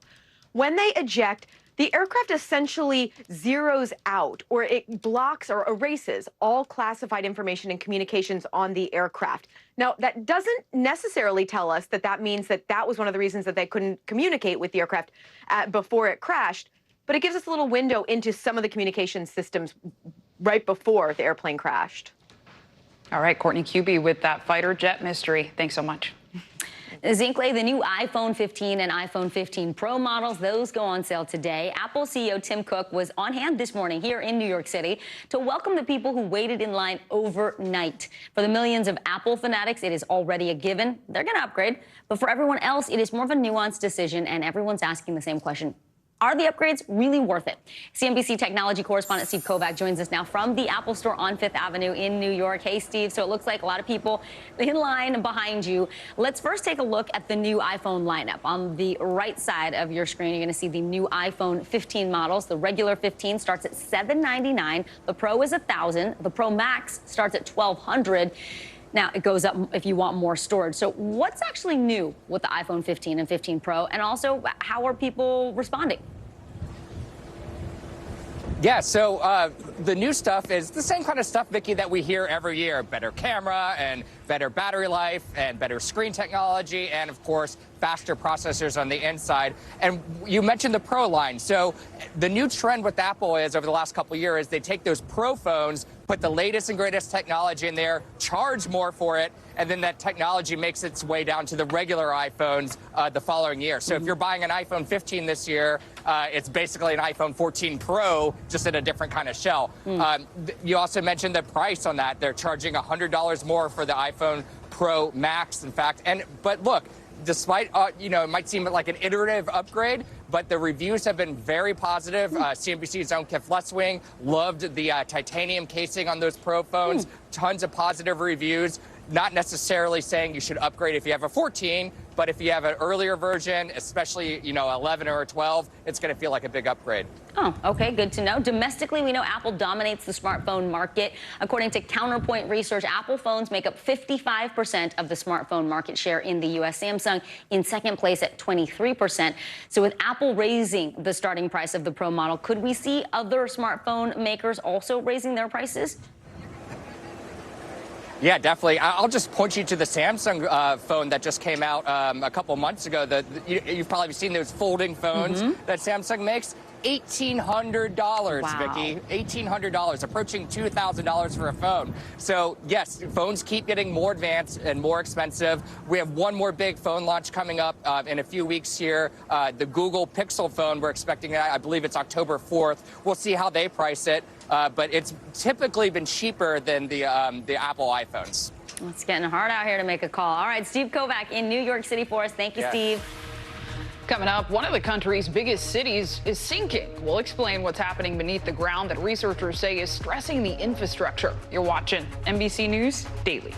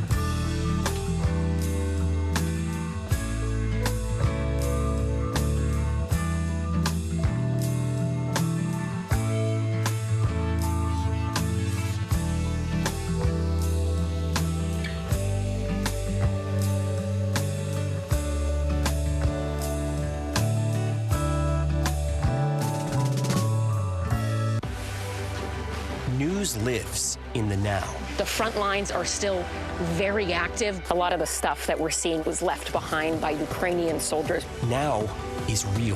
This is like quicksand, and officials say that an entire town is cut off. Now is raw. This close to the devastation, you actually understand why people had to jump in the ocean. You've seen all this craziness in front of you. What was that like? I was trying to survive. News for the generation of now is NBC News Now. Kristen Welker joins Meet the Press as its new moderator, Sundays on NBC. It's Climate Challenge Week here at NBC News, and when you think of sinking cities, the Midwest might not immediately come to mind. But because of climate change, researchers say a new risk is lurking below one of America's most well-known skylines. NBC's Maura Barrett reports. Beneath Chicago's iconic architecture, living labs are tracking how heat could make a city sink. We are measuring temperature in underground environments to basically monitor the amounts of heat that are continuously rejected in the ground. Hundreds of these sensors are giving us a new look into what researchers are calling a silent hazard. We found out that Chicago, as many other major global cities, is affected by a phenomenon that is called underground climate change. Professor Alessandro Rodoloria and his Northwestern research team installed these sensors beneath the surface in parking garages, subway tunnels, and basement boiler rooms, which found temperature variations are causing significant stress in the infrastructure that supports the city's skyline. For Chicago, the worst has already happened in the sense that there is already a significant amount of heat beneath our feet, and this heat has caused the ground to deform already. Their study highlights that this element of climate change is different than what we see above ground and poses a risk for the foundation of urban cities globally. Researchers say more heat trapped in the ground has serious potential to interrupt our day-to-day. Top concerns are public health, the safety of the buildings we work in and visit, and how it could slow down your daily commute. Which is why Transportation Secretary Pete Buttigieg says projects to mitigate this new climate challenge need to be happening now. Is there a sense of how best to source energy-efficient materials to then mitigate this issue? Some of it is federally funded. We're partnering with states on this because it may be that something down to the kind of cement or steel or asphalt that you're using for the 21st century needs to look a little different than what we learned to build with 100 years ago. It'll take an investment, but the underground heat found here can be repurposed as a thermal energy source for the buildings above. There is a technology, there are the spaces to do that. The key thing is the willingness. Because this problem is bigger than just Chicago. It's the direct consequence of human presence on Earth. Maura Barrett, NBC News, Chicago. Fascinating reporting, and our climate coverage continues because this week, world leaders, business titans, and activists gathered right here in New York City to discuss the threat of our warming planet. On Sunday, tens of thousands of demonstrators flooded the streets of Manhattan, calling for an end to fossil fuel usage. They demanded the federal government and the private sector stop funding the expansion of oil and gas development. These fossil fuel corporations, they've been lying for decades. They've been colluding. They've been conspiring to block action and spread disinformation. There should be a million lawsuits against them. Running out of options because politicians won't listen. We know that change takes time, and we're willing to put in the time and effort necessary. Fossil fuels are the largest contributor to global climate change, according to the United Nations, accounting for over 75% of greenhouse gas emissions and nearly 90% of all carbon dioxide emissions. Still, climate activists have different views on the exact role fossil fuel companies should play in addressing the climate crisis. The UN's former climate chief, Christiana Figueres, was originally a large proponent of bringing fossil fuel companies to the table. She was instrumental in drafting the groundbreaking Paris Climate Agreement when member countries pledged to reduce their emissions. But in a recent op-ed, Figueres says she, quote, thought fossil fuel firms could change and that she was wrong. I sat down with her yesterday at a conference on Covering Climate Now and asked her to explain that decision. What changed for you? You know, patience. I think is what changed for me. I ran out of patience. If they're going to be there only to be obstreperous and only to put spanners into the system, they should not be there. And it's important to point out, Vicky, that Figueres is not alone in calling out big oil. Just a week ago, the state of California actually filed a lawsuit against 5 major oil companies and their trade group, and they're alleging that they misled the public on the dangers of fossil fuels. They did respond in a statement to NBC News saying, and they're the American Petroleum Institute, that climate policy should be left up to Congress to, quote, debate and decide, not the court system. Of course, all of this remains divisive, but it's important that as journalists we talk about it too. Absolutely. And it's important, I think, for people to be able to say when they change their minds, when they get more information and that maybe their opinion has evolved. Absolutely. So climate coverage continues. Thanks for watching it. Zinkley, thank you so much. Time for today's Daily Snapshot. We're going to take you back to a story we brought you earlier this hour. This bird's eye picture was taken on the Mexico-U.S. border near El Paso, Texas. These migrants are waiting to be processed in Mexico to enter the U.S. The number of migrants crossing the U.S. border has risen dramatically since the beginning of this month. We'll have more NBC News Daily right after this.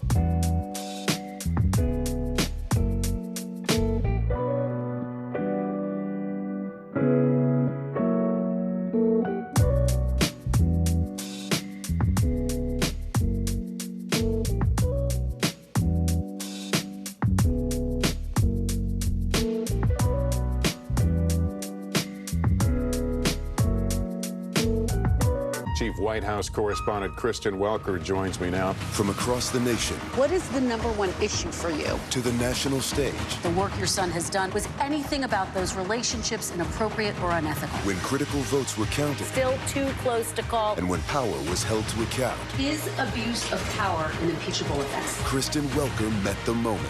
Now she joins Meet the Press as its new moderator. If it's Sunday, it's Meet the Press. Sundays on NBC. All right, this is a fun one, Zinkley. With back to school in full swing, one chemistry teacher is a little out of his element. See what you did there. This professor is taking lessons from his students and experimenting with a new way to learn about science. Today, anchor Chanel Jones has the story. When I got into teaching, I did not think I would become a dancer in the chemistry lab with my students. Every week, Professor Andre Isaacs and his students are conducting research. So what are our yields looking like? And learning choreography. All right, I think I can do that. You got it. The Associate Professor of Chemistry at the College of the Holy Cross is fusing pop culture with science lessons on TikTok. The reaction? More than 480,000 followers and more than 4 million views. As an elder millennial, I don't think my body moves the way in which Gen Zs do. And in that moment, we're kind of flipping the switch, right? The student became the teacher and the teacher became the student. Can somebody count 5, 6, 7, 8 under their breath when she pulls me in? His videos often feature an experiment. I'm going to take this rosé and I'm going to turn it into milk. A history lesson. Let me introduce you to African-American chemist Alma Hayden. And a trending dance.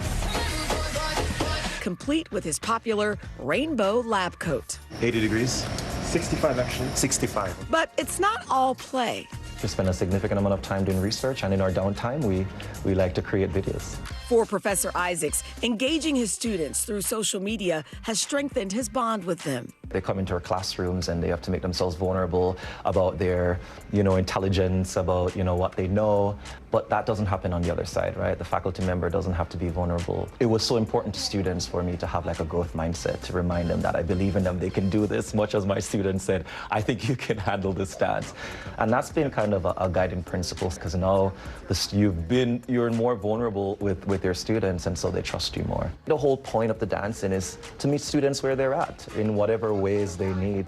As a Black and queer scientist, the professor is using his platform to create more interest and inclusivity in STEM. I think for a lot of students, seeing someone who holds all these intersectional identities thriving in the space and having that sense of belonging is really inspiring a lot of younger folk. Professor Isaac's mentorship and fun approach to chemistry is what drew his students to the subject. He sees his students and the people in his research groups as true people and really tries to kind of cultivate their interests and passions and what they want to do beyond chemistry. Chemistry in of itself is difficult, and just being able to do chemistry while having fun is something to really enjoy. And for the chemistry professor, that's what success looks like to him. It's very important for us to realize that science can be conducted by anyone, right? And it doesn't matter what you look like, it doesn't matter how you identify. I want students to realize that whatever they bring is an asset, right? And that science is better when people bring their unique qualities and skills to the table. But as far as his dancing goes, he is a little bit of a slow learner, but he is a great dancer. For now, Professor Isaacs is encouraging the next generation of scientists to step into their element. All right, let's do it. Showtime.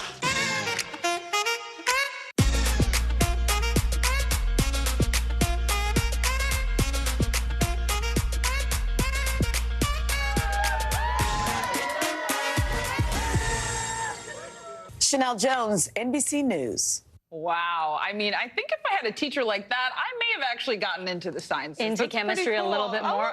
more. For sure. The dancers, we have fun here, but that's next level. Yes. And that rainbow lab coat, man. I'll buy that one. I got to get that. All right. You are going to want to sit down for this one. There is a new type of porta potty that is coming to a city in Virginia. It is called Thrones. The traditional porta potty is oftentimes the bathroom of last resort, and we wanted to be the opposite of that. You heard that right. Fairfax is partnering with a DC startup to bring 3 high-end toilets to city parks, and it's an issue the mayor has actually campaigned on. How do you invite people to your city? Like, come to my city, but I hope you can, hold out for at least 2 hours before you need to find a bathroom. Eventually, the city's mayor wants brick and mortar bathrooms in the parks, but until then, Thrones is the quick and easy, clean solution. They've got fresh water, free feminine hygiene products, and you actually don't have to touch anything, which I think is that's the key. Like, if you can go into the restroom and not have to touch a single thing, you're good. Fancy porta potties, folks. Look out. Coming to you. I'm Vicki Wynn. I'm Zink Clay. Thanks for being with us this week. You're watching Daily.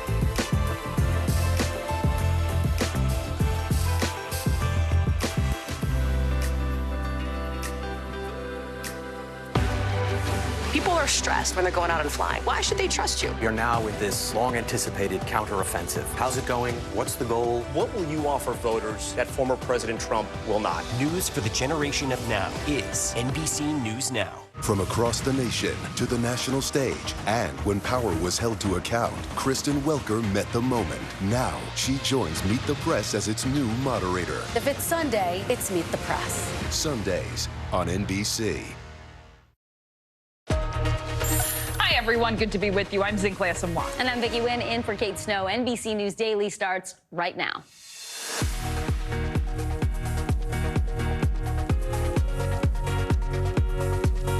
Today, Friday, September 22nd, 2023, high gear. The auto workers' strike has just accelerated rapidly. The new pressure tactic the union is deploying to ratchet up the stakes for America's big three automakers. Call for help. Newly released 911 audio captures what happened moments after a pilot ejected from a military jet, where he ended up and who came to his help.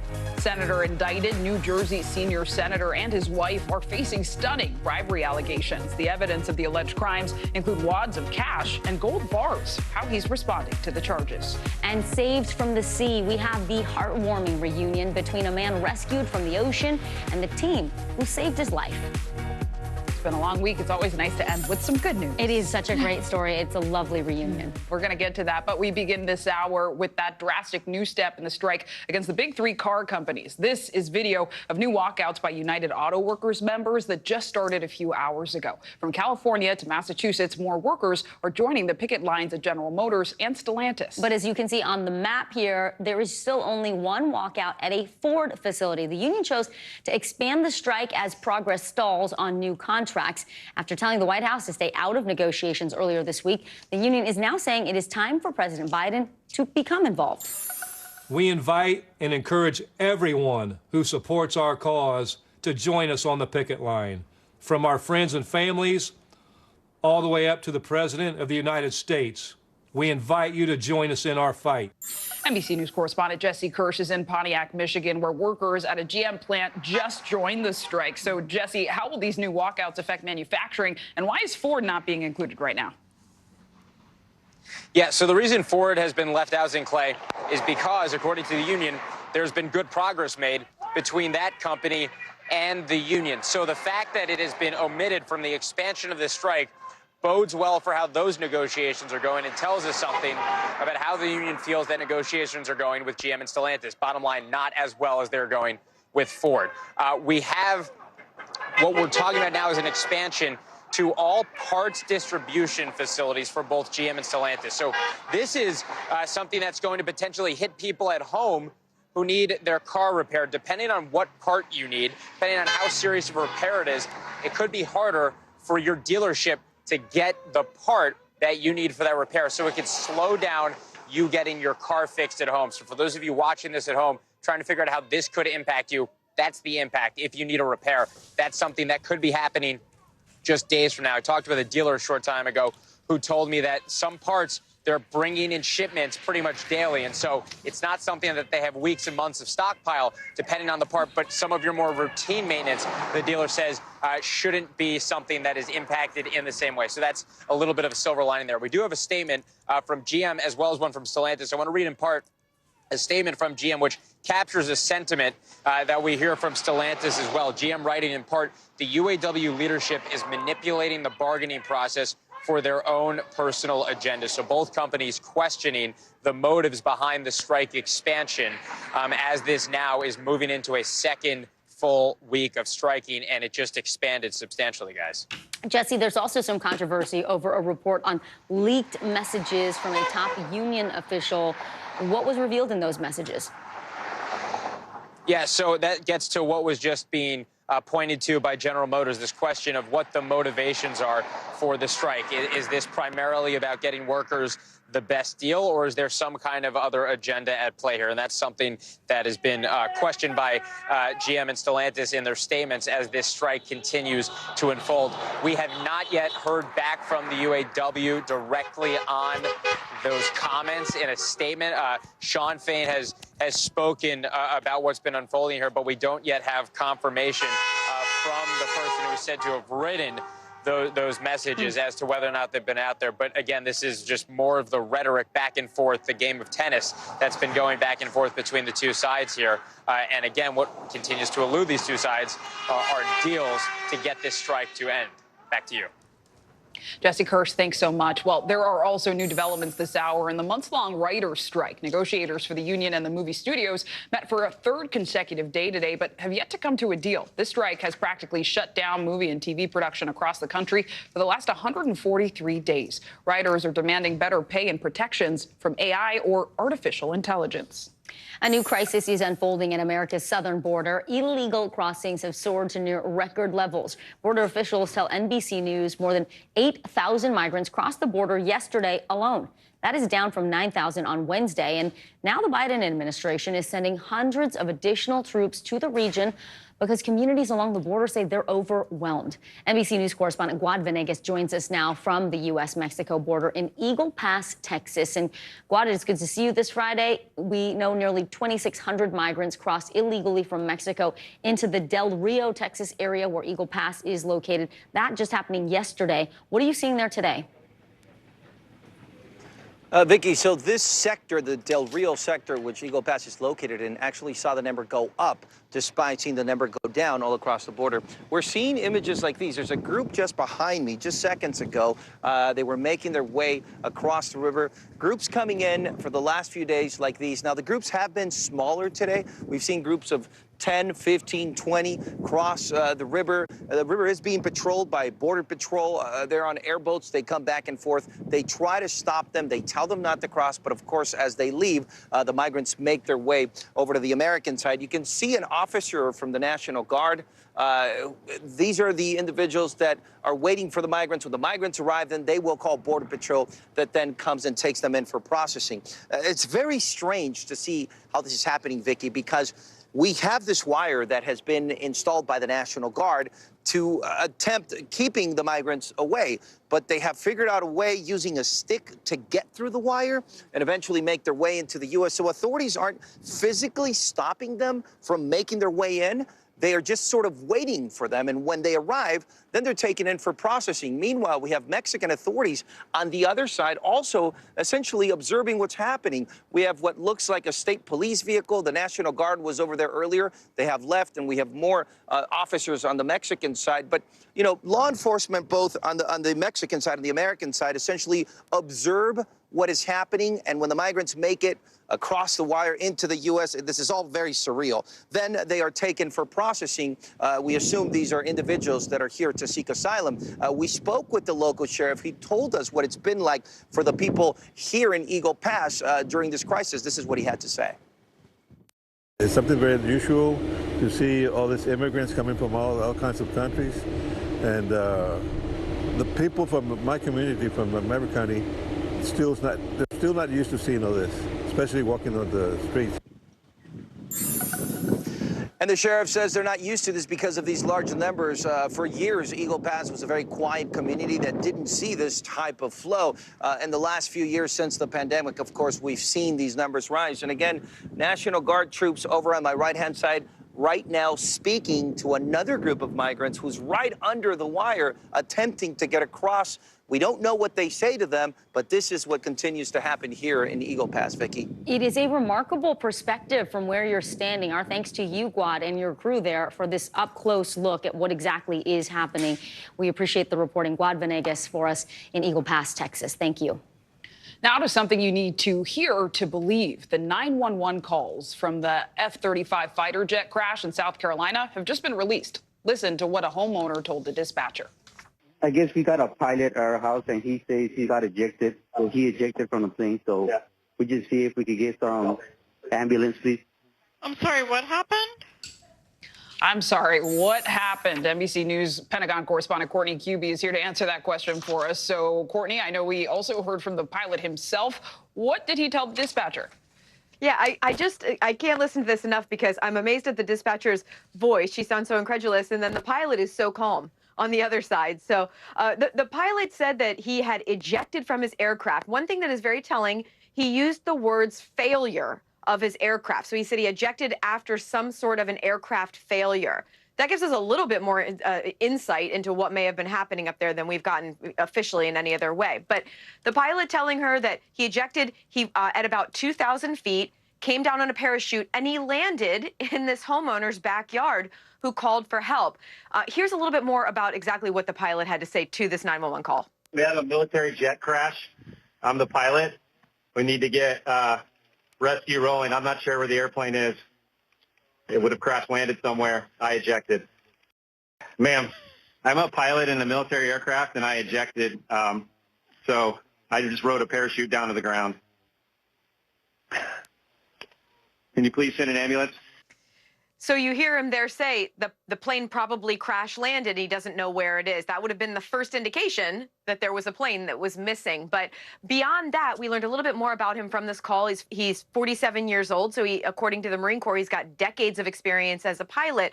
And he also told that dispatcher that he had some back pain from the crash landing. And Courtney, of course, there is an investigation still ongoing. What did the official you spoke with at the Marine Corps tell you about it? Yeah, a couple of things. So one, we've learned a little bit more about why it may have been so difficult for the Marine Corps to locate the aircraft. One was kind of simple. There was just thunderstorms going on in the evening, Sunday evening, when they first started looking for it. The cloud cover was very low. So that hampered the initial search and recovery operation. But beyond that, we also learned something that we've kind of suspected about the classified systems of the F-35. And that is when the pilot ejects, the aircraft automatically essentially zeroes out or erases some of the classified communications. That's in case it's flying in a dangerous area. So if an enemy gets their hands on the aircraft, they can't somehow figure out America's secrets. Well, but in this case, it may have functioned in some way to make it more difficult for the military to find the aircraft. In addition to that, we learned soon after the aircraft went down and was finally found by the Marine Corps, we learned that the transponder was malfunctioning. So all of that combined gives us a little bit more of a window into why it may have been so difficult and take 24 hours for anyone to actually locate this aircraft. Yeah, really fascinating. The more we learn about this mystery jet, yeah. The story just keeps being so layered. It really does. Courtney Cubey, thank you. Time for today's CNBC Money Minute. The new iPhone hits store shelves starting today. And more ads are coming to Amazon Prime Video. Bertha Coombs joins us now. Hey, Bertha. Hey, Vicki and Cindy. Yes, Apple CEO Tim Cook himself opened the doors of a New York City Apple store this morning to greet Apple customers lining up for the new iPhone 15 and iPhone 15 Pro and selfies with him. The biggest change to the new model, though, is a titanium frame instead of stainless steel. The phone also now comes with a USB-C charging port as Apple tries to get in line with European regulation. Britain's antitrust regulator, meantime, may clear the way for the blockbuster $69 billion Microsoft and Activision merger. The UK Competition and Markets Authority, or CMA as it's known, said today that Microsoft does address some of its concerns about restricted competition by selling its streaming rights to Ubisoft Entertainment. And free viewing is soon to be a thing of the past on Amazon streaming service unless you pay a little extra. The tech giant announced today that it will join its streaming rivals next year by offering customers different tiers of viewing. The ad-free Prime Video option will cost $2.99 extra each month on top of the about $15 a month that it costs to pay for Amazon Prime. But of course, in addition to Amazon Prime Video, you get delivery as well. So that's a little more than what you get with something like Hulu. Yeah, so many streaming services. I know, right? Lots to keep track of, but you got to pick and choose and be smart with your money. Bertha Coombs, thank you so much. Still to come, the shocking claims against New Jersey Senator Bob Menendez, the newly released indictment that includes gold bars and pockets full of cash. But first, why a South Carolina family says Google is responsible for a tragic car crash. You're watching NBC News Daily.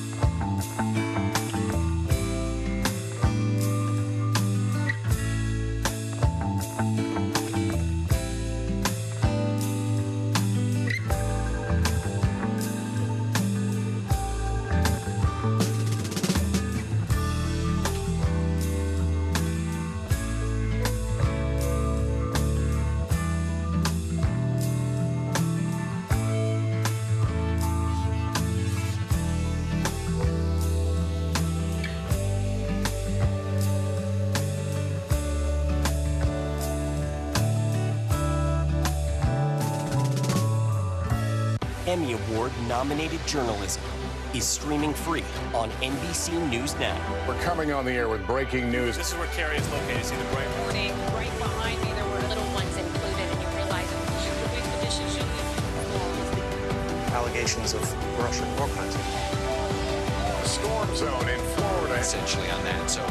An exciting and a long night. News for the generation of now is NBC News Now. A woman in North Carolina is suing Google. She claims faulty directions provided by Google Maps led to her husband's death. That lawsuit, filed almost a year after the father of two died, says his tragic accident could have been avoided. Here's NBC News technology correspondent Jake Ward. The family of a man who died in a tragic car accident is now suing Google, saying the company's Maps app caused him to drive off a broken-down bridge in North Carolina. I just struggle every day to understand how something so unimaginable and horrific could be allowed to happen. It's been nearly a year since the dark and rainy night that beloved father of two, Phil Paxson, was driving home alone after celebrating his daughter's birthday when, his family alleges, Google Maps navigated him to the Snow Creek Bridge. He did not know and could not see, according to the suit. The bridge, located on a private road, had long since collapsed, leaving a gaping hole and swirling waters below.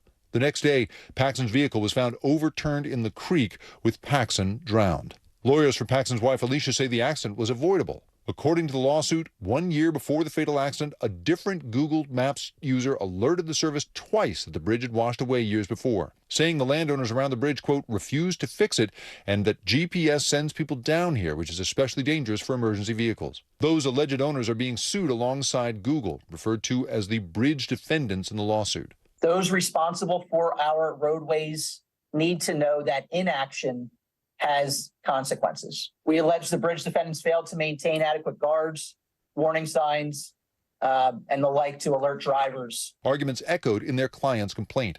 The alleged landowners did not respond to our request for comment. If they failed to put any warning signs or even barriers to prevent people from driving on a bridge that had no end to it, then that's a stronger case for negligence. Google telling NBC News, quote, we have the deepest sympathies for the Paxson family. Our goal is to provide accurate routing information and maps, and we are reviewing this lawsuit. The key to this case is the plaintiffs proving that Google had a duty to this driver. Specifically, did Google undertake not only to give people directions, but also guarantee that they were safe directions? Paxson's wife telling NBC affiliate WCNC she hopes the lawsuit can bring some closure. We owe it to Phil and to his girls and to this community to find some sort of justice, if that's possible, and just to ensure that no other tragedy like this happens to any other family and any other senseless loss of life. Jake Ward, NBC News. Well, 5 students are in critical condition at this hour after a deadly bus crash in New York State. 2 adult chaperones who were on the bus died. Every student on that bus, more than 40 of them, had to be taken to the hospital. This all happened Thursday afternoon, about an hour and a half north of New York City. Investigators say a failure in one of the bus's front tires may have been the cause of that crash. Authorities in New York City are still looking for one person in connection to the death of a 1-year-old boy. They say he was exposed to the deadly drug fentanyl at a daycare. Investigators released these photos showing a stash of fentanyl and other drug paraphernalia hidden under the floor of the daycare center. This trapdoor was apparently right under the area where children would play. The owner of the daycare and her tenant are both under arrest and face murder charges. Still to come, President Biden's new plan to reduce gun violence. You are watching NBC News Daily.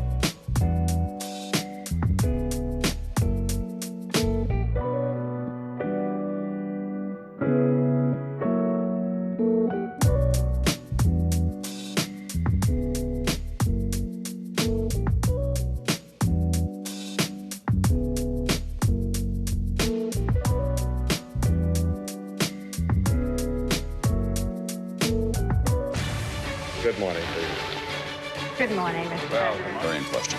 We pride ourselves on the ability to turn on a dime. We've got breaking news. Sometimes there are no words. The flashbangs are continuing to go off. What emotions go through you as you're watching these girls? These are really important moments in our history, and people remember who shared that news with them.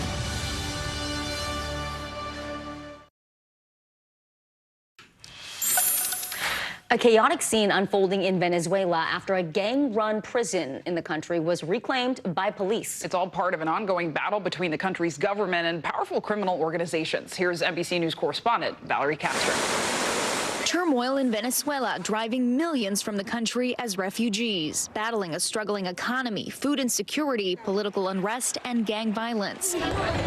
This week, the government carrying out a raid at the infamous prison, the Tocorón, known as one of the country's most dangerous penitentiaries and home to the Tren de Aragua gang.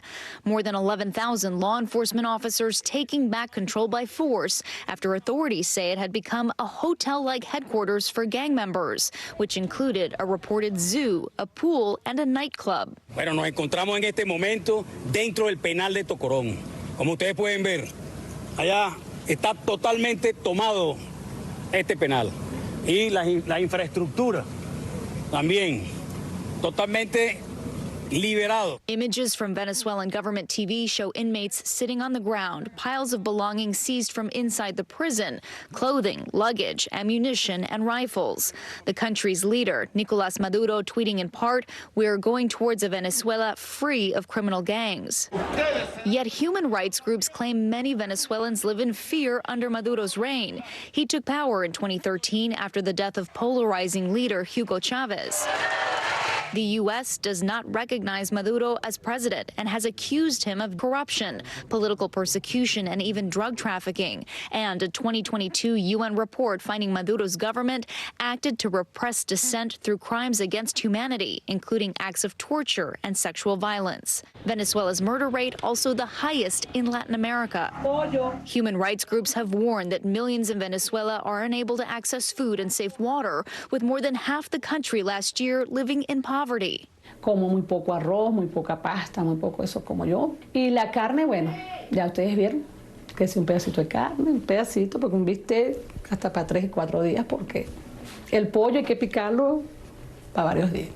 The country seeing an exodus of 7 million people since 2014, according to the UN. Venezuela is, if not the largest, one of the largest sources of refugees in the world today. It's up there with Ukraine and Syria. But the only difference that there's no war in Venezuela. The political dissent and economic hardship prompting many to flee and journey north to the U.S. That crisis now factoring into the Biden administration's decision to provide the arrivals with temporary protected status, citing Venezuela's increased instability and lack of safety due to the enduring humanitarian, security, political, and environmental conditions. The move, one that New York leaders have been pleading for. They're ready to work, they're willing to work, and they're not able to work. Let's give them a fighting chance at making this dream a reality. Of the more than 100,000 migrants that have arrived in New York City since the spring of 2022, Venezuelans now make up the majority at 40%, followed by migrants from Ecuador and Colombia. ¿Por qué dejaste a Venezuela? Bueno, por lo que lo dejan todas las personas, por la economía, no hay casi trabajo. Ya no se puede vivir. New York City Mayor Eric Adams releasing a statement thanking the Biden administration for taking this important step that will bring hope to the thousands of Venezuelan asylum seekers currently in our care, who will now be immediately eligible for temporary protected status. But for many others, each fleeing various countries for different reasons, their future here still a waiting game. Valerie Castro, NBC News. Well, the U.S. is expected to send a small number of long-range missiles to Ukraine to help with its war against Russia. According to 3 U.S. officials and a congressional official familiar with the discussions, President Biden delivered the news to Ukrainian President Volodymyr Zelensky. They spoke at the White House yesterday, where President Biden said the U.S. will be sending an additional $325 million in military aid to Ukraine. The European nation has asked for these weapons for months, but some in Washington, they're concerned this move could really deepen the conflict. Coming up next, a look inside the new indictment facing Senator Bob Menendez and how the New Jersey lawmaker is responding. You're watching NBC News Daily. We're also streaming free 24/7 on NBC News Now. Watch us wherever you stream live, including all those places you see on your screen there. Peacock, Roku, Flex. Yeah. The news continues. Yeah. Right after this.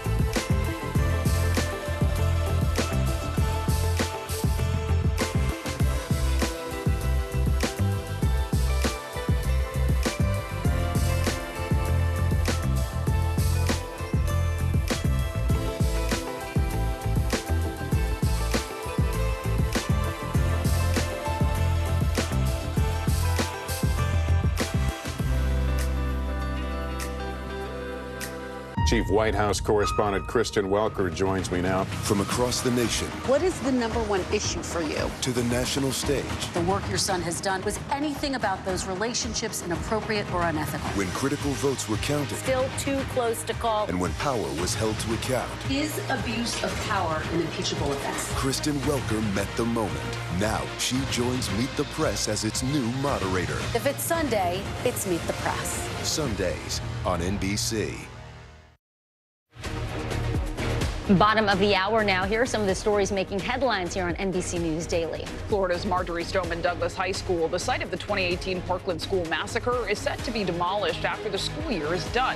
The building has remained closed and locked behind a fence since the shooting. Community members have argued for its closing, but prosecutors argued that it should remain open as evidence. The shooter pleaded guilty in 2021 and was sentenced to life in prison last year. U.S. Marshals are now offering a $10,000 reward for information that leads to arrest of a murder suspect. Officials say Kevin Mason was accidentally released from an Indiana detention center 9 days ago due to a faulty records review. Police say they have multiple leads but have yet to find him. Mason is described as armed and dangerous. The Department of Homeland Security announced that Secretary Alejandro Mayorkas will be visiting the U.S.-Mexico border tomorrow. He's set to meet with Honduras President Xiomara Castro to discuss cooperation on safe migration to the United States. The sudden visit comes as September migrant crossings at the border are on pace to surpass previously monthly highs. New Jersey's senior Senator Bob Menendez is facing federal bribery charges. The Senate Democrat and his wife were indicted today. Menendez is accused of taking hundreds of thousands of dollars in bribes from businessmen in New Jersey, as well as the Egyptian government. Investigators say they found this: gold bars and cash stuffed in jacket pockets bearing the senator's name. NBC News Justice and Intelligence correspondent Ken Delaney joins us now. Ken, good to see you this Friday. So we know this investigation has been going on for more than a year now. Take us through the indictment and how is Senator Menendez responding? It's a 39-page speaking indictment, Vicki, and it reads like a movie script detailing a sprawling and brazen bribery conspiracy among Senator Menendez, his wife, and 3 New Jersey businessmen who were accused of paying money in exchange for official acts. Now, Senator Menendez and his co-defendants will make their first appearance Wednesday at 10:30 in federal court in New York, and they've all said they will fight the charges. The senator said in a statement that prosecutors are trying to criminalize the normal work of a legislator in a possible preview of a defense under the Constitution's speech and debate clause, which makes members of Congress immune from prosecution for legislative acts.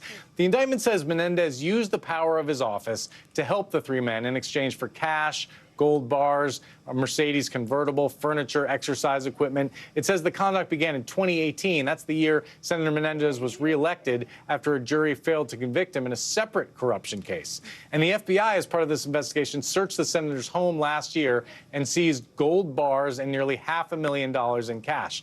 Part of the allegations allege that the senator intervened in criminal cases on behalf of 2 New Jersey business persons. Take a listen to the U.S. Attorney of the Southern District of New York, Damian Williams, on that evidence.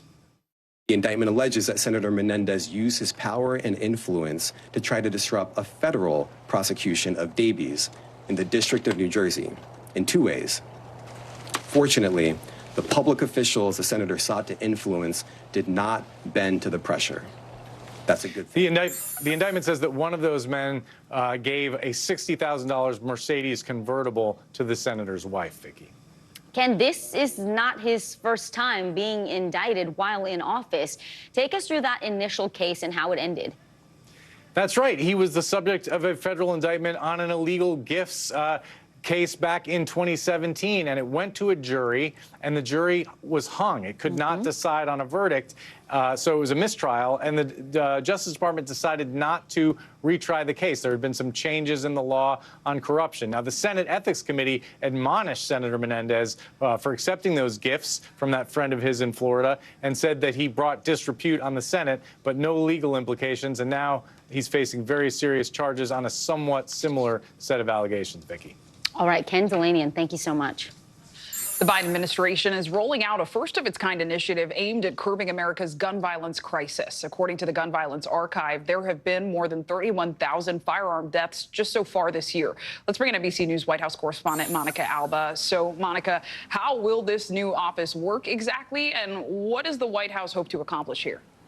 Well, the president just said, Zinclay, that people should think about this almost like they think about FEMA when it comes to natural disasters. But this, of course, will be dedicated to preventing gun violence. And he said that mass shootings that we have seen across this country for years in places that should be considered safe, when you think about schools, places of worship, grocery stores, and beyond, that is the ultimate superstorm. When you see the effects on young people, on all kinds of people who go through this. So he's setting up this first-of-its-kind office, which will be run by Stephanie Feldman, who works in the White House. And we heard a little bit more on why this issue is taking center stage today from her earlier. Take a listen. At kitchen tables all across the country, this is not a partisan issue. People do not want to live with the constant anxiety of gun violence. So the president is bringing us together to push forward an agenda and work with new partners across the aisle and Democrats to advance additional action to save lives. Now, overall, Vice President Harris will actually be overseeing this effort. And the president said today in the Rose Garden that's because it's an issue that she has been dealing with and helping to resolve and work on for years, especially in her years before she came to the White House. So this is now a major new push. It's something that activists on this issue have called for years. And the president said finally he was proud that he was able to make it happen today. And Monica, many activists have also called for a ban to assault weapons. President Biden has been renewing that call. So is it gaining any traction now? And that is something he said and repeated again today quite forcefully. We saw this months ago after that shooting in Nashville, the president said, and urged Congress to act. He said, again, he has done about a couple dozen of executive actions, things he can do on his own when it comes to gun violence prevention. And then he did sign into law that Safer Communities Act, which he says will help with some of this, but he needs lawmakers from both sides of the aisle to come together, though right now, realistically in this Congress, with it being so divided, it's unlikely that will happen, but the president said that that doesn't mean he's going to stop trying to make it a reality. Sinclair. Monica Alba with the latest. Thanks so much. Well, a happy ending to a scary story out of Florida. 25-year-old Charlie Gregory and his family getting the chance to meet up with the massive search team that saved his life in August after he was stranded at sea on a small fishing boat. It was only 8 feet long, and he was gone for nearly 2 full days. NBC's Sam Brock has more. Charlie Gregory was brought back right here after nearly 40 hours out at sea. He was out fishing at 3 a.m. on the Intracoastal when a big wave came, capsized his boat, pulled up the anchor, and he was ultimately dragged about 12 miles into the ocean. First responders that we spoke with described it as trying to find a needle in a haystack. And yet miracles do happen. These grainy images showing 25-year-old Charlie Gregory on an 8-foot aluminum boat miles off the Atlantic coast came at his absolute darkest moments of despair. What did you think were the chances of your survival? I was sure I was going to die. It was just a matter of when. And with no flares or phone, which fell overboard into the ocean, the likelihood of spotting something so small for the U.S. Coast Guard was hard to quantify. It's like finding a needle in a haystack. Person in a raft in the middle of the ocean, 13 miles offshore, outside of the search pattern that we had already searched already. Just incredibly difficult. Throughout the nearly 2-day ordeal, more than a dozen boats passed Charlie, many, he says, within a stone's throw. Were you using your shorts to try to wave them down? Yeah, actually, that's all I had was my board shorts, and I took them things off and was waving, yeah. I saw helicopters, I saw boats, I saw planes. None of them ever saw me. All of it with his boat partially submerged in the water and sharks everywhere. They would come right up next to you, and they just hover, and they don't really move away or anything. After his incredible rescue at sea, this improbable reunion where there was plenty of love and gratitude for the first responders who saved his life. Every day, we celebrate the life of my son. He's back because of all your hard work.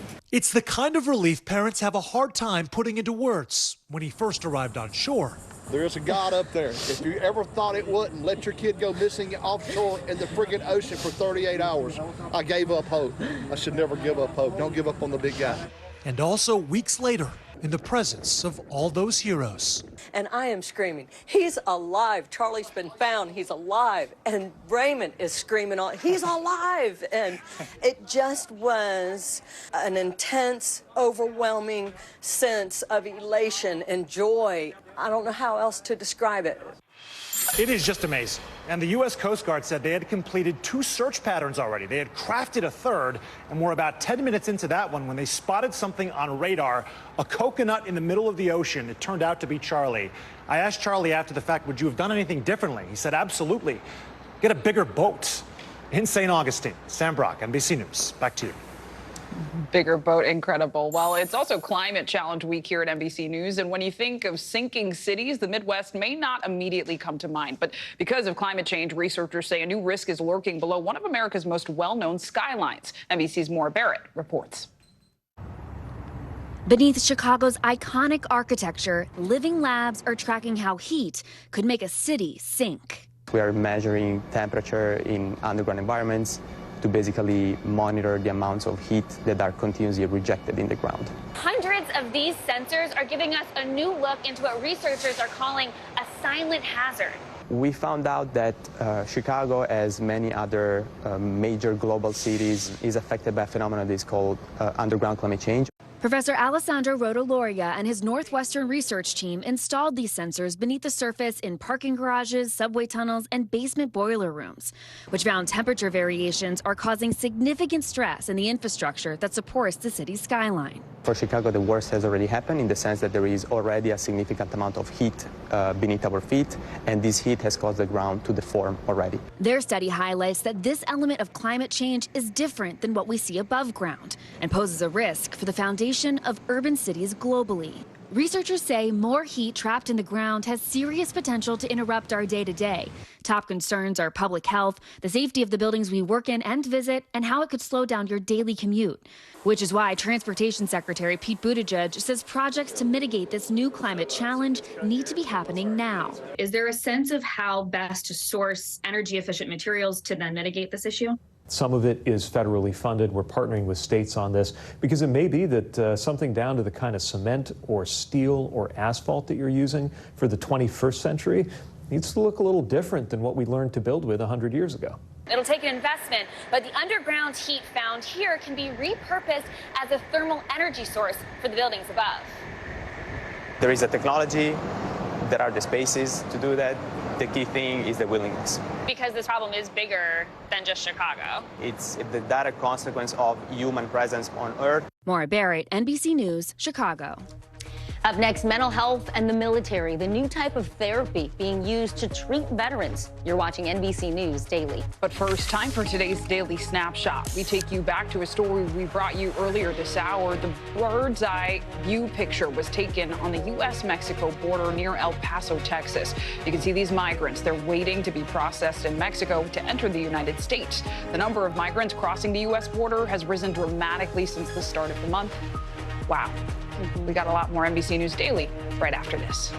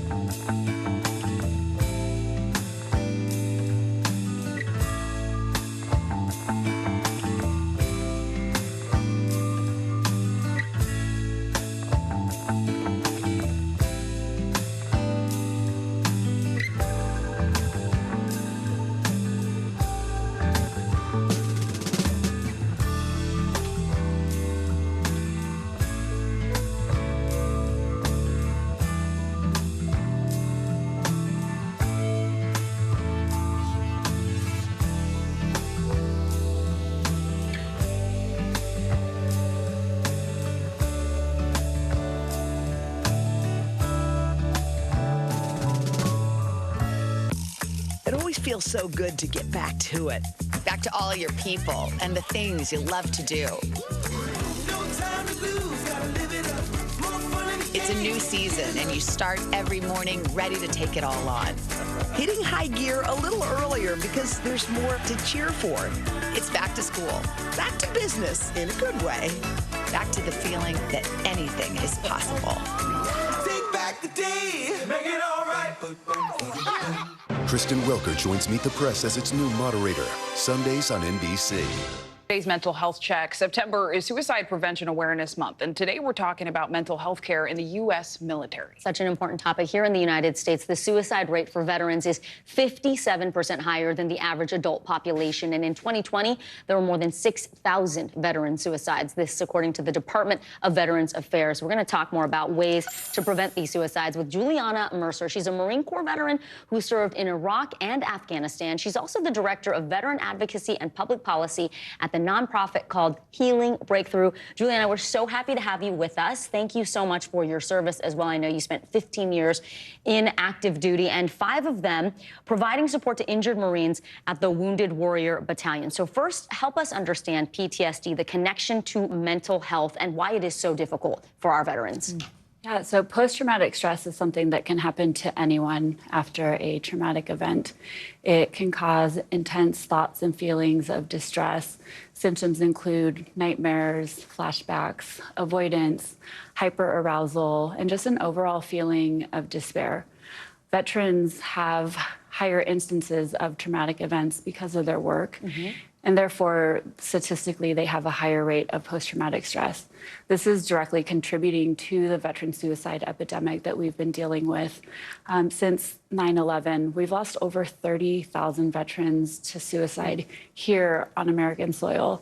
Compare that to the 7,057 that we lost at war. That number is astounding. It's astounding, it's sobering, and I echo Vicki's sentiments. Thank you for your service. And you're working to address that, right? Getting veterans connected to FDA-designated breakthrough therapy. Talk to us about that.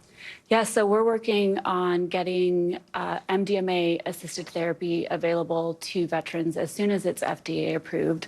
We're anticipating FDA approval mid-next year. It is a therapy combined with a medication that is proven to be 67% effective in eliminating the PTSD diagnosis in those that participated in the trial. And those that were in the trial had an average of 14 years of chronic complex PTSD. That's kind of the average of the veteran that was in post 9/11. 14 years of struggling with depression. So this MDMA, I mean, I think when people hear that, they think Madonna, they think party drug. Help us understand, how does it work, and how often does the veteran have to receive the MDMA before it starts to work? Yeah, so it's a medication that's administered inside a clinic with the care of a mental health provider. It's sandwiched between talk therapy, and it can take 1 up to 3 doses of this medication spread out over 4 months. That's where the 67% efficacy came from. No medication leaves the clinic. You're under the care of a healthcare provider. Wow. So it's not widely approved yet, right?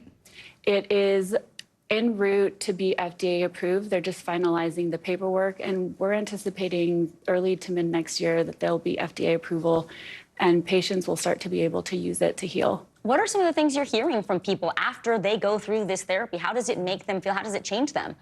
So MDMA allows you to chemically turn off that PTSD switch. When you have PTSD, you're stuck in your fight, flight, freeze, your trauma response, and you can't turn that switch off. And what MDMA chemically allows to happen is that switch turns off, and you're able to look at yourself in a more empathetic and in a loving way. You're able to confront your trauma with love as opposed to fight or fear. Yeah. And you're able to confront the root causes with the help of a therapist and really work through and process everything. So briefly, obviously PTSD is not limited to those in the armed services. If someone's dealing with that, what do you recommend? So there's lots of different options. I wish MDMA-assisted therapy was available today, but there's communities that can help you going to your healthcare provider. There's so many different forms of support. Well, Juliana Mercer, thank you so much for sharing. And if you or someone you know is struggling, call 988.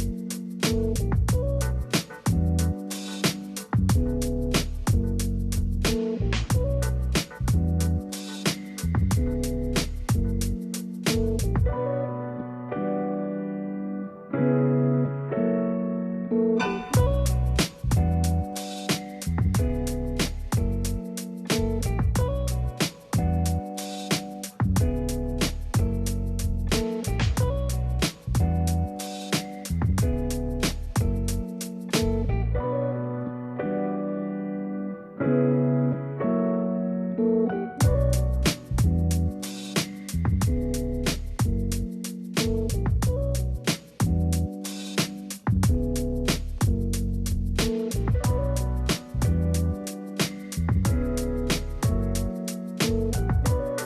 has grown leaps and bounds. What you see behind me is typical. How you doing?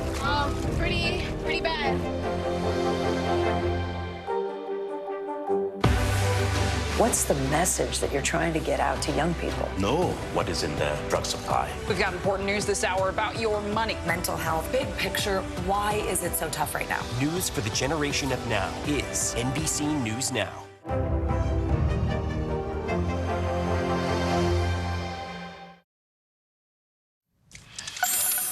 When Joe Jonas and Sophie Turner first announced they were divorcing, they said it was amicable. Yeah, but now the Game of Thrones actress is filing suit against the singer, demanding he return their children to England. Here's NBC News correspondent Chloe Malas with the details. Overnight, Sophie Turner again turning to her famous friend Taylor Swift amid new developments in her high-profile divorce from Joe Jonas. The two heading to a hotel in New York City the same day Turner filed a lawsuit against Jonas. And just days after she and Swift, who dated Jonas in 2008, turned heads with a dinner out in New York. In the weeks since Turner and Jonas announced their separation, the split has turned acrimonious, with rumors about the reasons behind it flying. I'm Sansa Stark of Winterfell. This is my home. Now the Game of Thrones actress alleging she learned about the divorce through the media, while also alleging Jonas is wrongfully retaining their children in New York City and withholding their passports. Sophie Turner argues in her petition that the children's habitual home is England, and therefore that's the country to which they should be returned. According to the suit, the family relocated to England last April while they worked towards the purchase of their forever home. Turner says she had an agreed plan with Jonas, allowing their children to tour with his band until filming wrapped on her new series. The Jonas Brothers kicking off that world tour in August at Yankee Stadium with Today backstage. Turner alleging their plan was for her to travel to New York, pick up the kids, and return to England. But days before that happened, Jonas filed for divorce in Florida. Jonas now speaking out about the lawsuit, a rep saying his wish is that Sophie reconsider her harsh legal position, adding Jonas believed they had reached an understanding and that they would work together towards an amicable co-parenting setup. A source close to Jonas also telling NBC News Joe never wanted to have a messy divorce like this. It's complicated enough when parents from two different states enter into a custody battle over children. It's twice as complicated when one of the parents is fighting that battle from another country. Chloe Malas, NBC News. All right, let's take a look now at some other stories that are trending.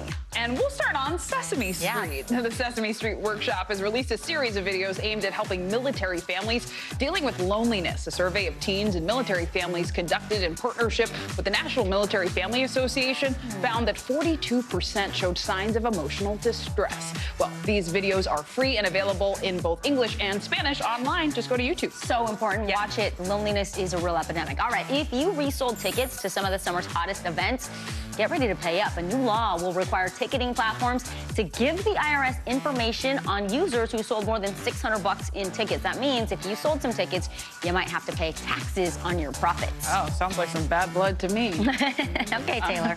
Okay, well, they say life imitates art. Just take a look at this. It's our first look at the Squid Game reality show. Yes, Netflix really did that. 456 contestants will compete for a $4.65 million prize. The show is called Squid Game: The Challenge, and you can see the challengers playing in some of the same events from, yes, the hit South Korean show, which broke records for Netflix. Squid Game: The Challenge premieres on November 22nd. Okay, I love the show. We should make it very clear. This is not a life or death competition, okay? Just to be clear. Just before Thanksgiving, too. Those family fights can get a little ugly. All right, NSYNC is back hotter than ever. They're kicking off a new season of the hit YouTube series Hot Ones. The boy band joined the 20 22nd season, 22 seasons of the show, wow, to eat some of the hottest wings and discuss their new single, Better Place. They even set a new record for the show by having the highest number of wings on the table during an interview.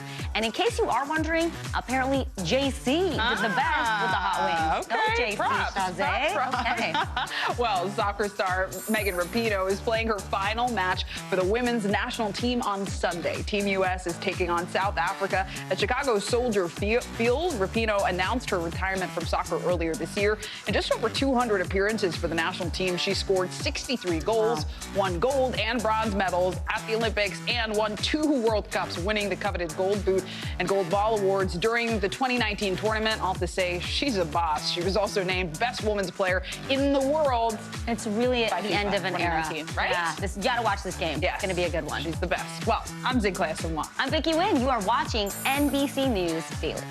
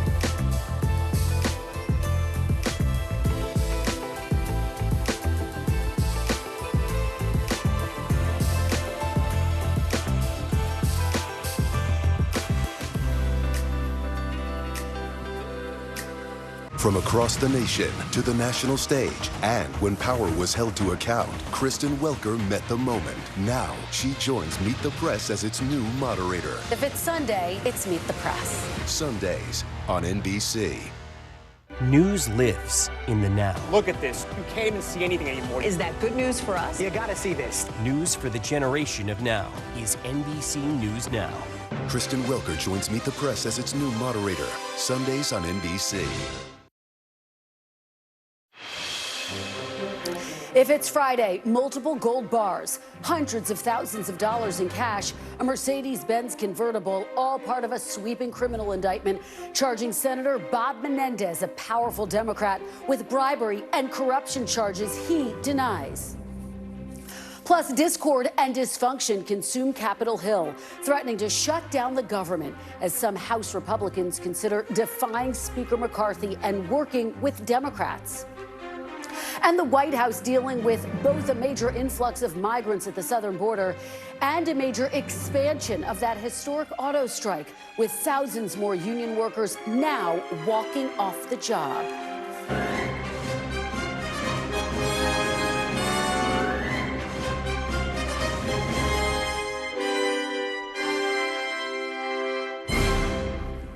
Welcome to Meet the Press Now. I'm Kristen Welker in Washington. where a week that has been dominated by political dysfunction is ending with alleged political corruption, as New Jersey Senator Bob Menendez, the Democratic chair of the powerful Senate Foreign Relations Committee, has been indicted on felony bribery charges. The indictment accuses Menendez and his wife Nadine and 3 businessmen of accepting bribes from New Jersey businessmen in exchange for currying favors for the Egyptian government. Here's the U.S. attorney in New York laying out the sweeping charges. Senator Menendez allegedly provided sensitive, non-public U.S. government information to Egyptian officials and otherwise took steps to secretly aid the government of Egypt. Senator Menendez used his power and influence to try to disrupt a criminal investigation and prosecution undertaken by the New Jersey Attorney General's office related to an associate and a relative of Uribe. Senator Menendez used his power and influence to try to disrupt a federal prosecution. Fortunately, the public officials the senator sought to influence did not bend to the pressure. That's a good thing. Now, the Justice Department's 39-page indictment says the alleged bribes took place from 2018 to 2022. Included in the charging document, pictures showing cash that FBI agents found stuffed in jackets when they searched Menendez's home. They also found multiple gold bars at his house worth as much as $400,000 that prosecutors say were part of the bribery scheme. Menendez responded to the allegations today, denying he did anything wrong, while dismissing the charges as politically motivated and part of a campaign that, quote, cannot accept a first-generation Latino American from humble beginnings could rise to be a U.S. senator. It should be noted that U.S. Attorney Damian Williams, who brought these charges, is a Biden appointee and also the son of immigrants. Williams addressed the issue of potential political motivations and the ongoing investigation today. Now, I want to make a couple of things very clear. First, my office remains firmly committed to rooting out public corruption without fear or favor and without any regard to partisan politics. That's in our DNA. Always has been, always will be. And second, this investigation is very much ongoing. We are not done. Menendez is stepping down for the time being as chair of the Foreign Relations Committee, as he did 8 years ago when he was indicted on unrelated bribery charges. The DOJ dropped those charges in 2018 after the trial resulted in a hung jury the previous year. NBC's Ken Delanian has the latest on the Menendez investigation, and NBC's Sahil Kapoor is on Capitol Hill for us. Ken, I want to start with you. Break this down. What specific charges is Menendez facing? He's accused in a 3-count indictment of conspiracy to commit bribery, conspiracy to deprive citizens of honest services, it's a fraud charge, and conspiracy to commit extortion. And perhaps the most disturbing element of this sprawling alleged conspiracy is the allegation that the powerful chairman of the Foreign Relations Committee leveraged his control over foreign aid to Egypt and military sales to Egypt to essentially enrich himself and his family. That's what they're saying here, that he and his wife developed a relationship with various Egyptian officials and an Egyptian-American businessman who they helped get a monopoly contract with the Egyptian government to provide halal meat, you can't make this stuff up, which the indictment says cost other businesses in the United States money, hence the extortion charge, and that this businessman provided a number of gifts and cash and other things. And then separately, the indictment says that he intervened in 2 specific criminal cases to benefit 2 other businessmen, one of whom gave his wife a $60,000 Mercedes-Benz convertible, which he did not declare on his financial disclosure. And this is being brought by the SDNY, the Southern District of New York. Talk about why New York is bringing the charges against the New Jersey senator. It's a good question. The indictment alleges that some of the conduct happened in New York, meetings in Manhattan restaurants, for example. It's pretty easy to get jurisdiction in a federal case. It just as easily could have been brought in Washington. But this office, SDNY, has a history of bringing high-profile political corruption cases. And I think, as the U.S. Attorney said, for people who are making a living right now accusing the Justice Department of being, a partisan operation, this is an inconvenient fact for them. And as I said at the top, he was also indicted in 2015. Those charges were ultimately dropped. Is this a similar case? What are the differences here? It has some similar components. One could argue this is a more serious case because it involves U.S. national security and U.S. policy. But essentially, they're alike in the sense that it was gifts for action. That was the allegations back in the other case, and he was alleged to have helped a Florida eye doctor with the various interactions with the U.S. government. The Florida eye doctor provided him luxury vacations and gifts. Now, at the end of the day, a jury hung on that case, and the Justice Department decided not to bring the charges again. The Senate Ethics Committee ended up admonishing Senator Menendez, saying he brought disrepute on the Senate. He shouldn't have taken those gifts, but he won re-election the next year. All right, great reporting, Ken Delaney, and really appreciate it. I know a lot of fast-moving developments on this story today. Sahil, let me turn to you and get the reaction from Capitol Hill. What are Senator Menendez's fellow Democrats saying at this hour? Well, Kristen, it's been mostly silence from Democrats on Capitol Hill. The Congress just broke for the long weekend yesterday, so not many of them are currently in town. The one member of Congress who stood up to defend Senator Menendez would be his son, the Congressman Rob Menendez, who expressed his unwavering confidence in his father, defended his integrity and values.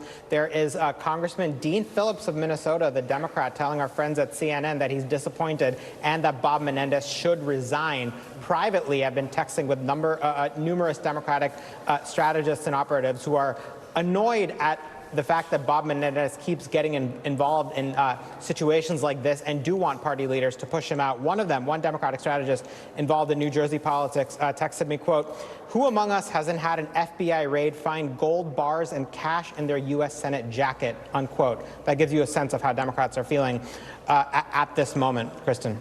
Well, that says it all, Sahil. That's a pretty powerful statement there. When you think about the fact that this is happening against the backdrop of the 2024 election, Senator Menendez up for re-election, is there any talk of a primary challenge? There has not been a serious primary candidate to jump in the race against Senator Menendez. For Democratic senators who are incumbents, getting a serious primary challenge is almost unheard of. The party has been snuffing these out in cycle after cycle after cycle for many years. Now, there is some precedent here in terms of what this could mean. In 2018, after Menendez escaped the previous corruption charges, he ran for re-election. He lost 38% of the vote in the Democratic primary to a virtually unknown challenger, which gives you a sense of the fact that New Jersey Democrats in that solid blue state were not particularly happy with Menendez and that he could be vulnerable there. Republicans, as you can imagine, have been piling on, including one candidate who's hoping to challenge Menendez, saying that this is further proof that he should be voted out, Kristen. And I will say one National Democratic Senate campaign aide, when I reached out to ask about this, said, quote, "Democrats have won every New Jersey Senate race since 1978. And assured that 2024 will be no different." Democrats still feel confident about holding that seat next year. They have to. Yeah, you would think that they feel confident and yet privately a little jittery as well, given all of this. Sahil, let me turn to the other story you've been tracking throughout this week, and I know it's been a busy one for you, the dysfunction over in the House, this potential government shutdown. What is the very latest? Because my sources told me overnight there's no resolution in sight. There is no resolution in sight. The House has been paralyzed for days. It's been paralyzed all week. Republicans can't seem to pass their long-term appropriations bills, the full-year funding bills that they've written just to get through the House of Representatives. They can't pass a short-term funding bill because a lot of members on the hard right who are making trouble, over those very same appropriations bills also say the government shouldn't be funded on a short-term basis. So for Speaker McCarthy, he's in a jam both ways because they're fighting right now about their opening bid. They haven't even begun seriously negotiating and compromising with the Democratic-led Senate, which would further anger these members. McCarthy did speak about this earlier today. I want to play what he had to say. I think we made some progress to those who have been holding up passing the rule to get onto these bills. We've got members working, and hopefully we'll be able to move forward on Tuesday to pass these bills. I still believe if you shut down, you're in a weaker position. You need the time to fund the government while you pass all the appropriations bills.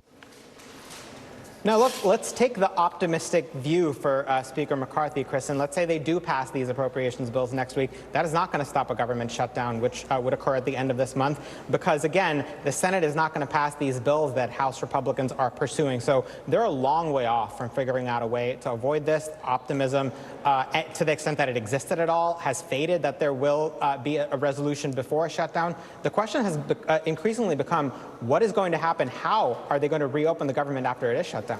Yeah, everyone is asking that question, Sahil. What about this move by Senate Minority Leader Chuck Schumer to potentially try to get a vote in the Senate and then force a vote in the House, which obviously would require Democratic support? What are you hearing about that? How realistic is that? Yeah, so before the Senate broke for the weekend, Schumer started moving a vehicle that he hopes to use as a continuing resolution to avert a shutdown next week, at least for the Senate to pass a bill to avert a shutdown next week. He hopes to have that vote early next week, but there are still a number of questions here. They haven't exactly figured out what would be in the bill, how long, would the continuing resolution be, when would funding be extended to, whether there would be Ukraine funding, disaster aid, and more importantly, Kristen, whether Republicans are going to hold that up, because at this point, they're going to need consent from all 100 senators to get this done before the September 30th deadline. Looks increasingly unlikely. Sahil Kapoor, thank you so much for your great reporting. And joining me now is Nebraska Republican Congressman Don Bacon. Congressman, thank you so much for joining me. Really appreciate it. Thank you, Kristen. Thanks for having me on. So I want to talk about the shutdown, but before we go there, let's just talk about the big news where we started at the top of the broadcast. Senator Menendez has now been indicted. I want your reaction, but I want to ask it this way. Does it make it harder for Republicans like former President Trump, other Republicans who are arguing there are two systems of justice? Does the fact that Senator Menendez has been indicted undercut the argument that there are two systems of justice? I think it does to a degree, Kristen. I've always believed in our rule of law. It doesn't make it perfect for people, and people are we have flaws, but we have checks and balances. You have a jury system, you have appeals. So I trust our legal system to get it right in the end. And, the senator will get his day in court, but if he's guilty of what is charged, he deserves to be held accountable. What he did was wrong if they can make their case. I feel the same way when it comes with President Trump. I mean, people have their day in court, and the prosecutors present their case, and there's appeals processes. So we have a good legal system, the best that we can have with human beings running the whole thing. All right, Congressman, thank you for that. Let's move on now to the shutdown. I mean, you are there in Nebraska, which kind of tells you everything you know about where these negotiations are. We thought maybe there would be some votes. Clearly, that's not happening. Give me your best sense right now. Do you think we are headed for a government shutdown? I believe in the end we're going to get this done. We'll get a CR probably done next week, or maybe early the following week. We'll see. But we have 5 or 10 people that refuse to get to yes. Some of them want to shut down, believe it or not, which I think is very short-sighted and foolish. And there's a saying that I heard that I like. I mean, these people vote against the Bible because there's not enough Jesus in it, right? That's their mindset. And so I also call them the dysfunction caucus. They like chaos, and they're not team players. But we only have a 4-seat majority in the House, and we have 5 to 10 members that are doing this, depending on the bill. It does create this chaos that they don't know how to be a team. So in the end, and I've said this to the speaker, who I support, that you got to work anyway with the Senate when it's all said and done. So let's just do that now. Let's do a bipartisan agreement. We'll do a CR, get the spending bills negotiated with the Democrats across the aisle, negotiate the best deal that we can as Republicans, and cut these 5 or 10 people out. I think we need to push them to the side and make them irrelevant, because they're hurting the country, they're hurting the House, and they're hurting their party. Well, let me talk to you about a potential off-ramp. As you know, there's talk of this potential discharge position, and just to kind of petition, I should say, and just to put that into plain English, it's basically a tool that allows lawmakers to force a vote on legislation, even if the speaker doesn't want to bring it up for a vote. Would you support that effort? I would, if it's the problem solvers bill that we have support. We have 64 members of the problem solvers, half Republican, half Democrat. And we agreed on a framework. That framework is a CR until January 11th. That'll give us time to get appropriations bills done. We'll also do disaster relief because we're out of money because of Hawaii and Florida. We would do Ukraine, which I support. I'm a Reagan Republican. We stand up to bullies. We help out those who are being invaded, like Ukraine has been. But we'd also have a very stringent border security provision in this. And this gets Republicans on board and Democrats on board with the other parts of this framework. we have draft legislation right now. We're just trying to fine tune it. But in the end, if we could get legislation that looks like that, I'm going to support it. And I believe it'll have good Republican and Democrat support. Let me push you on that a little bit, though, Congressman. What if you can't come to an agreement on all of those different measures that you just talked about, Ukraine funding, for example? Would you support a short-term bill with nothing attached, a clean bill, a clean CR, as we say here? If it's that or an actual shutdown, and we're talking a short term, I will support the short-term CR. But there's some things we could get done. Our border is totally broke. 10,000 people crossed yesterday, and the administration says how many they detain, but then they release 90%, and it's hurting local communities all over. We have to support Ukraine too, in my view, and we're out of disaster relief money. So there's things that need to be done that I think could have broad bipartisan support. We ought to try to do that. So I'm for making a deal across the aisle now and making the best deal that we can as Republicans. You're going to have to do it anyway. We ought to just go to it now and not get caught up with these 5 or 10 members who want us to shut the government down. As you well know, Congressman, part of the drama that is unfolding is these holdouts are also threatening Speaker McCarthy's speakership. Do you think his speakership is in jeopardy right now? It's clearly about 5 of them don't want Kevin McCarthy to be the speaker. 200 of us plus or so or more do want him to be the speaker. But it only requires one vote, Congressman. It only requires one vote to call a vote on his whole speakership. Do you think he's in jeopardy? You're right. It only takes 4 Republicans to potentially put him at risk and lose the speakership. But the fact is they have no alternative, zero alternative. They have nobody else that they could offer to put up that the 200 of us whatever vote for. I think the speaker's position is secure. It may go through turbulence with a vacate the chair motion. I don't think it would survive the table vote. I think especially if the speaker decided to start working across the aisle and get a bipartisan deal, I think you'd have some Democrats would probably vote present and not vote to vacate. In the end, I think the speaker is secure, though it's going to be turbulent. And we have 5 people that want it their way or the highway. The problem is the other 210 people don't. Let me ask you about the other issue that will be coming up this week. Of course, as you're facing this shutdown deadline, the House is holding its first impeachment hearing for President Biden. Do you think it's appropriate for this to be happening this week while you're still struggling to keep the government open? You know, we have 20 committees. All of our committees are going to be meeting this week. I don't think it's inappropriate. You know, I advised against going down the impeachment inquiry route. We had 3 committees that found all this information to begin with. If it wasn't for these committees, we wouldn't have known about the $20 million or the 20 LLCs that are out there. So I thought the right work was being done. And I think our country does not want to be the country that has impeachments with every president. So I think we should set a very high bar. You need direct evidence pointing towards the president. In my view, there's circumstantial evidence right now. But I believe to be more cautious and meticulous with this process. All right. Well, I know you have a heart out, Congressman, so I'm going to let you go. I really appreciate your answering all these questions. And as you point out, no hard evidence so far of a link between the president and his son's business dealings. But I know that there will be ongoing investigations into that on the Hill. Congressman, good to see you. Coming up, thank you. Coming up, sources tell NBC News President Biden told President Zelensky the U.S. would give Ukraine long-range missiles, which would give Ukraine the ability to strike behind the Russian front lines. But first, we'll go live to the Texas town that just declared a state of emergency amid an escalating migrant crisis on the southern border. You're watching Meet the Press now.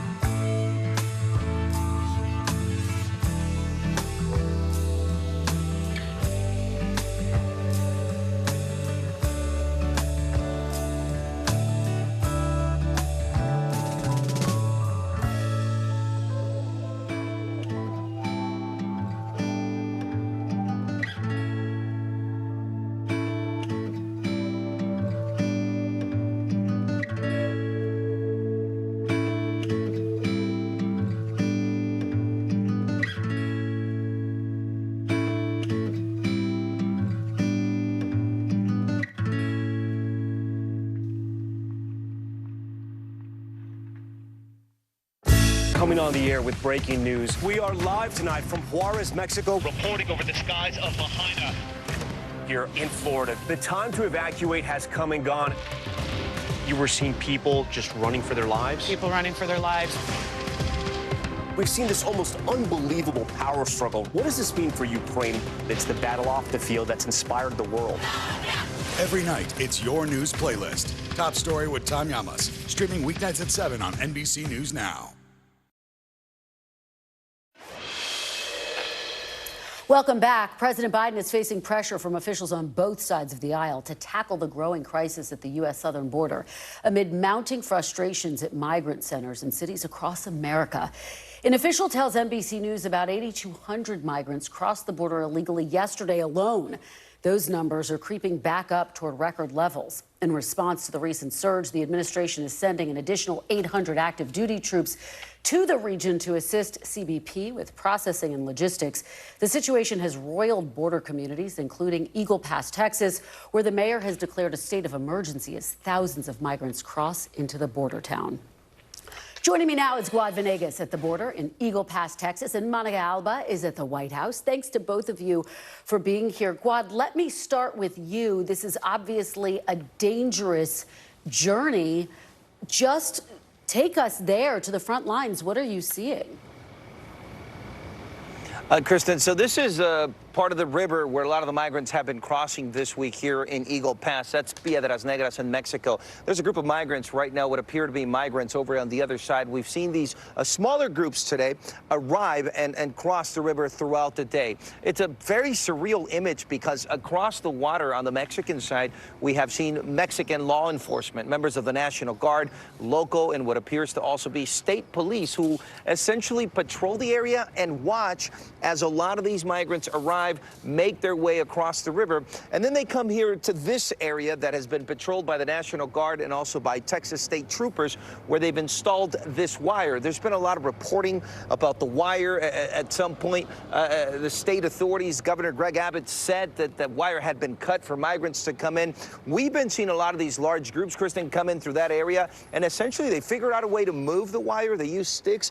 They come inside, they come under the wire, and then Border Patrol will take them for processing. So you have a lot of different pieces moving here during this border crisis with large numbers arriving. So the state of emergency was declared by local authorities in Eagle Pass, who need more resources as the migrants who are seeking asylum are released in the United States under this parole. But before that happens, Border Patrol picks them up here, takes them in vehicles to a processing center. And even before that, they have what's a makeshift area right over here where they load them onto these buses. Now, just so you can have an idea, the local sheriff here in Maverick County told me that it takes about 45 minutes for one officer to process one individual. He used to be a Border Patrol agent, so he has a lot of knowledge of how that works. It's after that processing, if they are released in the country to continue with the asylum-seeking process, then they go to shelters or areas where then local authorities have to offer the help. So a lot of pieces moving here as these numbers have been rising this week, Kristen.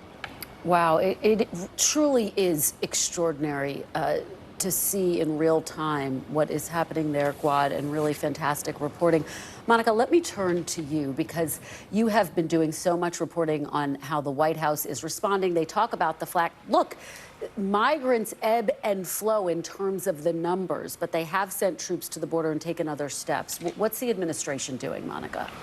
Yeah, and this has been a major question that we have seen this administration confront before, Kristen, and really this is a process that is ongoing with several different countries when we talk about this temporary protection status and extending that to many Venezuelans, as we just saw in the last couple of days. And essentially what happens here is that the administration can evaluate several countries. This takes likely weeks, sometimes months, and sometimes countries can be given this status and other times they can be reevaluated and redesignated in this way. And one example that we can think of for this would be essentially in Ukraine after the war started, TPS was given to those Ukrainians who were trying to flee from there within about 2 to 3 weeks. So just to give you a sense of how quickly but bureaucratically that process can still go, this is now something that several Latin American countries are also obviously being evaluated for, but it comes at a moment where there have been many officials, particularly particularly in New York City and New York State, that have been pressing the White House and the president to do more when it comes to trying to do something about migrants, specifically coming to that city. And what the White House will tell you day in and day out is that this is something that isn't obviously just affecting New York City. It's larger than that. And their main message here is that they would like for Congress to act. They continue to talk about bipartisan immigration reform, which they would love to see happen, but which, for a reality check, and as we know and you discuss often on this show, that's a really difficult sell right now in this divided Congress. So that's something you'll expect to hear the president continue to talk about, but that likely we won't see happen anytime soon. Kristen. That is for sure. This has been something they've been debating and discussing and wrestling with for decades, and it continues to be the root of the crisis. Monica, thanks for your great reporting, but don't go anywhere. It's a busy day. We're going to keep you around for more. Coming up after the break with the latest response from the White House after the Auto Workers Union expanded its strike today and invited the president to the picket lines. That's next. You're watching Meet the Press now.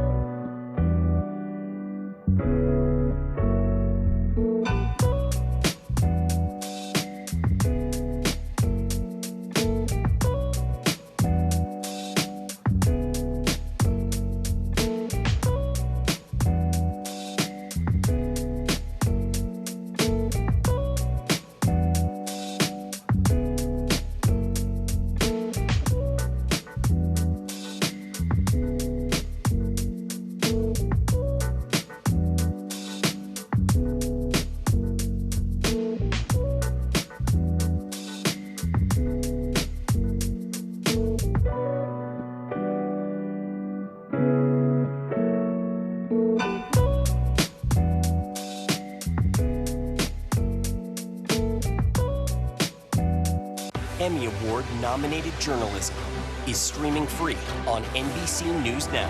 We're coming on the air with breaking news. This is where Carrie is located. See the break? Morning, right behind me, there were little ones included, and you realize you're doing the dishes.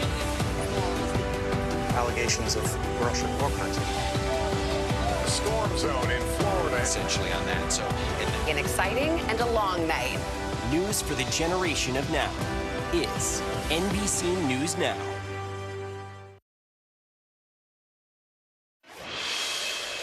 Thousands more workers are joining the picket line in the auto workers strike. This morning, UAW President Shawn Fain announced 38 more facilities across 20 states are joining the strike, adding over 5,500 auto workers to the picket lines. Automaker GM pushed back on the escalation in a statement today, calling it unnecessary. In his live stream address this morning, Fain invited President Biden, among others, to visit the workers. Take a look. We invite and encourage everyone who supports our cause to join us on the picket line, from our friends and families all the way up to the President of the United States.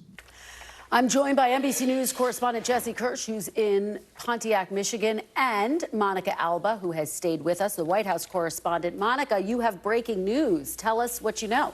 Yeah, this is significant, Kristen. It's a question we had posed to the White House for some time now. We knew there were active discussions about it, and now we can confirm, according to a person familiar with the plans, that President Biden does plan to go to Michigan, to the picket line, to be with some of these auto workers who are clearly, obviously, on strike in this moment.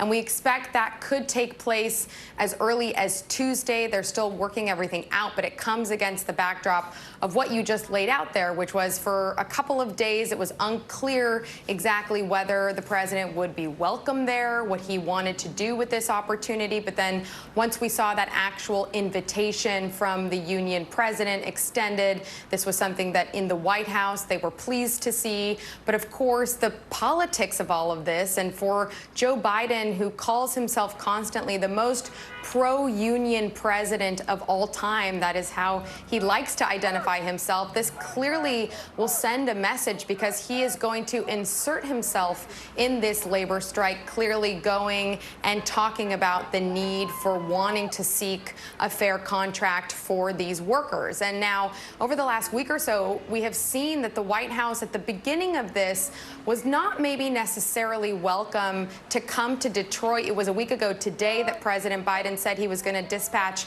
2 of his top aides in Senior Advisor Gene Sperling and Acting Labor Secretary Julie Su.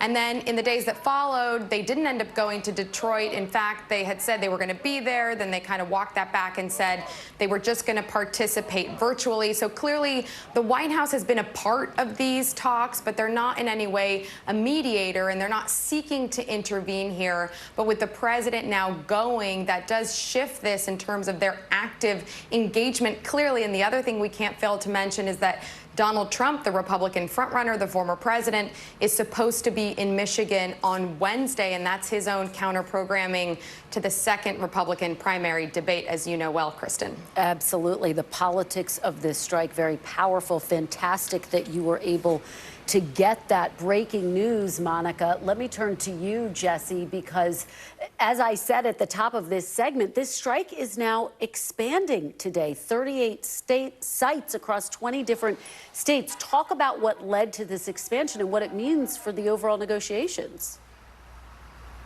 Yeah, so Kristen, this shows 2 things. It shows progress with Ford, and it shows that Americans who are not directly tied to the auto strike could soon be caring significantly more about the impacts of this, and I'll get to that in a second. But what the union had been warning of is if there wasn't substantial progress with the big 3 automakers by noon today, it was going to expand its strike. And so this morning, the union came out and announced the new strike sites. It announced strike sites at GM, it announced strike sites at Stellantis, but it did not announce any expansion against Ford. And the union made a point of saying that it has made progress with Ford. So that separates Ford out from the other 2 companies as far as progress in negotiations. And the reason more people may soon care about this is because the union is specifically targeting parts distribution at all parts distribution sites for GM and Stellantis across the country, as you mentioned, across 20 states. So what does that mean? If you need a repair or maintenance work done at a dealership, depending on what parts you need,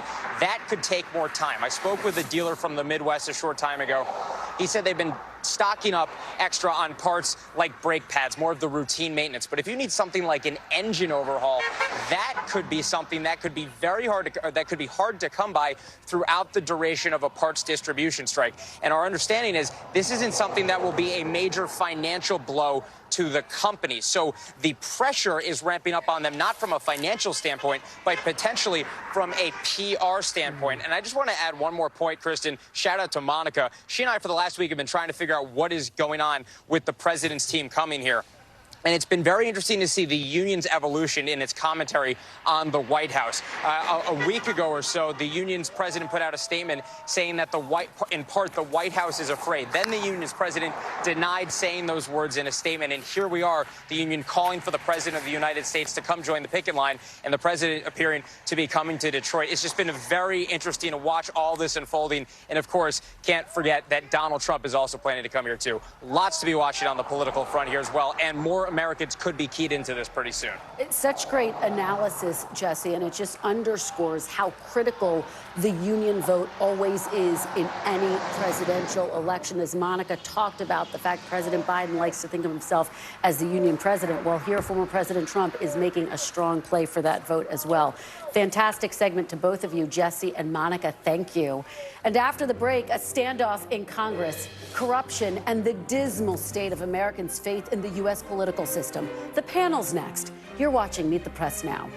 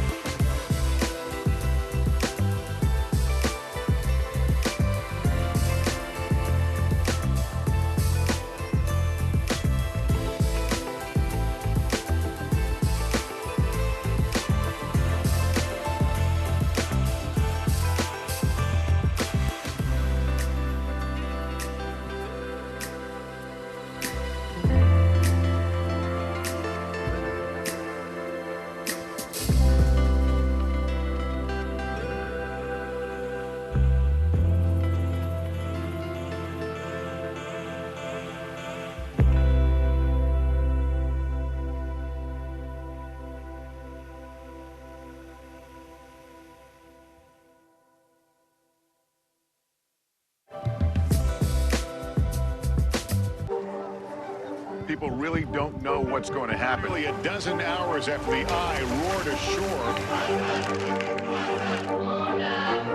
More good people than bad people, I know, right? Yeah, 5 seconds.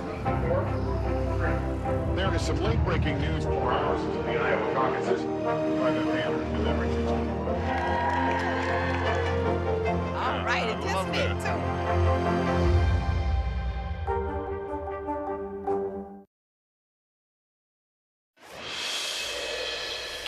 Welcome back. It's been a chaotic and historic week in Washington, and it's likely to get even worse next week as the government shutdown gets closer and with partisan warfare over impeachment beginning. Plus congressional gridlock and growing corruption issues. Amid it all, you would be forgiven for asking, is our political system working at all? For the most part, Americans say the answer to that question is no, with a recent poll showing just 5% believe our political system works very or extremely well. Joining me now, Susan Page, Washington Bureau Chief for USA Today, Simone Sanders Townsend, former senior advisor to Vice President Harris and host of Simone on MSNBC, and Brendan Buck, former advisor to House Speakers Boehner and Ryan. He's also an NBC News political analyst. Thank you for being here all. I want to start with this breaking news that Monica just reported, Susan, the fact that President Biden is now going to the picket lines. He's going to meet with union members in this UAW auto worker strike. What is the significance? What are the politics around this? First, let me ask, who are the 5% who think our government is working very Yes, exactly. Are they the employees of the Congress? We've been saying that. We got to find them and bring them Let's here. find that 5%. Yes. You know, I think President Biden was a little slow to get to the picket line, and then former President Trump said he was going to go. This is an important vote for him. This is an important group of voters for him, these union workers. And the strike it carries some peril for him if it has a big economic impact. So this is not a surprise, really, he's going to the picket line. Maybe a surprise it took him so long to say he was going to go there. Pick up on that point, Simone, because you have former President Trump who has been saying now for a week he's going to go. He's counter-programming the GOP primary debate, which he's skipping, by the way. It underscores the importance of union workers. But Biden has always said he's the union president. Why did it take him so long to reach this conclusion? You know, and I think Biden, and they have done a lot as it relates to unions and labor in this administration. But the implications, as Susan just alluded to, are very real. Look, you have electric vehicles. You have the parts piece that, you know, Monica laid out and and Jesse talked about. And if this affects how Americans already, folks feel like it takes a little longer to get the things they need.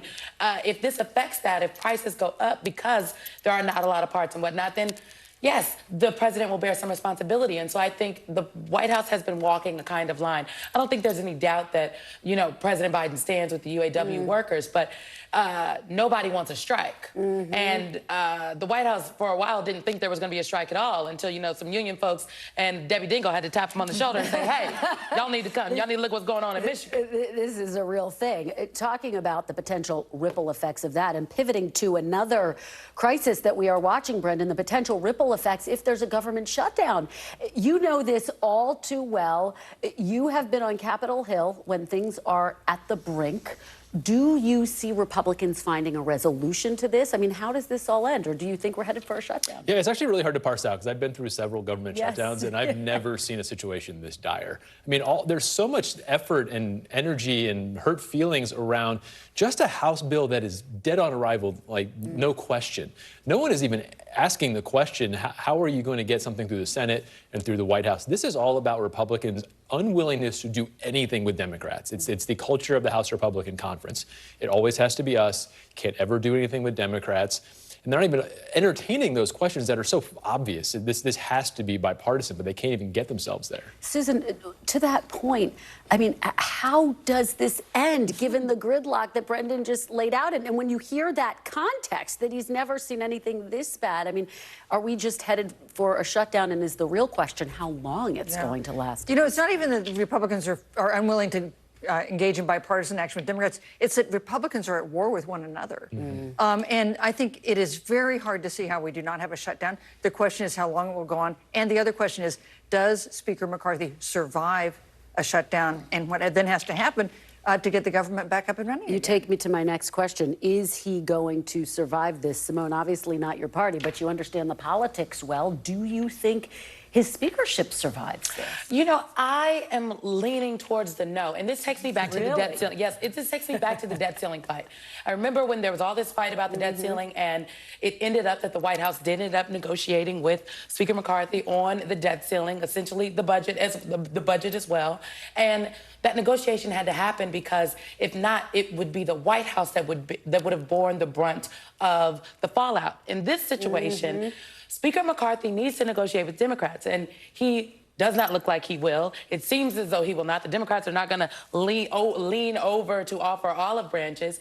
And because he, at this point, will not, he will bear the brunt of the fallout, and I think that's why his speakership will not survive. He doesn't run the caucus. It's hard to look at this and not think that some of the House Republicans are doing this to set him up to fail at some point. I mean, it is nonsensical. Some of the things that they are talking about, their unwillingness to do anything reasonable, feels like they're just setting him up to blame him later. And, you know, Democrats would be happier about that if they had some idea who was going to follow him. Right. And whether it would be somebody who'd be worse or better for their This is true. It might be another 15 rounds. Well, and I guess that's the big question. And for this, Simone, I go back to you. I mean, you do have a little bit of movement with Senate Minority Leader Chuck Schumer saying, look, let's get something done on the Senate side and then force a vote in the House. Do you think that's how this ends? And does the president need to intervene here? He's still the president. This is still his government. I just wonder what kind of sway Joe Biden has on Speaker McCarthy. Remember, Speaker McCarthy and Joe Biden. Bully pulpit? He could use his bully pulpit. They did their negotiations, though. Joe Biden said he was not going to negotiate on the budget. He did during the debt ceiling fight, and it was that negotiation that Speaker McCarthy could not come back and sell to his entire caucus. I think what happens is the Senate, they get together, they be the adults that they are, they try to force something in the House, but again, I just do not see Speaker McCarthy playing ball. This is like the third strike for him as it relates to the Freedom Caucus. I think the White House and Chuck Schumer all know they can't bail him out yet. Kevin McCarthy needs to fail a few more times. He needs to fail right up to the deadline and basically get permission. I have tried everything, guys. I've gone down every path you've wanted me to. None of them work. I'm sorry, I have to go. He'll still catch grief, but he has to go through all of these stages to get there. Let's talk about the other big story on Capitol Hill today. Senator Bob Menendez and his wife have been indicted on bribery charges, among other things. Susan, how big of a bombshell is this? And which party kind of bears the bigger blow in this sense? Because on the one hand, you have it kind of undercutting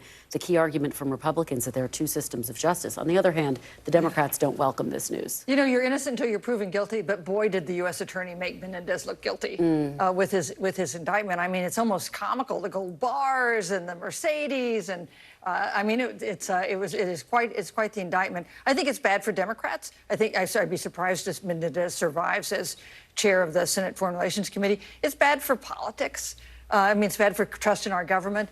And it's probably also bad for Republicans because, as you say, this Justice Department, led by Merrick Garland, doesn't just go after Republicans like Donald Trump. They're going after a very senior Democrat. Simone, how much concern is there if, in fact, it gets to a point, and we're not there yet, as Susan says, you are innocent until proven guilty, but if he winds up stepping down or if he's primaried? I mean, how concerned are Democrats that this seat could be in jeopardy? New Jersey, obviously, is a blue state. It's a blue state. It's been a blue seat for a very long time, so I don't think Democrats are concerned about losing the seat. But I think this is bad for not just the optics, but how people feel, right? It's very hard to distinguish if, you know, Democrats are going out there on the campaign trail saying, we are the party, you know, these folks say they're the party of law and order, but we are the party of law and order. We are the party that are standing up, and we are not the corrupt folks they are.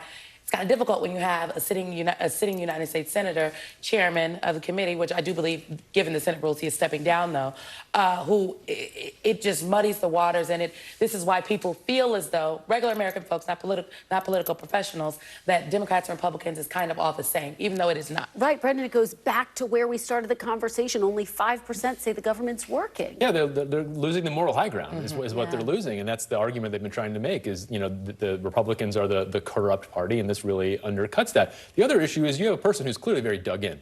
You know, usually if somebody gets caught with gold bars, they kind of understand maybe the time for me to go. This is a person who's been indicted previously for corruption. Obviously, that ended in a mistrial, but someone who doesn't seem like he's ready to leave and is probably going to fight this out. And it's kind of the same deal we're running into with George Santos in the House, who doesn't feel like he feels like the need to leave.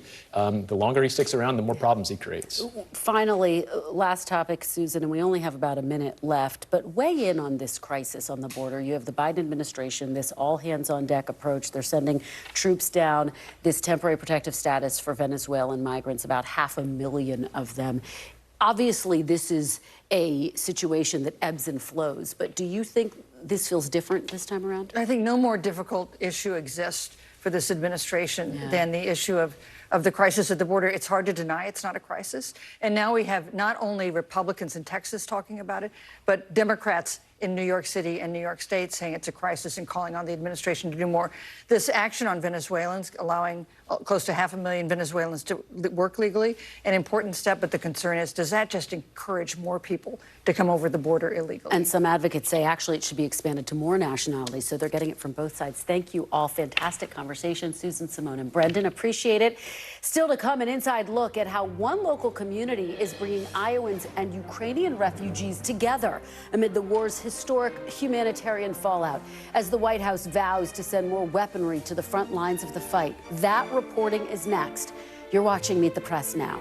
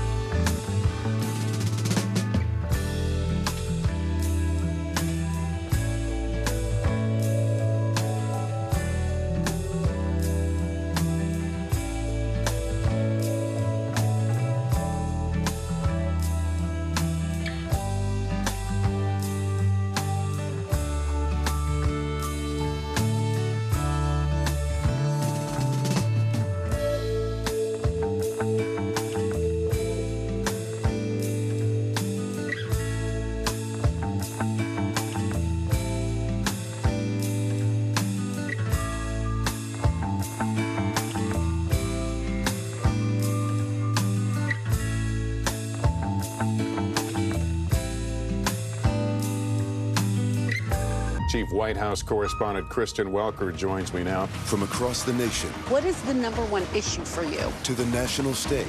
The work your son has done. Was anything about those relationships inappropriate or unethical? When critical votes were counted. Still too close to call. And when power was held to account. Is abuse of power an impeachable offense? Kristen Welker met the moment. Now she joins Meet the Press as its new moderator. If it's Sunday, it's Meet the Press. Sundays on NBC.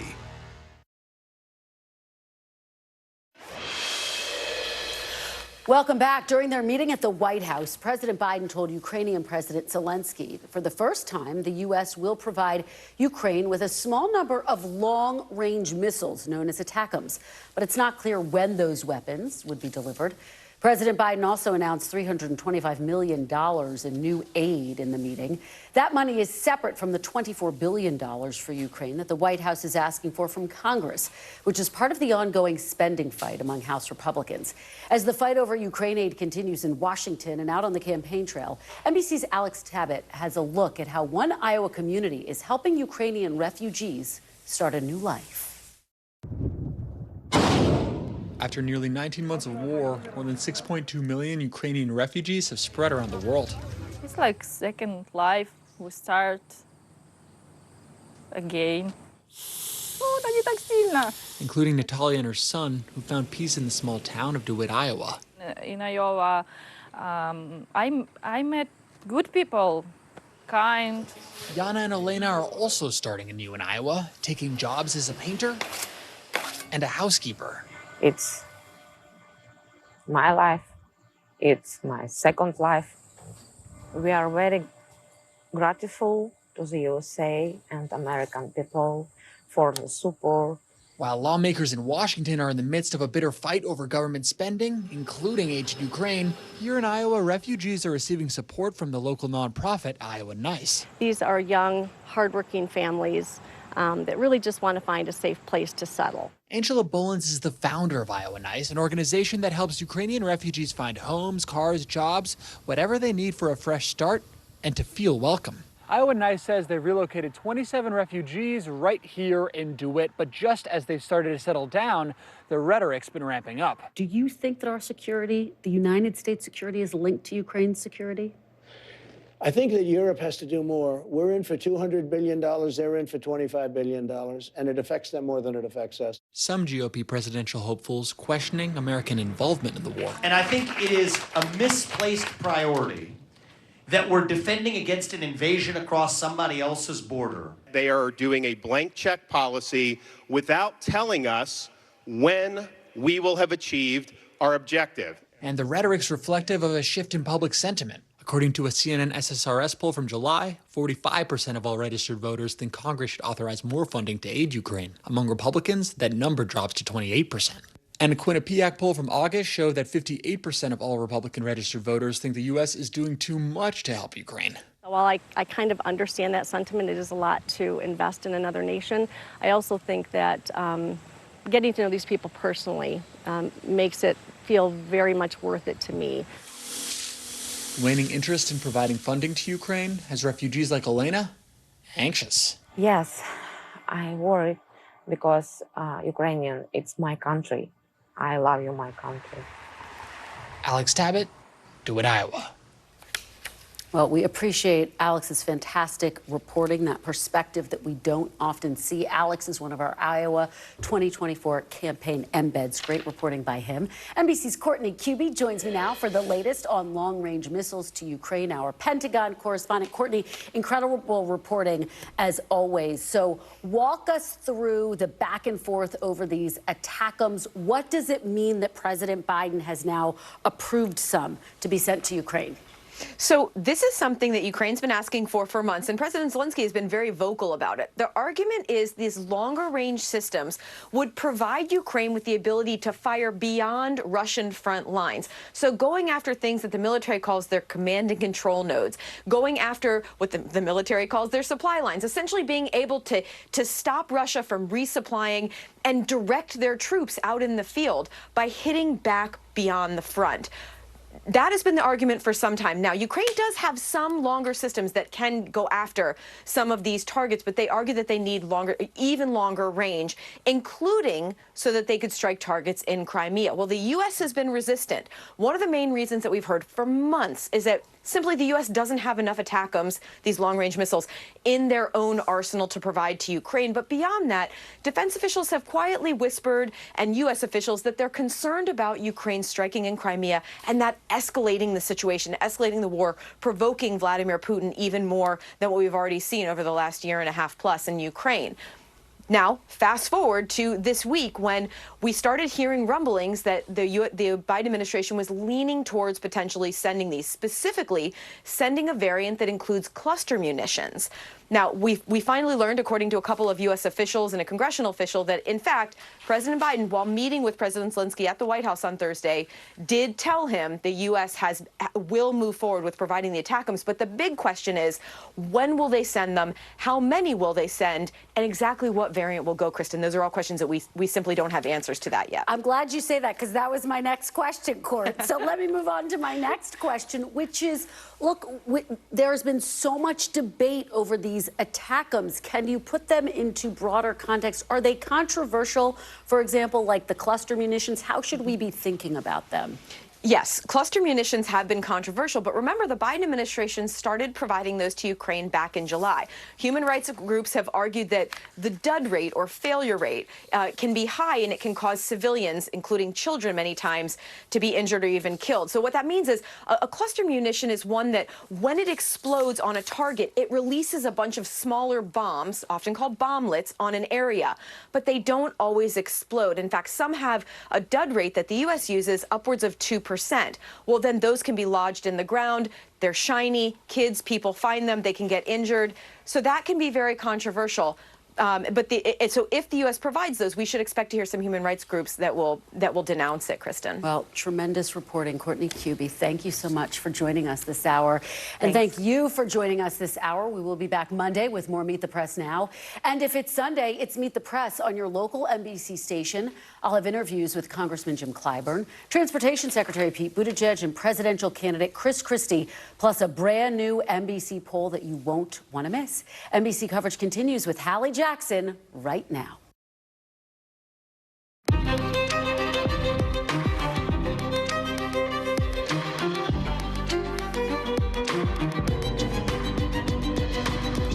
We are coming on the air tonight with that new call for Senator Bob Menendez to resign after he was indicted on federal bribery charges, gold bars, stacks of hidden cash, a luxury car, and the Egyptian government. How the feds say it all ties together, and what's next for the senator as he faces his history-making second indictment. We're also learning in just the last couple of minutes that President Biden is set to head to Michigan next week after the union invited him to the picket line, with those workers escalating, expanding the strike against GM and Stellantis. So is it going to get him closer to a deal? Then, we are just finding out in the last 30 seconds, Tropical Storm Ophelia is getting stronger. A state of emergency declared in Virginia, schools closing ahead of landfall. We'll tell you where the rain and the wind will be most intense just ahead. Plus, check this out, a wild and violent brawl at the 49ers game between 49ers fans. What's behind all these football fights and the new reaction from the NFL and the stadium? And with higher speed trains now full speed ahead as of today in Florida, the new safety concerns and how much further we have to go to get on track with the rest of the world. That's later in the show. Hey there, I'm Hallie, and we're coming on the air tonight with another dubious milestone in American political history. The only sitting senator to be indicted twice on two different cases as prosecutors are unveiling federal bribery charges against Bob Menendez of New Jersey. Deja vu. Round two for a powerful lawmaker, even by Senate standards. As we're learning tonight, Menendez is set to step down as chair of the influential Senate Foreign Relations Committee for now while he fights the allegations. Allegations of what? Well, you're about to be looking at some of what it's all about, according to the feds. Prosecutors say these gold bars and the cash stuffed into clothes with the senator's name on it are some of the bribes that Menendez and his wife took to help some businessmen friends in New Jersey. You can see it here.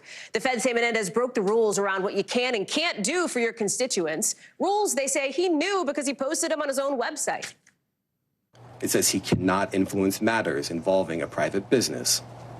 It says he cannot get involved in criminal matters or cases, period. But we allege that behind the scenes, Senator Menendez was doing those things for certain people, the people who were bribing him and his wife. So this federal indictment is laying out exactly the kind of perks Menendez is accused of getting. A bunch of cash, something like $500,000. Gold bars worth $400,000. A Mercedes-Benz. Money for so-called no-show jobs, and in the prosecutor's words, some other items of value. Both the senator and his wife are denying doing anything wrong, with Menendez in a statement calling the charges an active smear campaign, his words, and an attorney for his wife saying the couple will defend vigorously against these allegations in court. Keep in mind, this is not the first time that Senator Menendez has been on the receiving end of federal bribery charges, that time involving a Florida eye doctor. After a jury declared mistrial in that case in 2017, Menendez broke down at the courthouse, thanking his family for their support. I'm so blessed to have two great children, and I love you so much I can't.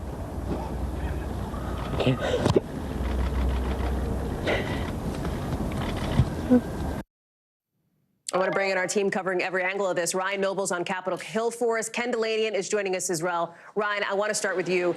You can say a lot of things about this indictment. You can't say that it was short on details, right? There is a very clear picture that prosecutors are trying to paint of a senator who is raking in perks and money from bribes, they say.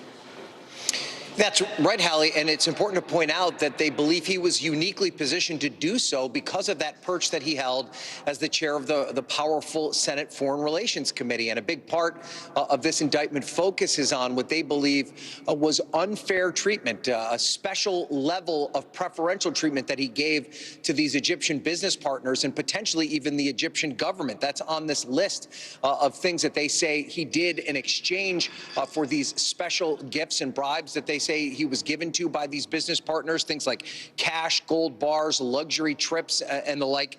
And that led to things like interference in the prosecution of some of his allies. It also led to influence peddling as it relates to the Egyptian government, and also, special treatment of these businesses that had to deal with the agriculture department that were importing different types of food into the United States. So, as you rightly point out, he has stepped down from his position on the Senate Foreign Relations Committee. This is something he did the last time he was dealing with legal troubles just like this. The big question, though, Hallie, is will he be able to stay in the Senate while this investigation continues, based on his statement that it apparently is his plan? Okay, so then talk through the political piece of it. We are seeing in just the last, I want to say 30 minutes, a fellow New Jersey lawmaker, Congressman Andy Kim, call on Senator Menendez to resign. We are not hearing that same kind of language, though, from other senators, for example, right? Yeah, that's right. And so far, nobody in the United States Senate, Republican or Democrat, has called on Menendez to step down. But you're right, Representative Andy Kim, who is a fellow New Jersey member of Congress, he's in the House of Representatives, did put out a statement saying that it is time for Menendez to stand down. I should say that our NBC Capitol Hill team is reaching out to every member of the New Jersey delegation to see if they feel the same about Menendez and whether or not he should step down as well. But there are also other members of Congress that are calling on Menendez to step down, including Representative Dean Phillips. Listen to what he said earlier today. I'm appalled. Anybody who pays attention, I don't care your politics, Democrat or Republican, you should be appalled. And yes, I'm a Democrat, so is Senator Menendez. But based on what I've seen, I'm disappointed. Yes, I think he should resign. And there are political consequences here, Hallie. Senator Menendez has enjoyed kind of a dominant hold on that Senate seat in New Jersey for many years, but his seat is up for re-election again in the upcoming 2024 midterms. And while it is a seat that Democrats probably assumed they would have no problem holding on to, there is that risk now if he is dealing with these legal issues that perhaps either a vulnerable Republican, that he could be vulnerable to a Republican challenge, or perhaps even a Democratic primary challenge. This is what the Democratic Senate campaign, an aide to the Senate Democratic campaign team told us. They said, quote, Democrats have won every New Jersey Senate race since 1978, and 2024 will be no different. So they feel confident. What's notable, though, about that statement, Hallie, is they don't mention Bob Menendez. So the question is, how is this going to play out over the next year or so? Yeah, nowhere in that statement is the name Bob Menendez, and we will see. I think there's going to be a lot of attention paid to a race that maybe people weren't paying so much attention to just 24 hours ago. Ryan Nobles, we'll check back in with you, I know, as this continues to develop. Thank you. I want to go now to Ken Delanian. So, Ken, talk to us about both of these federal indictments in roughly the span approximately of one Senate term, right? I mean, obviously, Menendez has been in the Senate for a long time. But if you look at both of these cases, different cases, similar kind of theme here, right?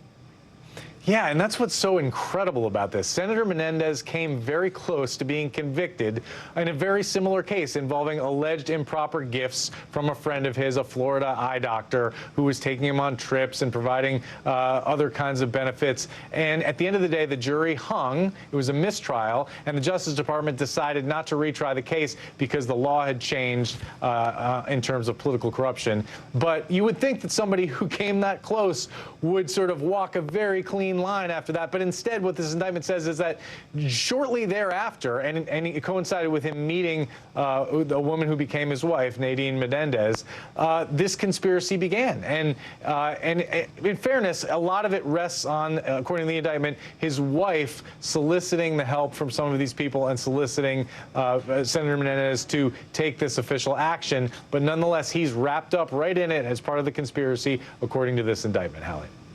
Ken Delanian, thank you very much. Appreciate it.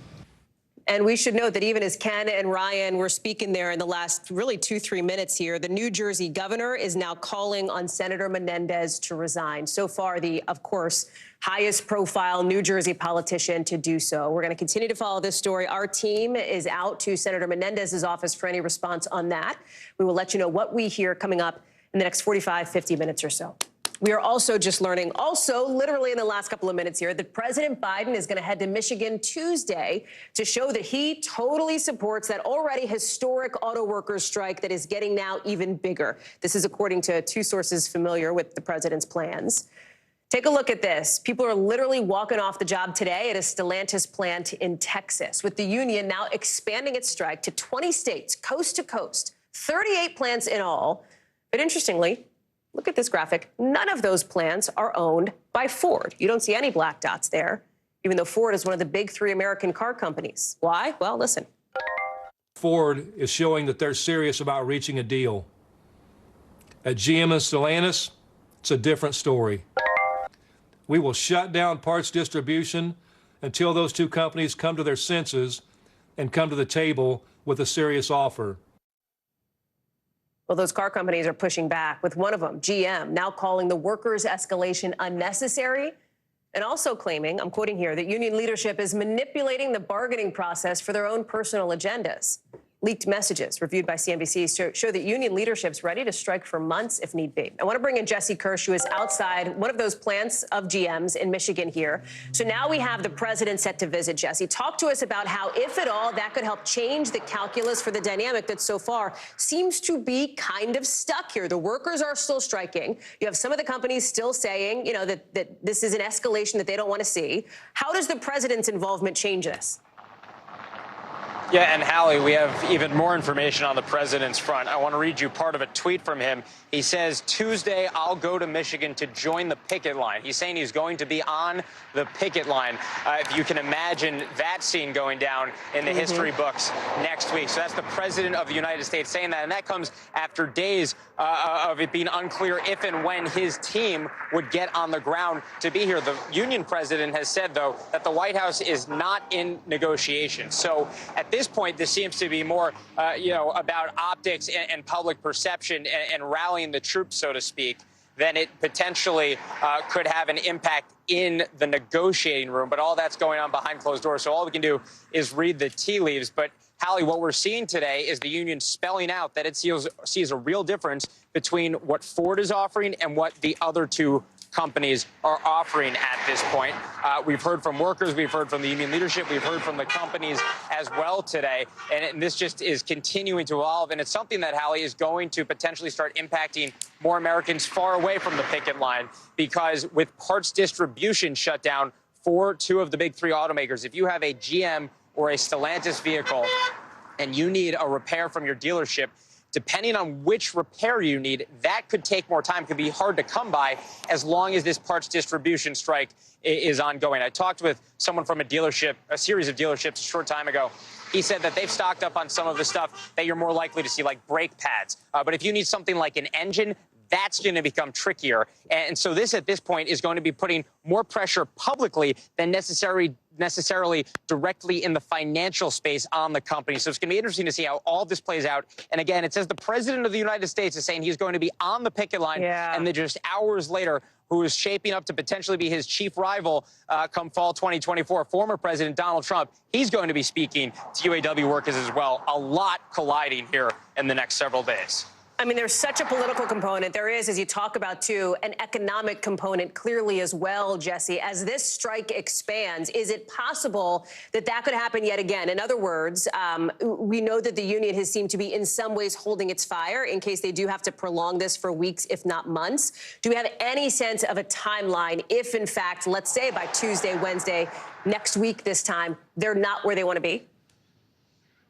Yeah, so we don't know exactly what the union's going to do, and that's their whole strategy, is to keep the companies guessing. What I can tell you is that union's estimate is that we're looking at another 5,600 or so workers on strike as of today. That brings the total to around 18,000. I'm doing rough math here.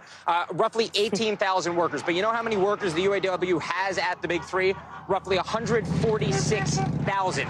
We're still talking about a fraction of the total number of workers who could be on strike. So the reality is this thing could continue to keep growing. Jesse Kirsch, thank you very much. Glad you're there for us. Appreciate it. To the southern border now, with another wave of migrants crossing into Texas, to a town totally overwhelmed and declaring a state of emergency. Brand new numbers just into us from DHS show the number of arrests in that sector is up slightly over the last day, even as illegal border crossings overall across the country are down. All of it as the head of Homeland Security gets set to head to the southern border tomorrow. I want to bring in Guad Venegas, who's live for us in Eagle Pass, Texas, where we have been seeing, Guad, this series of extraordinary images here over the course of the last 48, 72 hours. Bring us up to speed on where things stand tonight. Hallie, so the numbers that are being reported, of course, are related to Wednesday and also to Thursday, where they saw a decrease overall, but an increase here in Eagle Pass. Today, we've seen smaller groups of migrants still coming across the river behind me. As you can see right now, it's very slow. We haven't seen any migrants in the last half hour, but that also could be because of the heat. So a lot of these groups coming in the morning. We were here this morning when we saw families, women, and children cross the river. And, you know, we've seen this throughout the last 3 days. They will make their way across, arrive in this area where National Guard members have been patrolling, and they've installed this wire. It's incredible, Hallie, to see how they use sticks just down from where I'm at. They use some type of stick to make their way through the wire and eventually turn themselves in. We do have a National Guard vehicle here that's been patrolling the area all day. And these small groups will come in and then get taken over by Border Patrol and CBP to go to processing. Now, we have a state emergency that was declared here in Eagle Pass because local authorities said they needed more resources to deal with this influx. Now, local authorities will deal with this issue after they are released in the United States and given that parole to continue seeking asylum in the United States. There is a nonprofit center down the road from here where we visited that earlier. We saw hundreds of migrants waiting for buses or for ways to get to areas in the United States where they will continue that asylum seeking process. Now, people want to know, why is this happening right now? And Hallie, there isn't a definitive answer as to what happened this week. What we know is that hundreds of thousands of migrants are traveling through Central America and Mexico, intending to make their way to the U.S.-Mexico border. We know that the largest Mexican train freight company shut down operations because they said they're seeing an unprecedented number of migrants riding those trains. So this is something that is expected to continue as more migrants arrive here at the border. Guad Venegas live for us there in Eagle Pass. Guad, thank you very much. We have learned tonight the tropical storm Ophelia has strengthened, which is creating a hurricane watch for the coast of North Carolina. That state has already started to see some of the impacts of Ophelia. This is again coming from the National Hurricane Center's 5 p.m. Eastern update. That was just about 16, 17 minutes ago. It's also having an impact in Virginia, which has declared a state of emergency. Some schools there have shut down early today. And for the rest of the East Coast, look at this. Get ready for a wet and windy weekend. Biggest thing to watch out for? Flooding, with about 5 million people under flood watches. I want to get to meteorologist Bill Cairns. And Bill, talk us through the amount of rain we expect to get. Any significant changes from this latest update?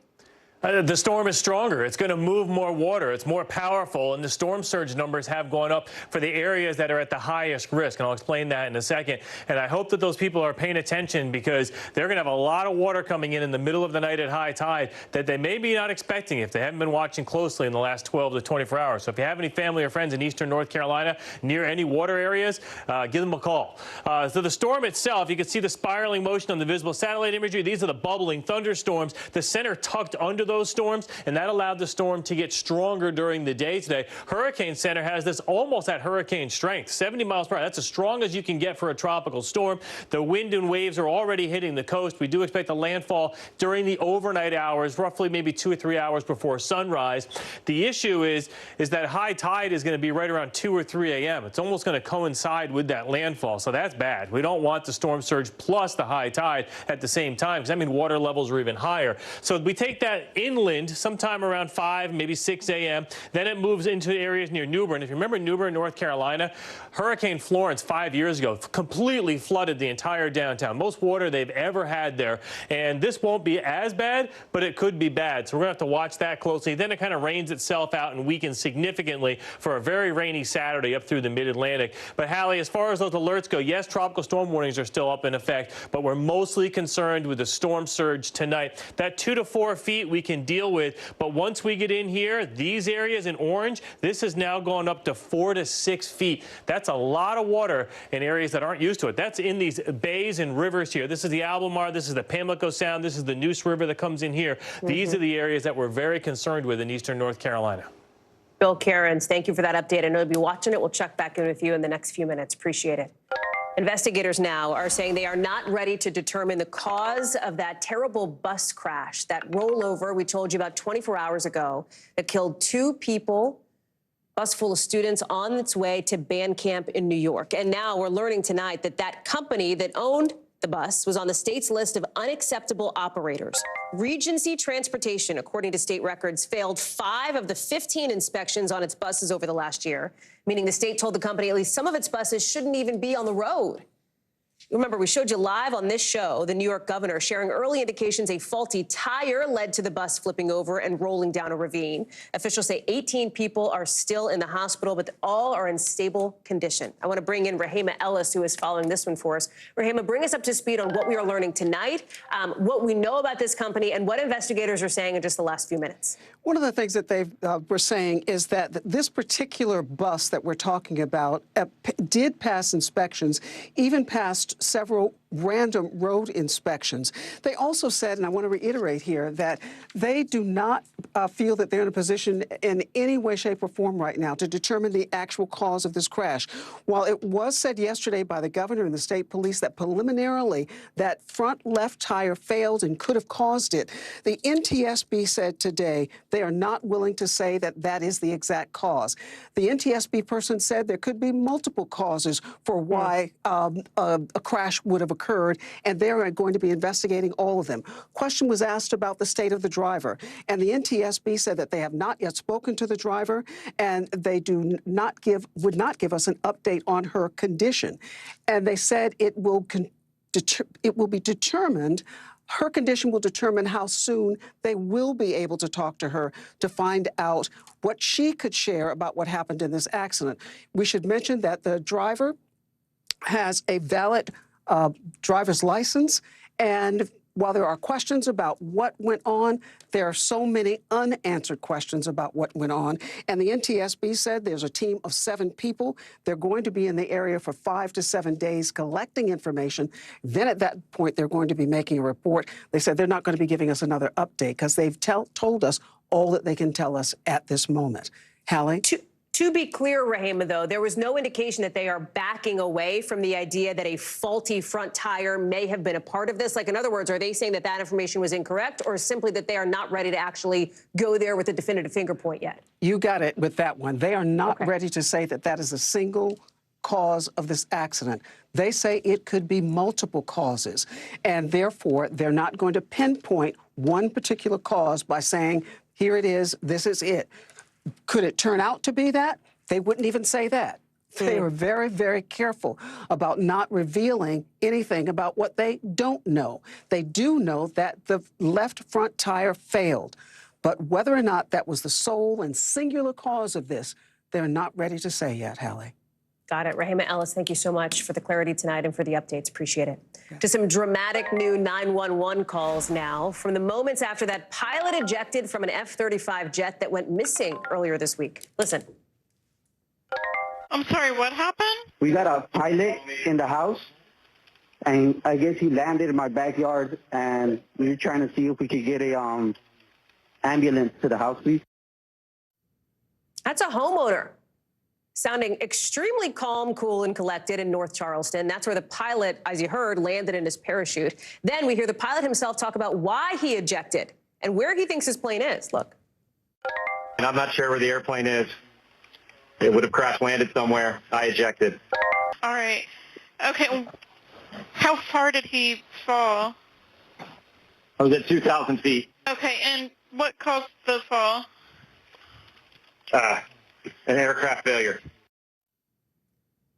Later that day, remember, Joint Base Charleston went and asked the public to help find the missing jet. They grounded all Marine planes. It wasn't until the next day they found the debris field left by that crashed jet about 2 hours north of the base. I want to bring in Blaine Alexander, who's got more now. So this helps fill in some of the gaps about what happened here, Blaine, to this story that had everyone going, like, wait a second, they don't know where a jet is, but there are still so many questions. Help us understand what we know and what we still don't know.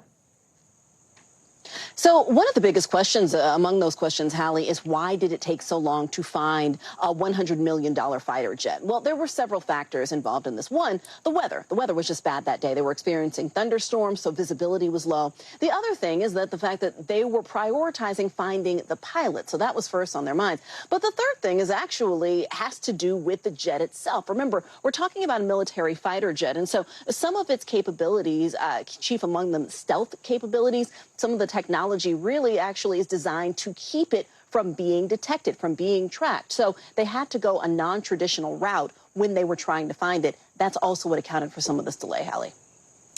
You talked about $100 million per jet, right? That is taxpayer money. There's this new report out from that government watchdog that says, listen, and we talked about this last night here on the show, maintenance problems on some of these planes. How much of an issue is that?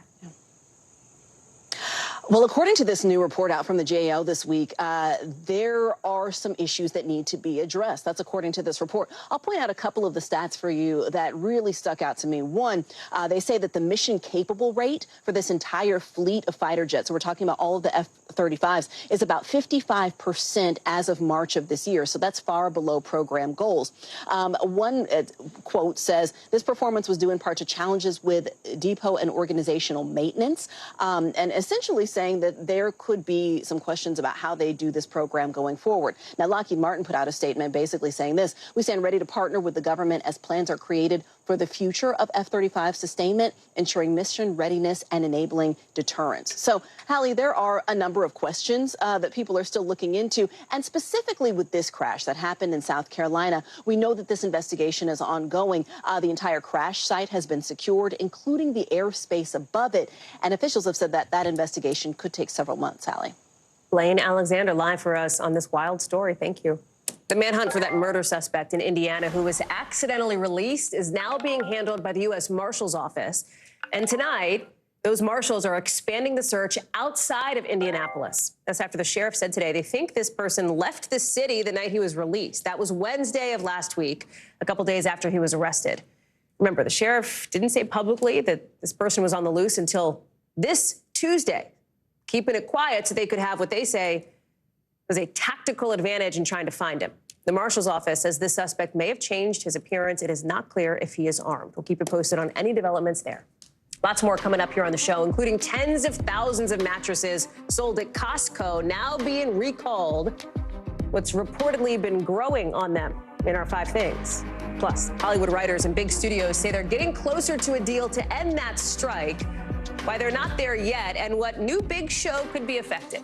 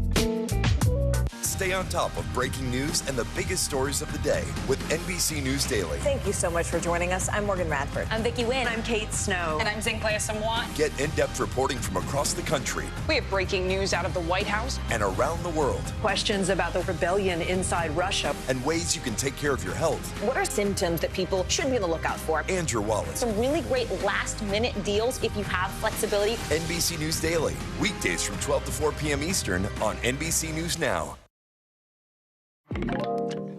Let's get you over to the 5 things our team thinks you should know about tonight. Number 1, police in New York say investigators found more fentanyl at that daycare where a baby died from apparent opioid exposure. They say it was under a trap door in the play area. You see some of it here. The owner of the daycare and an alleged accomplice are now both facing federal charges. Number 2, the CDC Advisory Committee is now recommending that people who are pregnant get Pfizer's RSV vaccine. If the CDC director signs off on it, it'll be the first vaccine available to protect babies from RSV, which is the most common cause of hospitalization among infants in this country. Number 3, officials tell NBC News today that President Biden has told the Ukrainian president that the U.S. will give some weapons to Ukraine to help in the war with Russia. No word yet on when those missiles will be sent or when a public announcement will be made. Number 4, almost 50,000 mattresses sold exclusively at Costco are being recalled. Why? The potential for mold issues. These are the mattresses made between January and April of this year.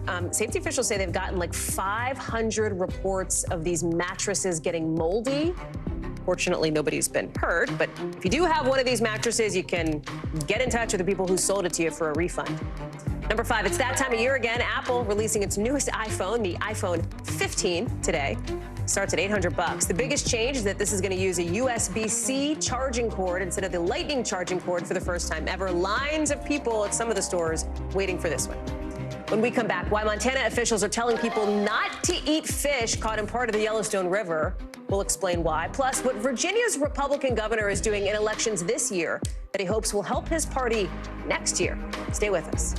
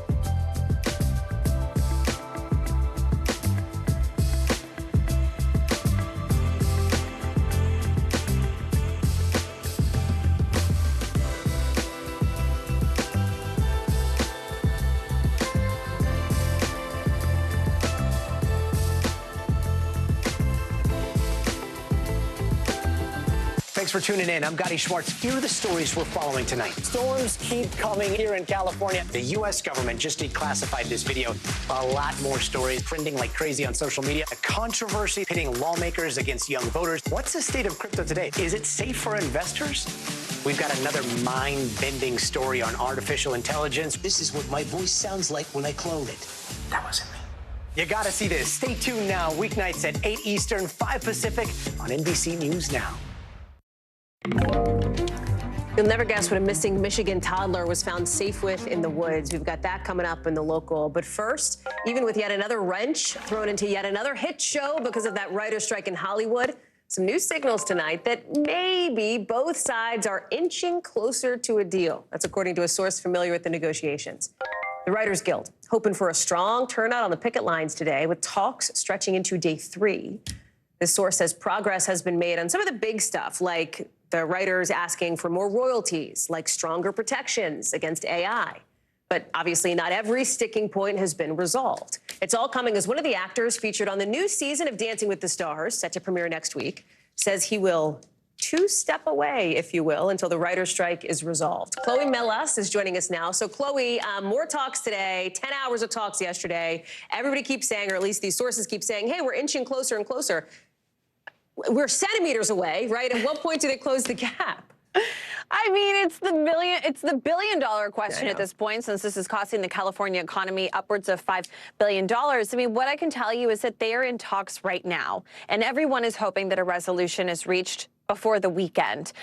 This is the third day of talks, and you have Hollywood's heavyweights who run these studios who are at the negotiating table. We're talking Netflix, we're talking Warner Brothers Discovery, NBC Universal, Disney's Bob Iger. These people are all in one room with the WGA negotiators who represent over 11,000 writers, and they are trying to hammer really, really big things out. Like, what is artificial intelligence? What's the role in that in Hollywood? And, you know, so many writers are worried that their jobs will at one point become obsolete with things like ChatGPT and all of these different, you know, technology now.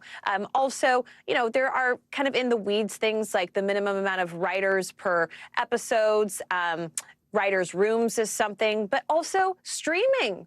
Right? People want to know how much money these streamers are making, and they want to be paid proportionately to that.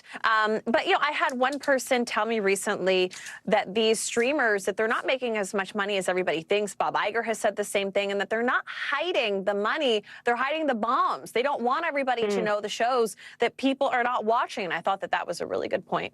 So let's say, Chloe, I mean, it is super interesting, but let's say, okay, here we are Friday afternoon, Friday evening. Let's say Tuesday, things come together, or whatever, Wednesday. Does that mean like Thursday, everybody's back at work, snap of the fingers? It doesn't, right? So for our viewers, how does this affect you guys? First of all, you're going to see your daytime talk shows, all of them come back pretty quickly. You're going to see late night shows like Stephen Colbert and Jimmy Fallon and Seth Meyers. They're all going to come back too.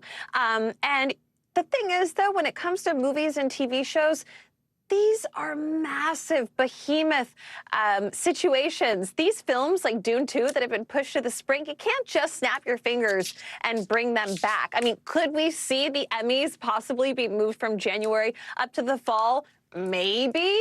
But I think that you probably are going to be watching some reruns for a while. Well, one thing that's not a rerun, it's not supposed to be, is Dancing with the Stars. That comes out next week, big premiere. You now have Matt Walsh, this actor, saying he's going to step away until there is an agreement with the Writers Guild. Interesting in that we have seen others, you know, do something similar, kind of in solidarity, right, with these writers. He didn't know that Dancing with the Stars had writers, and that the writers fell within the WGA and the union. And that's what I've talked about with so many people. And that's why he's paused and he's decided to step away for right now until there's a resolution. That's why you saw people get mad at Drew Barrymore. That's why you saw people getting upset with Bill Maher, because they employ writers who are part of the union. Some shows like The View, they don't employ writers who are part of the WGA. So that is why you see some of these shows on the air, some not, and others who are just going ahead no matter what and suffering the picketing in front of their studios and the consequences from that. And you call that a struck show. Some insider language for you all out there if you're hearing it this weekend when you're talking to your friends. But we all hope that something is going to happen in the next couple of hours, because so many people can't pay their bills. So many people are out of work, and people, this is a dire situation. I think it's like 144 days as of today. It's incredible to think about, Chloe. We're glad you're on top of it. I know you will be waiting over the next few hours to see what goes down, too. Appreciate it. Thank you.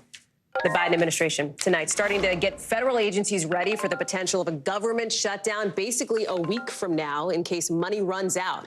This is OMB, the Office of Management and Budget, telling the heads of these federal departments today, like, hey, get ready, pull together your plan Bs in case there is a shutdown. Try to figure out what you do and what you tell your employees. Because at this moment, lawmakers have about 8 days to get to some kind of a deal to make sure the money faucet stays on.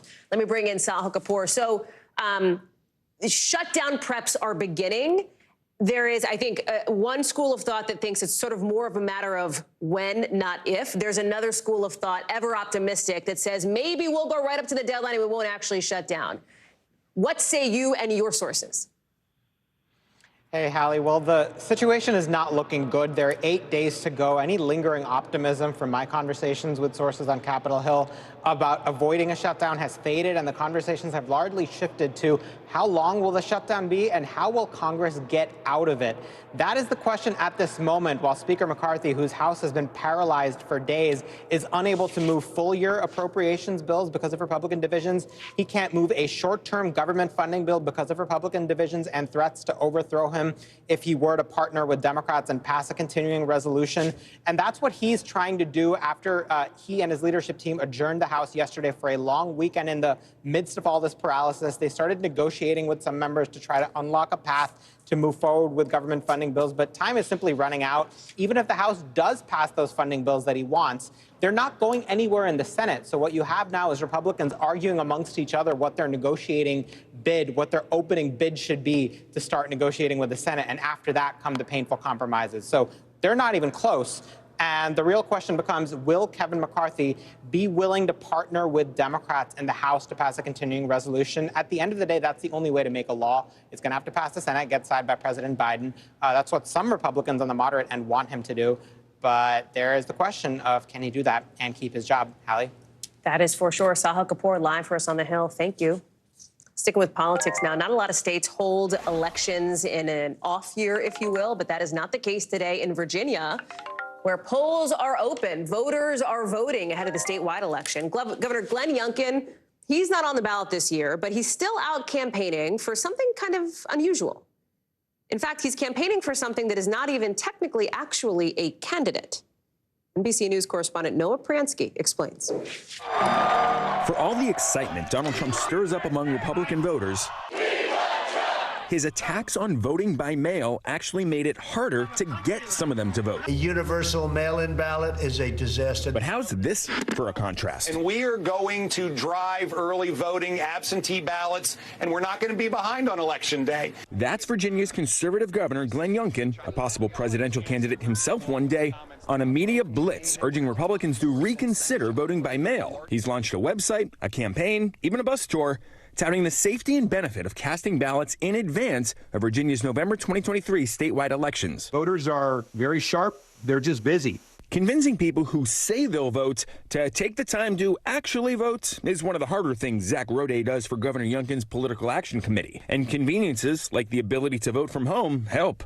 You need to have this in the toolbox, and you need to use it. It's foolish to go into a tough contest with a hand behind your back. Because when a campaign can count a ballot in the bank from a partisan supporter ahead of Election Day, they can reallocate resources and target other voters. And a little secret for you, they'll almost immediately stop mailing, texting, and calling you, too. But the Trump effect on voting by mail wasn't just noticeable, it was seriously problematic for his party. Republicans and Democrats in Virginia had always voted by mail at pretty similar rates, until mail ballots found themselves in the crosshairs of former President Trump in 2020. And in 2022, it was projected more than 3 times as many Democrats in Virginia cast ballots by mail compared to Republicans. We saw similar trends in Florida, where Republicans used to have a slight advantage in mail voting, but faced huge deficits in both 2020 and 2022. And nationally, Pew Research found during the last presidential election, only 32% of Trump voters cast ballots by mail, compared to 58% of Biden voters. We've made it easy to do at secureyourvotevirginia.com. That use of the word secure? No accident. Youngkin, as well as the National Republican Party, which also launched an early vote campaign this summer, realized that they're combating myths about vote-by-mail security. But Roday says it's already paying dividends. We're writing the playbook for what Republican campaigns ought to do in the 2024 presidential year, from president on down. A similar campaign worked for Georgia Governor Brian Kemp last year, and if his 7-point victory in a battleground state is any evidence, the strategy of embracing absentee ballots can be a winning one. Noah Pransky is joining us now. Okay, so Noah, Democrats, what are they doing? Well, they're doing the same thing they've been doing for the last few election cycles, spending millions of dollars in Virginia. They actually launched their own similar project called the Majority Project, and they are aggressively targeting their potential voters to get out to the polls early or cast ballots by mail. The Democrats feel like they have a playbook that has worked in 2020 and 2022, and, not just in Virginia, but nationally. If they keep doing it, they'll have more successes to show as well. But there is also the reality that former President Trump has now for years slammed the idea of voting by mail. Ironic, since he himself voted by mail for so many years. But he has continued. It's a little more subdued than previously, but he continues to say that he doesn't believe in election by mail. He thinks that he continues to repeat, completely disproven claims about voter fraud. But he is continuing to do that. Meanwhile, all of these other Republicans, governors and major prominent Republicans are saying to Republican voters, we need you to cast ballots. You can do it in person if you want, but please get out and get those ballots in the bank early. They won't say Trump by name, but they are absolutely acknowledging the fact that he dug them a hole and they're trying to dig out. Noah Pransky, thank you very much. NBC News covers hundreds of other stories every day, and because it can be tough to read or watch or listen to them all, our bureau teams have done it for you. This is what they tell us is going down in their regions in a segment we call The Local. Out of our Midwest Bureau, officials in Michigan say they found a 2-year-old girl sleeping in the woods hours after she walked away from her house. Look at this. She apparently left with her 2 family dogs and was using one of them as kind of a pillow. Doctors say she is doing just fine.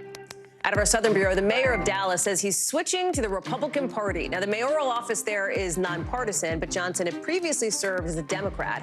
It makes Dallas the biggest city in the country now to be led by a Republican mayor. Johnson, who made this news in the Wall Street Journal, is blaming disconnects with Democrats on the issue of crime. And out of our Western Bureau, officials are telling people not to eat the fish they catch from parts of the Yellowstone River in Montana. They say they found toxic chemicals in a couple of different fish species there.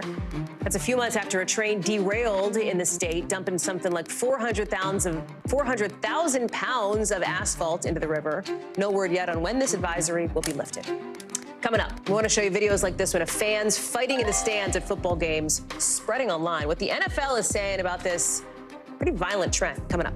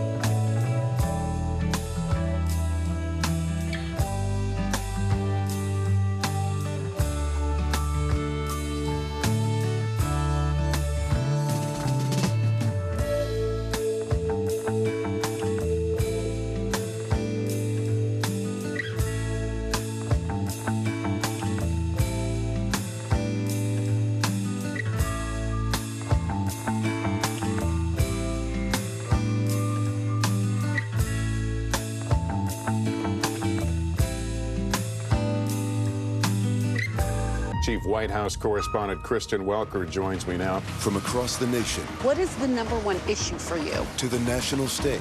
The work your son has done. Was anything about those relationships inappropriate or unethical? When critical votes were counted. Still too close to call. And when power was held to account. Is abuse of power an impeachable offense? Kristen Welker met the moment. Now she joins Meet the Press as its new moderator. If it's Sunday, it's Meet the Press. Sundays on NBC.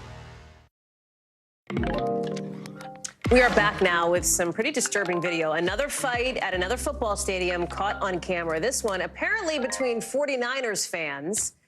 Not clear why they're throwing punches at each other. They're fans of the same team, but this is not the first fight caught on camera this season. As we've reported, somebody died after a fight broke out at a Patriots game on Sunday. The investigation there into that is still happening. So what is going on with all of these incidents? Here's Dana Griffin. Tonight, another shocking video of an all-out brawl between fans at an NFL game. This time, San Francisco 49ers fans duking it out at Levi's Stadium. Punches flying, hair pulling, one woman even having her wig pulled off. Levi's Stadium and the Santa Clara Police Department giving us a joint statement saying, in part, they remain unwaveringly committed to stadium security and have zero tolerance for violence. I definitely think that the rapidity in which, you can post a video and then it goes around the world, like the shot heard around the world, that makes it feel like it's more present. It comes just days after a gruesome fight at Gillette Stadium in Massachusetts, where one fan, 53-year-old Dale Mooney, collapsed and died after witnesses say he was punched by a Miami Dolphins supporter. Video showing first responders administering CPR. Though authorities say his death may not have been connected with the punch. The Norfolk District Attorney's Office saying in a statement, preliminary autopsy reports did not suggest traumatic injury, but did identify a medical issue. Last year, it was viral videos of belligerent behavior on airplanes that captivated the country. Now it seems like rowdy and violent fights among sports fans are being captured on cameras and filling feeds. This one in Washington, D.C., or this headbutt in Cincinnati. The NFL telling us the safety of fans is its top priority and pushing back on the trend, saying violence among fans is actually down this season, with 80 reports of disorderly conduct in the first 32 games played, compared with 140 reports during the same time frame last year. Still, Sunday's fatality shining a spotlight on the issue. A physical game, tightly packed stadium, and flowing drinks proving to be the perfect recipe for such scuffles, with some even floating the idea of keeping fans of opposing teams in different parts of the stadium, something common in European football. There was a time when, back in 1977, Manchester United couldn't even play at home. They were banned from home games because of the violence in the stands. Many stadiums in Europe also prohibit alcohol inside facilities, reforms that seem unimaginable here. I don't know if that would fly in America. Still, with much of the season still ahead, hopefully those simmering football rivalries will be settled on the field rather than in the stands. Dana is joining us now. So, Dana, talk consequences, right? Is it possible that people caught up in these brawls, if they are instigators, for example, could end up banned from some of these arenas? Absolutely, Holly. Fans could jeopardize their ability to go back to another game. According to Levi's Stadium officials, anyone engaging in violence will be ejected from the stadium and potentially face a ban from future events, plus legal consequences. In that Cincinnati headbutt case, a 25-year-old man is now facing misdemeanor charges, including disorderly conduct, resisting arrest, and assault. Holly? Dana Griffin, live for us out west. Dana, thank you so much. Still to come here on the show, a new train in Florida unlike anything seen in this country in a century. What this new era for rail could mean for the rest of America, coming up.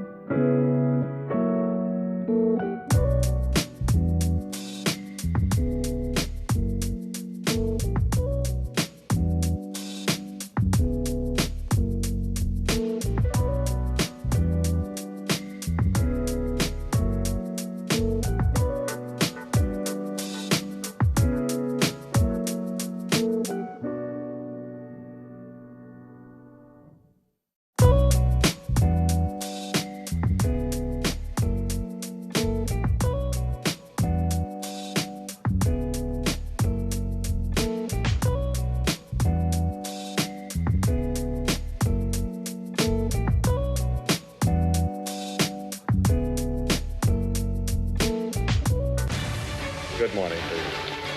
Good morning, Mr. President. Very in question. We pride ourselves on the ability to turn on a dime.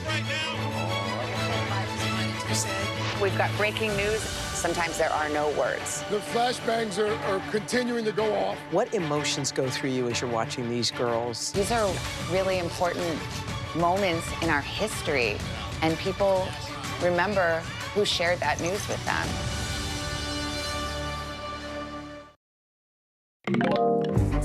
So for the first time in this country in something like a century, a new high-speed train service for people is rolling out today in Florida, taking folks between Miami and Orlando, two hot spots. It's fast, right? You can see one coming into the Miami station. It's 3.5 hours to get from one city to the other. To drive, it would take you like 4. So, hey, you're saving some time there. And there is the hope among some high-speed rail advocates that this could be the start of something really big. That's because this country has been trying to play catch-up when it comes to high-speed trains in other countries. But obviously, of course, there are still safety concerns, as always. Just this morning, a different train owned by the same company hit and killed somebody in Delray Beach. Officials think that person appeared to have died by suicide. It delayed the new service, and the train company says that is under investigation. Sam Brock is at the train station in Miami. So let's talk about this moment here, what it means for Florida. Miami, a hot spot, Orlando, huge tourist hub. Now you have this rail service connecting both, gets you there faster than driving. What's the sense there of what this means for the state? It's great for business, Hallie, especially in a place like South Florida and Central Florida where the populations are booming. We've seen so much job growth in recent months and years, and there is just no doubt this is a transformational chapter of transportation because, Hallie, as you said, it's been more than 100 years since a private entity has built a high-speed or higher speed rail, we should say, system or inner-city system. I say higher speed because it goes up to about 125 miles per hour. In Japan, it's up to 200 miles an hour, but that is coming to the United States. Now, why is it so perfect here? The two biggest metropolitan areas in the third largest state in the country are Miami and Orlando. They are now officially connected. You're talking about families, business people that can go back and forth between nightlife, beaches, theme parks. It is $79. That's the cost of the entry-level tickets. It goes up to $149. As we mentioned, the speed's 125 miles an hour, and there are going to be ultimately 16 round trips per day, which is to say it's basically an hourly service. So these customers are really enjoying the fact you get Wi-Fi, comfort, electric ports, food and snacks. And the CEO says this could be a blueprint for other corridors and cities throughout the country. Take a listen to some of what we heard. Much better than driving. No Absolutely. traffic, no tolls. Yeah. It was very, I felt like I was in Europe. Now I can just sit and, can do some stuff on the computer. I don't have to worry about the traffic. We think about this that we've done today as sort of version 1.0, and we've learned a lot about the major hurdles that you have to overcome to make a system like this happen. You start with putting together a right-of-way, you move to environmental permitting, you finance, and then you have the not insignificant task of actually building the system. Hallie, this is very much exemplary for the rest of the country where this can work 250 to 350 miles between Miami and Orlando. That is the sweet spot. A little bit too long to drive, not quite long enough to fly. Experts say this is your best bet. What's so interesting, Sam, as you're down there in Florida, the East Coasters where I am here along the now infamous, so-called Acela corridor are thinking, well, wait a second. We have those trains all the time between like D.C. and New York or Philly and Boston or whatever. There is a big difference, right, between those kinds of trains run by Amtrak and what's happening here in Florida and what could happen down the road in California, right? Explain that. 100%. So with respect to Amtrak, it's not as fast. So the same ride that might take you 5 to 8 hours, in this case, will take you 3.5 hours, maybe even less, 3 hours. Hallie, as they say, time is money. So it's just a more efficient system in general. But I also wanted to touch upon one other thing as well. You mentioned in your introduction the safety component to all of this. There was a person that died that actually delayed the inaugural train to Orlando. Police have said it was likely suicide, that the barriers were down, and this person walked onto the tracks anyway. As far as what Brightline has said about this, they say safety is top of mind 24/7. If you're in transportation, you're always thinking about that. Looking at the statistics, according to the Associated Press, since the middle of 2017 when Brightline was testing out its operations, there have been 98 deaths involving Brightline trains. However, Brightline says it has strengthened the sort of capabilities and the guardrails to try to reach the actual tracks, and that hasn't necessarily been enough yet. Here's what their CEO, Mr. Reiniger, told me about the issue of safety.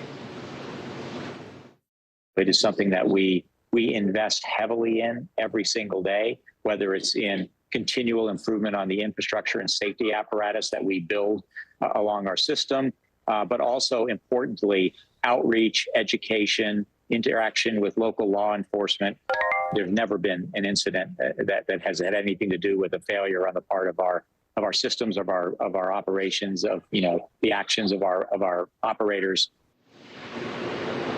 The deaths, Hallie, that have not been by suicide have been motorists, I should say, or cyclists who have acted impatiently and gone onto the tracks anyway. So the response in this case is it's got to be some onus on the individual, not necessarily on the system, according to Mr. Reiniger. Sam Brock, live for us there in Florida. Sam, thank you very much. Appreciate it. That does it for us for this hour. We've got more coverage picking up right now.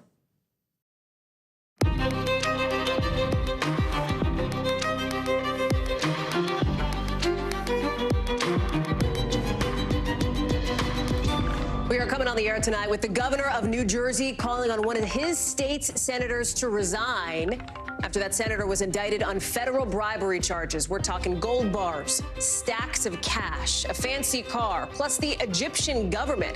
How the feds say it all ties together back to Senator Bob Menendez. So will he step down in the face of his